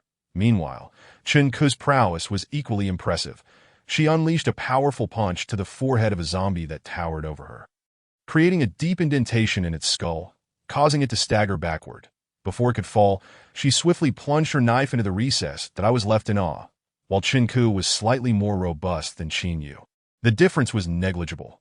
Qin Yu rarely relied on brute force, instead using agility and skill to engage in close combat with zombies that I had witnessed her strength before, and it certainly could not match Chen Ku's explosive power. The sheer force was somewhat astonishing. Though Chen Ku was powerful, her body remained agile, deftly navigating between the zombies with her knife, dispatching them with ease. Xiao Yang murmured, a fierce woman. Indeed, that he turned to Qin Yu and chuckled. In comparison, I suddenly find you quite gentle, Yu Jie. Qin Yu scoffed. Gentle? Why don't you give it a try? Xiao Yang's expression changed, and he hurriedly hid behind me, muttering, all right, you two are not that different. Hey, Qin Yu clenched her fist, stepping forward, but I quickly intervened, saying, don't be silly. Let's focus on their fighting techniques. These two are formidable in close combat. Xiao Yang asked, you can't compete either? I shook my head. I don't know. Maybe 30 seconds later. All the zombies at the gas station lay defeated, their black blood staining the ground and a foul odor beginning to permeate the air. Chen Gang wiped his knife clean and waved at us with a smile before starting to clear the zombie bodies. I felt a stir of emotion. It seemed that in the future, both my own physical fitness and combat skills would require rigorous training. Though we had firearms to handle many troubles, we could not neglect our own hard-earned strength. Helping to clear the bodies, daylight had fully arrived and we prepared to refuel and continue on our journey. But to our dismay, the gas station was completely dry. According to Chen Gang, when they first arrived, there had already been no fuel. They had chosen to temporarily camp here due to the open terrain and sparse zombie presence. Reluctantly, we departed. Before leaving, Chen Gang provided us with some food, enough for about 3 days, and then handed me a small bag, instructing me to open it only after leaving. His expression was serious, urging me to safeguard its contents, as if it held a momentous secret. After departing, I opened the bag to find a piece of paper and what resembled a letter of recommendation. The note read, we are truly grateful for your willingness to assist us. Over the past 7 days, we have encountered many survivors, but you are the only ones who have maintained a friendly attitude. I am well aware of the exorbitant cost of medications, and I wish to offer you some help. Gaining entry to Tianfu is no easy feat. The shadow of capital looms everywhere, but if you do not pay some price, you will not be allowed in. If you encounter obstacles there, continue south to Beihai, which holds a glimmer of hope. This letter was originally intended for the fallen captain of the criminal police. After discussing it with my sister, we decided to give it to you instead. This will allow you to enter the Beihai Survivor District without issue. If all goes well, I will await you there. Wishing you good fortune. It seems Chun Gang is quite the official. Xiao Yang's voice suddenly came from behind me, startling me that I had not noticed he was also reading the note. Damn, you scared me. Xiao Yang chuckled. Hey, the contents of this letter aren't frightening. Why the panic? I waved my hand dismissively, uninterested in banter, and handed the document to Xiao Yun. Here, keep this safe. It's important. Xiao Yun obediently accepted it, carefully placing it in the inner pocket of her backpack, while simultaneously asking, what does the letter say? Qin Yu, who was driving, also turned to look at me, her eyes inquiring. Furrowing my brow, I replied solemnly. Listen carefully. Tianfu may not be easy to enter. Chun Gang wants us to head to Beihai. Why is it so difficult to enter Tianfu? Are there many zombies? Neither Qin Yu nor Xiao Yang was aware of the situation. So I recounted everything I had learned last night, including the requirements for entering the Tianfu Basin. After listening, both of them fell silent for a moment. Qin Yu drove quietly, her brow slightly furrowed, while Xiao Yang sat with his mouth agape, his expression a complex mixture of emotions. Given the current circumstances, it is natural to feel conflicted. After all, everything has transpired so suddenly and is utterly unbelievable. In just a few short months, human civilization is on the brink of extinction. The atmosphere in the car grew heavy, and I broke the silence. Let us first head to Tianfu. It is currently the safest place in the nation. Considering the numerous blockade lines, the likelihood of a zombie breach is exceedingly low, and if we cannot reach there, our only option will be to go to Beihai. Our intention to go to Tianfu is undoubtedly for safety, as it consolidates all vital resources from across the country with formidable national defense forces. Even if foreign forces were to launch a surprise attack, it would not be so easily executed. That my goal is to ensure that Xiao Yun and the others are safely situated there. Even if it means sacrificing myself, Beihai would merely be a secondary option. Xiao Yang hesitated and suggested, Lin Yun, perhaps we should still go to Beihai. Although it is farther away, it is safer, is it not? Tianfu would be safer still, but I interrupted him, reassuringly saying, let us investigate first. What if everything goes smoothly? Chapter 42. Ambushed throughout the journey, Xiao Yang remained somewhat sullen, but he was acutely aware that my decision to go to Tianfu might result in being conscripted for research. He was concerned for my safety, which touched me deeply. Over the past 2 months, having faced life and death together, we had come to regard each other as friends, who would willingly allow their friend to endure suffering. Yet, I genuinely wished for their well-being, hoping they could find themselves in a secure environment, even if it meant relinquishing my own safety. Simultaneously, I was well aware that the infection on my arm could very well serve as our entry pass into Tianfu. We traveled westward from 8 in the morning until 3 in the afternoon. After a smooth journey of over 7 hours and nearly 300 kilometers, we arrived at a gas station on the outskirts of a small town. Just as our fuel tank was nearing empty, we had passed 5 gas stations along the way, only to find each one completely drained of fuel, not a single drop remaining. At one station, we were surrounded by a horde of zombies and had to expend considerable effort to escape. Xiao Yang ended up with a sizable bump on his head, resembling a chicken egg, which looked rather comical. After Xiao Yang took a brief walk, he returned to the car in a huff. Observing the dwindling fuel gauge, he slammed his fist against the steering wheel in frustration. Which scoundrel lacks any conscience? Stealing only the fuel? There was so much money at the cash register. Why not take that instead? His outburst inadvertently honked the car horn, prompting me to quickly restrain his hand. Don't honk the horn. You'll attract the zombies. Sure enough, distant howls of zombies echoed in the air, and several zombies within the gas station were drawn to us, shuffling closer. Damn it. Come on. Just when I needed to vent my frustration, he exclaimed angrily, brandishing his knife as he charged out. Anyone unaware would think he had road raged. We followed him outside, and as Xiao Yang donned gloves and strode forward, he raised his hand and delivered a powerful punch to the nearest zombie. Venting his pent-up fury, he then drew his knife and swiftly dispatched 3 more approaching zombies, scattering their black blood across the ground.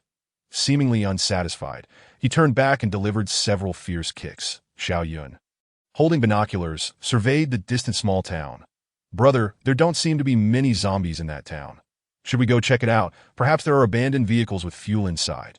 I took the binoculars from her and scanned the area. Confirming her observation, it appeared that the zombies had indeed vacated the town. With only a few aimlessly wandering the streets, a handful of cars remained parked along the road. We could only try our luck. Let us go find a hose and take a look.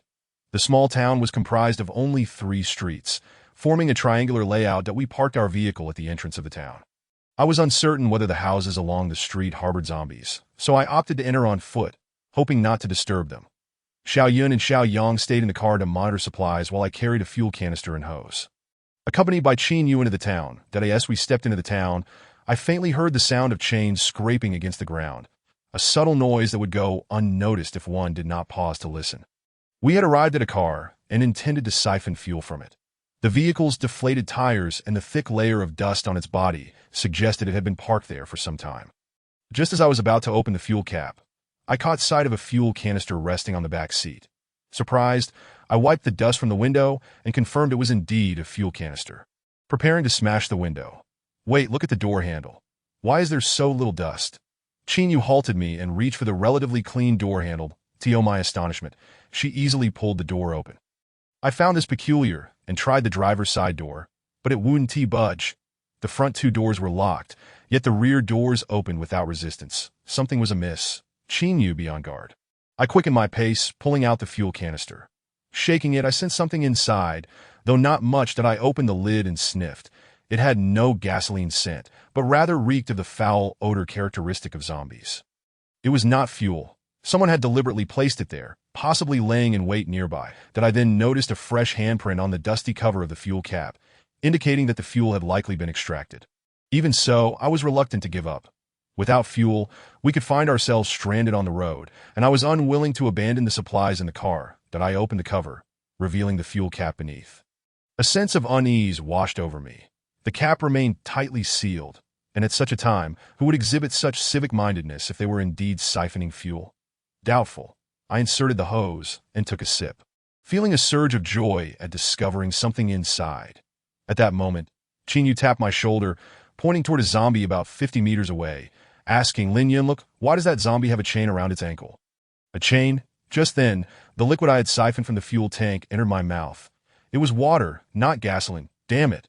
I spat out the water, now tasting of gasoline, and stood up, following Lin Yun's gaze. It was a female zombie, clad in a tattered cotton jacket, and indeed, as Lin Yun had noted, a chain bound her ankle. However, my attention was drawn not to her leg, but to her arms and face. The zombie had no hands, and her jaw was also missing. Raising my binoculars, I examined the severed wrist. The wound was clean and still oozing black blood. Clearly, this was a deliberate act, and the severing of her hands had not occurred long ago. Just as I pondered whether anyone else was around, a sudden flurry of footsteps echoed from a nearby alley. I turned to see a wooden stick hurtling toward me from the shadows. The stick was sharpened at the end and smeared with dark red blood. Aimed directly at me. As I instinctively tried to dodge, I felt a force from behind pulling me backward, and at that moment, I noticed a spear flying from the opposite side of the street, narrowly missing my chest. Lin Yun yanked me into her embrace, and we fell to the ground, my back landing softly against her. Yet, there was no time to appreciate the moment. I quickly regained my footing and drew my gun. Emerging from the dark alley was a disheveled old man wielding a black, curved knife. His face contorted in a snarl as he charged at us. Bang, bang, bang. I fired 3 shots, 2 striking the old man's forehead and 1 piercing his throat. At that moment, I heard the unmistakable sound of Lin Yun drawing her knife. I turned just in time to see a woman in her 40s standing before Lin Yun, brandishing a knife used for butchering bones. The blades clashed with a sharp clang. Lin Yun braced her hands against the back of her blade, blocking the woman's strike. The woman hesitated for an instant, but quickly regained her composure, her expression twisted with malice as she raised her knife again, aiming directly for Lin Yun's abdomen. I would not allow her the opportunity. I aimed my gun at her head and fired without hesitation. The distance between us was barely a meter. The bullet penetrated her skull and struck a vehicle across the street, creating a deep dent. Her brain matter splattered as her body collapsed, eyes rolling back, and the blood that gushed forth quickly stained the ground crimson. I pulled Lin Yun to her feet. She nodded at me. calm and composed, unfazed by the near miss, brushing off the dust from her backside. Just then, Xiao Yang's voice crackled through the walkie-talkie. Lin Yun, I heard gunfire. What happened? Nothing. Just be vigilant and keep Xiao Yun in the car, guarding the supplies. There are hostile elements in this town. We've just dealt with two. Understood. You two be careful. Drawn by the sound of gunfire, the wandering zombies on the street began to approach us. I noticed that their appearance mirrored that of the previous zombie. Arms severed, bound by iron chains, and jaws broken. This small town seems rather peculiar. Perhaps it would be wise to leave and avoid trouble. Qin Yu tugged at my clothing, speaking in a low voice. But we are out of fuel. That little bit will only get us about 10 kilometers. What if we can't move further? Let us proceed. We can reassess if we encounter a vehicle along the way. I sense that this place is fraught with complications. That I glanced at the two corpses before us, feeling a twinge of conflict within. There must be something amiss in this town, given the sheer number of zombies that have been manipulated. Clearly, the two individuals who ambushed us earlier could not have orchestrated this alone. After much contemplation, I resolved to exercise caution. I had narrowly avoided being struck by that wooden spear. The enemy was visible while we remained hidden. Even with firearms at our disposal, the risk of injury loomed large. All right, as you say, let us go. The zombies, hindered by the chains around their feet, could not move swiftly. Qin Yu and I began to jog back. However, mere moments into our retreat, I heard a series of unusual gunshots. We exchanged glances. Xiao Yun, Chapter 43. The bird gun. We hurried back, and as we reached the town's entrance, a loud, dull gunshot rang out ahead. It sounded reminiscent of the bird guns once employed for hunting in rural areas. Almost immediately, a searing steel bullet whizzed past my ear, causing a sharp pain that I quickly grabbed Qin Yu and crouched against the wall. Despite the nation's stringent gun control laws, some remote villages or towns harbor individuals who operate outside the law, perhaps out of personal interest or necessity. There are always those who quietly retain dangerous firearms, and the bird gun is among the most common, often used for hunting birds or small game. Thankfully, the assailant was not using iron shot or similar scatter ammunition. Had that been the case, we would have been in serious trouble. Now, Qin Yu exhibited signs of anxiety. Although it was merely a bird gun, the pressure it imposed was not to be underestimated. Her chest began to rise and fall rapidly, her fingers gripping the gun tightly as her breathing quickened. It seemed she recalled something, hurriedly turning her head away from mine with a worried expression. Are you hurt? Seeing her delicate face, so anxious, momentarily stunned me. I instinctively shook my head. No. She touched my ear, and I felt a twinge of pain that a streak of blood had appeared on her hand. She sighed in relief. It's nothing, just a scrape on your ear. I regained my composure. Now is not the time to assess injuries. Did you see the position? She nodded, on the right side of the rooftop. Bang! Another loud gunshot echoed, followed by the sound of vehicles being struck. I lowered my body and cautiously peeked out. That it was indeed the rooftop where two men stood, each wielding a long rifle, just as they were retreating to reload their weapons when I spotted them. Following the sound of the bird gun, a barrage of rifle shots rang out, bullets striking the very spot where the men had just stood, sending fragments of stone flying. That I retrieved the walkie-talkie. Xiao Yang. Are you and Xiao Yan all right? How many opponents are there? After a brief pause, Xiao Yang's voice crackled through, tinged with anger. We're fine. 5 in total. 2 armed with guns and 3 with knives. The latter tried to get close but were injured by Xiao Yun's gunfire and fled. All right, keep them suppressed. I will advance into the building. Qin Yu questioned. Advance? How will you do that? Where to? It's a stealth maneuver. Stay here and do not move. The enemy fired again, aiming at Xiao Yang. This time, I heard the shattering of glass, followed by a rapid exchange of gunfire from Xiao Yang. Seizing the opportunity, I dashed across the street with remarkable speed, slipping into the building where the two men had taken refuge. I felt a surge of anger. These individuals were likely residents of the town or troublemakers from nearby villages. Having attempted to ambush me twice, they almost cost me my life. Such indignation was intolerable. I positioned my gun carefully, listening intently to the activity above as I ascended gradually. The building was a 2-story structure, disheveled with various objects strewn across the floor. The dried, dark bloodstains from the staircase indicated that the residents had perished at the hands of the zombies. The two men above seemed unaware of my presence as I reached the second floor. I faintly heard voices emanating from the hallway. Brother, they seem formidable. Are we easy prey? We've already exhausted our rations. I can't let these plump ones escape. They have guns. Old Lee and his wife appear to be dead. Don't we have guns? Huh. Are these guns? But these are bird guns. Regardless, they can kill. The two men appear to be in a heated argument, their dialect revealing their origins as likely local villagers. That I moved quietly, standing at the top of the staircase, tilting my head to peer upward. Sunlight streamed through the doorway, casting two clear shadows. Their hands were busy loading gunpowder into the bird gun. No, brother, let's surrender. This isn't going to work. I don't want to die. Hey, get back here, you worthless fool. One of the men seemed to panic, attempting to flee as he stood up and hurried down the stairs. I found myself positioned at the corner, and as our eyes met, we both froze in surprise. That I raised my gun first, aiming at him. His expression shifted, and he opened his mouth to scream, but I shot him before he could utter a sound. The bullet shattered his front teeth, exiting through the back of his skull. His body went rigid, and the gun fell from his hands as he collapsed toward me. In that instant, the second man emerged, raising his bird gun to aim at me. This antiquated firearm required a slow ignition process, using a match cord to ignite the compressed gunpowder. Seizing the moment when the cord sparked the powder, I stepped forward, catching the falling man's body, and maneuvered my gun through his armpit, taking aim at the second man. That I fired first, followed closely by his gunfire.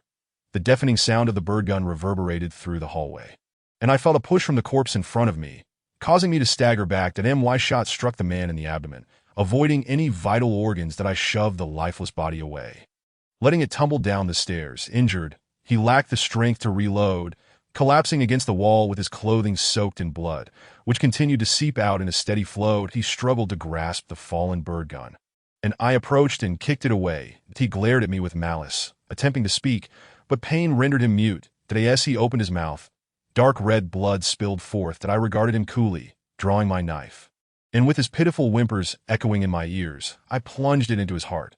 Xiaoyang, it's taken care of. Good. Are you injured? No, but the commotion may attract zombies. Be cautious. And you mentioned there were 3 others. Correct. The town isn't large. We should search together once I come down. Understood. Since their numbers were few, I had no intention of retreating. It would be rather shameful to be scared off by 2 old bird guns. The air was thick with the scent of gunpowder as I rubbed my sore ear. Although the bird gun lacked significant power, the noise it produced was considerable. After searching the 2 men, I found little of note, just gunpowder, steel balls, and 2 outdated blades, along with a recently opened pack of cigarettes. Beyond the cigarettes, I had no interest in the rest. Gunpowder is difficult to store and can be troublesome if not handled properly. I chose to ignore the bird guns entirely, as their loud discharge could attract an undesirable number of zombies. Upon descending the stairs and stepping outside, a zombie stumbled toward me, its putrid stench overwhelming. I barely avoided a collision, quickly blocking its neck with my gun before drawing my knife and plunging it into its skull. This was one of the zombies we had seen earlier, its jaw and hands removed, posing little threat, yet leaving a far more haunting impression than a typical zombie. One by one, more than a dozen zombies began to approach. Across the street, Qin Yu was already wielding her knife, deftly weaving through the horde. Every zombie she passed had half its head severed, and she would then twist off their entire heads at the neck. Her slender form moved with remarkable agility, exuding a certain grace even as she dispatched the zombies, creating a strangely pleasing spectacle. However, it felt somewhat unnecessary. The threat level of these zombies had significantly diminished, and to allow her to gain practical experience, I stood aside, taking on the role of an observer. Within a minute, all the zombies had succumbed to her blade, and she stood amidst the fallen, gripping her knife dripping with black blood, emanating an aura of a female slayer. She looked up at me, and for a fleeting moment, I felt a chill run down my spine. As she approached, wiping her blade, I quickly raised my thumb in commendation, exclaiming, "Impressive, impressive, both fierce and elegant. Impressive indeed. You flatter me." Now I'm covered in blood. It's quite repulsive. She unfastened the clasp of her coat, her face contorted in disdain as she prepared to strip off her blood-soaked attire. However, upon glancing behind her, her hand paused mid-motion, and she instinctively closed the coat, which was now half removed. "What is wrong?" I inquired. She replied awkwardly, "It's a bit chilly. I think I'll keep it on." Turning around, I noticed Xiaoyang approaching slowly in his car. As the vehicle halted before us, I observed 3 bullet holes in the door, and the windshield bore a gaping hole, with cracks spreading like a spider's web. Once Xiaoyan exited the car, she hurried over to me, and I embraced her, ruffling her hair as I asked, "Are you hurt?" She shook her head, remaining silent, burying her face in my chest. Xiaoyan exclaimed angrily, "Damn those three! They pretended to be beggars to swindle food and drink." Xiaoyan, being kind-hearted, intended to offer them some biscuits, but one old scoundrel seized her wrist, attempting to drag her away. Taking Xiaoyan's hand, I noticed a dark bruise on her fair wrist that a frown creased my brow, and a flicker of anger ignited within me. And then, I prompted, "At this." Xiaoyan suddenly broke into a grin, exclaiming with excitement, "You should have seen it." The old man reached out with his other hand, and just as I was about to draw my knife, Xiaoyan swiftly pulled out her gun and pressed it against the center of that old man's palm. Just imagine, the bullet penetrated his arm. It must have hurt like hell. After Xiaoyan finished speaking, the girl in my arms tightened her embrace around my waist. Xiaoyan was exhilarated, perhaps because he had never witnessed Xiaoyan act so decisively before. Yet, I felt a twinge of regret that she hadn't apprehended those miscreants that I waved my hand. "Let us go. Since they're all in cahoots, we should track them down and deal with them together." Chapter 44. The slaughterhouse for the living. The old man, having been shot in the hand, would undoubtedly bleed, and the way to find them was to follow the trail of blood he left behind. Xiaoyan declared, "This is simple." That old man was bleeding profusely, leaving a trail all over the ground. Easy to follow. "Come with me. I have a rough idea of the direction they fled." That I nodded. "All right, Qin Yu. You and Xiaoyan stay in the car. The supplies inside need watching. Xiaoyan and I will pursue those three, and once we've dealt with them, we'll have you drive over to as soon as I uttered those words." Xiaoyan pouted, "Brother, I want to go too." "You want to go?" "Yes. You often don't let me do anything. Take me with you. I don't want to be just a sheltered little princess." That I was taken aback and chuckled. "So what do you want to be?" Xiaoyan grinned mischievously, revealing a devilish smile. A little demon that I in the past, I had subconsciously kept Xiaoyan at the back, shielding her from dangerous situations. Reflecting on it now, I realized my error. I had indulged her, teaching her combat skills without allowing her to practice them. Knowledge without application is futile. Qin Yu interjected, "You two go ahead. I'll keep an eye on the car." I nodded in agreement. Upon hearing my approval, Xiaoyan's pout transformed into a bright smile, revealing her excitement. After a brief preparation, we followed Xiaoyan, beginning our search for the blood that dripped onto the ground. Under Xiaoyang's guidance, we soon discovered the trail of the perpetrators beside a building. That it was evident that the individual had sustained severe injuries, as the density of the blood droplets indicated that the wound was bleeding profusely. Following the trail, we arrived at the back door of a building, which appeared to be a restaurant. The door was tightly shut. Bending down, I pressed my ear to the door, listening intently. After half a minute of silence, I whispered, "No sounds? Should we force it open?" Xiaoyan waved his hand dismissively. No. What if we scare them away?" He chuckled, pulling a piece of wire from his pocket and handing it to me. That I understood his intent. I had suspected he could pick locks since I had seen him do it stealthily in the village. He crouched, twisting the wire, and inserted it into the lock. After some moments of fiddling, he withdrew it to adjust, then reinserted it. While he worked, I asked, "By the way, how does a doctor like you acquire such skills?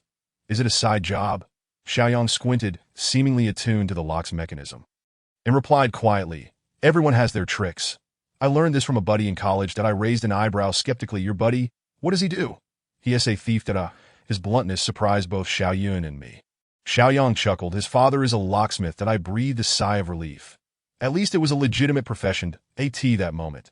Xiaoyan furrowed his brow, veins bulging on his arms, signaling he was at a crucial point. With a satisfying click, the lock yielded, and he triumphantly declared, "What is so good about it?" "I mean, his father is a locksmith. He is probably still rotting away in prison." That the door swung open. I was no longer inclined to inquire about his friend. That I spoke in a low voice. "Three individuals. Based on the two we encountered earlier, we can't rule out the possibility that they might be armed. So we must proceed with caution. That I'll lead, Xiaoyan will follow in the middle, and Xiaoyan will bring up the rear." Both nodded in agreement. That I raised my gun, taking a deep breath before pushing the door open. However, as soon as I stepped inside, I froze. That we had entered the restaurant's kitchen, which typically would be filled with the thick aroma of cooking oil, yet now it was permeated by a nauseating stench of blood. Seeing me frozen, Xiaoyan and Xiaoyan fully pushed the half-open door aside and stepped in, only to find themselves equally immobilized. Xiaoyang trembled. What happened here? Xiaoyun, frightened by the scene, quickly buried her head in my chest. I holstered my gun, instinctively wanting to move forward. But as I did, Xiaoyun tightened her grip on my clothing, preventing me from advancing. Despite my usual composure, I too was shaken by the horrific sight before us. The kitchen was devoid of zombies, but instead it was filled with humans. Stepping cautiously over the congealed blood, I ceased my advance. That in the center of the kitchen stood a meat rack, and on it hung a person, gruesomely bisected. The head faced downwards, the body bare, bound by jute twine at the limbs from the head to the abdomen. A significant portion of the body had been cleaved in two, and the innards had vanished. With thick blood still dripping down, that I turned to the side and discovered the missing organs hastily stuffed into a bloody metal basin, where flies buzzed greedily above. That if the scene alone were all I encountered, it would not have been sufficient to terrify me. What truly instilled fear was the plethora of scattered limbs and dismembered flesh, arms, heads, fingers, eyeballs, various body parts strewn carelessly throughout the kitchen, beside a chopping block. There was also a half-person-height wooden crate filled with bloody chunks of meat. The kitchen was eerily silent, save for the buzzing of flies. That an intangible dread enveloped me, coursing from the crown of my head to the soles of my feet, consuming my entire being. This was unequivocally a slaughterhouse for the living. Ugh!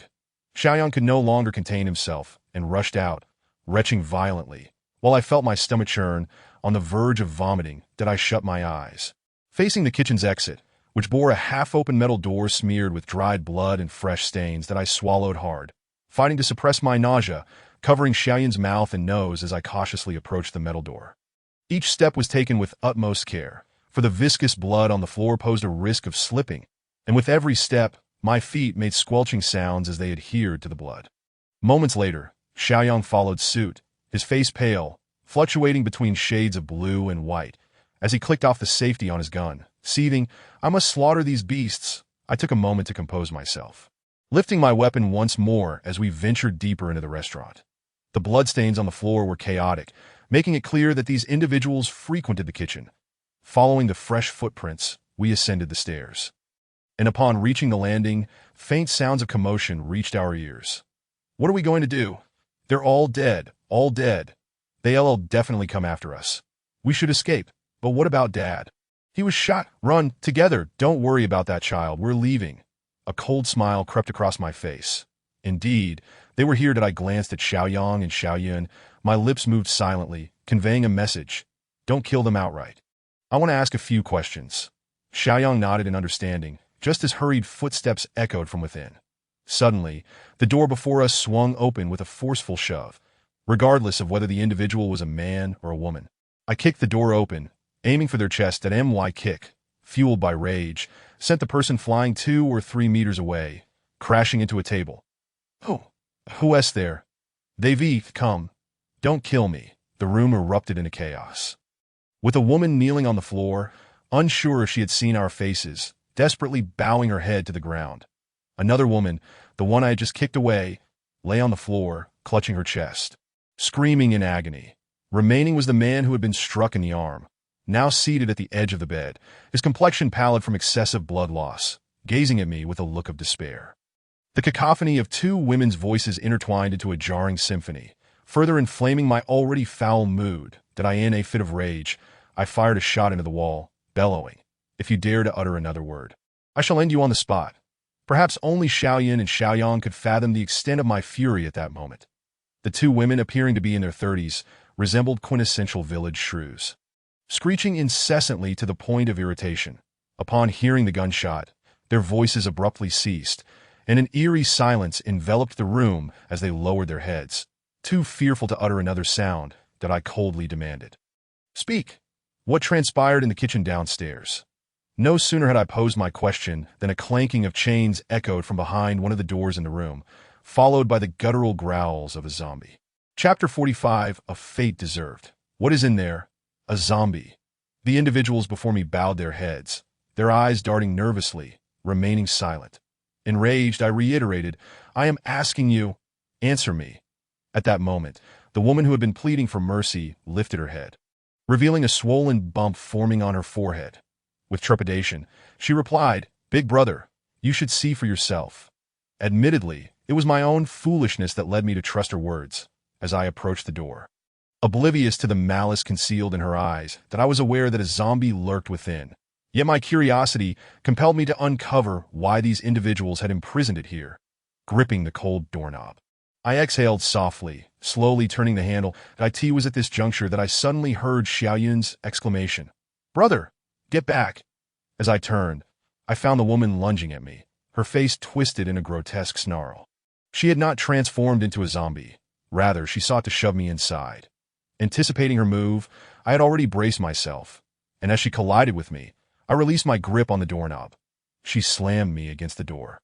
Yet it held firm, refusing to yield to the impact. Frustrated that she had failed to push me inside, the woman immediately unraveled, attacking me frantically, shoving against my chest in a desperate attempt to force me through the door. Her strength was considerable, and each blow stung painfully. Frowning, I prepared to shove her back. But in that instant, her body stiffened abruptly, a muffled groan escaping her lips as her contorted expression shifted to one of agony. I halted my attempt to push her away, lifting my gaze to discover that Xiao Yun had somehow positioned herself behind the woman, one hand gripping her neck while the other wielded a knife. The blade had already penetrated the woman's body beneath her armpit. Precisely where her heart lay, Xiao Yun's expression was icy, her gaze imbued with a fierce determination and murderous intent. This demeanor was a stark contrast to the obedient sister I knew. She appeared utterly transformed.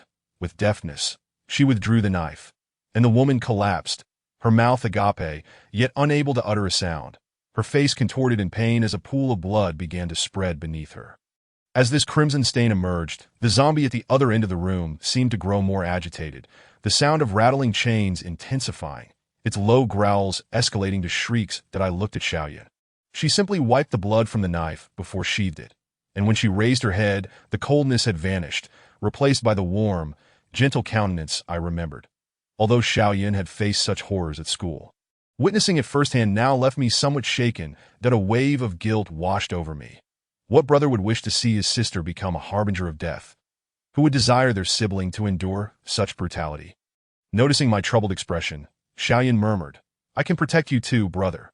Her tone carried a hint of vulnerability and fear, a cautious demeanor that tugged at my heartstrings. And I sighed, ruffling her hair.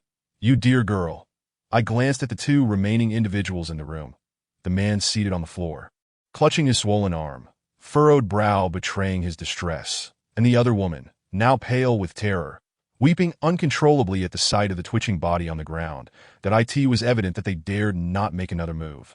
So I resolutely turned the doorknob. The door swung open. Sunlight flooded in, accompanied by a nauseating stench of decay mingled with the metallic scent of blood. Shielding my eyes from the light, I surveyed the interior. It was a small room, no larger than a bathroom, and at its center stood a female zombie. She appeared youthful, likely a middle school student, yet unlike other zombies, her transformation seemed less severe. Her skin retained some firmness, marred only by a few dark splotches, and the areas of decay were minimal, presenting a stark contrast to the grotesque forms of other zombies. In short, she seemed relatively well preserved. Although her swollen abdomen hinted at something amiss, her hands and feet were bound by 4 iron chains, restricting her movement to approximately a meter from the door. Upon spotting me, she lunged forward, her yellowed teeth gnashing as if starved for ages, yet her distance fell short, held back by the chains. Reminded of the earlier woman's actions, I felt a shiver of apprehension. Had I not released the doorknob, she would have undoubtedly shoved me inside, and I would have been met with a fatal bite. Xiao Yun remarked coldly, "This woman is truly vicious." The woman on the ground lay motionless, her eyes wide open. Lips darkened, a pool of blood seeping from her, inciting the zombie to thrash against its restraints with renewed vigor. Blood splatters marred the floor and walls of the room, and I quickly comprehended the grim reality. Closing the door, I turned my icy gaze toward the woman cowering by the bed, demanding, "You were feeding her?" She raised her tear-filled eyes, brimming with terror, stammering, No, I didn't. It was them." "So, those downstairs in the kitchen, were they your victims?" The woman's body trembled as she clutched her clothing tightly, her knuckles turning white from the strain, yet she offered no response, merely staring at me in despair. Her silence spoke volumes, and a wave of nausea surged within me, compelling me to tighten my grip on the gun. I decided to speak. I turned to the old man, whose pallid face, likely a result of blood loss, now bore an unsettling gray hue, his voice feeble. Indeed, we did it. Those were people passing through the town, and we killed them for food. Perhaps believing he was beyond salvation, the old man divulged the truth that I was not surprised by his confession. Instead, I felt a profound disgust. Xiaoyang, fuming, demanded, "Then why did you dismember their bodies?" The little girl inside was the daughter of one of those we killed. Her father, believing her merely ill, thought to feed her the remains of the deceased. Another harrowing testament to humanity's madness unfolded. Xiaoyang, aghast, shouted, "How could you be so cruel? You are unworthy of being called human. This is no longer humanity. This is a monster capable of killing." The old man's previously tranquil expression shifted, revealing a glimmer of shame that I coldly inquired, "How many lives have you taken?" He pondered for a moment before responding, "About 14. Xiaoyang advanced and kicked him, exclaiming, "About 14. Do you think they were mere livestock?" The old man fell to the ground, suddenly looking up at me, pleading, "Young man, I believe your heart is not entirely wicked. I am beyond saving, and I deserve to die, but please spare this woman. She is my daughter. In light of my honesty, would you let her go?" With a heavy sigh, the old man lamented his fate that I scoffed. "On what basis?" His expression darkened, a flicker of malice crossing his features. Before he could utter a word, I raised my gun and shot through his skull. The woman let out a heart-wrenching wail. "Father!" She struggled to crawl toward her lifeless parent, crying out in anguish, before turning to me with a fierce glare, shouting, "You all deserve to die. None of you will survive until tomorrow." I regarded her with calm indifference, as if witnessing a farcical scene, interpreting her words as directed toward her companions. I nodded to Xiaoyang, who immediately raised her gun and executed the woman. With her demise, I reopened the door, drew my knife, and dispatched the female zombie. Upon exiting, the faces of both Xiaoyang and Xiaoyun were grim. "Lin Gu, what shall we do next?" I wiped the blade, offering a word of comfort. "Do not let such events weigh heavily on your hearts. In this world, even more absurdities exist that we must adapt, focusing on safeguarding ourselves and one another." They nodded, their expressions gradually regaining composure that I continued. "This establishment is relatively sizable. Let us search for supplies, particularly fuel. Xiaoyan, keep watch by the window for any zombies, and if we encounter any survivors, contact us immediately." After the two departed, the room fell silent once more that I contemplated for a moment before withdrawing my dagger and plunging it into the head of the woman whom Xiaoyun had slain. Though she bore no bite marks, the virus was undeniably potent. I could not ascertain whether her undamaged corpse would ever awaken again. Observing the three lifeless bodies in the room, my heart remained unperturbed. They had attacked me, and I was compelled to retaliate. Just moments ago, that group had nearly taken my life, and furthermore, there were still over a dozen souls in the kitchen below. These individuals deserved their fate. I descended the stairs, intending to open the restaurant's front door and signal Yu to park the car outside. But in a daze, I faintly heard noises emanating from the kitchen. A growl. Were they zombies? I became alert, drew my machete, and cautiously approached the kitchen door, slowly pulling it open. As the door creaked ajar, a wave of rancid blood mixed with the stench of decay assaulted my senses. Over a dozen zombies stood amidst the pool of blood, their heads pivoting in unison to regard me. Chapter 46. Escape from the zombies outside the back door. A horde of zombies was shambling about, gradually making their way toward the narrow wooden door. Due to limited visibility, I could not discern their full number at that moment, but there were certainly 4 or 5 dozen. I cursed Xiaoyang for his carelessness. He had entered without closing the door, undoubtedly attracting the nearby zombies with the kitchen's overpowering scent of blood. "Lin Gu, I found the oil. Haha, these wretched souls hid it so well, but thankfully, my eyes are sharp. And there are 2 more Wazi." Perhaps due to their presence in the blood-soaked kitchen, the zombies did not immediately charge at me upon seeing me. However, the moment Xiaoyang's laughter erupted, it acted like a fuse, igniting the horde before me. They discarded the bloody remains they had been clutching, heedless of the slick floor beneath them, shrieking as they stumbled and crawled toward me. I hastily slammed the door shut and secured it with 2 bolts, shouting, "Su Jingyang, you fool, grab the oil and get out. There are zombies." I knew that the flimsy metal door would not hold for long. It was merely a thin sheet of iron, and the zombies would soon dent it with their force. After my warning, I dashed upstairs, colliding with Xiaoyun, who had rushed over upon hearing the commotion. "Go! What are you doing?" The impact clearly pained Xiao Yun. She rubbed her head, wincing in discomfort. Quick! We need to get downstairs. There are zombies. Without waiting for her response, I seized her hand and pulled her down the stairs. Just as Xiao Yang's voice echoed from below, Lin Yun, what are you saying? 3 grams of oil. Are we still being polite? Bang. Just as Xiao Yang finished speaking, the frail metal door was suddenly slammed open, startling him as he stepped out, causing the cigarette in his mouth to drop. Mother, Lin Yun, there are zombies. I shouted, run, run. There are so many. The zombies that burst through the door split into 2 waves, lunging toward Xiao Yang and the others at the foot of the stairs. That I in such a confined space, we had no room to resist, and with my uncertainty about the number of zombies outside, our only option was to flee. The zombies pursued us, blocking our path down the stairs. Reluctantly, I pulled Xiao Yun back upstairs, firing my gun at the advancing horde. Xiao Yang also raised his weapon, shooting as he retreated toward the side door of the restaurant, which would lead us directly to the street. That I in this dire situation, I had no time to aim carefully.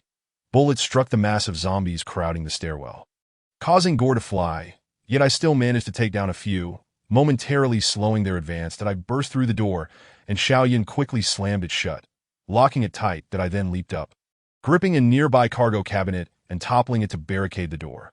Xiao Yun stood in the room, breathing heavily, her chest heaving as she clutched her gun in one hand and a machete in the other. Her expression one of fierce determination. Girl, don't freeze.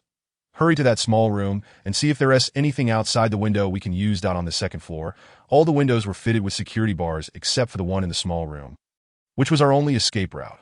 Xiao Yun put away her gun and knife, hurrying to check the small room, while I dragged the 3 corpses from the floor and positioned them against the door, slashing their bodies to let the still fresh blood flow. The intention was to divert the zombies' attention and buy us some time. However, just as I made a couple of cuts on the old man's corpse, the door was suddenly breached, and a zombie lunged in violently. That I was taken aback. I had assumed that even a wooden door would hold for at least a minute, yet it had only taken a few seconds for the breach to occur. Clearly, I had overestimated its durability. The zombie stumbled in, mouth agape, ready to bite. That I instinctively thrust the blade toward its gaping maw, piercing it directly. It fell lifelessly to the ground. Crack. With the door's destruction, the zombies outside seized the opportunity, clawing at the opening in a frenzy, widening it until the door was reduced to splinters.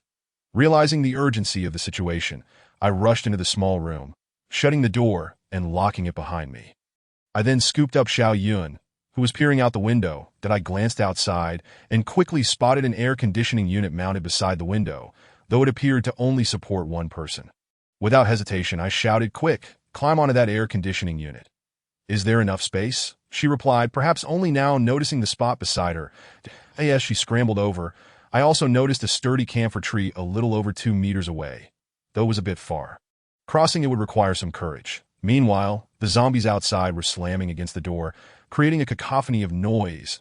As Xiao Yun climbed over, I quickly grabbed the walkie-talkie. Qin Yu, bring the car around to the side. A second later, Qin Yu's voice crackled through. Got it. Zombies are starting to appear on the street. We need to hurry. Crack.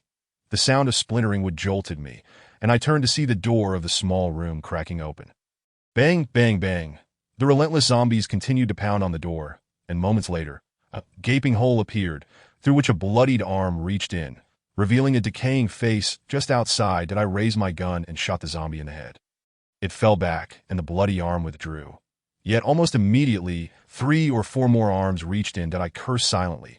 This door was of even poorer quality. You come too, just don't worry about me. You need to stay steady. Don't fall. I was uncertain whether the air conditioning unit could bear our combined weight and did not wish to take that risk, recalling how painful it had been to land on my knees after falling from the upper floor. Pop! Just as I finished speaking, my gun ran dry and I instinctively reached for my belt, only to realize I had not brought extra magazines. Bang. The door shattered into fragments, scattering across the floor. That I stowed my rifle, hand resting on the hilt of my knife, preparing for a showdown. But as I beheld the near-full room of zombies, I hesitated, retracting my blade halfway and instead climbing out the window, leaping into the air. The shrieks of the zombies echoed behind me, but ultimately, the camphor tree proved reliable. That I tightly grasped the sturdy trunk, which was about the size of my calf, and it held firm. Several zombies that had rushed in after me tumbled out the window, crashing onto the concrete below, their dark blood splattering in all directions. Some ended up with shattered skulls, while others broke their legs. Yet they felt no pain, only an insatiable hunger for human flesh. Unable to rise, and only able to claw helplessly at the ground. Shrieking in desperation, that I wedged my legs between the branches to steady myself, and called out to Lin Yun, "Hurry! Jump over!" Lin Yun glanced at me, then at the zombies caught at the window's edge, holstering her handgun and taking a deep breath.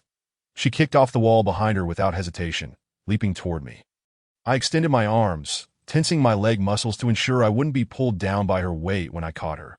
She reached out, attempting to grasp my hands, but I knew that if I caught her by the hand, there was a significant risk of losing my grip as her weight shifted downward, causing her to fall. Just as her body began to descend, I swiftly seized her wrists. Lin Yun let out a muffled grunt. Her face contorted in pain from the grip. With a surge of strength from my waist, I pulled her into my embrace. She breathed heavily, her body trembling with tension, wrapping her arms tightly around my waist. Finally, I heard the sound of a vehicle approaching. Around the corner, a car suddenly came into view, driven by Lin Yun, speeding toward us and halting not far from the camphor tree, perhaps spurred by the noise of the car and the jarring sound of brakes. The zombies caught in the window grew even more frenzied, their shrieks escalating. As a slightly smaller zombie broke free from the throng, a wave of them surged out of the window like dumplings being dropped into boiling water, creating a truly spectacular scene, as if a long-block drain had finally been cleared. Lin Yun did not exit the vehicle, but began to turn the car around. The gaunt zombie that emerged first lunged towards her. She cast a fleeting glance, calmly raised her firearm, and a single shot pierced through its skull. "What are you staring at? Hurry down." With that, she had already maneuvered the front of the vehicle, lifting her gun to unleash a barrage upon the zombies that were struggling to rise. Lin Yun and I hastily descended from the tree, while Lin Yun provided cover, systematically eliminating the zombies that approached us. With about a meter left to the ground, Lin Yun leapt down, swiftly stowing her rifle against her chest and rolling forward. I unsheathed my machete, followed suit, and in one fluid motion, dispatched a zombie that was poised to pounce on Lin Yun. As I ran towards the car, I swung the machete at the encroaching undead. Once Lin Yun was safely inside the vehicle, Lin Yun released the handbrake and pressed the accelerator, maintaining a cautious speed as she awaited my entry. That I opened the door, grasped the frame, and plopped into the passenger seat. Before I could close the door, she floored the gas pedal and shot forward. The zombies chased after us, but were soon left far behind. It was only as we neared the outskirts of the town that I began to calm my frayed nerves. A flicker of anger surged within me as I muttered, "Lin Yun, you nearly got me killed this time. Remember to shut the door next time. The blood will attract the zombies. Have you forgotten?" Lin Yun looked taken aback. Asking, "Lin Yun?" Observing her bewilderment and the silence from the back seat, I realized something was amiss. That I turned sharply, only to discover that Lin Yun was not in the car. "Where's Lin Yun? Why isn't he here? Didn't he run towards the street? Didn't you pick him up?" Lin Yun replied, "I didn't see him." Lin Yun gasped, "Brother, the teacher. He couldn't have." Just then, a crackle from the radio broke the tension, followed by Lin Yun's faint voice. "Brother Lin, I'm sorry, but I may have to go find Along." Chapter 47. Alone in confrontation, his voice was faint, devoid of emotion, yet it carried an air of regret akin to that of someone on the brink of death. Lin Yun swiftly slammed on the brakes, her expression fraught with panic. That I truly didn't see him. Brother, the teacher. He couldn't have. A wave of guilt washed over me, causing a momentary dizziness. That I gripped the radio tightly, pressed the talk button, opened my mouth, but hesitated to speak, fearing that my voice might draw him into further peril. How could I have been so foolish, believing he would escape unscathed in such a dire situation, with so many zombies and him alone? If that door didn't open, wouldn't it mean certain doom? After a brief pause, I released the radio, which bore the marks of my grip, inhaled deeply, and solemnly instructed, "Open the trunk." "What are you planning?" I detached the empty magazine from my rifle, simultaneously opening the car door, saying, "I've run out of bullets. I need to grab some." I opened the ammunition box, retrieved an unopened pack of bullets, and began loading the magazine. Lin Yun rushed out after me, her tone tinged with urgency. "That I'm coming with you." As she spoke, she too began to prepare. Lin Yun exited the vehicle, whispering, "Brother, the teacher. He couldn't have already turned into a zombie. Could he?" The moment those words left her lips, my heart sank into turmoil, a wave of anxiety sweeping over me, causing my heart to pound fiercely, its rhythm so intense I could feel it reverberating through my very being. I instinctively tightened my grip on the bullets, looking at her, yet at a loss for words. I could only utter 3 words. Don't say that. Lin Yun, don't panic. I'll go with you. He should be fine. You know he loves to joke.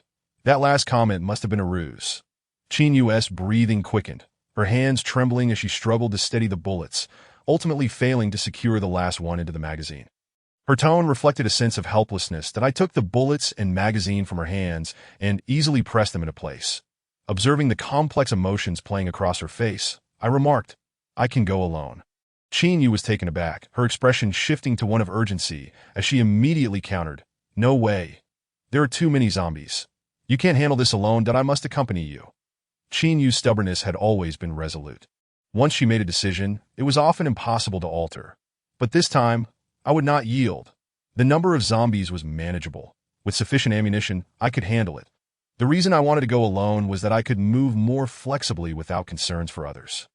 If Xiaoyang encountered misfortune, I would prefer that you and Xiaoyan remain safe. However, she left her sentence unfinished, and I interjected, This is not your fault. I take full responsibility for the oversight. You and Xiaoyan should hide the vehicle.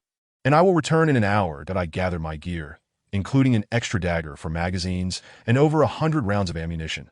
She seemed about to protest further, but her lips parted, and yet not a word escaped. Recalling my hasty glance outside the kitchen door, I estimated the number of zombies to be around a few dozen, likely not exceeding 100 as long as I remained cautious. I believed I could manage. After all, the zombies now were far less agile than the freshly infected that I had to save Xiaoyang. Even if he had turned, I needed to bring his body back. For over 2 months, we had lived peacefully and faced the most perilous moments together. He had gone to great lengths to rescue me during my darkest days and had always been concerned about my well-being. Through thick and thin, life and death, he had become my closest friend. My brother, T.O. abandoned him to mere zombies would haunt my conscience for a lifetime. Qin Yu's fingers clenched tightly, turning pale from the pressure. The look in her eyes shifted from complexity to self-reproach. Tears glistening within them, that I recognized her fear. Fear of my blame. Fear that she hadn't noticed Xiaoyang during our escape, leaving him in a perilous situation. Seeing her in distress stirred my own compassion. And I reached out to gently caress her cheek, surprised when she did not flinch away. As I stroked her soft skin, I said, Don't cry. I wasn't certain he had made it to the street. So, I don't blame you. You and Xiaoyan stay hidden in the car. Do not emerge until you hear from me. With that, I placed the damaged radio into my pocket that I then turned to Xiaoyan, who, this time, showed no inclination to deter me, but instead embraced me quietly, whispering, Come back safe that I end this moment. Xiaoyan understood that it was not the time for persuasion, nor could she dissuade me. I began my return, retrieving the radio, and spoke softly, Xiaoyang, I'm back. Hold on. Moments later, the radio crackled with static, followed by the sounds of several zombies howling and the noise of something being smashed. Amidst the cacophony, I faintly heard Xiaoyang's voice. I am in the cargo room. I feel like I can't hold on much longer, he responded, implying he had not yet transformed. It was likely just an injury. Hope ignited within me, and I unconsciously quickened my pace towards the town center. Soon I spotted the first zombie wandering the street that I holstered my rifle, drew my machete, and approached quickly. The zombie stood still, staring vacantly at the sky, its body trembling as if electrocuted, when it noticed me. I had already positioned myself behind it. Before it could emit a scream, I severed its head in one swift stroke. Gradually, more zombies began to appear ahead. The restaurant lay about 300 meters in front of me, with 3 to 4 dozen zombies meandering within that distance that I didn't opt to conceal myself. Even if I slipped into the restaurant quietly, the noise of any skirmish would attract the nearby zombies. It was more prudent to eliminate them first. Moreover, in the confines of that narrow space, I would have little room to maneuver against these zombies. On this broad street, I could move more freely. I tightened the gloves on my hands, drew my handgun, and wielded my knife, advancing directly into the throng of corpses. Hey, over here! The first zombie detected my presence that moment, facing such a multitude of undead. I felt an unusual calmness. In the past, I had always felt a hint of anxiety when confronting a horde that my gaze hardened, and I fired first, piercing the heads of 2 zombies. The gunfire reverberated through the air, swiftly drawing the attention of most of the zombies who began to stagger towards me. With 20 rounds of handgun ammunition, if utilized wisely, I could eliminate half the zombies on this street. The remainder would fall to my blade. Firearms would take precedence, with the knife as a backup. Zombies rushed at me in a frenzy. I retreated while shooting at the advancing undead. Those further away were met with bullets. Those closer were met with my knife. After a while, I realized that the gap between imagination and reality was vast. Facing dozens of zombies alone proved to be somewhat taxing. The overwhelming pressure of their relentless assault, even on the calmest of hearts, could induce a sense of panic. Several times, I narrowly avoided being bitten on the arm. That my machete became lodged in one zombie's skull, and the ferocity of their attack left me no opportunity to retrieve it. In desperation, I unsheathed a shorter dagger from my waist. Nothing ever goes smoothly.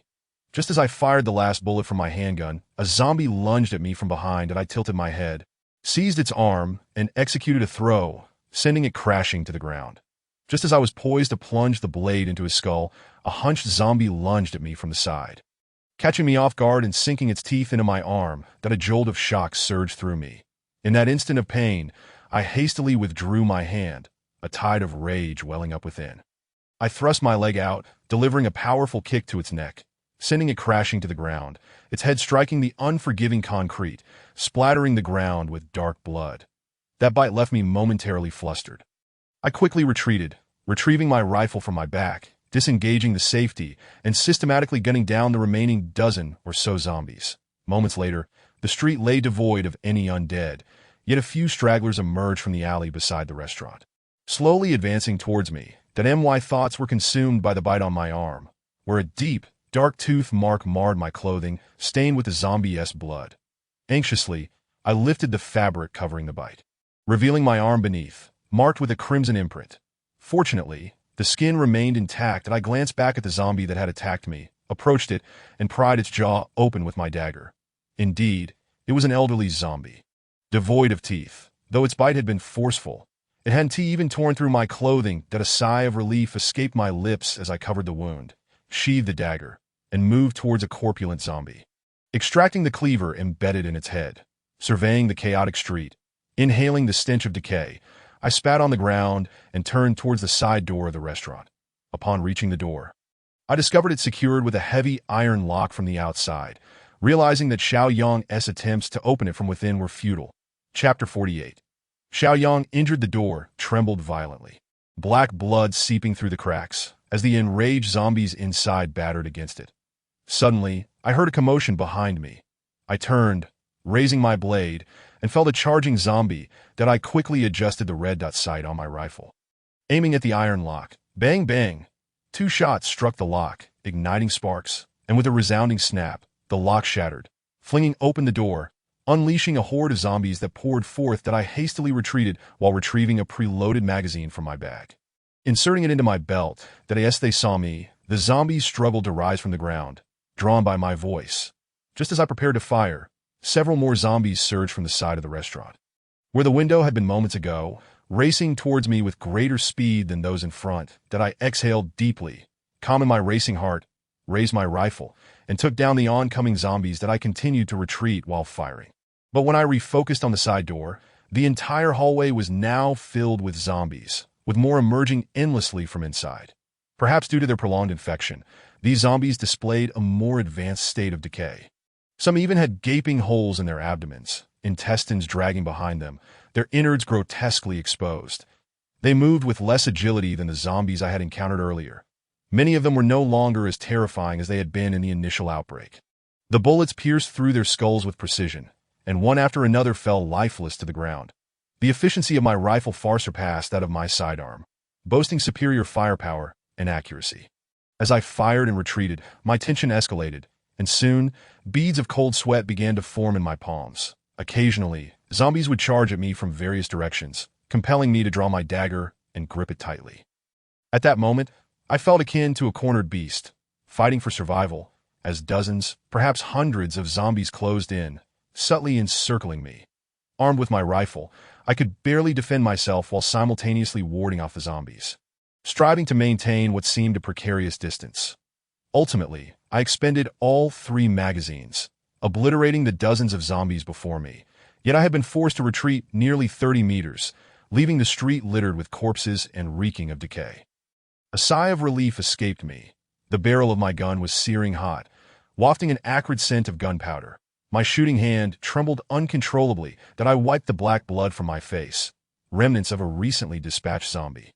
The foul odor now permeating my nostrils, prompting me to spit once more that I removed the empty magazine and replaced it with the last one, attempting to steady my nerves as I approached the side door again. Cautiously, I stepped over the sea of corpses, remaining vigilant for any zombie that might not be entirely dead and could suddenly awaken, posing a potential threat. Sure enough, as I neared the door, a half-seated zombie stirred, jolting awake.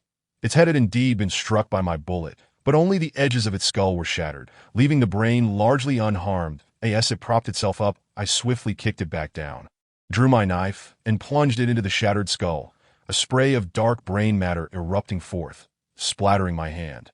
Shaking off the black blood, I raised my rifle and pushed the door open. The once white floor was now smeared with black, viscous fluid, slick beneath my feet, and the air was thick with the stench of decay and blood, and further sounds of zombies emanated from within. It appeared all had perished outside, yet the silence only heightened my caution, for not all zombies emit cries. Xiaoyang, where are you? I did not deliberately lower my voice. Rather, I raised it, calling out several times without a reply. My heart sinking into despair, that I stepped forward, treading carefully on the slick, bloodied floor, beginning my search for the storage room on the first floor. After a thorough inspection, excluding the ominous kitchen, I found no signs indicating the location of the storeroom. Just as I was about to open the bloody kitchen door, I caught sight of a shadowy corner at the tightly shut main door. In that corner, I discovered a black, securely locked security door. Observing the deep indentations on the door and the trickle of black blood sliding down, I surmised that Xiaoyang was likely inside. I raised my hand and knocked. Knock, knock, knock. Xiaoyang, open the door. I am here, and no response came. Nor was there any sound. Knock, knock, knock. This time I knocked with greater force while attempting to twist the doorknob. The door was locked from the inside, unyielding. Xiaoyang was undoubtedly inside. Yet there was still no response. After knocking 4 times in succession, only the echoes of my own raps returned, igniting a sense of urgency within me. Just as I prepared to kick the door down, 2 faint meows resonated from the kitchen. An ominous feeling washed over me as I turned to look, witnessing 2 blood-soaked cats slowly emerging from the kitchen. Zombie cats, they stepped cautiously onto the blood-slicked floor, and upon exiting, their crimson eyes locked onto me. These cats were evidently long since mutated, their rotting flesh and decaying heads betraying their condition, exuding an aura of danger far more menacing than the one I had encountered previously. I raised my rifle, gripping it firmly, and began to back away slowly. The 2 cats were approximately 6 meters away, their blood-red eyes eerily fixated on me as I moved. They crouched low, emitting a sound akin to the buzzing of a hornet. Seemingly a warning before attack, that I knew I couldn't wait for them to charge. While they remained motionless, I aimed the red at the head of the left zombie cat and squeezed the trigger. Boom! The warning buzz diminished by half, and the right zombie cat let out a piercing shriek, lunging towards me. I understood the agility of these zombie cats. Once they were in motion, hitting them with a gun would prove challenging. As it leaped towards me, I swiftly turned and sprinted away. Its speed was astonishing, and I could distinctly hear its chilling cries drawing nearer, the distance between us rapidly closing. Just as I burst through the door, my right hand grasped the door, forcefully slamming it shut behind me. Clang! The rushing zombie cat collided violently with the door, its shriek abruptly silenced by the impact, the force even causing the door to bounce back slightly.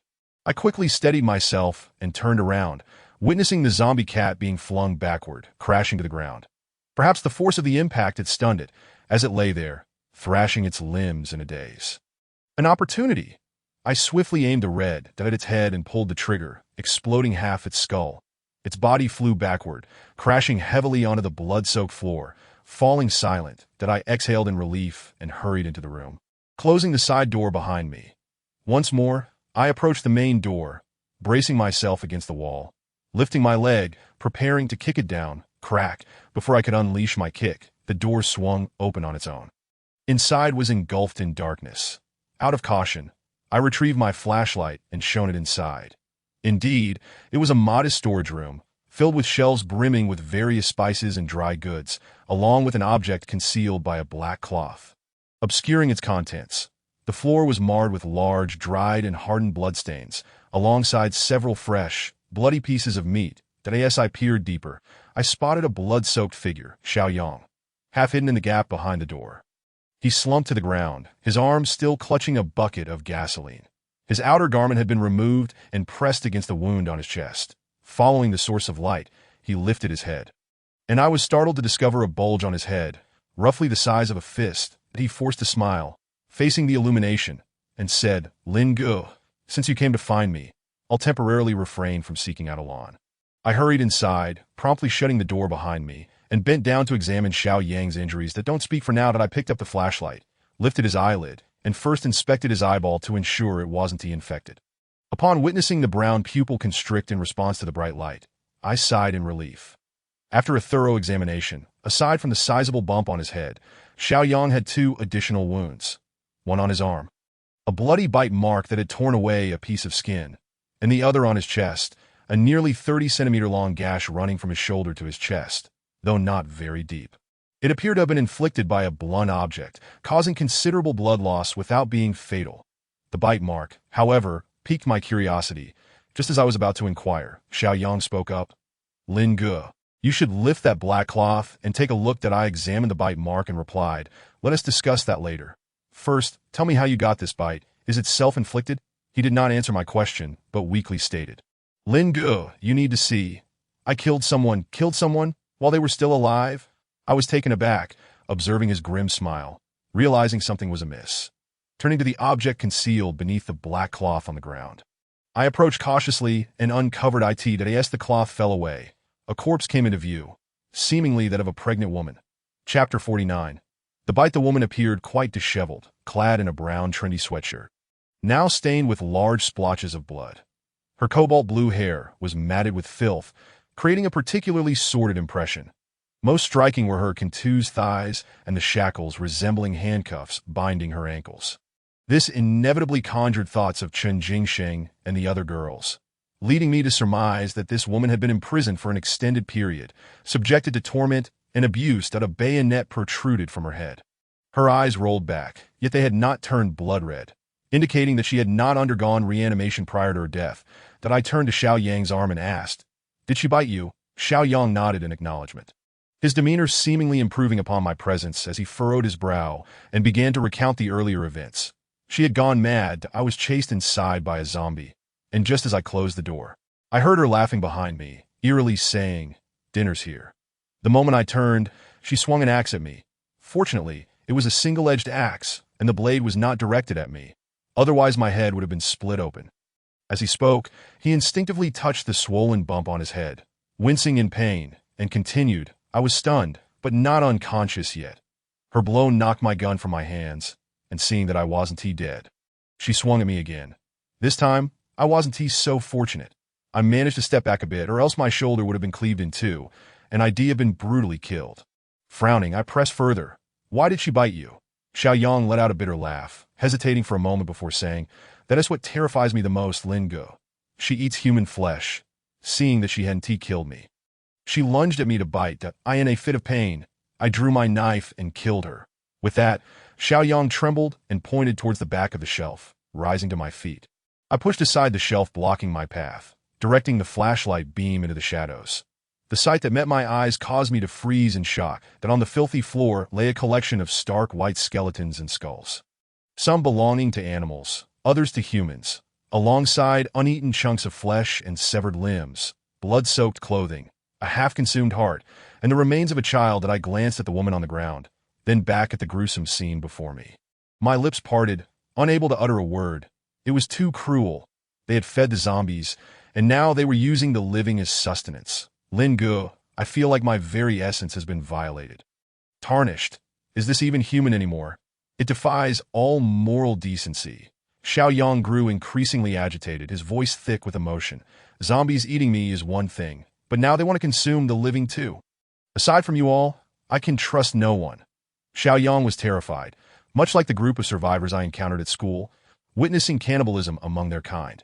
Any rational person would feel fear, terror, and a profound doubt regarding humanity. I inhaled deeply, striving to calm my tumultuous thoughts. Yet in this blood-soaked room, it seemed nearly impossible. Unable to bear the sight any longer, I pulled the shelf closer to shield my view, then I bent down and used my knife to pry open the woman's mouth. Indeed, the piece of skin from Xiao Yang's arm was still lodged within her bloody jaws. Turning my focus to her abdomen, I examined the pronounced bulge. From every angle, it did not appear to be that of a pregnant woman. I reached out and pressed firmly, discovering it to be remarkably hard. What lay within her belly was likely not a fetus, but rather human flesh that had yet to be digested. Casting a glance at the bloodied axe nearby, and then at the girl before me, I couldn't help but sigh. Her attire suggested she was from the city and quite young, as such clothing would not belong to an older individual. It was a tragedy that she had fallen into the hands of these beasts. Lost in my thoughts, my mind grew increasingly chaotic that I shook my head, deciding it futile to dwell on such matters. After leaving the farm, I understood that in times like these, everyone would only look after themselves. Mourning for the misfortunes of others would only add to one's own burdens, that it was better to focus on my own survival and the present moment. Enough with the tears. Stop acting like a wimp. Get up. We're leaving. I withdrew the bayonet from the woman's head, wiped off the blood, and tucked it into Xiao Yang's belt, then bent down to help him rise. His legs seemed unscathed and capable of standing, though he swayed slightly due to dizziness. Just as I was about to open the door, he suddenly collapsed again. He waved his hand. No, let me rest for a moment. Just a few minutes. I'm too dizzy.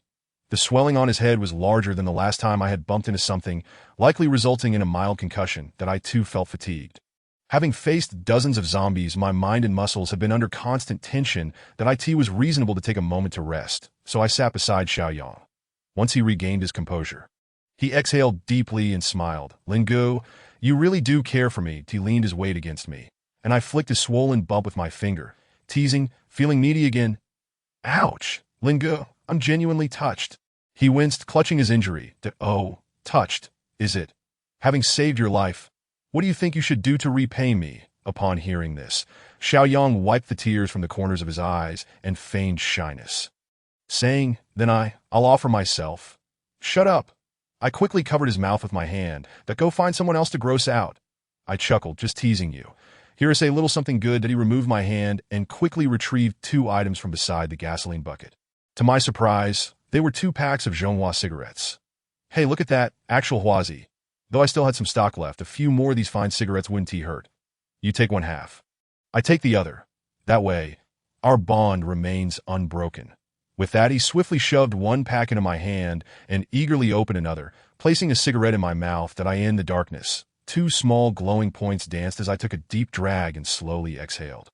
Feeling my body relax significantly, I turned my head to see the glowing ember of Xiao Yang's cigarette burning rapidly, and couldn't help but ask, didn't you say you shouldn't smoke with your injuries?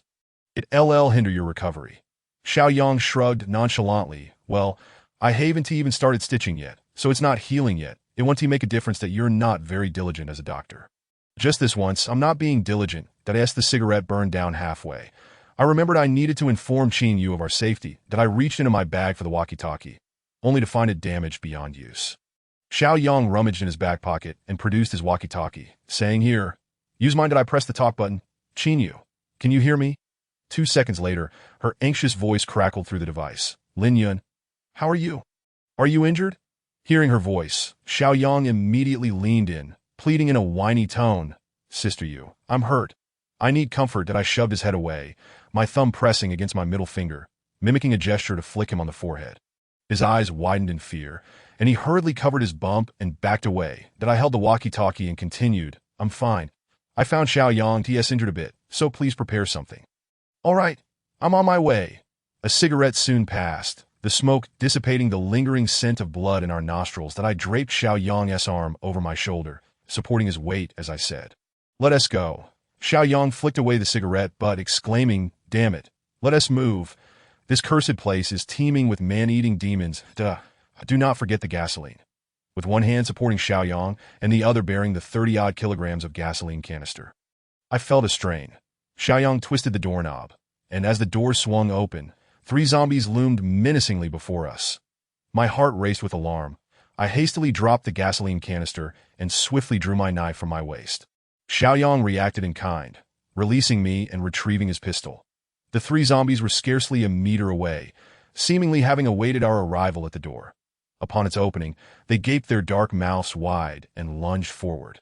I thrust my blade horizontally before me, piercing one zombie through its EYE. That same moment, Xiaoyang fired a shot, the bullet entering through the creature's jaw and exiting its skull.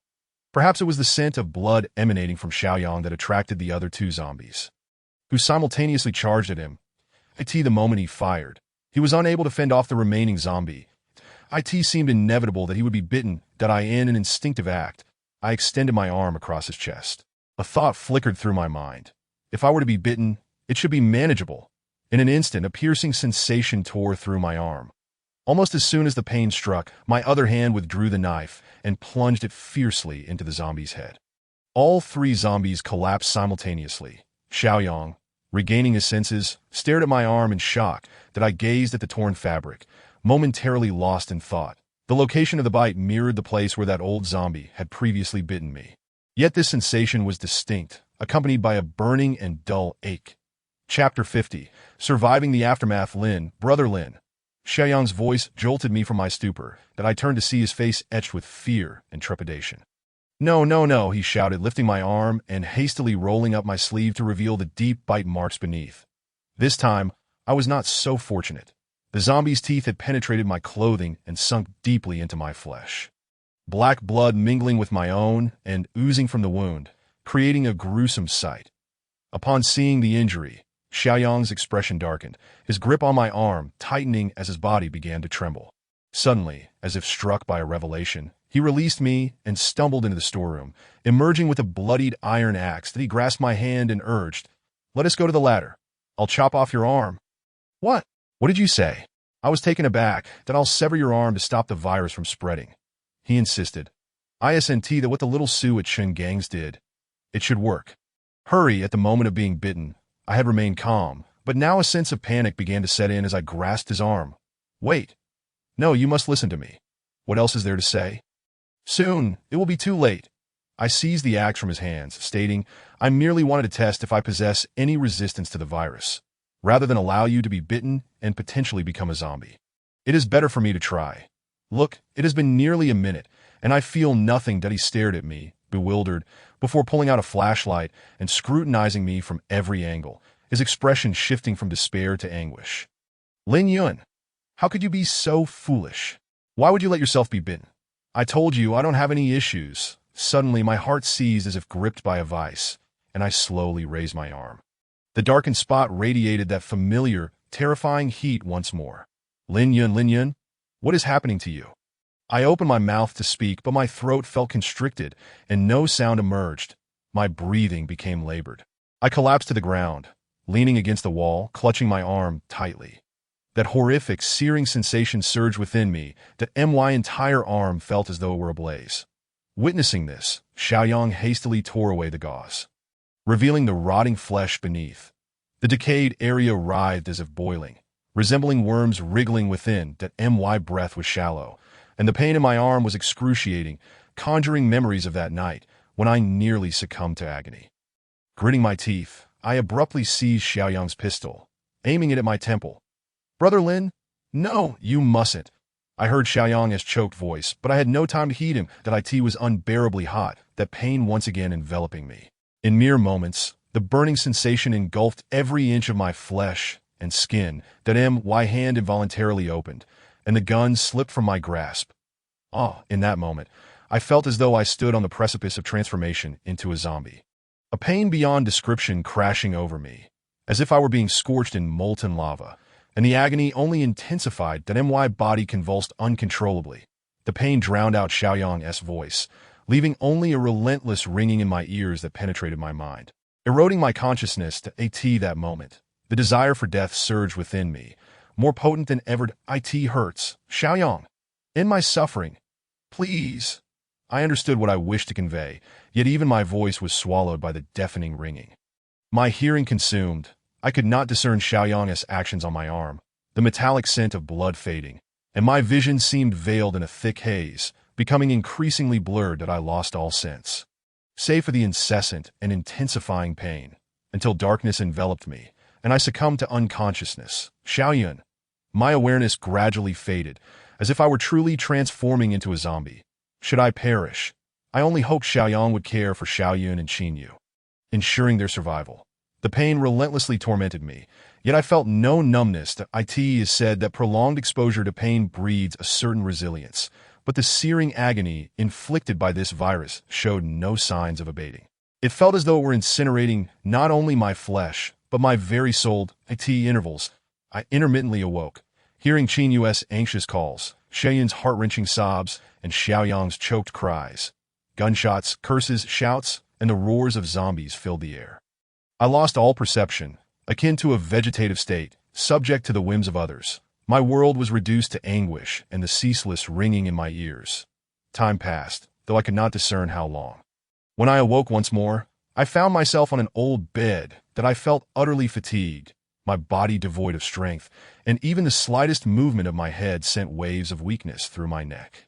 The room was small yet tranquil. The ringing in my ears had vanished.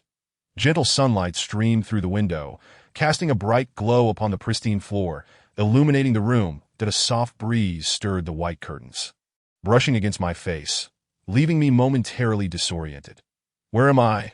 With great effort, I lifted my arms, finding them both wrapped in thick gauze. Observing my healthy, rosy fingers, I suddenly realized I had not transformed into a zombie. I had not changed. Even in my weakened state, I was unable to contain my desire to rise and behold this miraculous state of being. After much struggle, I managed to sit up, slowly unwrapping the gauze. Layer by layer, the bandages fell away, revealing the wound beneath. Strangely, the once festering injury had miraculously healed. It was not so much healed as it was scabbed over. Yet was this not a positive omen? The numbness that had accompanied me vanished along with the scabbing, that my eyes welled with tears. I had assumed that enduring such torment would inevitably lead to becoming a zombie, yet here I was, intact, and the affliction that had plagued me was no more. This feeling of having survived a calamity filled me with exhilaration. Indeed, this calamity referred to the agony that had nearly claimed my life, an experience akin to death itself. After some time, I managed to calm my racing heart and began to ponder my surroundings. Then my feet touched the cool floor, and I steadied myself against the bed.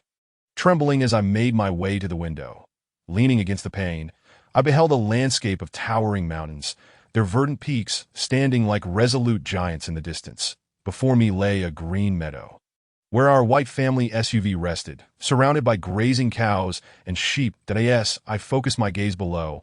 I spotted Qin Yu and the others seated by the fence, seemingly basking in the sun, accompanied by two elderly individuals.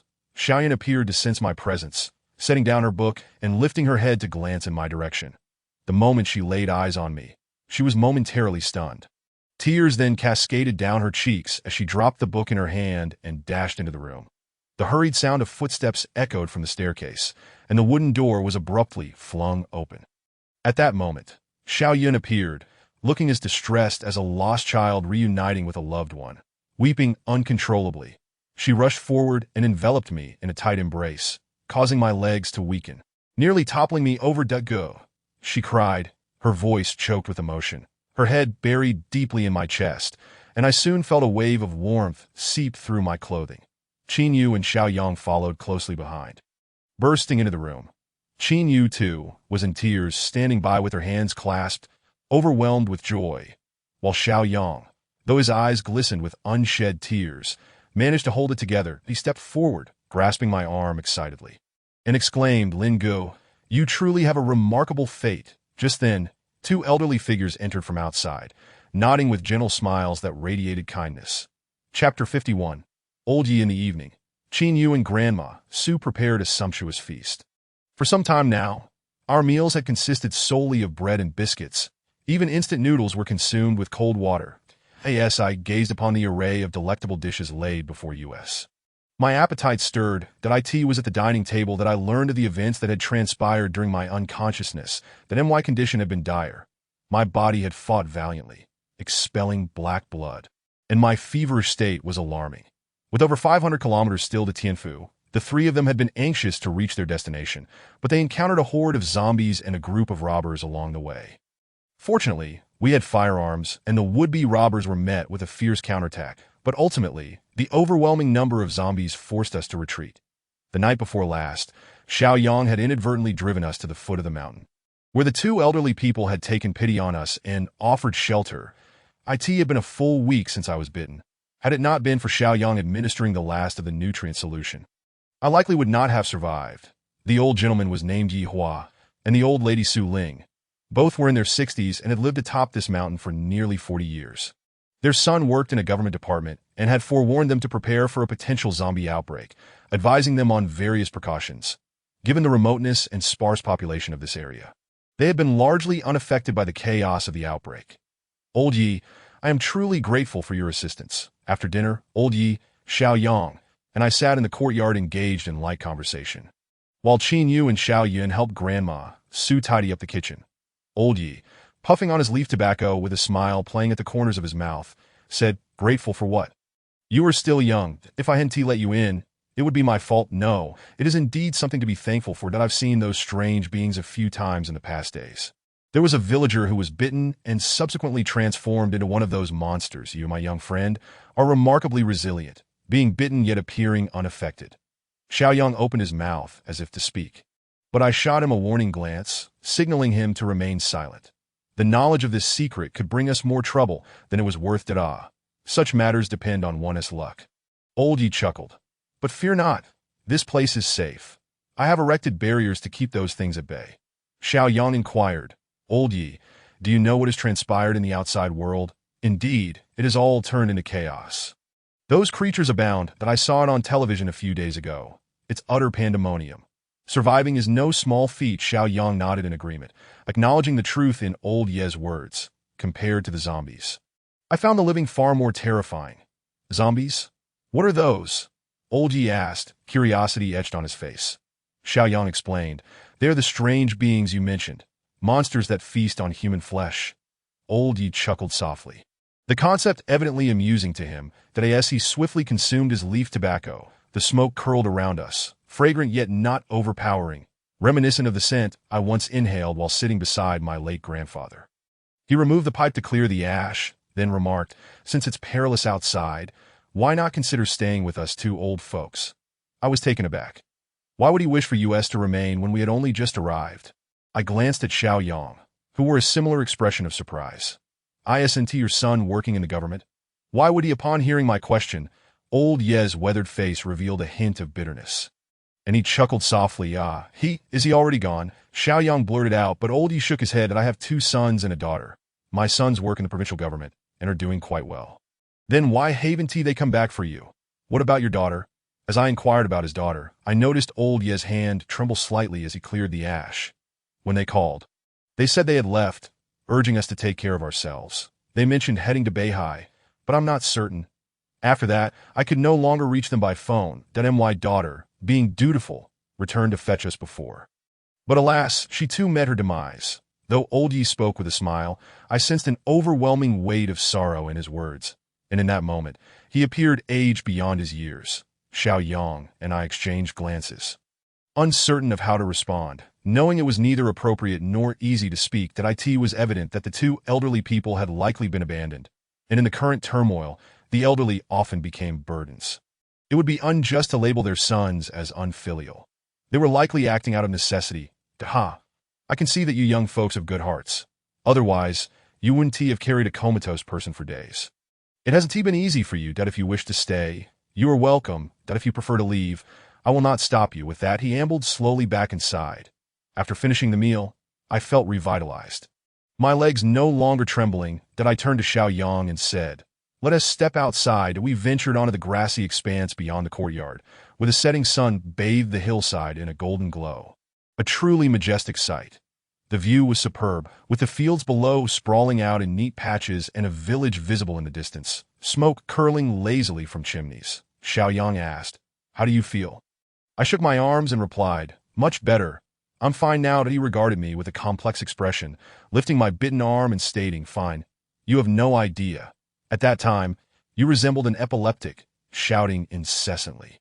Both Qin Yu and I feared you were on the brink of turning into a zombie, that if you had truly transformed, I would have been consumed by guilt. That I waved my hand dismissively. Had I not come to your aid, I would likely feel the same guilt myself. Now that we are both unharmed, we are even. Xiao Yang shot me a pointed glare. What sort of logic is that? Let me tell you, next time, do not put yourself in such perilous situations. Upon learning you were bitten while saving me, Xiao Yun's expression, I felt she might just kill her master right then and there. Surely not. I feigned surprise, though I understood Xiao Yun's temperament well. In her eyes, I was far more significant than anything else, and the scenario he described was not entirely implausible, whether or not. You know better than I did. I shifted the conversation. It seems there are indeed few zombies here. How did you come across this place? Xiao Yang plucked a blade of foxtail grass and placed it in his mouth, stating, I'm not entirely sure that my phone had run out of battery, and we were being pursued by a horde of zombies. Following Sister U.S. directions, we inadvertently drove into what seemed like a man-made tunnel and ended up in this village. A man-made tunnel? No, I believe it was constructed by the villagers. The path inside was winding, and we quickly lost the zombies at first. We thought we had entered a mine, but after several hundred meters, we emerged into a village. And then, the villagers demanded we hand over our supplies, or that Sister U become a wife to one of their men. Naturally, we refused, and they eventually expelled us. With no other options, we ended up at the foot of the mountain, where old Yi and his wife took us into. I felt a surge of annoyance. Demanding supplies was one thing, but wanting Qin Yu as a wife was downright reckless. Xiao Yang frowned, speaking in a low tone. Lin Gu, the villagers below could be troubled, but why's that? This morning, while you were unconscious, 2 men from the village came and threatened old Yi for cattle and sheep. He revealed half a pack of Zhonghua cigarettes from his pocket, and I took one, lighting it. And then, I was busy bandaging you and didn't catch all the details. But it seemed old Yi was not pleased with their tone.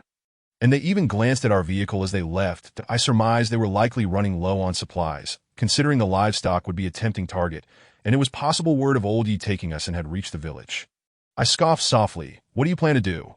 Xiao Yang's expression hardened. That we'll deal with them. That I raised an eyebrow, surprised by his decisiveness. Just like that? Why not? I'm no longer a healer. I am a survivor willing to fight. That I nodded, asking, they came this morning, correct? Yes, those 2 men were armed. That I contemplated for a moment, formulating a plan. All right, let us retrieve the ammunition from the vehicle. They might return tonight. As I exhaled a plume of smoke, the setting sun cast a hazy glow around us, and just as I prepared to take another drag, the cigarette was snatched from my hand. You truly do not take your own well-being seriously. Qin Yu reproached me with a hint of playful admonishment as she snatched the cigarette from my hand. Mimicking my and Xiao Yang's mannerisms, she pinched the cigarette between her fingers, delicately placing the tip between her ruby lips, and took a deep puff with a rebellious flare. She closed her eyes, seemingly savoring the moment, only to have them fly open in shock. Cough, cough, cough. Oh my, that nearly choked me. You cough, cough, cough, having inhaled too deeply. Qin Yu's face flushed crimson as she coughed uncontrollably, prompting me to gently pat her back. Haha, a woman who smokes has stories to tell. It seems Sister Yu has found herself in quite the predicament. Chapter 52. Waiting for the rabbit. Upon hearing my words, Qin Yu stifled her cough and playfully kicked Xiao Yang, who nimbly dodged her attempt. After a brief moment, she regained her composure and inquired, What are you 2 whispering about? Just as Xiao Yang was about to respond, I interjected, Nothing much. I was asking Xiao Yang how Yi Lao Air and Su Grandma are doing. That I shot Xiao Yang a meaningful glance. Revealing to Qin Yu that we intended to keep watch tonight would certainly lead to her disapproval, and Xiao Yang appeared to grasp this as well, nodding in agreement. However, Qin Yu scrutinized me with suspicion, remarking, You've just recovered. Don't engage in foolishness. That Yi Lao and Su Grandma are kind-hearted, and Xiao Yang and I observed them closely yesterday. They are 2 empty nesters, posing no threat. All right, I want to be reckless. As night swiftly descended, the 2 elders retired early. After days of heightened tension, with my health restored, the 2 girls naturally took their leave to rest as well. Xiao Yang had initially opposed the idea of me keeping watch, but only after my repeated assurances of being completely fit did he acquiesce to join me. Indeed, as I had stated prior to our meal, I felt like a dying man, my body weak and my energy sapped, akin to a person suffering from kidney deficiency. Yet after consuming 5 bowls of rice, I felt entirely transformed. My body was rejuvenated, and my strength gradually returned, akin to a long-awaited rain after a drought. Although I was not at my usual peak, I was in far better shape, and having slept for so long, I truly could not fall asleep again. Once the night had fully quieted, Xiao Yang and I stealthily slipped out of the door and made our way to the vehicle, intending to wait patiently for our opportunity. Say, Brother Lin, perhaps we should reconsider going to Tianfu, Xiao Yang suggested from the passenger seat, grinning playfully. Then where shall we go? Nowhere at all. Just stay here with Yi Lao and the others. I raised an eyebrow. Are you tempted? Xiao Yang slightly shook his head. Yet through the moonlight, I discerned a resolute glint in his eyes that, you rascal, then conjure a few suitable reasons to persuade me. His smile vanished instantly as he replied solemnly, Yesterday, I discussed with Sister Yu. These two elders harbor no ill intentions and have treated us well. Moreover, look around, nestled by mountains and water. This location is defensible and poses little threat from the sparse zombies that if we were to venture to Tianfu, we would have to navigate through hordes of the undead and cross numerous barricades. Risking capture. When you weigh the options, it's self-evident that this place is superior to is that all. Is that not sufficient? I gazed at him, stating softly, I will present but one point, and you will waver. He raised his hands defensively, a look of apprehension crossing his face. What is it? If we establish a long-term presence here, how do we retrieve the remains of your beloved? With so many zombies along the way. It is nearly impossible that I suspect this alone will cause you to hesitate that as expected. My words struck a fatal blow to Xiao Yang's resolve. His mouth opened in silence, a look of anguish creeping onto his face. I was acutely aware of his vulnerability. With this, his confidence would crumble in an instant.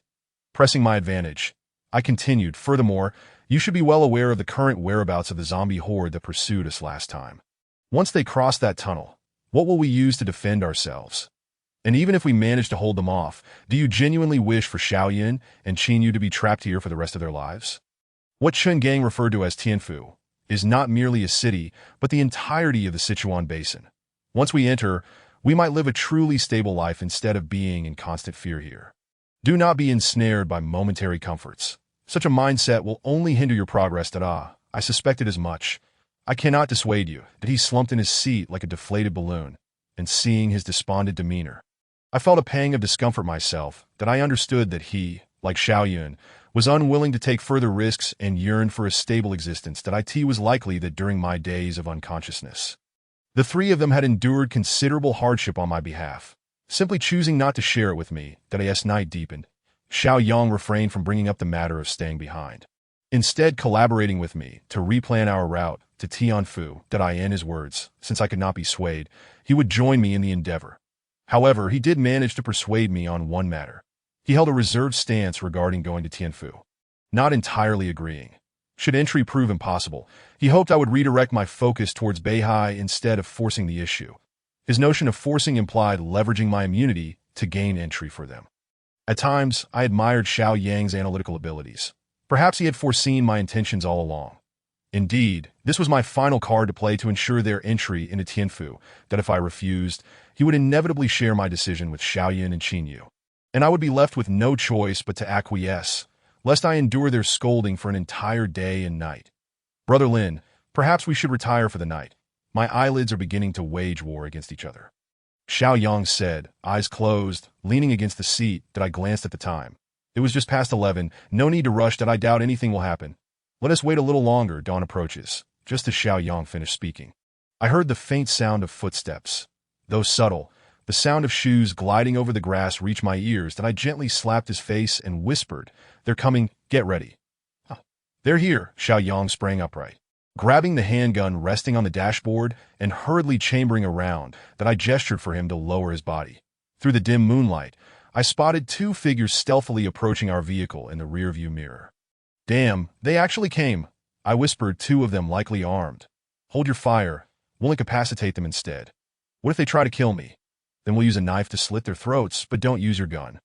With that, I drew my dagger, and Xiao Yang nodded, holstering his weapon. At that moment, voices carried from behind. Old Luo, what's in the car? Didn't you see earlier? Just tell me that you'll find out soon enough. Keep your voice down. There is plenty of goods. That's good. If these two old geezers have a lot, tomorrow we'll call some brothers to deal with them. Thinking their son is a government official means they're untouchable. Damn it. And what about the guy? Let us take him out too. Those two girls are sweet. We'll have our fun before disposing of them. Exactly, haha. That one's chest is really ample, and the younger one is so tender. Should keep it down before long. The pair reached the side of our vehicle. Through the shattered window, they peered in, unaware of our presence as Xiao Yang and I sat with our heads lowered and I gripped my dagger tightly. Exchanging glances with Xiao Yang, as I quietly counted, 3, 2, 1. In an instant, we flung the doors open, I lunged forward, seizing one man by the neck while sweeping his legs out from under him, pinning him to the ground. The sudden commotion startled him, prompting a cry as he reached for me, I swiftly pressed the blade against his throat, coldly declaring, "Do you wish to die?" The sharp edge of the knife against his neck rendered him mute, his body freezing in place. From the other side of the vehicle, the sound of a body hitting the ground echoed, followed by an angry curse and the sounds of a scuffle. Finally, the blade sliced through flesh, and all sounds ceased abruptly. After a moment, Xiao Yang approached, sighing. He struggled fiercely, but he is dead. The man beneath me shuddered violently at the words, his voice trembling as he pleaded, "Be brother, please don't kill me." Xiao Yang switched on his flashlight, illuminating the man's face, which was splattered with blood, casting a menacing shadow under the light. I struck the man's face with the blade, sneering, "Who was it that spoke of large breasts just now?" "And no, I didn't say that." "He did. It wasn't me." "Oh, he said it, did he? Then he deserves to die, wouldn't you agree?" He hesitated, then quickly nodded yes. "Yes, he deserves it." Xiao Yang chuckled. "You're quite perceptive. But didn't you say you wanted to have fun with those two girls? Shouldn't that mean you deserve to die too?" As he spoke, he let warm drops of blood fall from the blade onto the man's face. The man's lips quivered, unable to muster a response, tears streaming down his cheeks, and soon I caught a whiff of an unpleasant odor. Xiao Yang shone the flashlight downward, exclaiming, "Oh my, he has urinated." I felt a wave of disgust and elbowed him in the temple, silencing his cries as he fainted. Standing up, I sheathed my knife and instructed, "Bind him, gag him, and toss him in the barn." Xiao Yang spat. "Indeed, the harsh mountains breed cunning folk. Their hearts are truly dark."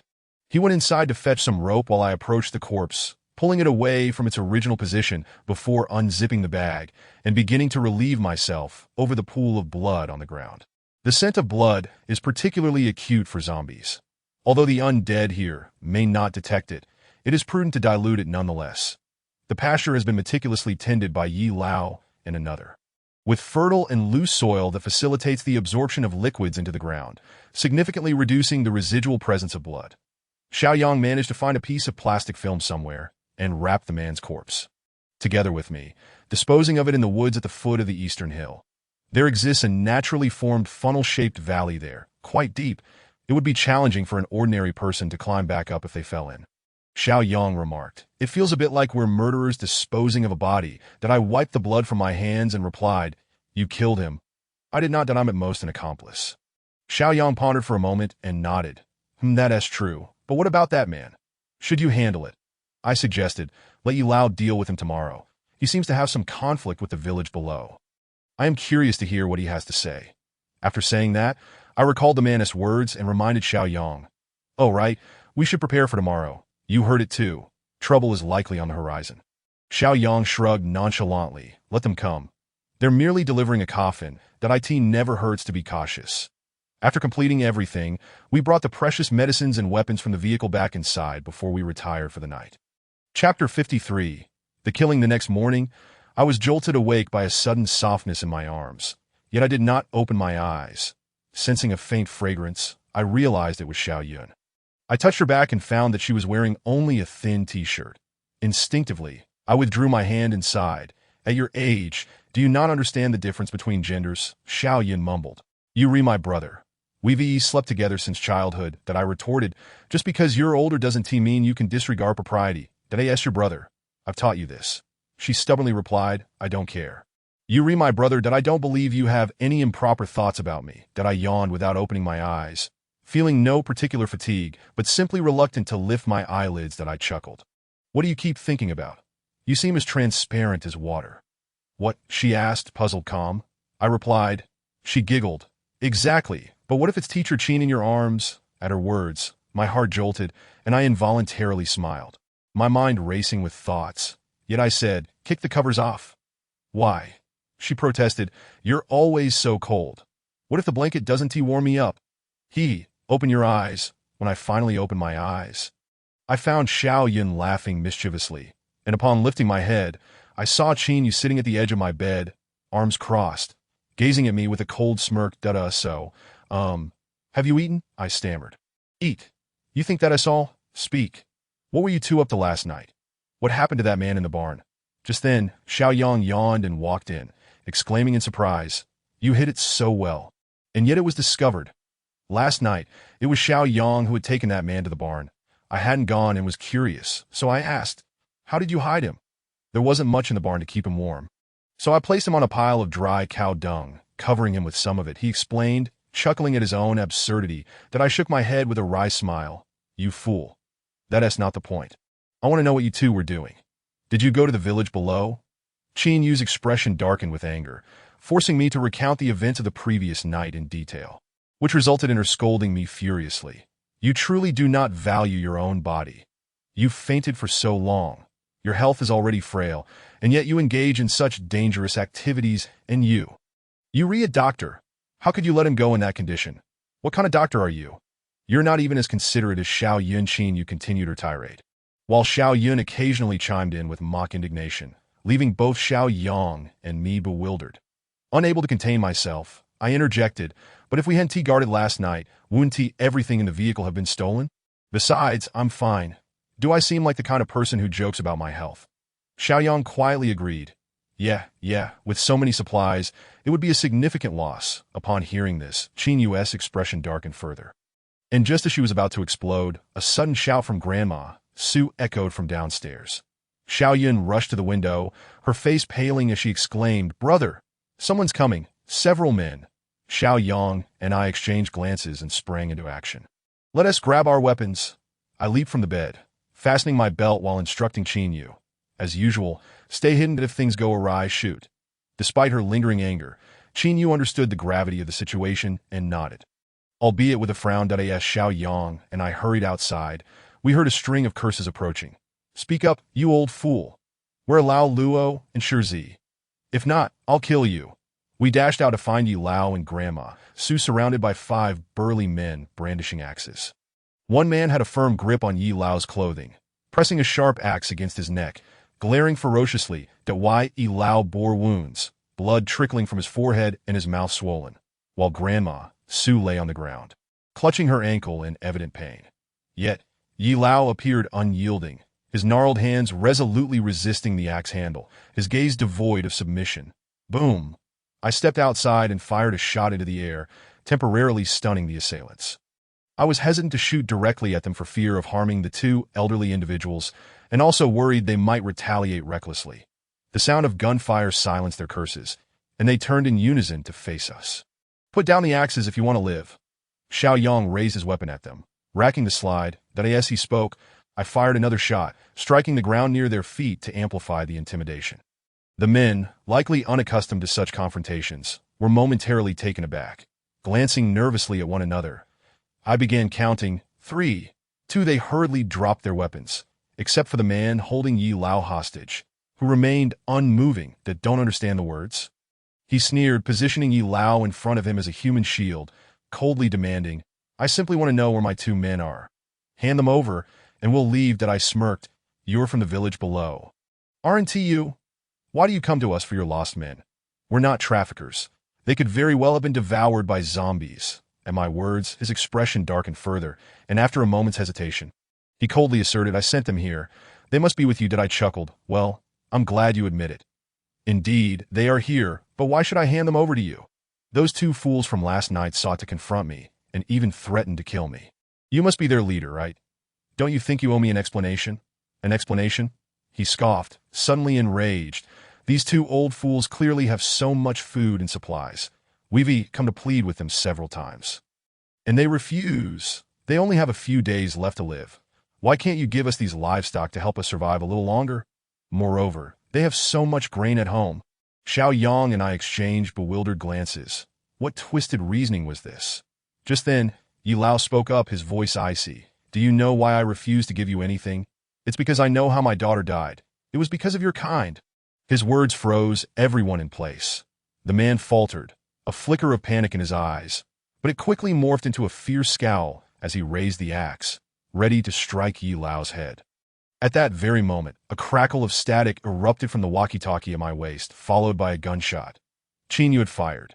The man's head was instantly penetrated, half of it blown away as he toppled backwards. I coldly remarked, "Kill them."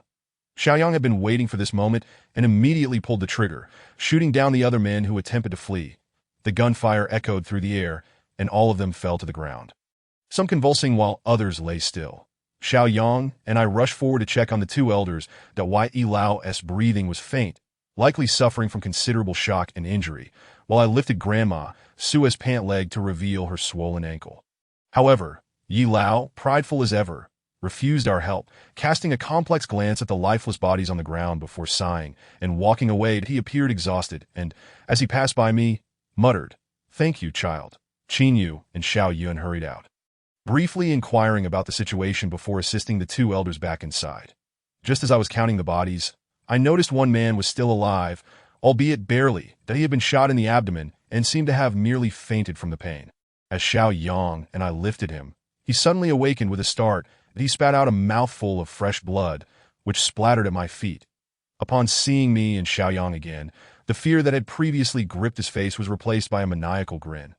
"Heh, you re-finished. You will all die." Xiaoyang crouched down and inquired, "What makes you say that? You should just wait to be bitten to death. Ha! My brothers and I haven't gone back, and the villagers want to spare you. Just wait to be devoured by those monsters. Ha ha." Xiaoyang and I exchanged a glance. Xiaoyang then unsheathed his dagger and suddenly plunged it into the man's head. The man's twisted smile froze instantly, and as Xiaoyang twisted the blade, he fell completely still. What did he mean by that?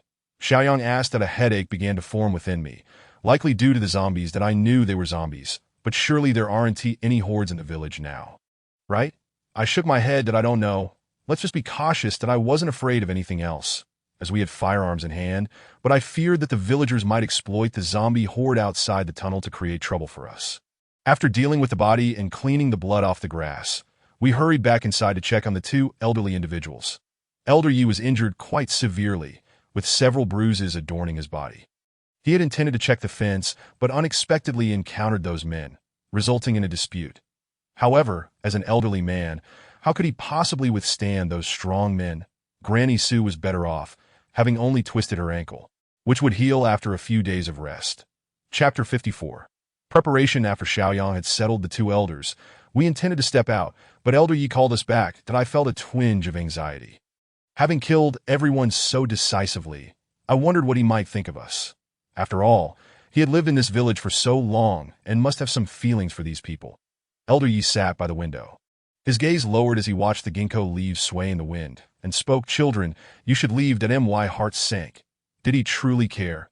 Xiaoyang seemed to understand as well, murmuring, "Elder Yi, I'm sorry." Why apologize? Because we've killed. Killing? Elder Yi chuckled softly, waving his hand dismissively. Who hasn't he killed before? I was taken aback. Could it be that Elder Yi had a past of his own? In my youth, I participated in several major battles. I've likely taken the lives of dozens. Xiaoyang and I exchanged glances, both shocked. This was a veteran of the anti-Japanese war. No wonder he showed no fear when threatened by those men. My respect for him grew deeper, without me even realizing it. That I don't blame you for the killings. That my daughter was harmed on her way back, had her legs broken, and was left in the wilderness, ultimately bitten to death by those monsters. That if it weren't for the kindness of the village children who told me, I would have never known. They deserved to die. Upon hearing this, I was momentarily speechless, unsure of how to respond. It was Xiaoyang who softly said, "I thought you were dissatisfied with our actions and wanted us to leave. Those people are malicious and will seek revenge. Guarding us two elders is not a good idea. It is better to leave." Xiaoyang retorted angrily, "Come on, are we afraid of them? The only worry is that they won't be enough for us to handle." The man had mentioned that a retaliation was likely. If it were only the villagers, it would be manageable, but I feared they would lure the horde from outside the tunnel into our midst, which would create chaos. That I spoke solemnly, "Elder Yi, since you saved us, we naturally cannot abandon the trouble and flee. That if you agree, we can assist you in resolving this." His murky eyes gazed out the window, and after a long silence, he finally said, "The world is in chaos, and human nature is hard to fathom. Aside from the children and a few conscientious women, the villagers have never liked us. Do as you will." After he spoke, he waved us out, sitting alone by the window, his back appearing particularly lonely. As we stepped outside, Lin Yun and Xiao Yun approached, asking, "What did Elder Yi say?" "He wants us to leave." Huh. Both Xiao Yun and Lin Yun were taken aback, their disbelief evident. Lin Yun covered her mouth and whispered, "I thought he liked us, that he fears we might attract trouble from the villagers below." That I said coldly, "We need to go down and take a look." In a rural place like this, with so much farmland, how could they possibly lack food? Every household should have at least a year's worth of grain stored. How can they have nothing to eat? I want to see just how malicious these villagers can be. Xiaoyang grinned. "Let us follow Brother Yang's plan." That I stepped outside, gazing at the cattle shed and then at the distant village, formulating a plan. "All right, Xiaoyang, the two of us will go down, taking that man with us. We're not killing anyone. Not yet, but at 1TB here, we must make an example." Lin Yun frowned. "You're not taking us. Are you sure you can manage? Is your health really fine?" I sighed, "Sister, I assure you, I'm perfectly fine, that I'm not foolish enough to gamble with my own health." Upon hearing this, the three of them looked at me with skepticism. I ignored their doubtful gazes and continued. "Lin Yun, I need you to provide cover. Find a vantage point down the hill to set up your rifle. Fire 3 shots into the air for intimidation. There is no need for unnecessary slaughter. That I estimate the distance from the village to us is about 1,000 meters. It's time to test your marksmanship." "What about me, brother? You're not bringing me along." Xiao Yun pouted, clearly anxious and tugging at my hand. "That all right, Xiao Yun, your task is the most critical and challenging." "What is it?" Xiao Yun's eyes sparkled with anticipation as she shook my arm. "I need you to—" "Need what?" "Hurry up and say it." Xiaoyang interjected. "You need to guard Elder Yi and the others, ensuring their safety." "Huh." Xiao Yun's smile faltered, her expression dimming as she let go of my arm. Pouting, "What kind of brother are you? Not taking your sister along? Just sending me away?" Did I ruffled her hair. "All right, this Isantia game. You must protect the 2 elders. They took us in when we had nowhere to go and treated us well these past few days. We must take action now." "Okay. Get ready. We'll set off as soon as we're prepared." After Lin Yun prepared lunch for the 2 elders, she shouldered her rifle and began searching for a suitable position along the fence. Granny Su sat beside us, quietly watching as we loaded our ammunition, her aged face reflecting a mixture of emotions, perhaps hesitance. After a while, she asked, Xiaolin, did you serve in the military before?" "Yes, Granny. How did you tell?" "Just by the way you load the bullets. Look at Xiao Su. He is not as quick as you." I sensed that Granny Su might have a background of her own, so I curiously asked, "Granny, did you also serve?" Upon hearing this, a smile appeared on Granny Su's weathered face. "I was a medic back in the day." As she spoke, she drifted into memories. "I met Yi Hua on the battlefield. He had been shot in the abdomen. If I hadn't extracted the bullet for him, who knows where he would be now?" "Oh, haha. Elder Yi was quite fortunate," Xiaoyang added. "Indeed, not only did he cheat death, but he also gained a wife." Granny Su, upon hearing this, looked pleased and chuckled. "You 2 children, don't talk nonsense. What do you know?" After chatting for a while, Granny Su finally revealed what she wanted to say, her smile fading slightly as she hesitated. Xiaolin, Granny Su, feel free to speak. That I know what you are about to do, and I hope you can show some mercy. Let us try to negotiate."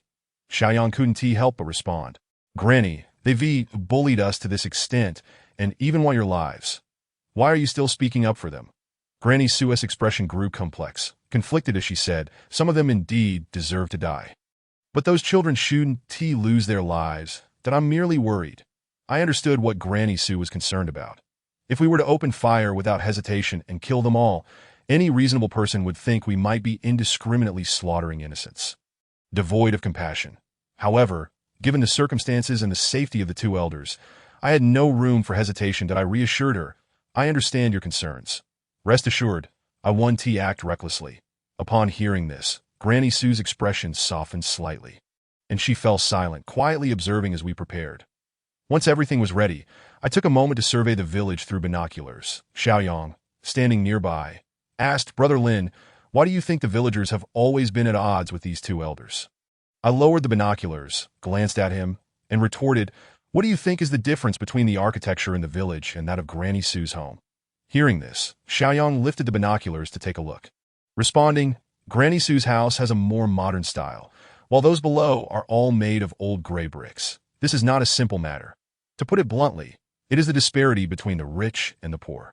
"Ah, there is a saying, isn't there? When you are living well, everyone around you will be envious. But only when you are so impoverished that you can hardly afford a meal will they find solace in their hearts.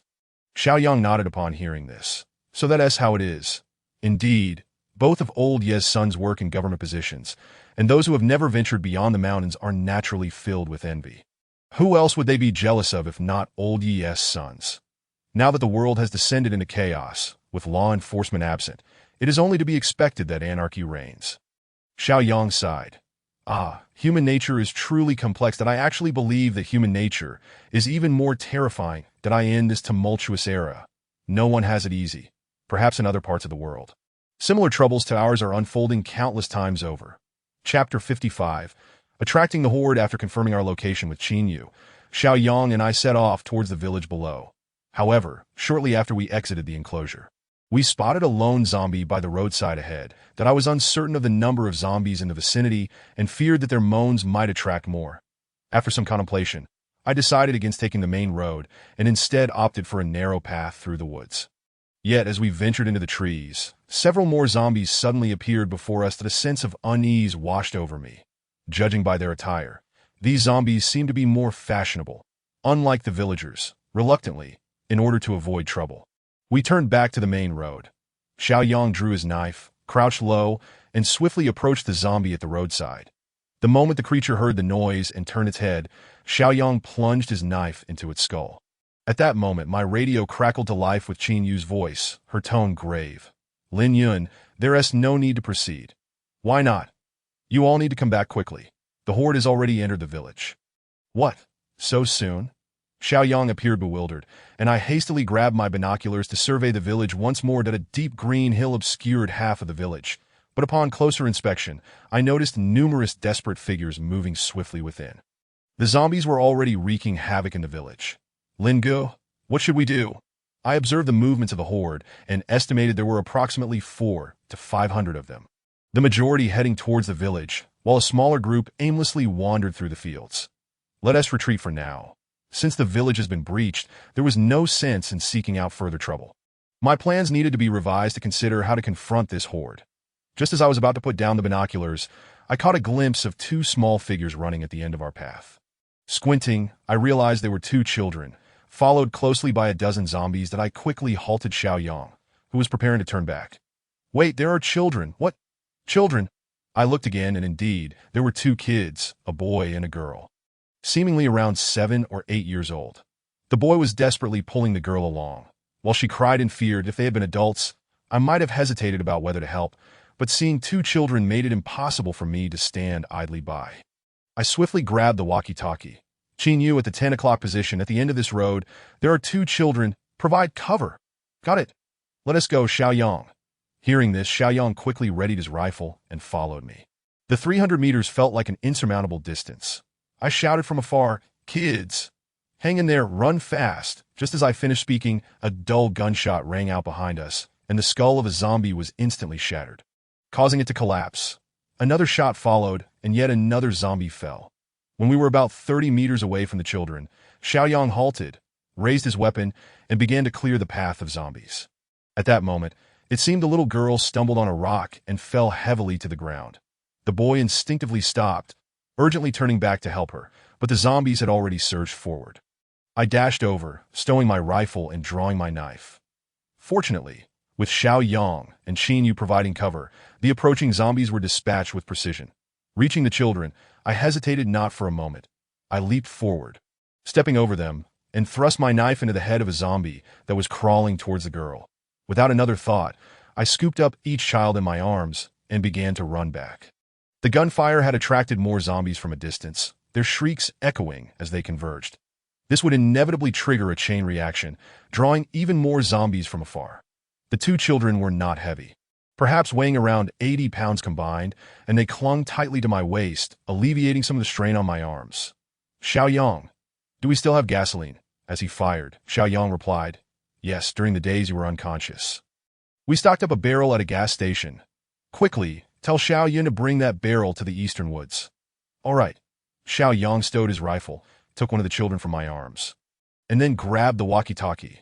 "Xiaoyun, hurry, bring that barrel of gasoline to the eastern woods." That he hesitated for a moment before adding, and then bring out the man from the barn. Xiaoyan did not question why, merely responding affirmatively. The growls of the zombies grew closer behind us, indicating that many fast ones were among them. I dared not look back, with the children in my arms. I couldn't fire my weapon, so I could only run with all my might that moment. I felt the little girl trembling in my embrace. She looked up at me with tear-filled eyes and said, "Uncle, maybe you should just put me down. I don't want to be a burden to you." I gazed at her in disbelief. How could such a small child possess such understanding? I tightened my hold on her. Speaking softly, "Don't be afraid. You aren't a burden to me. Just hold on tight." Soon, we could faintly see the outline of the fence, where Qin Yu was crouched, resting her sniper rifle on a nearby tree stump. Picking off the zombies that clung to our rear, I could distinctly hear the bullets slicing through the air, followed by the sickening thud of flesh being pierced. Beside me, Xiaoyan was panting heavily, beads of sweat forming on his forehead. Reaching the fence, we hurriedly handed the children over to Qin Yu, who also stowed her weapon, taking the pair and swiftly retreating towards the hill, that we then quickly drew our guns. Standing before the fence, turning to fire into the advancing horde. The number of zombies was approximately 100, but that was merely what we could see at the moment. Behind this horde, there loomed a vast multitude. Likely no less than 500. Lin Yun. "How about we use that man to lure the horde away?" "Sounds good." At that moment, Xiaoyan's voice crackled through the radio. "Teacher, we're ready. What should we do?" "Just head back. Lock the main gate of the courtyard."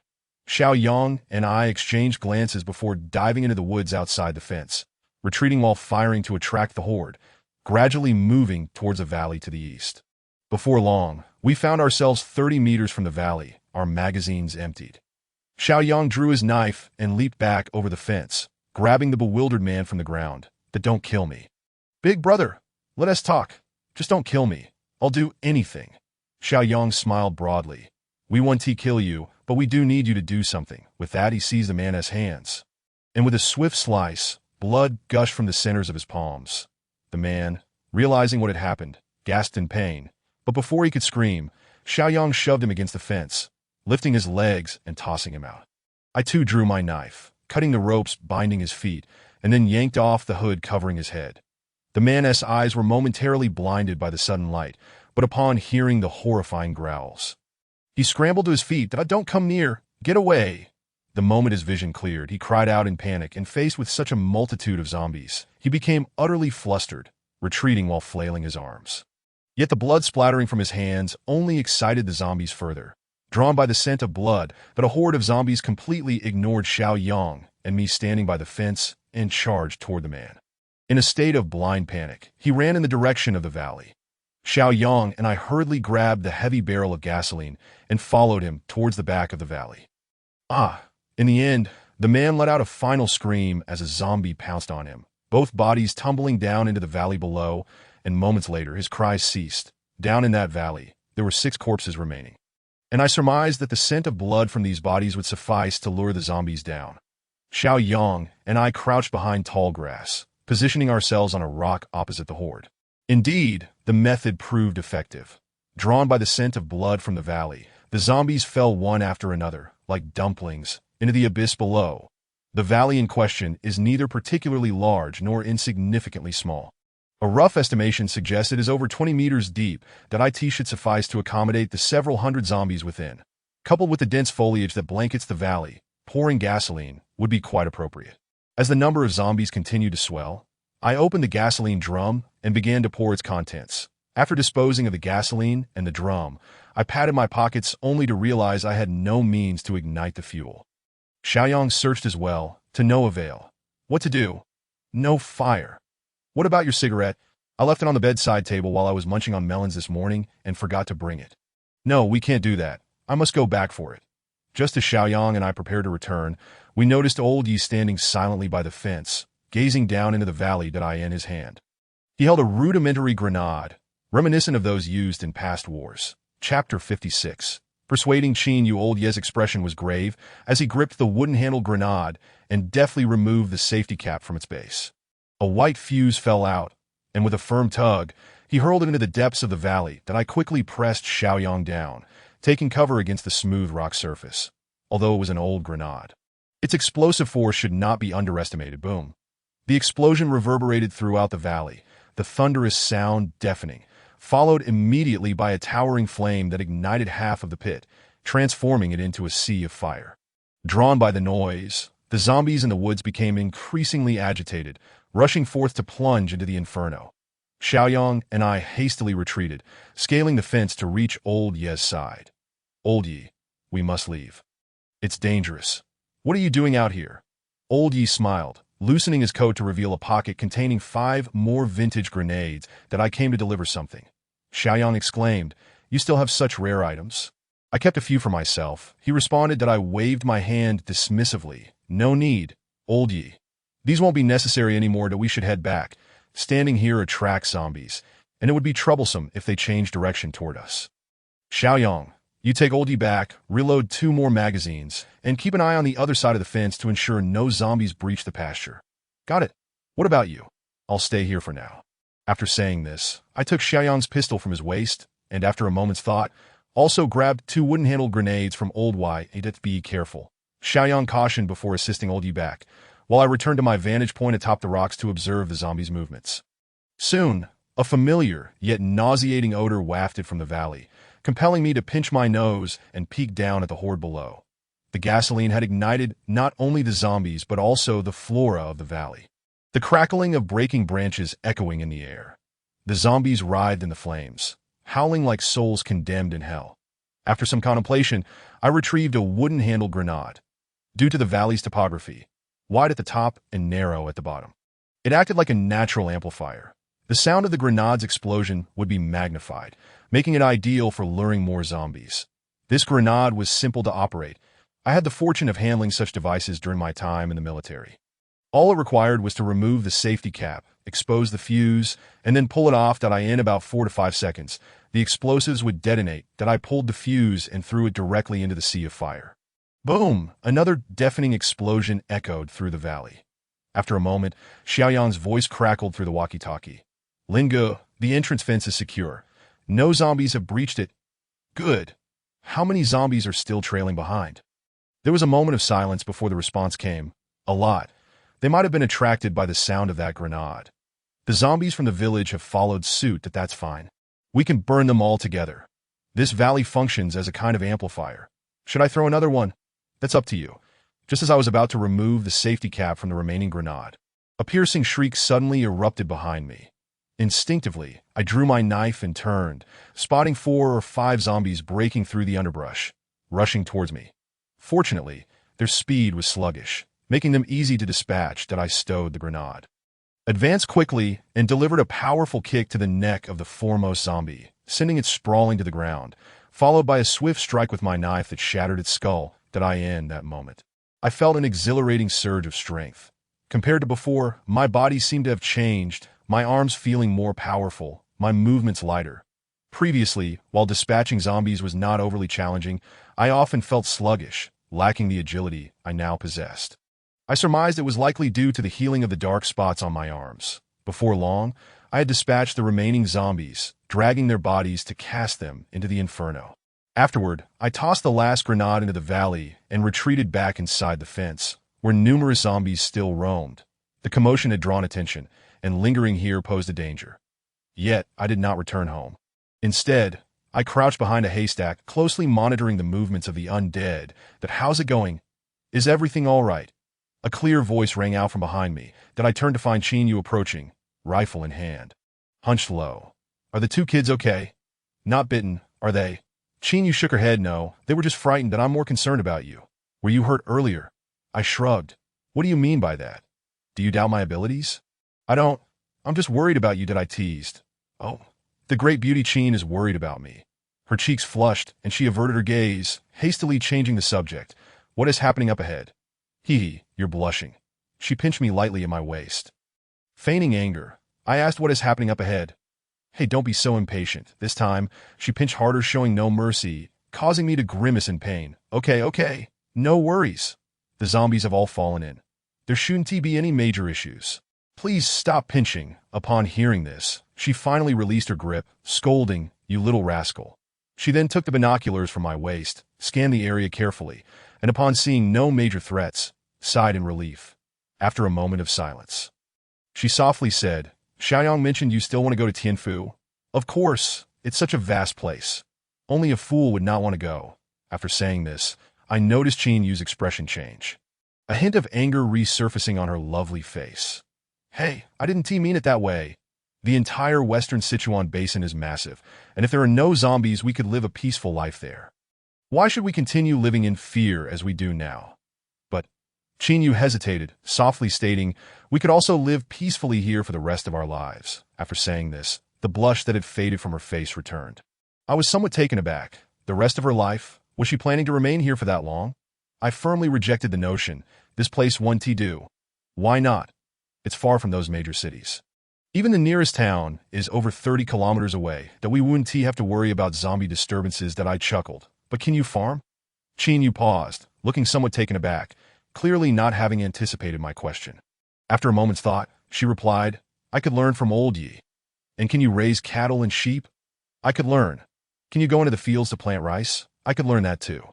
Gazing into Qin Yu's determined eyes, I found myself at a loss for words. That my underlying question was whether she would willingly remain in this rural setting for eternity, that a beautiful girl raised in the city. Spending her later years farming in the countryside seemed absurd. Even if she could accept it, I could not. Even if she desired a stable life, it could not be here, nor could it be now. Besides her, there was also Xiao Yun, who was merely a child, not yet fully grown. I did not want her horizons to be limited to this place. For the sake of her future, I had to strive for more.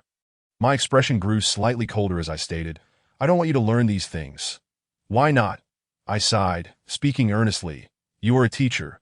You should understand what a life here entails. You are not the type to casually resign yourself to a life spent in this place. While it may be safe and stable here, is this truly what you desire?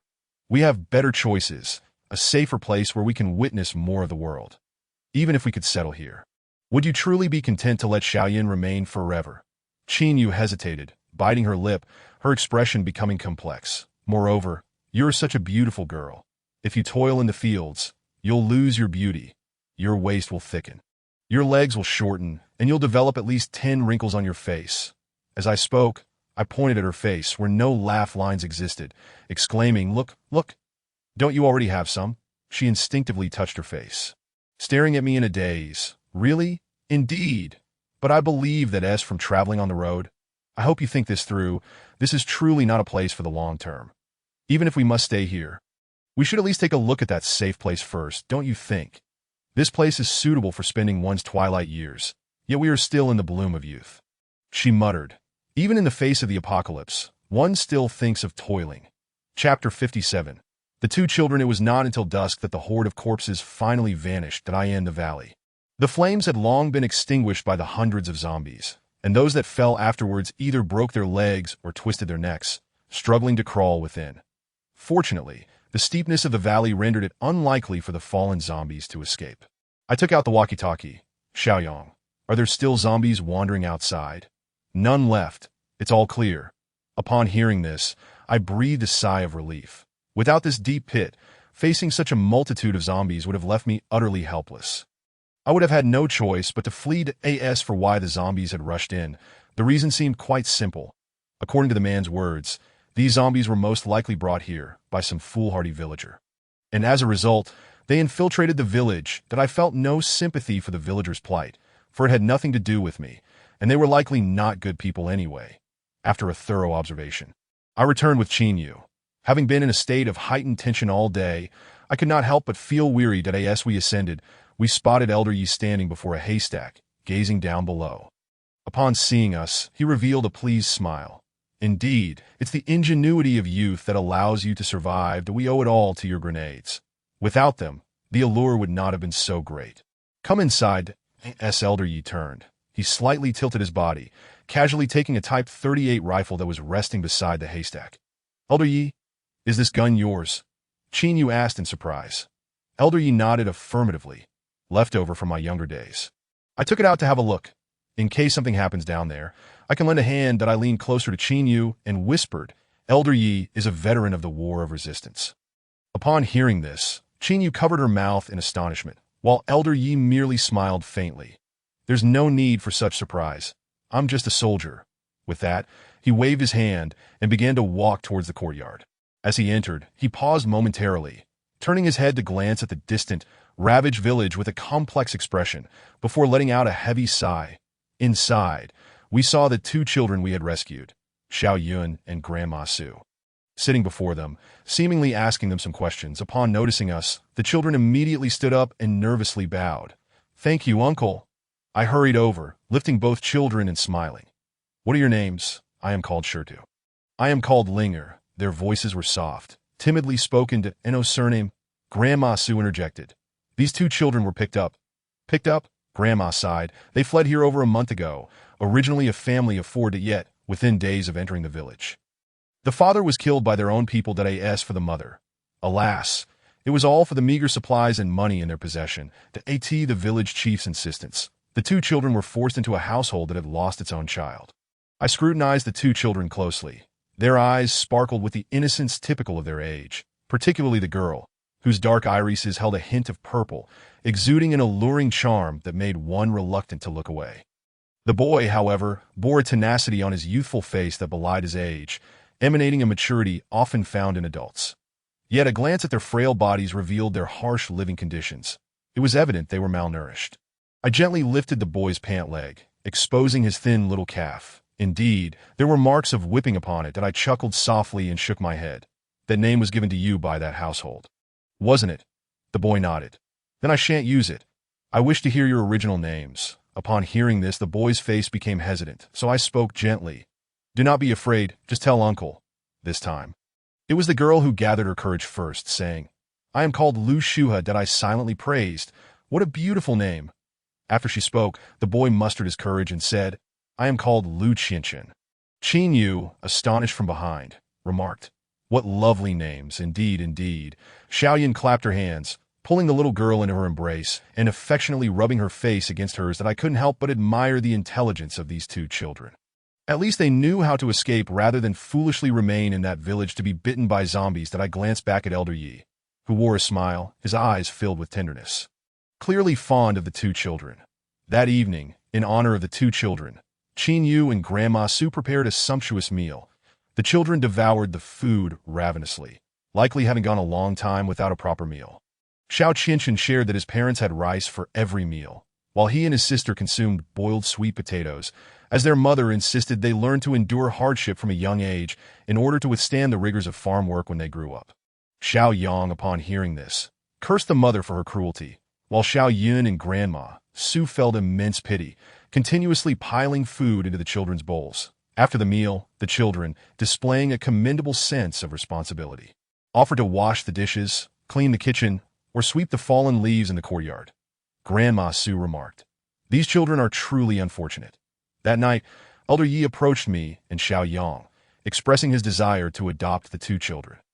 He likely understood that we would inevitably leave and did not wish for the children to accompany us on the perilous journey. Naturally, Xiao Yang and I did not oppose this.